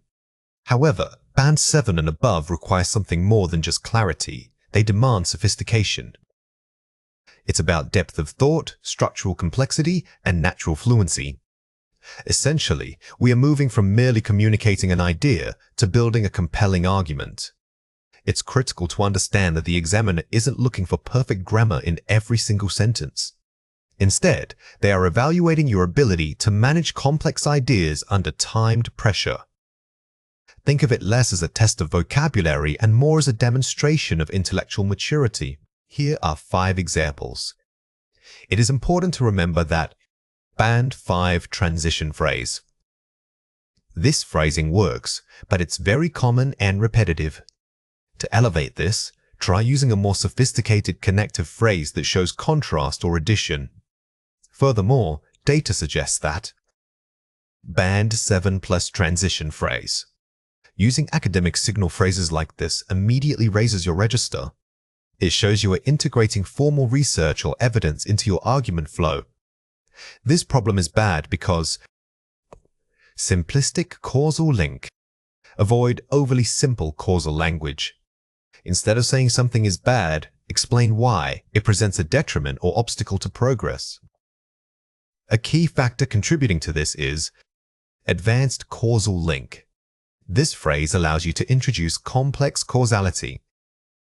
It signals that the underlying cause is multifaceted and worth detailed discussion. Consequently, policymakers should consider reforms. Strong conclusion recommendation. A Band 7 plus response doesn't just summarize, it offers concrete, actionable recommendations. Using consequently links your evidence directly to a proposed solution. Here are 3 reasons why this matters. Conceptual depth. Moving beyond surface-level descriptions to analyzing underlying causes. A Band 5 might list symptoms, but a high-scoring response explains the pathology. You must show that you can handle abstract ideas like globalization or systemic inequality. Cohesive mastery. Using linking words naturally so the text flows seamlessly from one idea to the next. Excellent cohesion isn't just about using however and therefore, it's about pronoun reference, thematic continuation, and ensuring every sentence feels organically connected to the preceding thought. Precision in register. Selecting vocabulary that is formal, objective, and appropriate for an academic audience. This means avoiding colloquialisms or overly emotional language. Your tone must remain detached and analytical, even when discussing highly charged topics. Watch out for these 3 common mistakes. Informal language and vague adjectives. This issue is a very big problem for the economy. Precise academic phrasing. This issue poses a significant challenge to economic stability. The key difference here is elevating simple adjectives like very bigs and vague nouns like problem. Always replace them with specific academic vocabulary. Passive voice and vague subjects. Many people agree that the government must do something. Academic nominalization. There is a prevailing consensus that governmental intervention is required. Instead of saying many people agree, use nominalizations like prevailing consensus. This immediately lends an air of formal, objective academic writing. Grammatical redundancy. The reason for this is because money is short. Concise, high-level vocabulary. This stems from a scarcity of capital. Watch out for common grammatical redundancy traps like the reason is because. Always opt for the most concise and sophisticated phrasing possible. Here are 4 ways to practice. The paraphrasing challenge.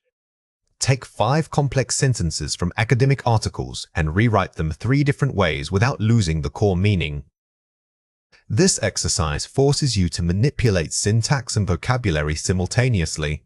It builds flexibility, which is crucial for high-scoring writing. Model analysis reading. Read Band 8+ essays or reports and actively highlight every transition phrase and advanced linking structure they use. Don't just read for content, read like a linguist. When you see a perfect link, analyze why it works as a contrast. Consequence? Condition? Topic: specific vocabulary banking. Instead of learning random words, build themed lists, e.g., environmental degradation, economic policy. Focusing vocabulary into thematic units ensures that when you write about a topic, your language sounds cohesive and highly specialized. The outline method. Before writing any piece, create a detailed outline focusing only on the logical connections between paragraphs and ideas. A strong outline guarantees structural coherence.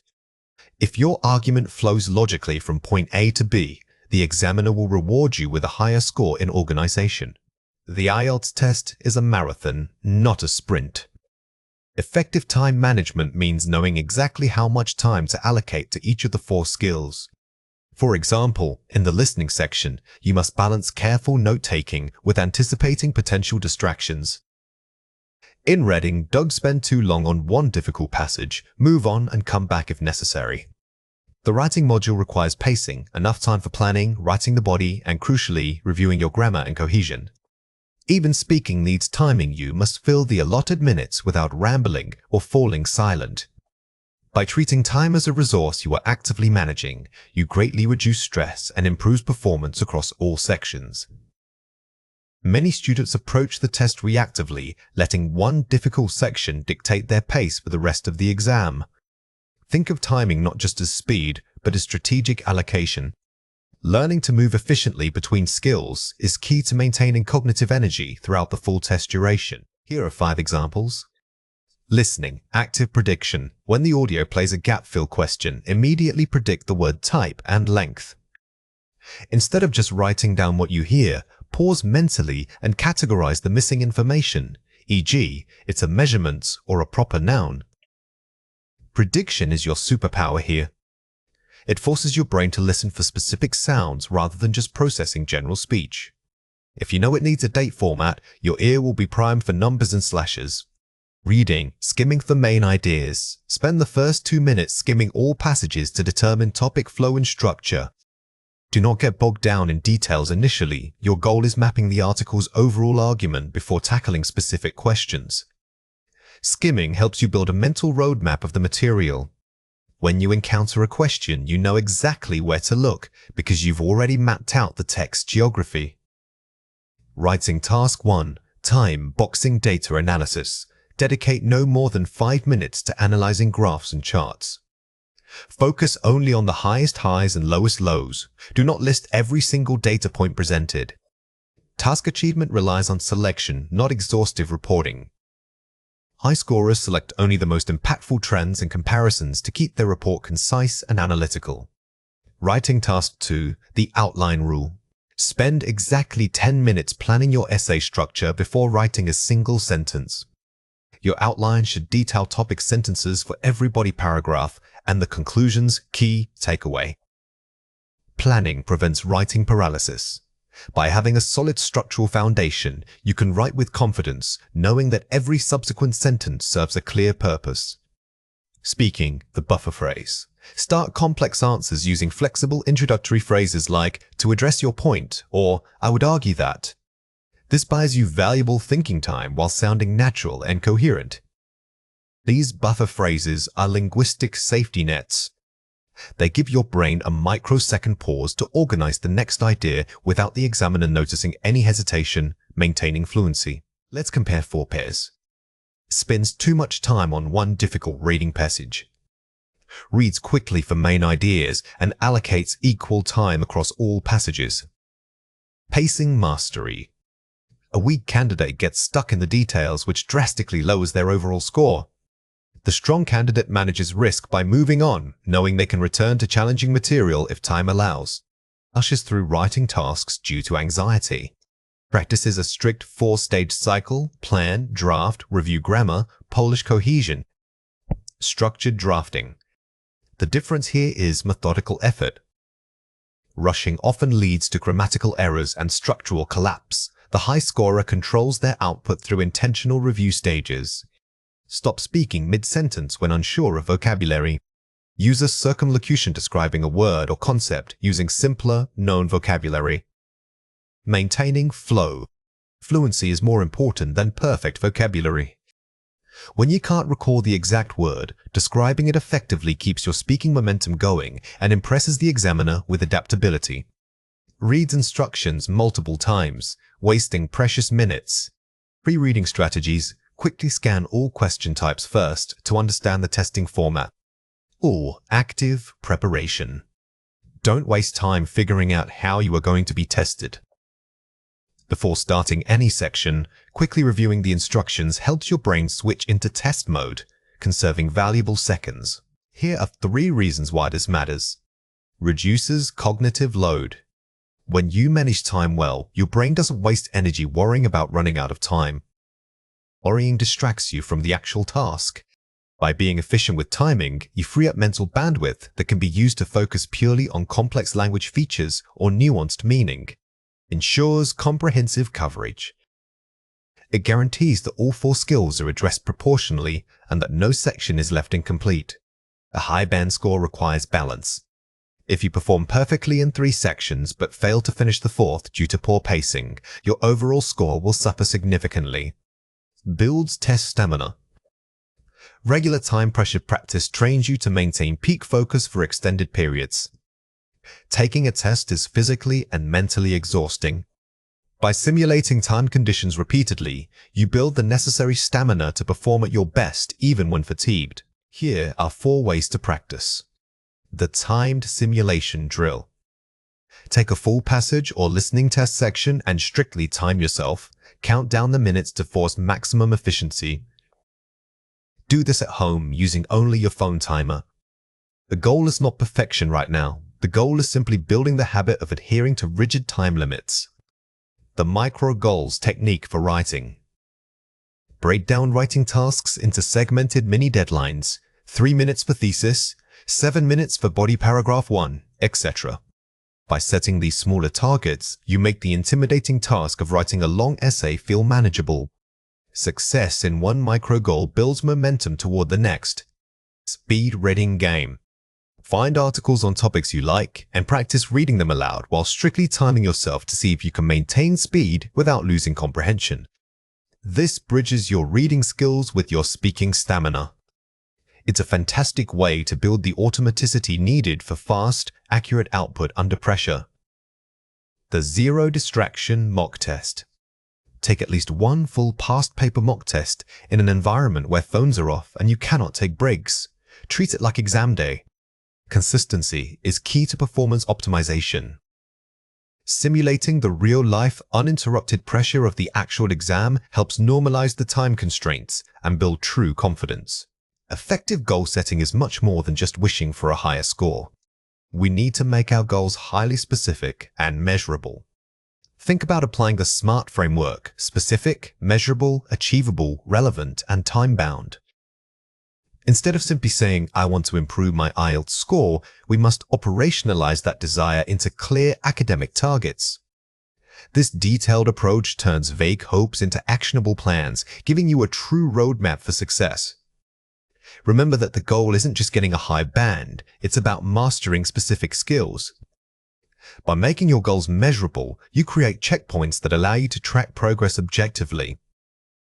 Don't confuse important with measurable. If you can't quantify the effort or the outcome, it's probably too vague. Here are 4 examples. Vague goal: I need to improve my speaking. Goal setting fail. This statement is too broad because it doesn't tell us how or what part of speaking needs work. Improvement could mean anything from pronunciation to vocabulary, so we lose focus immediately. Specific goal: I will use 3 new cohesive devices in every speaking part 2 response. Highly specific and measurable. This is excellent because it gives you a clear action and accountable metric. You know exactly what to listen for, practice, and count during your next mock test. Vague goal: I need to read more academic articles. Action lacking.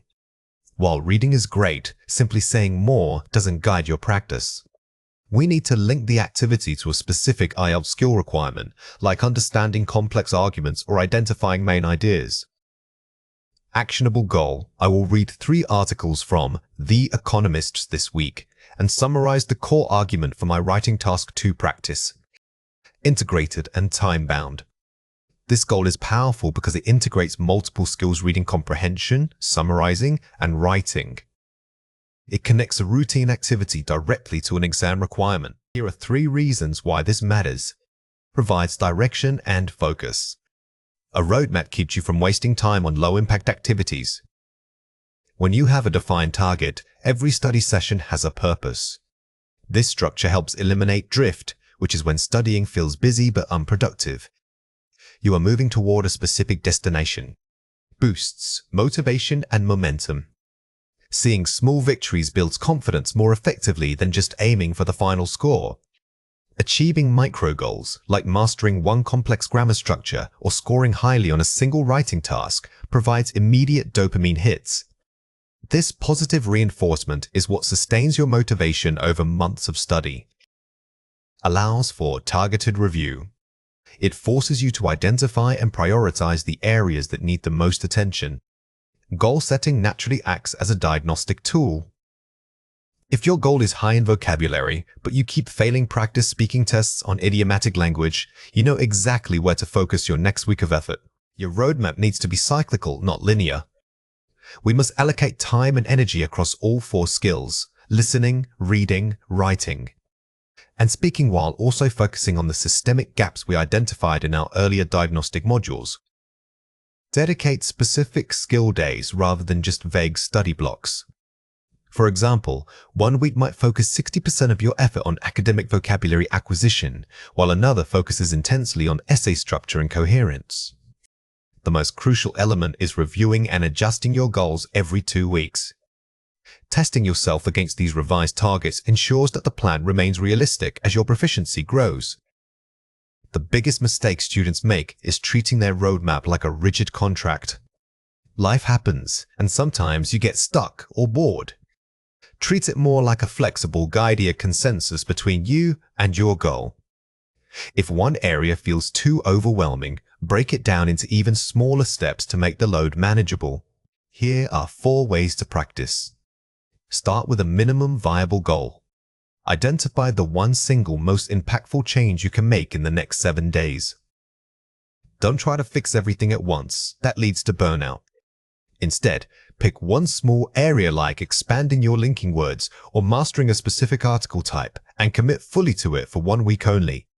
Implement goal check-ins. Reviewing your goals and progress weekly builds accountability. Set a time once a week, maybe Sunday evening, just to look at your roadmap. Ask yourself, did I meet my mini goal? If not, why? And what is the smallest adjustment we can make for next week? Gather resources strategically. Match resources directly to a current goal. Don't collect materials randomly. If your goal this month is improving academic register in writing, then every book or article you read should be analyzed through that specific lens.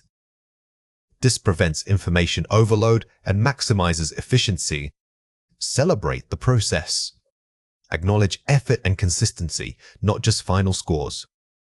Remember that the journey itself is where the real learning happens. Taking time to genuinely appreciate how far you've come builds a powerful positive association with studying, which is crucial for long-term success.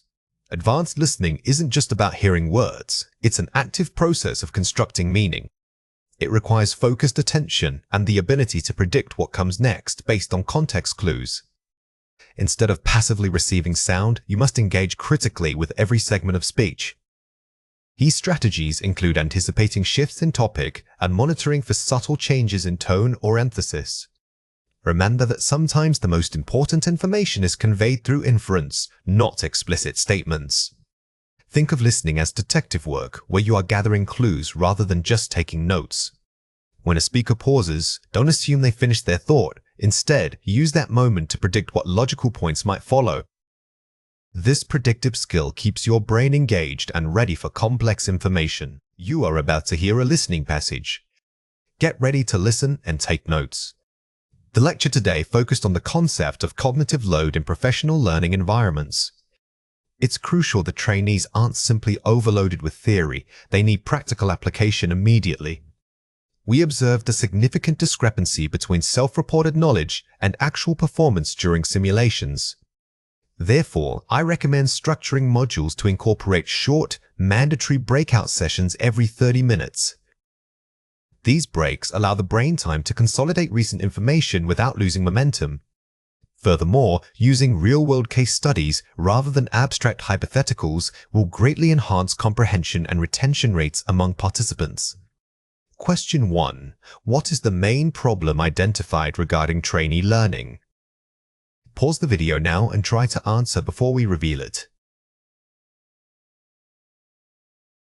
The correct answer is the discrepancy between self-reported knowledge and actual performance during simulations.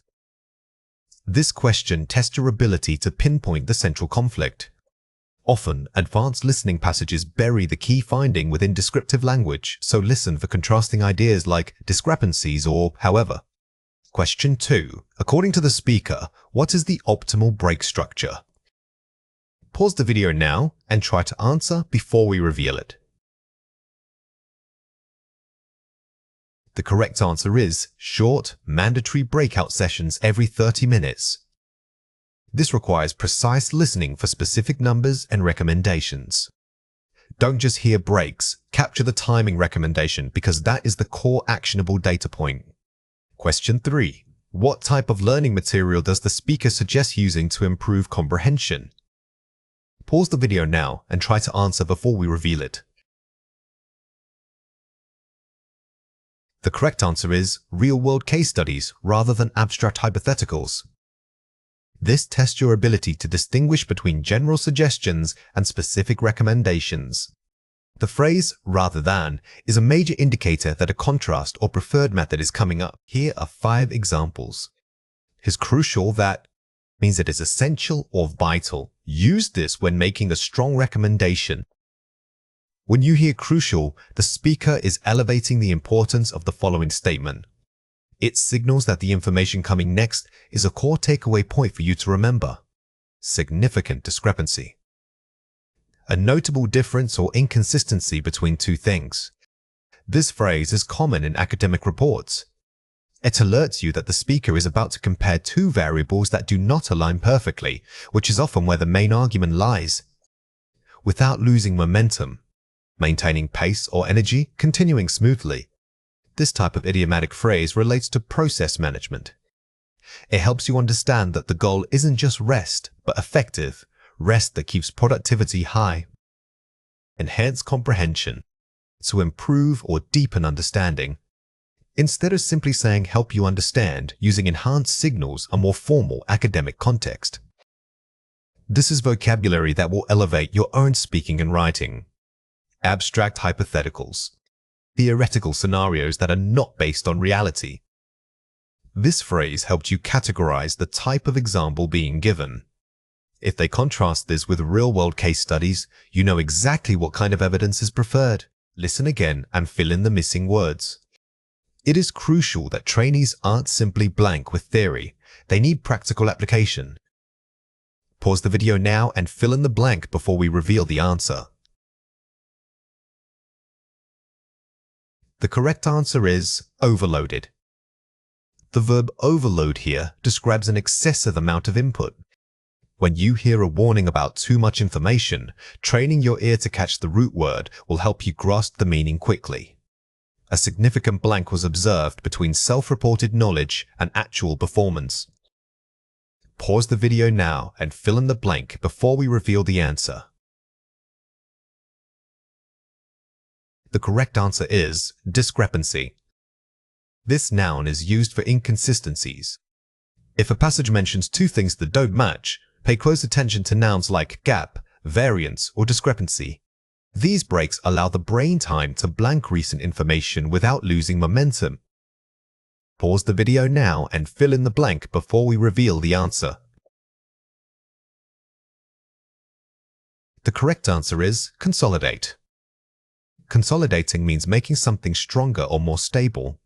In learning, it refers to the process of moving short-term memories into longer-term storage. Using real-world case studies will greatly blank comprehension and retention rates. Pause the video now and fill in the blank before we reveal the answer.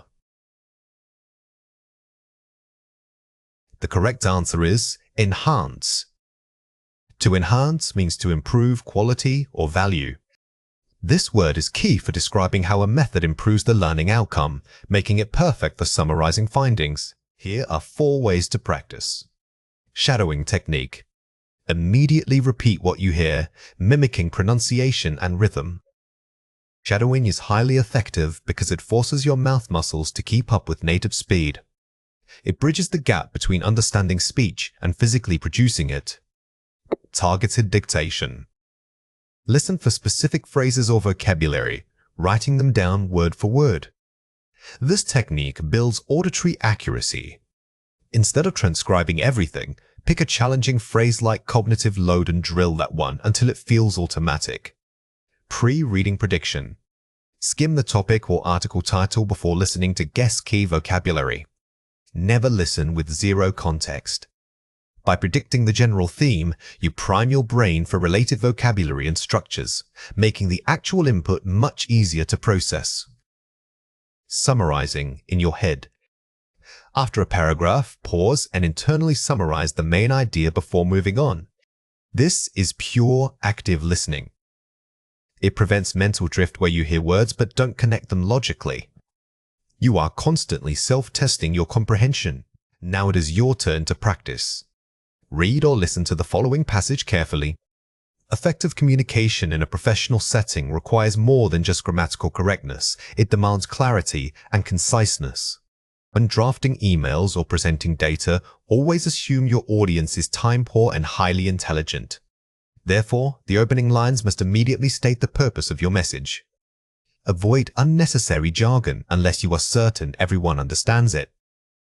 Furthermore, structure complex ideas using bullet points and clear headings to guide the reader's eye. Remember that brevity does not equal simplicity. True professionalism means conveying depth in the fewest possible words. Question 1. What is emphasized as being required for professional communication? Pause the video now and write your answer before we reveal it. The correct answer is clarity and conciseness, beyond just grammatical correctness. This question helps you shift focus from a single skill, like grammar, to the overall quality of the interaction. Listen for contrast words like more than or beyond. Question 2. What is the most important action when starting an email or presentation? Pause the video now and write your answer before we reveal it.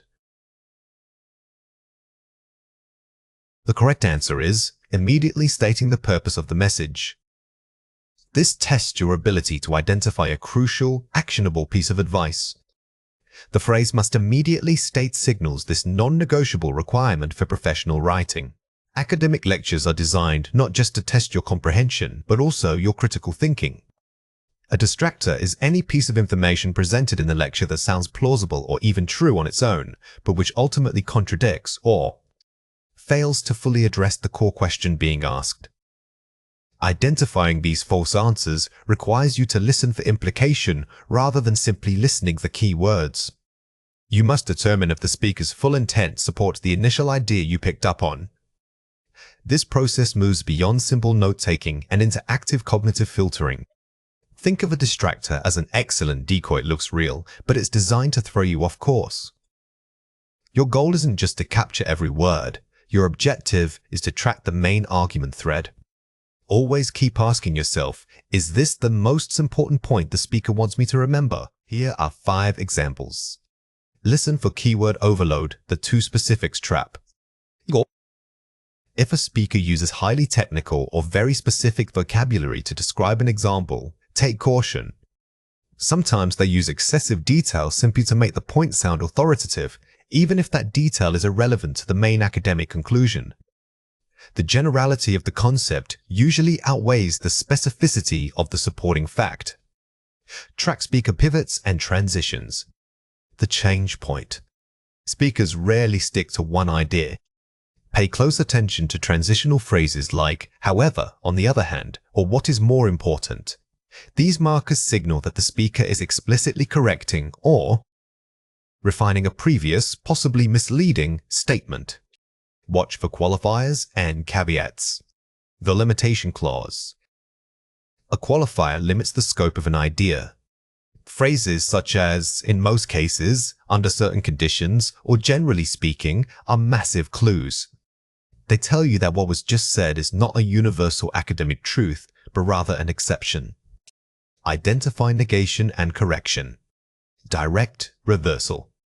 The clearest signal of a distractor is direct negation. If the speaker says something and then immediately follows it up with, no, wait, or actually, that's incorrect, you must treat the second statement as the definitive answer. Filter for main idea versus supporting detail. Focus priority. Every lecture has a central thesis or core message. When you hear supporting details like names, dates, or secondary examples, mentally assign them a lower priority unless they are explicitly stated as crucial evidence for the main point. The highest level of listening comprehension involves tracking context shifts. This means recognizing when a speaker changes their frame of reference, moving from discussing history to methodology or from causality to consequence. When you detect this shift, mentally pause and reevaluate the premises they just established. A common distractor is the historical anecdote. While interesting, it might only serve as an illustration of a concept, not the core academic principle itself. Therefore, always ask, does this specific example change the general rule being discussed? If the answer is no, treat that detail as secondary information. Successful listeners don't just follow the path, they map the entire intellectual landscape the speaker draws for them. When you hear a pivot, it's not just a topic change, it's usually an opportunity to clarify the most important takeaway point. Let's compare 4 pairs. General anecdote, example. Core academic principle, rule. The difference between illustration and law. An anecdote is a single story that happened once, while the academic principle is the tested theory that applies universally. Always be skeptical of singular examples. They rarely represent the full scope of human knowledge or scientific law. Immediate description, what? Underlying implication, why? Focusing on cause versus effect. Sometimes a lecturer describes what happened, but the core answer you need relates to why it happened or how it impacts a broader system. Always listen for the causal relationship that links the action to the academic theory. Strong assertions, declarative. Qualified statements, hypothetical. The certainty level. When a speaker uses definitive language, they are making a strong claim. However, the most accurate academic answers often come from qualified statements that acknowledge complexity or multiple variables at play. High-frequency vocabulary. Content relevance idea. Don't over-index on specific words. It is tempting to believe that if you hear a word repeatedly, it must be the answer. Instead, focus your energy on tracking the concept or idea that surrounds that word. The idea itself carries more weight than the specialized terminology used. Here are 4 ways to practice. Pre-lecture setup. Predict the scope. Before listening, identify 3 key terms or questions you expect to be covered. This directs your focus. Preparing this way doesn't guarantee answers, but it primes your brain to listen for specific relationships between those concepts. If a distractor appears that doesn't connect back to one of your anticipated themes, dismiss it immediately. Active note, taking track relationships. Instead of writing full sentences, use symbols like TAS for causality and CAST for contrast. This system forces you to process the logical structure of the argument as it is spoken. If a speaker contradicts themselves, your symbol tracking will make that reversal visually obvious. Post-lecture review, map the thesis. Immediately write out the main thesis in one single sentence, using only your own words. This step forces you to synthesize all the information and discard the minor details. If you cannot create a clear, overarching thesis statement, it means you may have been misled by too many distractors. Mock practice. Transcribe for shifts. Find academic podcasts or lectures and transcribe them specifically, marking every time the speaker changes direction. This structured practice helps you build muscle memory for identifying transitions. You are training your ear to hear the linguistic signals that accompany a shift in thought. When revising your discussion section, remember that its primary function is not to restate your results. Instead, it must interpret them and argue for their broader significance. You are essentially telling the reader what your findings mean in the context of existing knowledge.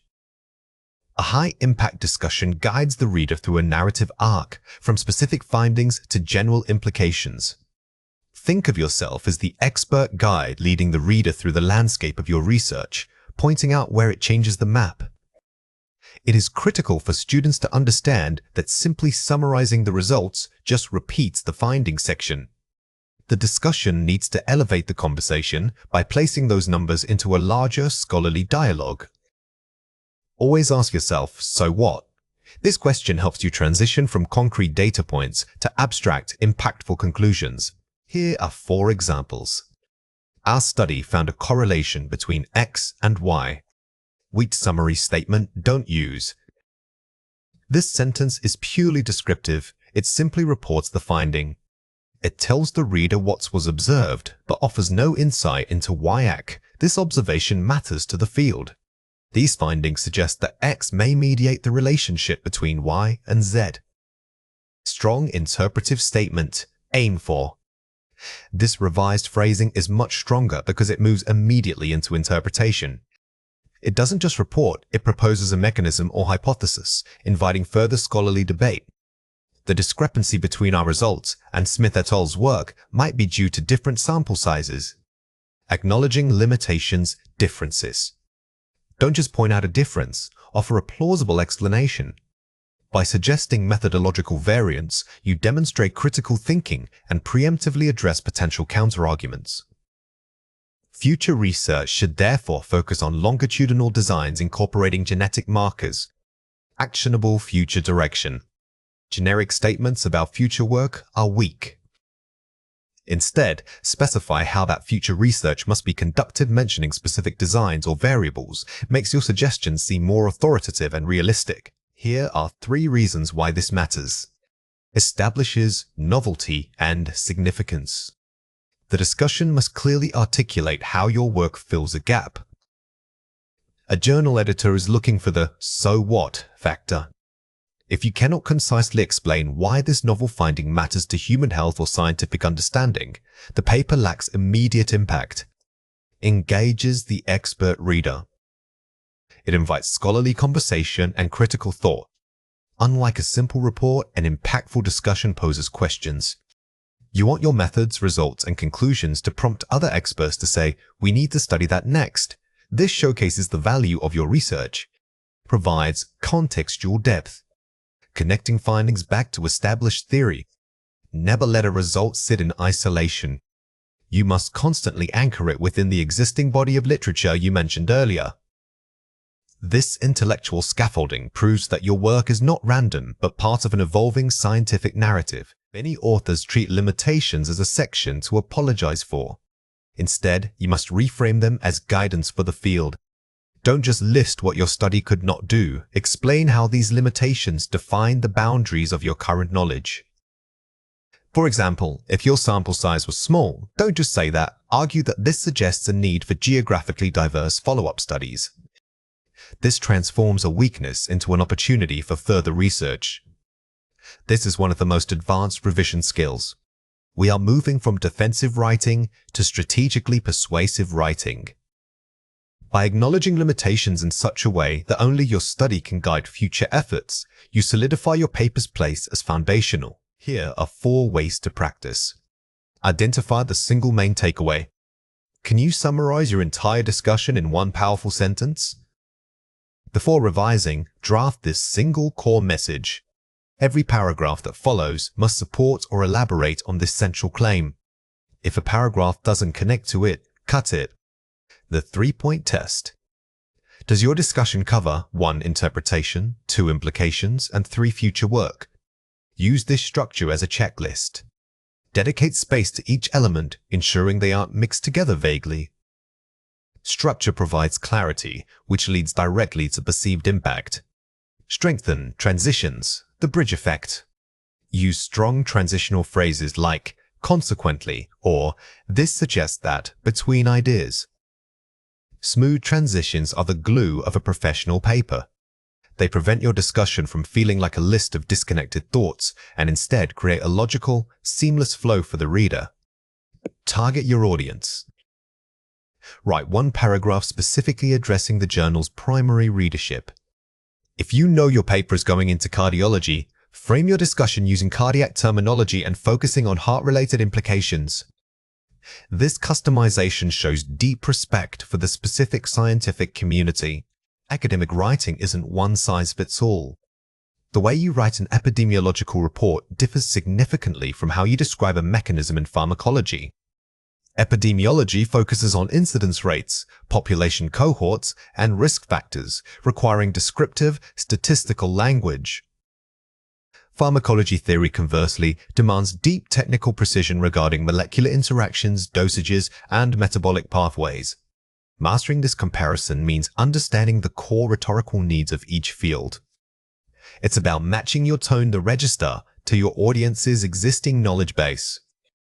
When we talk about register, remember it is simply the level of formality and specialized vocabulary you use.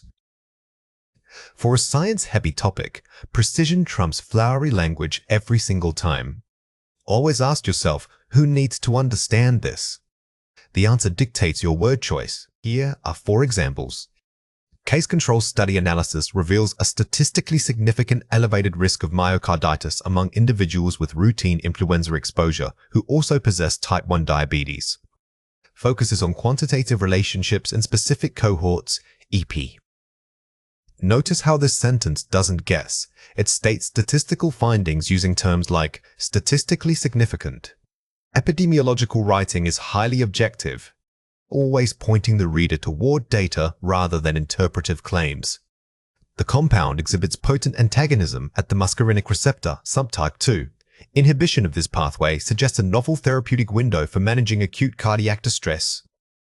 Focuses on molecular action and specific mechanisms, pharm. This example uses highly specialized biological jargon, which is expected in pharmacology. The goal isn't to explain what a receptor is, but simply to report how something interacts with it. While the initial surveillance data pointed toward poor sanitation as a primary vector for outbreaks, subsequent genetic sequencing suggests an airborne transmission route. Uses contrast and method shift, epi-mixed. The use of while effectively signals a pivot in understanding. Good scientific writing frequently involves revising previous assumptions based on new evidence, and this sentence models that perfectly. Optimal bioavailability is achieved when the drug is co-administered with an acidic buffer, maximizing absorption through the gastric mucosa. Focuses on physiological process optimization, pharm. This segment moves beyond just listing facts. It explains a necessary condition for effectiveness. When describing treatments, always include details about how or when the treatment must be administered. Let's compare 4 pairs. The study suggested that many people got sick because of dirty water. Analysis indicates a strong correlation between local water contamination levels and increased incidence rates of gastrointestinal illness. Adopting specific terminology and quantitative language, EP. The weak version is vague, which loses scientific credibility. The strong version replaces common nouns like sick with precise medical terms like gastrointestinal illness, instantly elevating the professional tone. This medicine works because it stops chemicals from connecting to the receptor. The compound exerts its therapeutic effect by blocking interaction sites on the targeted receptor protein, thereby preventing downstream signal transduction. Using active scientific verbs and high-level technical vocabulary, pharm. Scientific writing should never sound like a general explanation. Instead of saying stops chemicals, we use verbs like antagonizes or inhibits. These terms are precise actions in the chemical realm. People who live near factories seem to have more breathing problems. Residents proximate to industrial zones exhibit a disproportionately high prevalence of chronic obstructive pulmonary disease, COPD. Improving formality and replacing informal verbs, adjectives. The shift here is purely stylistic, but critically important. By using proximate instead of near, the writing immediately gains an academic weight that establishes authority on the subject. We found that giving this drug with food was better than without it.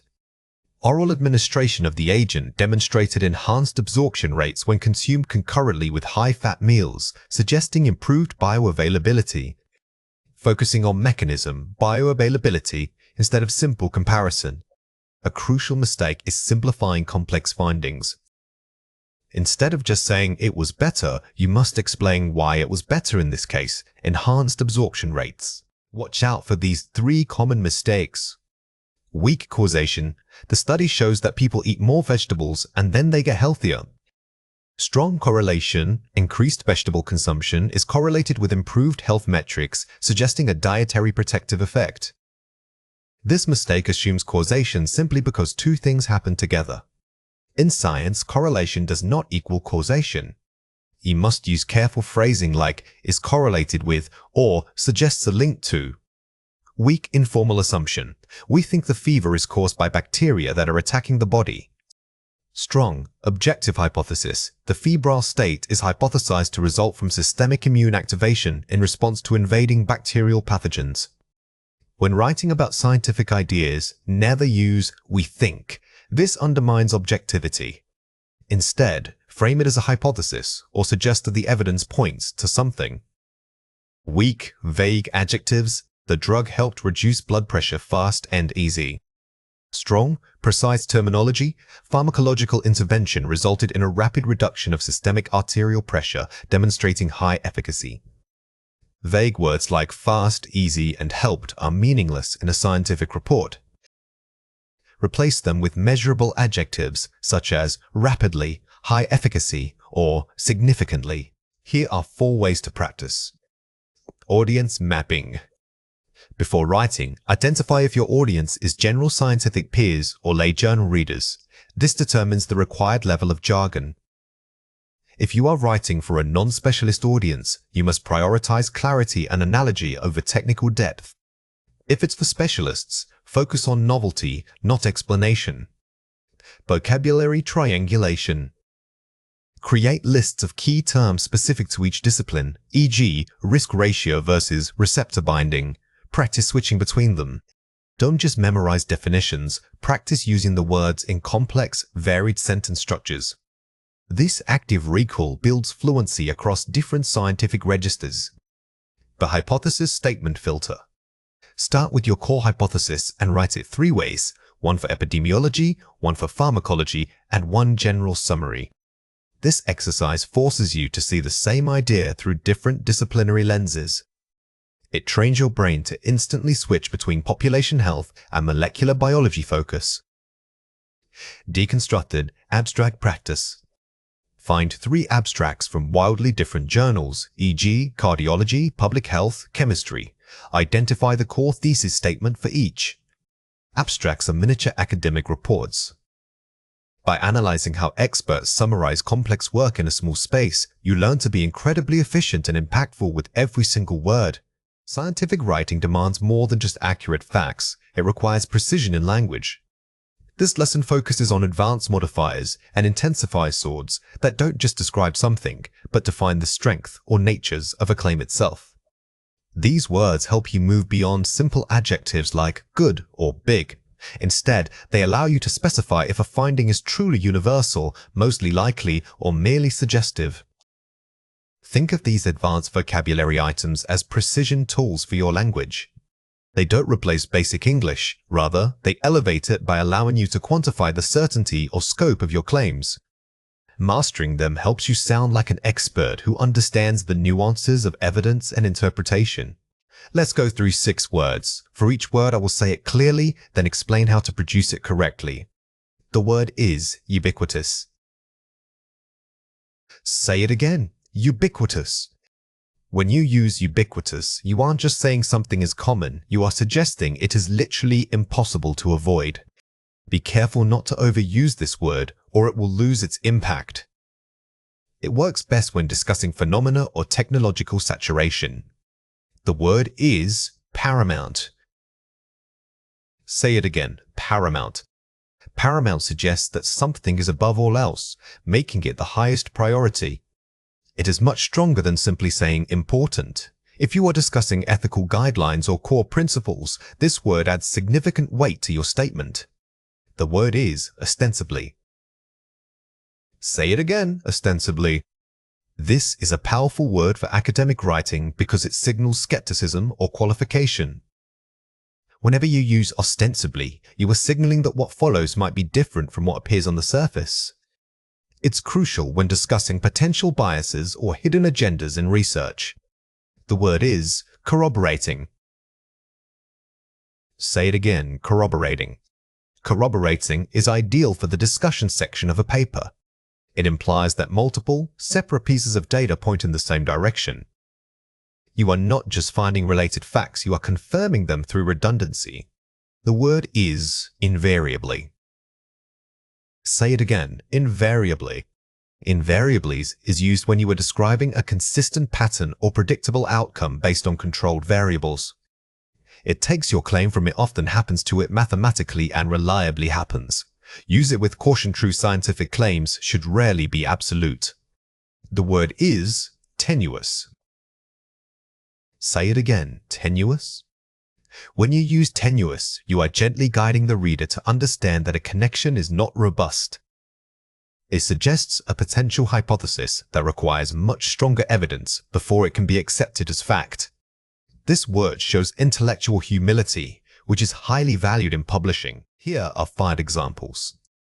The presence of plastic waste is now ubiquitous across diverse marine ecosystems. Ubiquitous, AJJ. Notice how ubiquitous works with a specific noun phrase like marine ecosystems. This makes the claim feel scientifically grounded. Instead of saying plastic is everywhere, you specify where it is everywhere. Adherence to ethical guidelines must remain paramount when designing human trials. Paramount, Ajay. Here, paramount elevates the concept of ethics above other, potentially more interesting findings. It establishes a clear hierarchy of importance for the reader immediately. The funding report ostensibly addressed climate change, but its methodology was limited. Ostensibly, Advyajevich.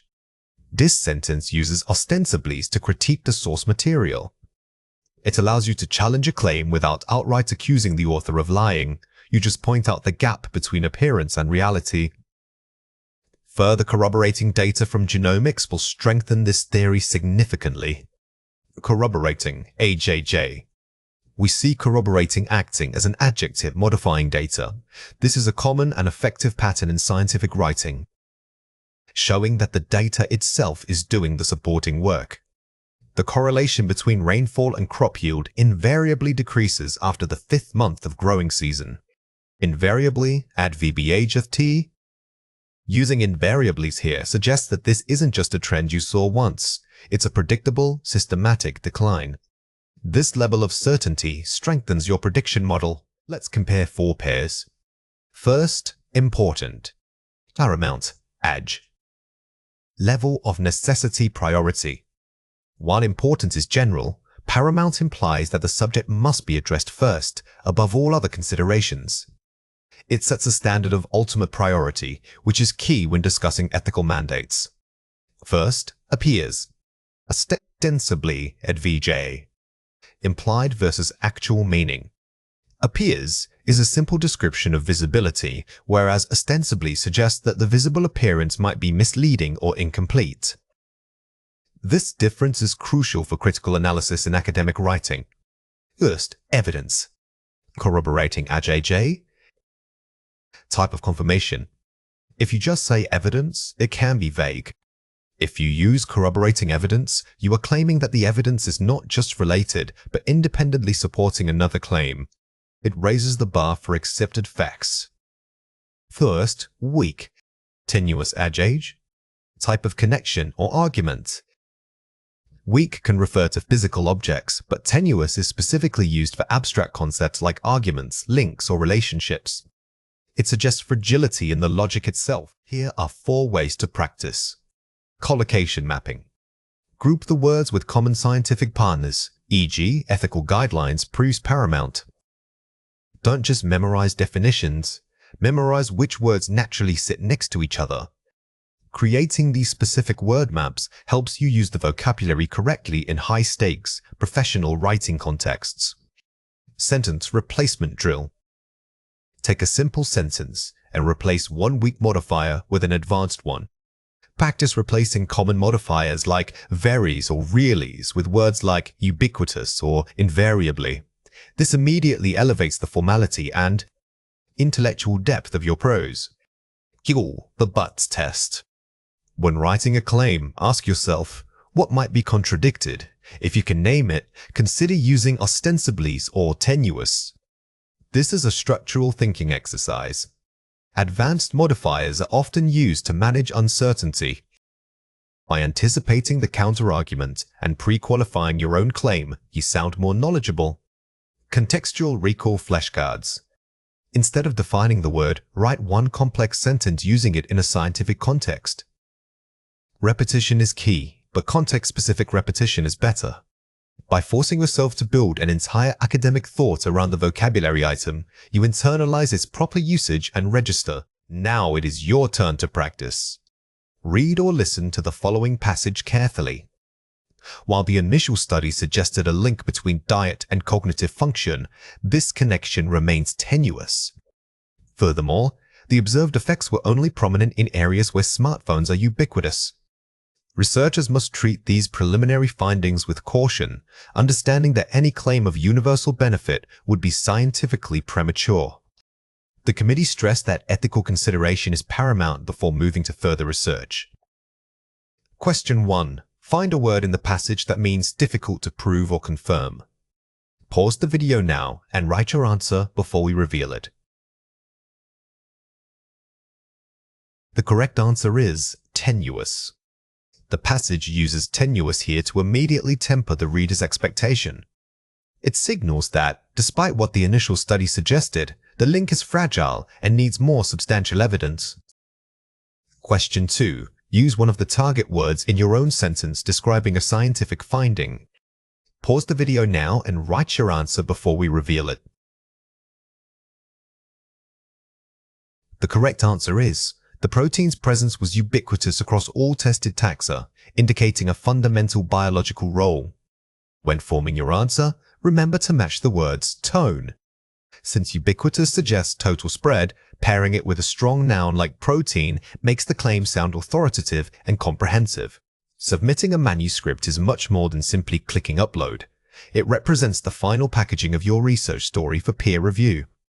This complex process ensures that the journal receives everything it needs to handle your work professionally. You must shift your mindset from writing the paper to managing the entire submission package. Think of yourself as a project manager coordinating multiple deliverables. Successful simulation means mastering this end-to-end organizational flow. When we talk about workflow, we are talking about process management, not just writing mechanics.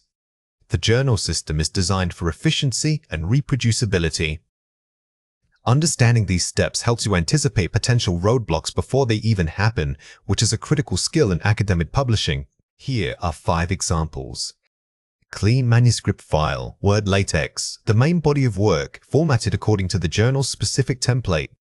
Primary document. Always use the designated template, saves hours of formatting frustration. This file should contain all core text and references, minus any supplementary materials that must be uploaded separately. Detailed figure and table files, high-resolution images, and data tables formatted for publication. Visual assets.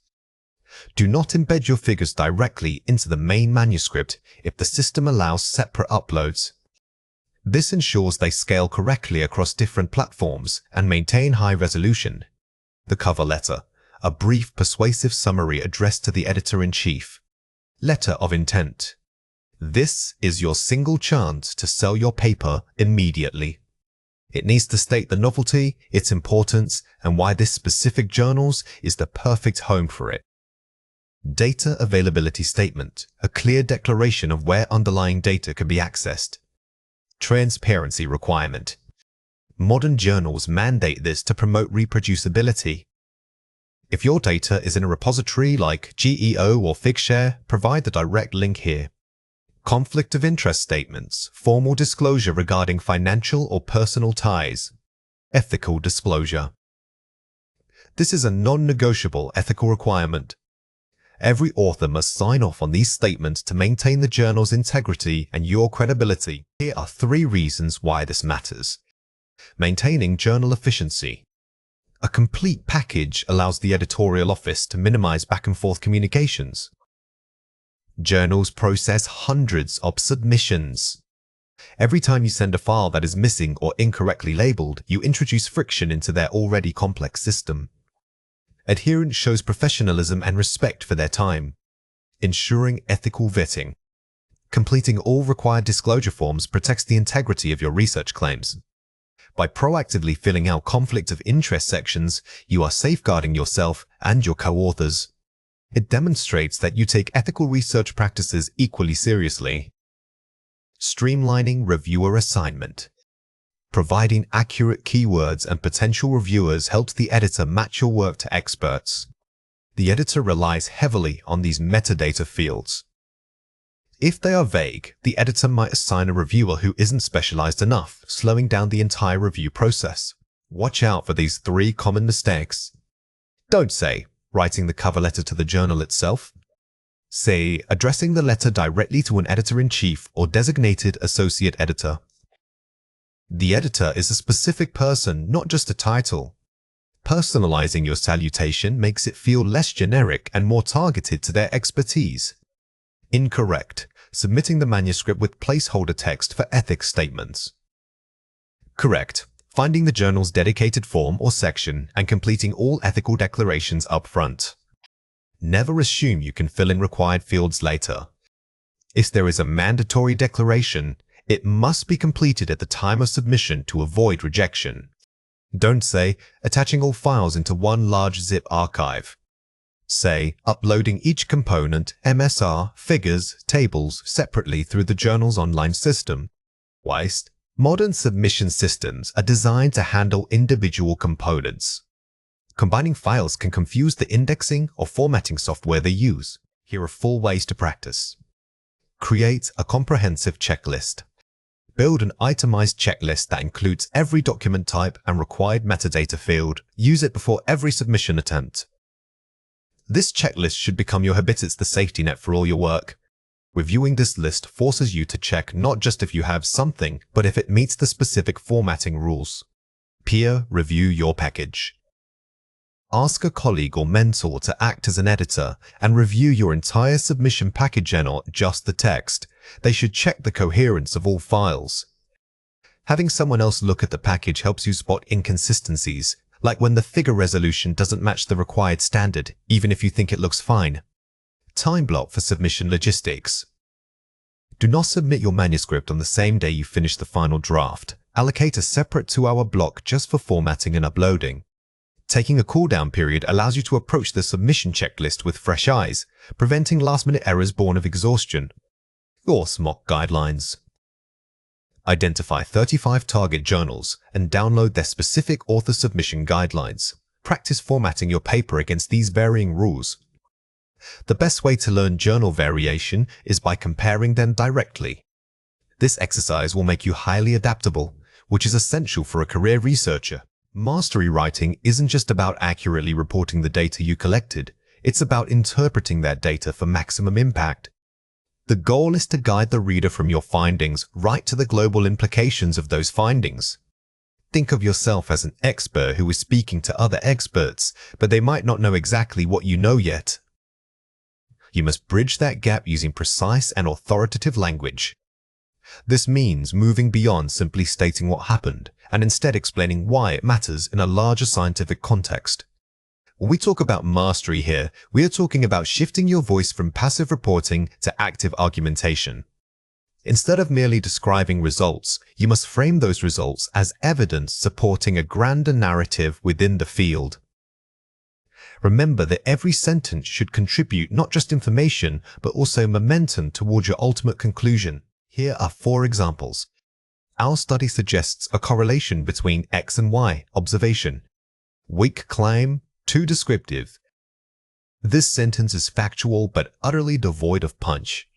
It simply states what was observed without offering any interpretation or significance. We need to elevate this to show the reader the "so what" factor. These findings fundamentally challenge current models regarding X's mechanism of action, implication. Strong claim, challenging paradigms. This phrasing immediately tells the reader that your work is significant because it contradicts established knowledge. Using strong verbs like challenge or redefine elevates the perceived impact. Further investigation of Z is warranted to confirm these preliminary trends. Standard conclusion, safe and vague.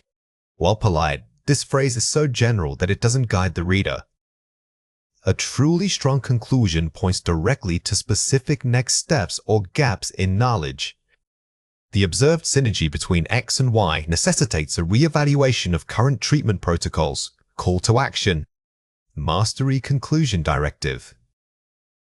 This is the pinnacle of argumentative writing because it doesn't just suggest future work, it demands institutional change or policy alteration based on your evidence. Here are 3 reasons why this matters. Audience awareness.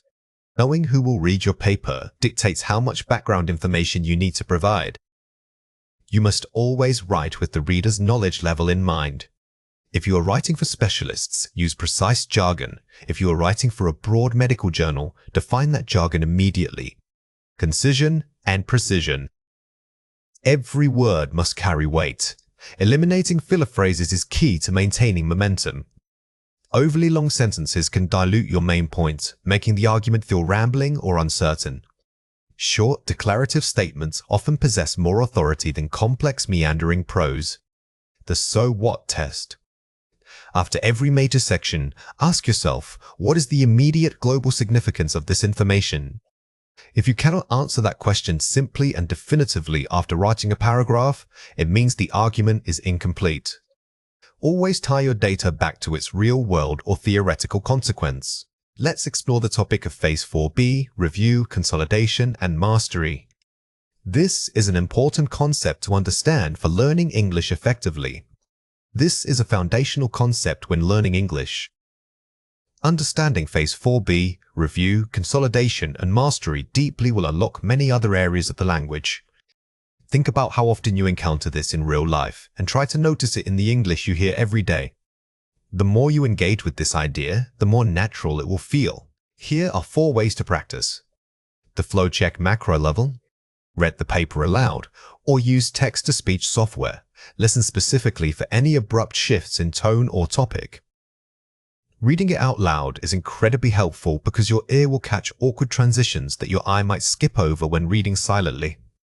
Ensure every paragraph logically builds on the one before it. The jargon audit micro level. Highlight every piece of specialized jargon and ask, is this term absolutely necessary for understanding? Sometimes we use complex words simply because they sound academic. If a plain English alternative conveys the exact same meaning with less effort, choose clarity over complexity. Counter-argument testing. Pretend you are your harshest critic and write down 3 questions that challenge your paper's central claim. Anticipating critiques is the hallmark of a master writer.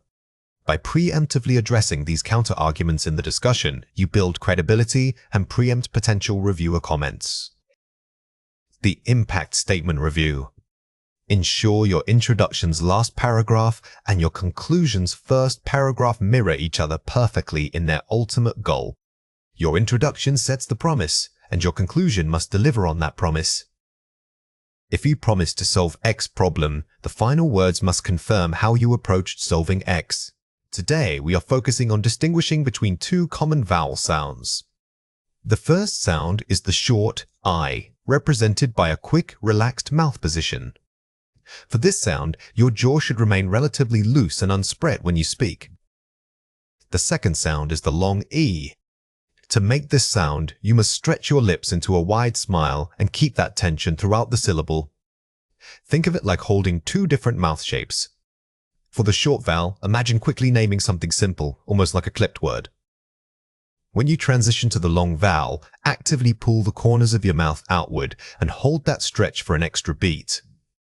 This physical difference is key to improving clarity in academic speech. Let's go through 6 words. For each word, I will say it clearly, then explain how to produce it correctly. The word is fill. Say it again, fill. Say it quickly. Focus on the sudden release of air at the end. Remember that short sound is clipped, it doesn't linger. The word is feel. Say it again, feel. When you say feel, consciously exaggerate the length of that E sound. It should feel like a sustained note coming from your throat. The word is skill.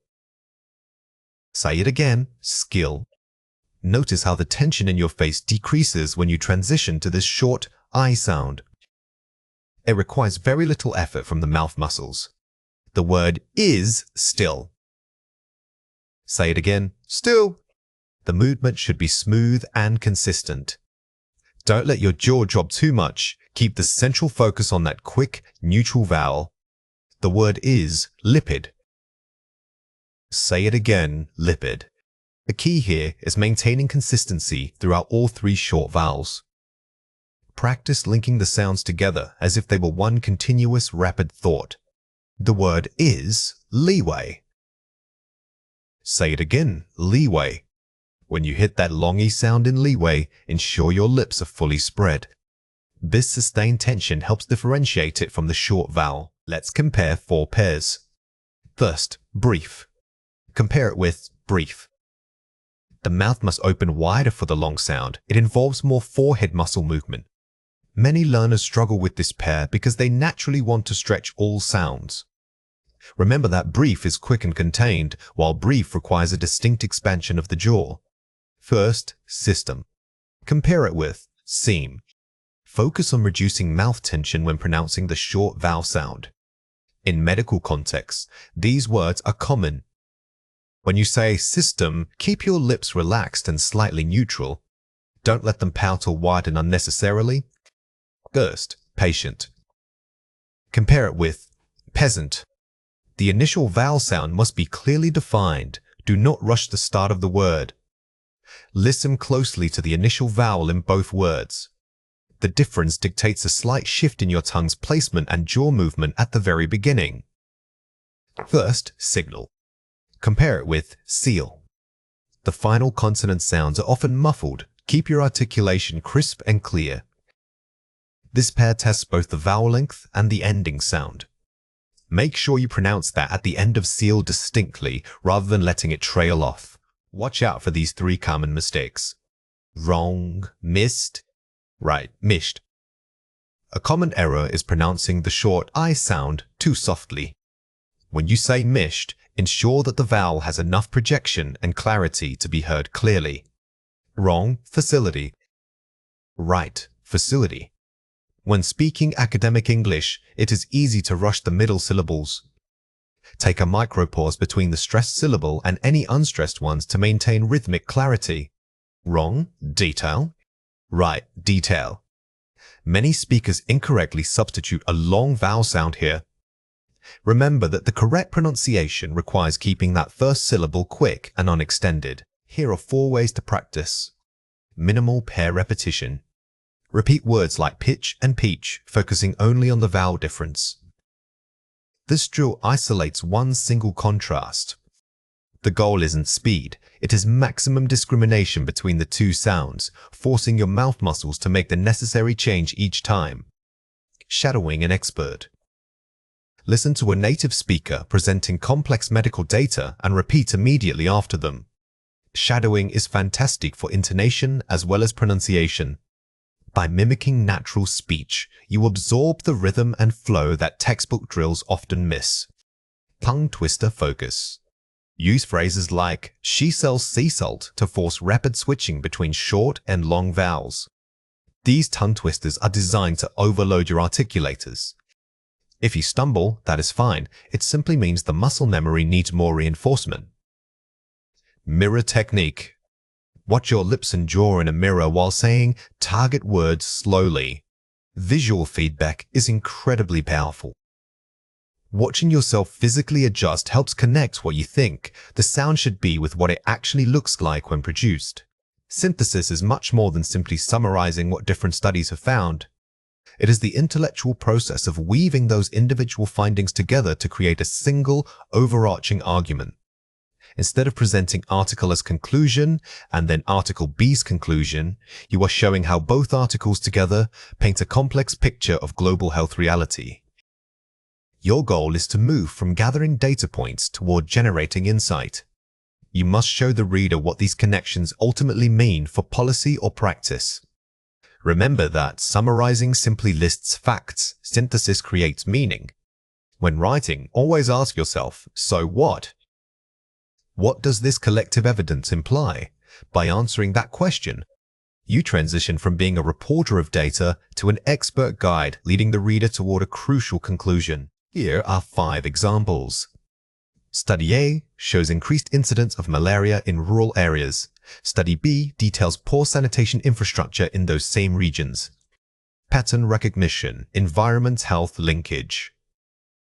Here, the link isn't just that both things exist, it's that one is likely exacerbating the other. A strong synthesis would argue that sanitation investment must be paired with malaria prevention efforts.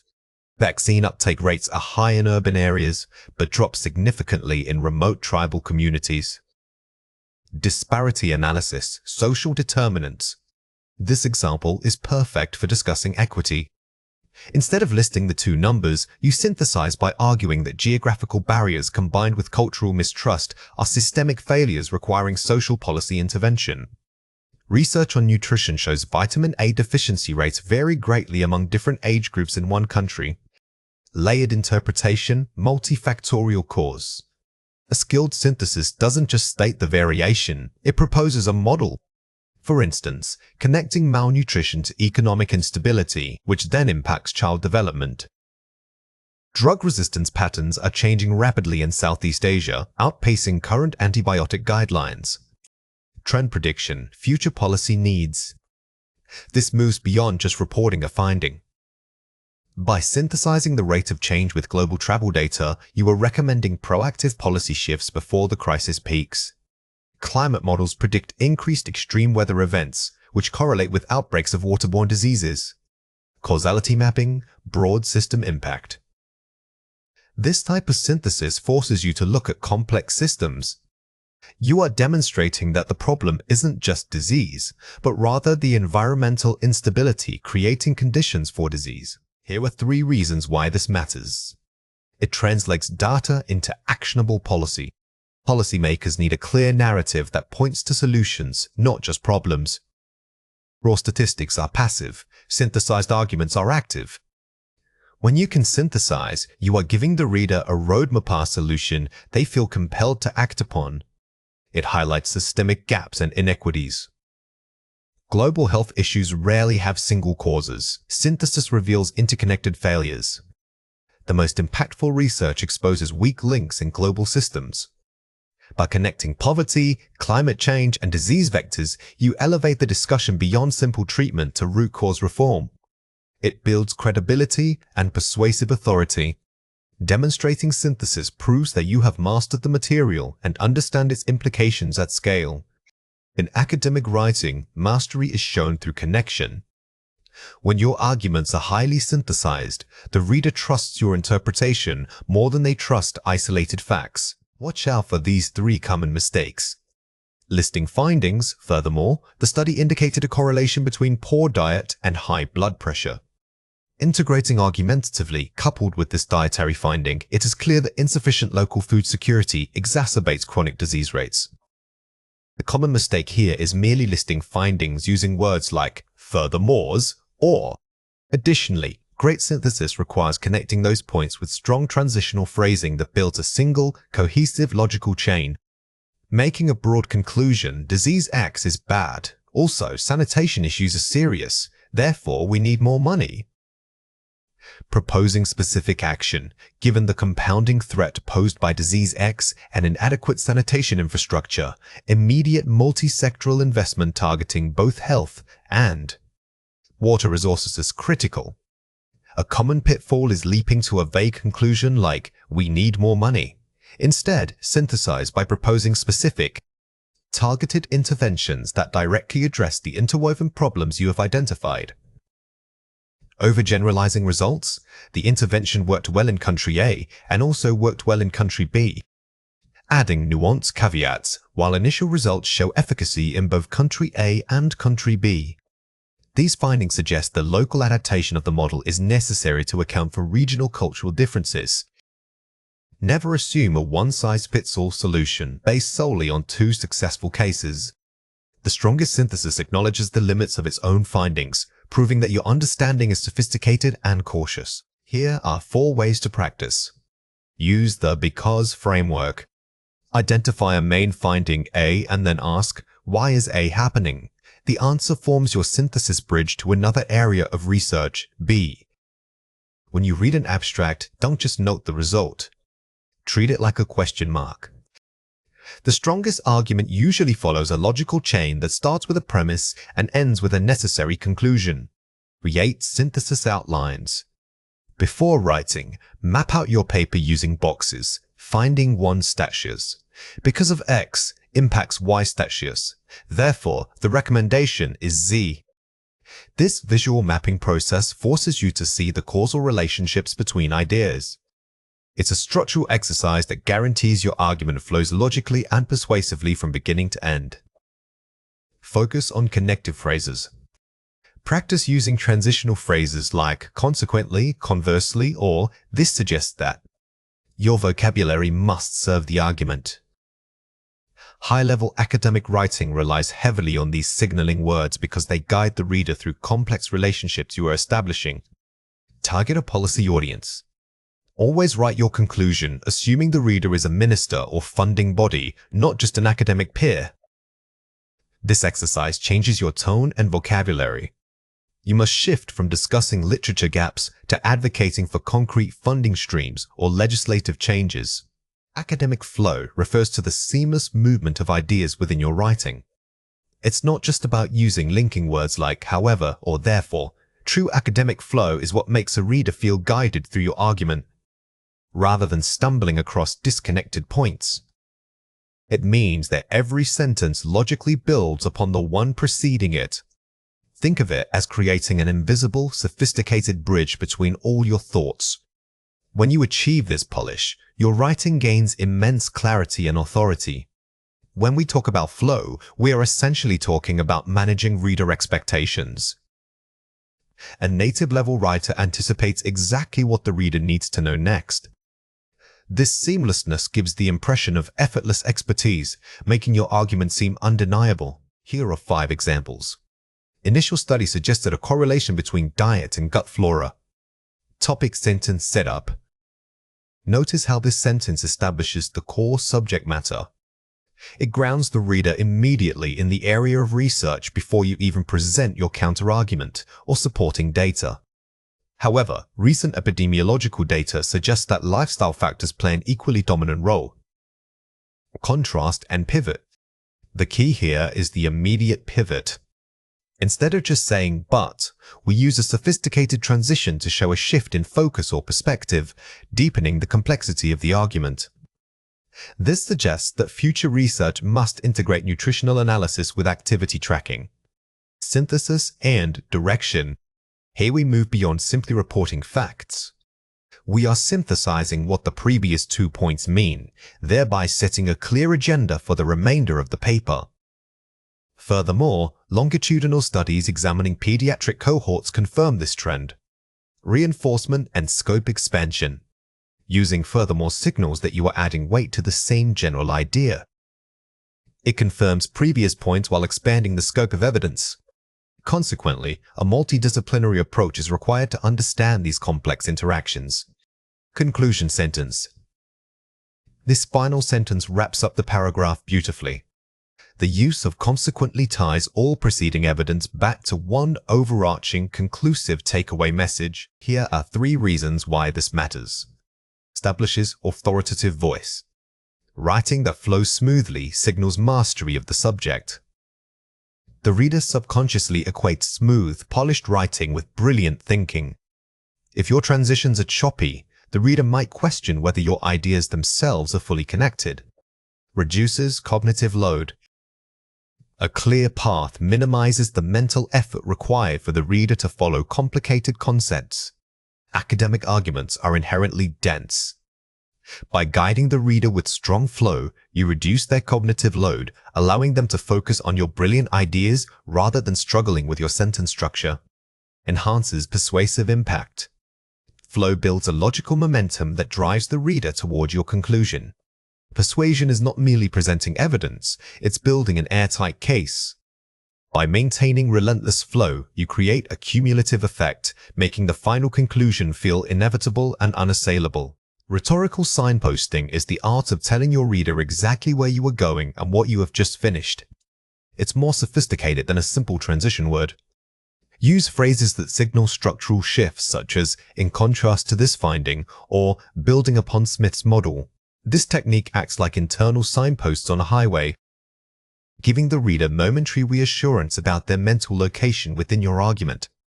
Mastering this elevates your writing from merely descriptive to architecturally sound. When you use explicit signage like indicating that you are now moving into methodology or counter-arguments, you give yourself and your reader permission to take a slight detour in thought without getting lost. It's an act of intellectual generosity. Here are 4 ways to practice. Read aloud for rhythm breaks. Reading your draft out loud forces you to detect awkward syntax or abrupt shifts in rhythm. Our ears are excellent detectors of unnatural transitions. If you stumble, pause, or feel a noticeable dip in momentum while reading it aloud, that spot is where your flow needs the most work. The bridge sentence technique. Start any new paragraph with a sentence that explicitly references the previous one. This simple structural trick immediately connects 2 ideas. Instead of just starting fresh, anchor your new idea by saying something like "following this discussion on," or "to expand upon the concept of." Very sentence beginnings. Avoid starting sequential sentences with the same introductory word or phrase. Repetitive sentence starters, even if grammatically correct, create a predictable and monotonous rhythm. Varying your openers keeps the reader engaged and signals intellectual dynamism. Summarize before concluding. Before stating your final point in a section, briefly recap the main preceding findings. This is crucial for achieving that polished feel. By quickly summarizing what you've proven, you create a powerful rhetorical moment right before delivering your ultimate conclusion. Manuscript readiness refers to the state where your scientific paper is comprehensive enough for submission without major structural overhaul. It means moving beyond simply having finished writing and instead ensuring every component works together seamlessly. This checklist helps you assess not just clarity, but also logical flow between sections and adherence to journal guidelines. You are checking that the narrative moves smoothly from your introduction's gap statement through to your conclusion's implications. Think of it as a final system check before turning the key and starting the engine. When we talk about readiness, we aren't just talking about grammar, we are discussing coherence. A manuscript might be grammatically perfect, but if the discussion doesn't logically follow from the results, it isn't truly ready. This process shifts your role from writer to meticulous editor and critical reviewer of your own work. Here are 5 examples. Introduction. Does the paper clearly state the knowledge gap and your hypothesis? Clarity of purpose. This is your academic elevator pitch. If a reader doesn't know exactly what problem you are solving within the first few paragraphs, they will lose interest quickly. Ensure that the transition from broad context to narrow focus is perfectly smooth. Methods. Are all materials and statistical analyses detailed enough for replication? Reproducibility standard. The methods section must be a recipe that another scientist could follow exactly. This goes beyond simple listing. You need to specify versions, exact protocols, and the justification for every analytical choice made. Results is data presented objectively without interpretation or discussion. Objectivity check. The primary goal of the results section is pure reporting. Resist the urge to explain why something happened here. Save that critical analysis for your dedicated discussion section. Discussion. Does every finding in the results link back to a specific hypothesis or gap? Narrative linkage. The discussion is where you argue your contribution. Every major point must be explicitly tied back to what was missing in the literature, thereby strengthening your unique value proposition. Abstract. Does it follow a mini IM-RAID format? Intro, methods, results, discussion? Structure compliance. Many researchers write abstracts that are merely summaries. A strong abstract is a tiny version of the entire paper and must hit all those key structural points: the what, the how, the find, and the so what. Here are 3 reasons why this matters. Saves time and resources. Prevents multiple rounds of major revisions from reviewers. Major structural flaws caught late in the process are extremely difficult, time-consuming, and expensive to fix. Using this checklist proactively saves you months of stress and revision cycles. Improves logical flow. Ensures smooth transitions between disparate sections. Writing is often linear, but scholarly writing must be argumentative. This framework forces you to see the document as a cohesive argument rather than 5 separate pieces of writing stapled together. Increases journal acceptance rate. Shows reviewers and editors that the work is polished and professional. Journals are highly competitive. Submitting a manuscript that clearly shows you have completed this rigorous self-assessment signals competence and greatly improves your perceived quality to the editor. Watch out for these 3 common mistakes. Weak conclusion. The conclusion merely restates the results. Strong conclusion. The conclusion discusses implications and future research directions. Do not let your conclusion just repeat what you found. The strength of a conclusion lies in its scope. It must tell the reader why these findings matter to the field and where research should go next. Scope creep. The discussion contains novel data or preliminary results. Focused interpretation. The discussion focuses only on interpreting and contextualizing the main reported findings. Keep the discussion tightly focused on what you actually presented. Introducing outside data or too many preliminary findings dilutes your argument and makes your core message harder for the reader to grasp. Abrupt start. The introduction jumps straight into background literature. Funnel approach. The introduction starts with a broad hook, narrows to the gap, and then introduces the aims. Think of your introduction as an inverted pyramid. You start wide, capturing the reader's general interest, and systematically narrow down until you land precisely on the gap in knowledge that only your study can fill. Here are 4 ways to practice. Use a dedicated readabilities pass. After fixing content, read the paper aloud to catch awkward transitions and monotonous rhythm. Reading your work out loud exposes you to how it actually sounds, which is completely different from how it looks on the page. This technique immediately flags those sentences that are too long or overly complex. Seek specific feedback. Instead of asking, "Is this good?" ask a colleague, "Does the argument flow logically from section A to section B?" When you seek feedback, do not use vague questions. By focusing your request on one specific structural weakness like clarity of contribution, you guide the reviewer toward providing actionable rather than generalized comments. Utilize AI for style checks. Use tools to check for consistency in tone, active-passive voice balance, and jargon usage. AI writing assistants are fantastic aids here. They can quickly flag tonal inconsistencies or when you switch between formal academic language and colloquial phrasing. Remember that these tools are guides, not final arbiters of quality. Time your reading process. Set a timer and commit to reading the entire paper in one continuous period to maintain focus. Don't tackle the checklist piece by piece over several days. Dedicating a concentrated block of time helps you achieve a critical distance, allowing your brain to view the document as if it was someone else's work.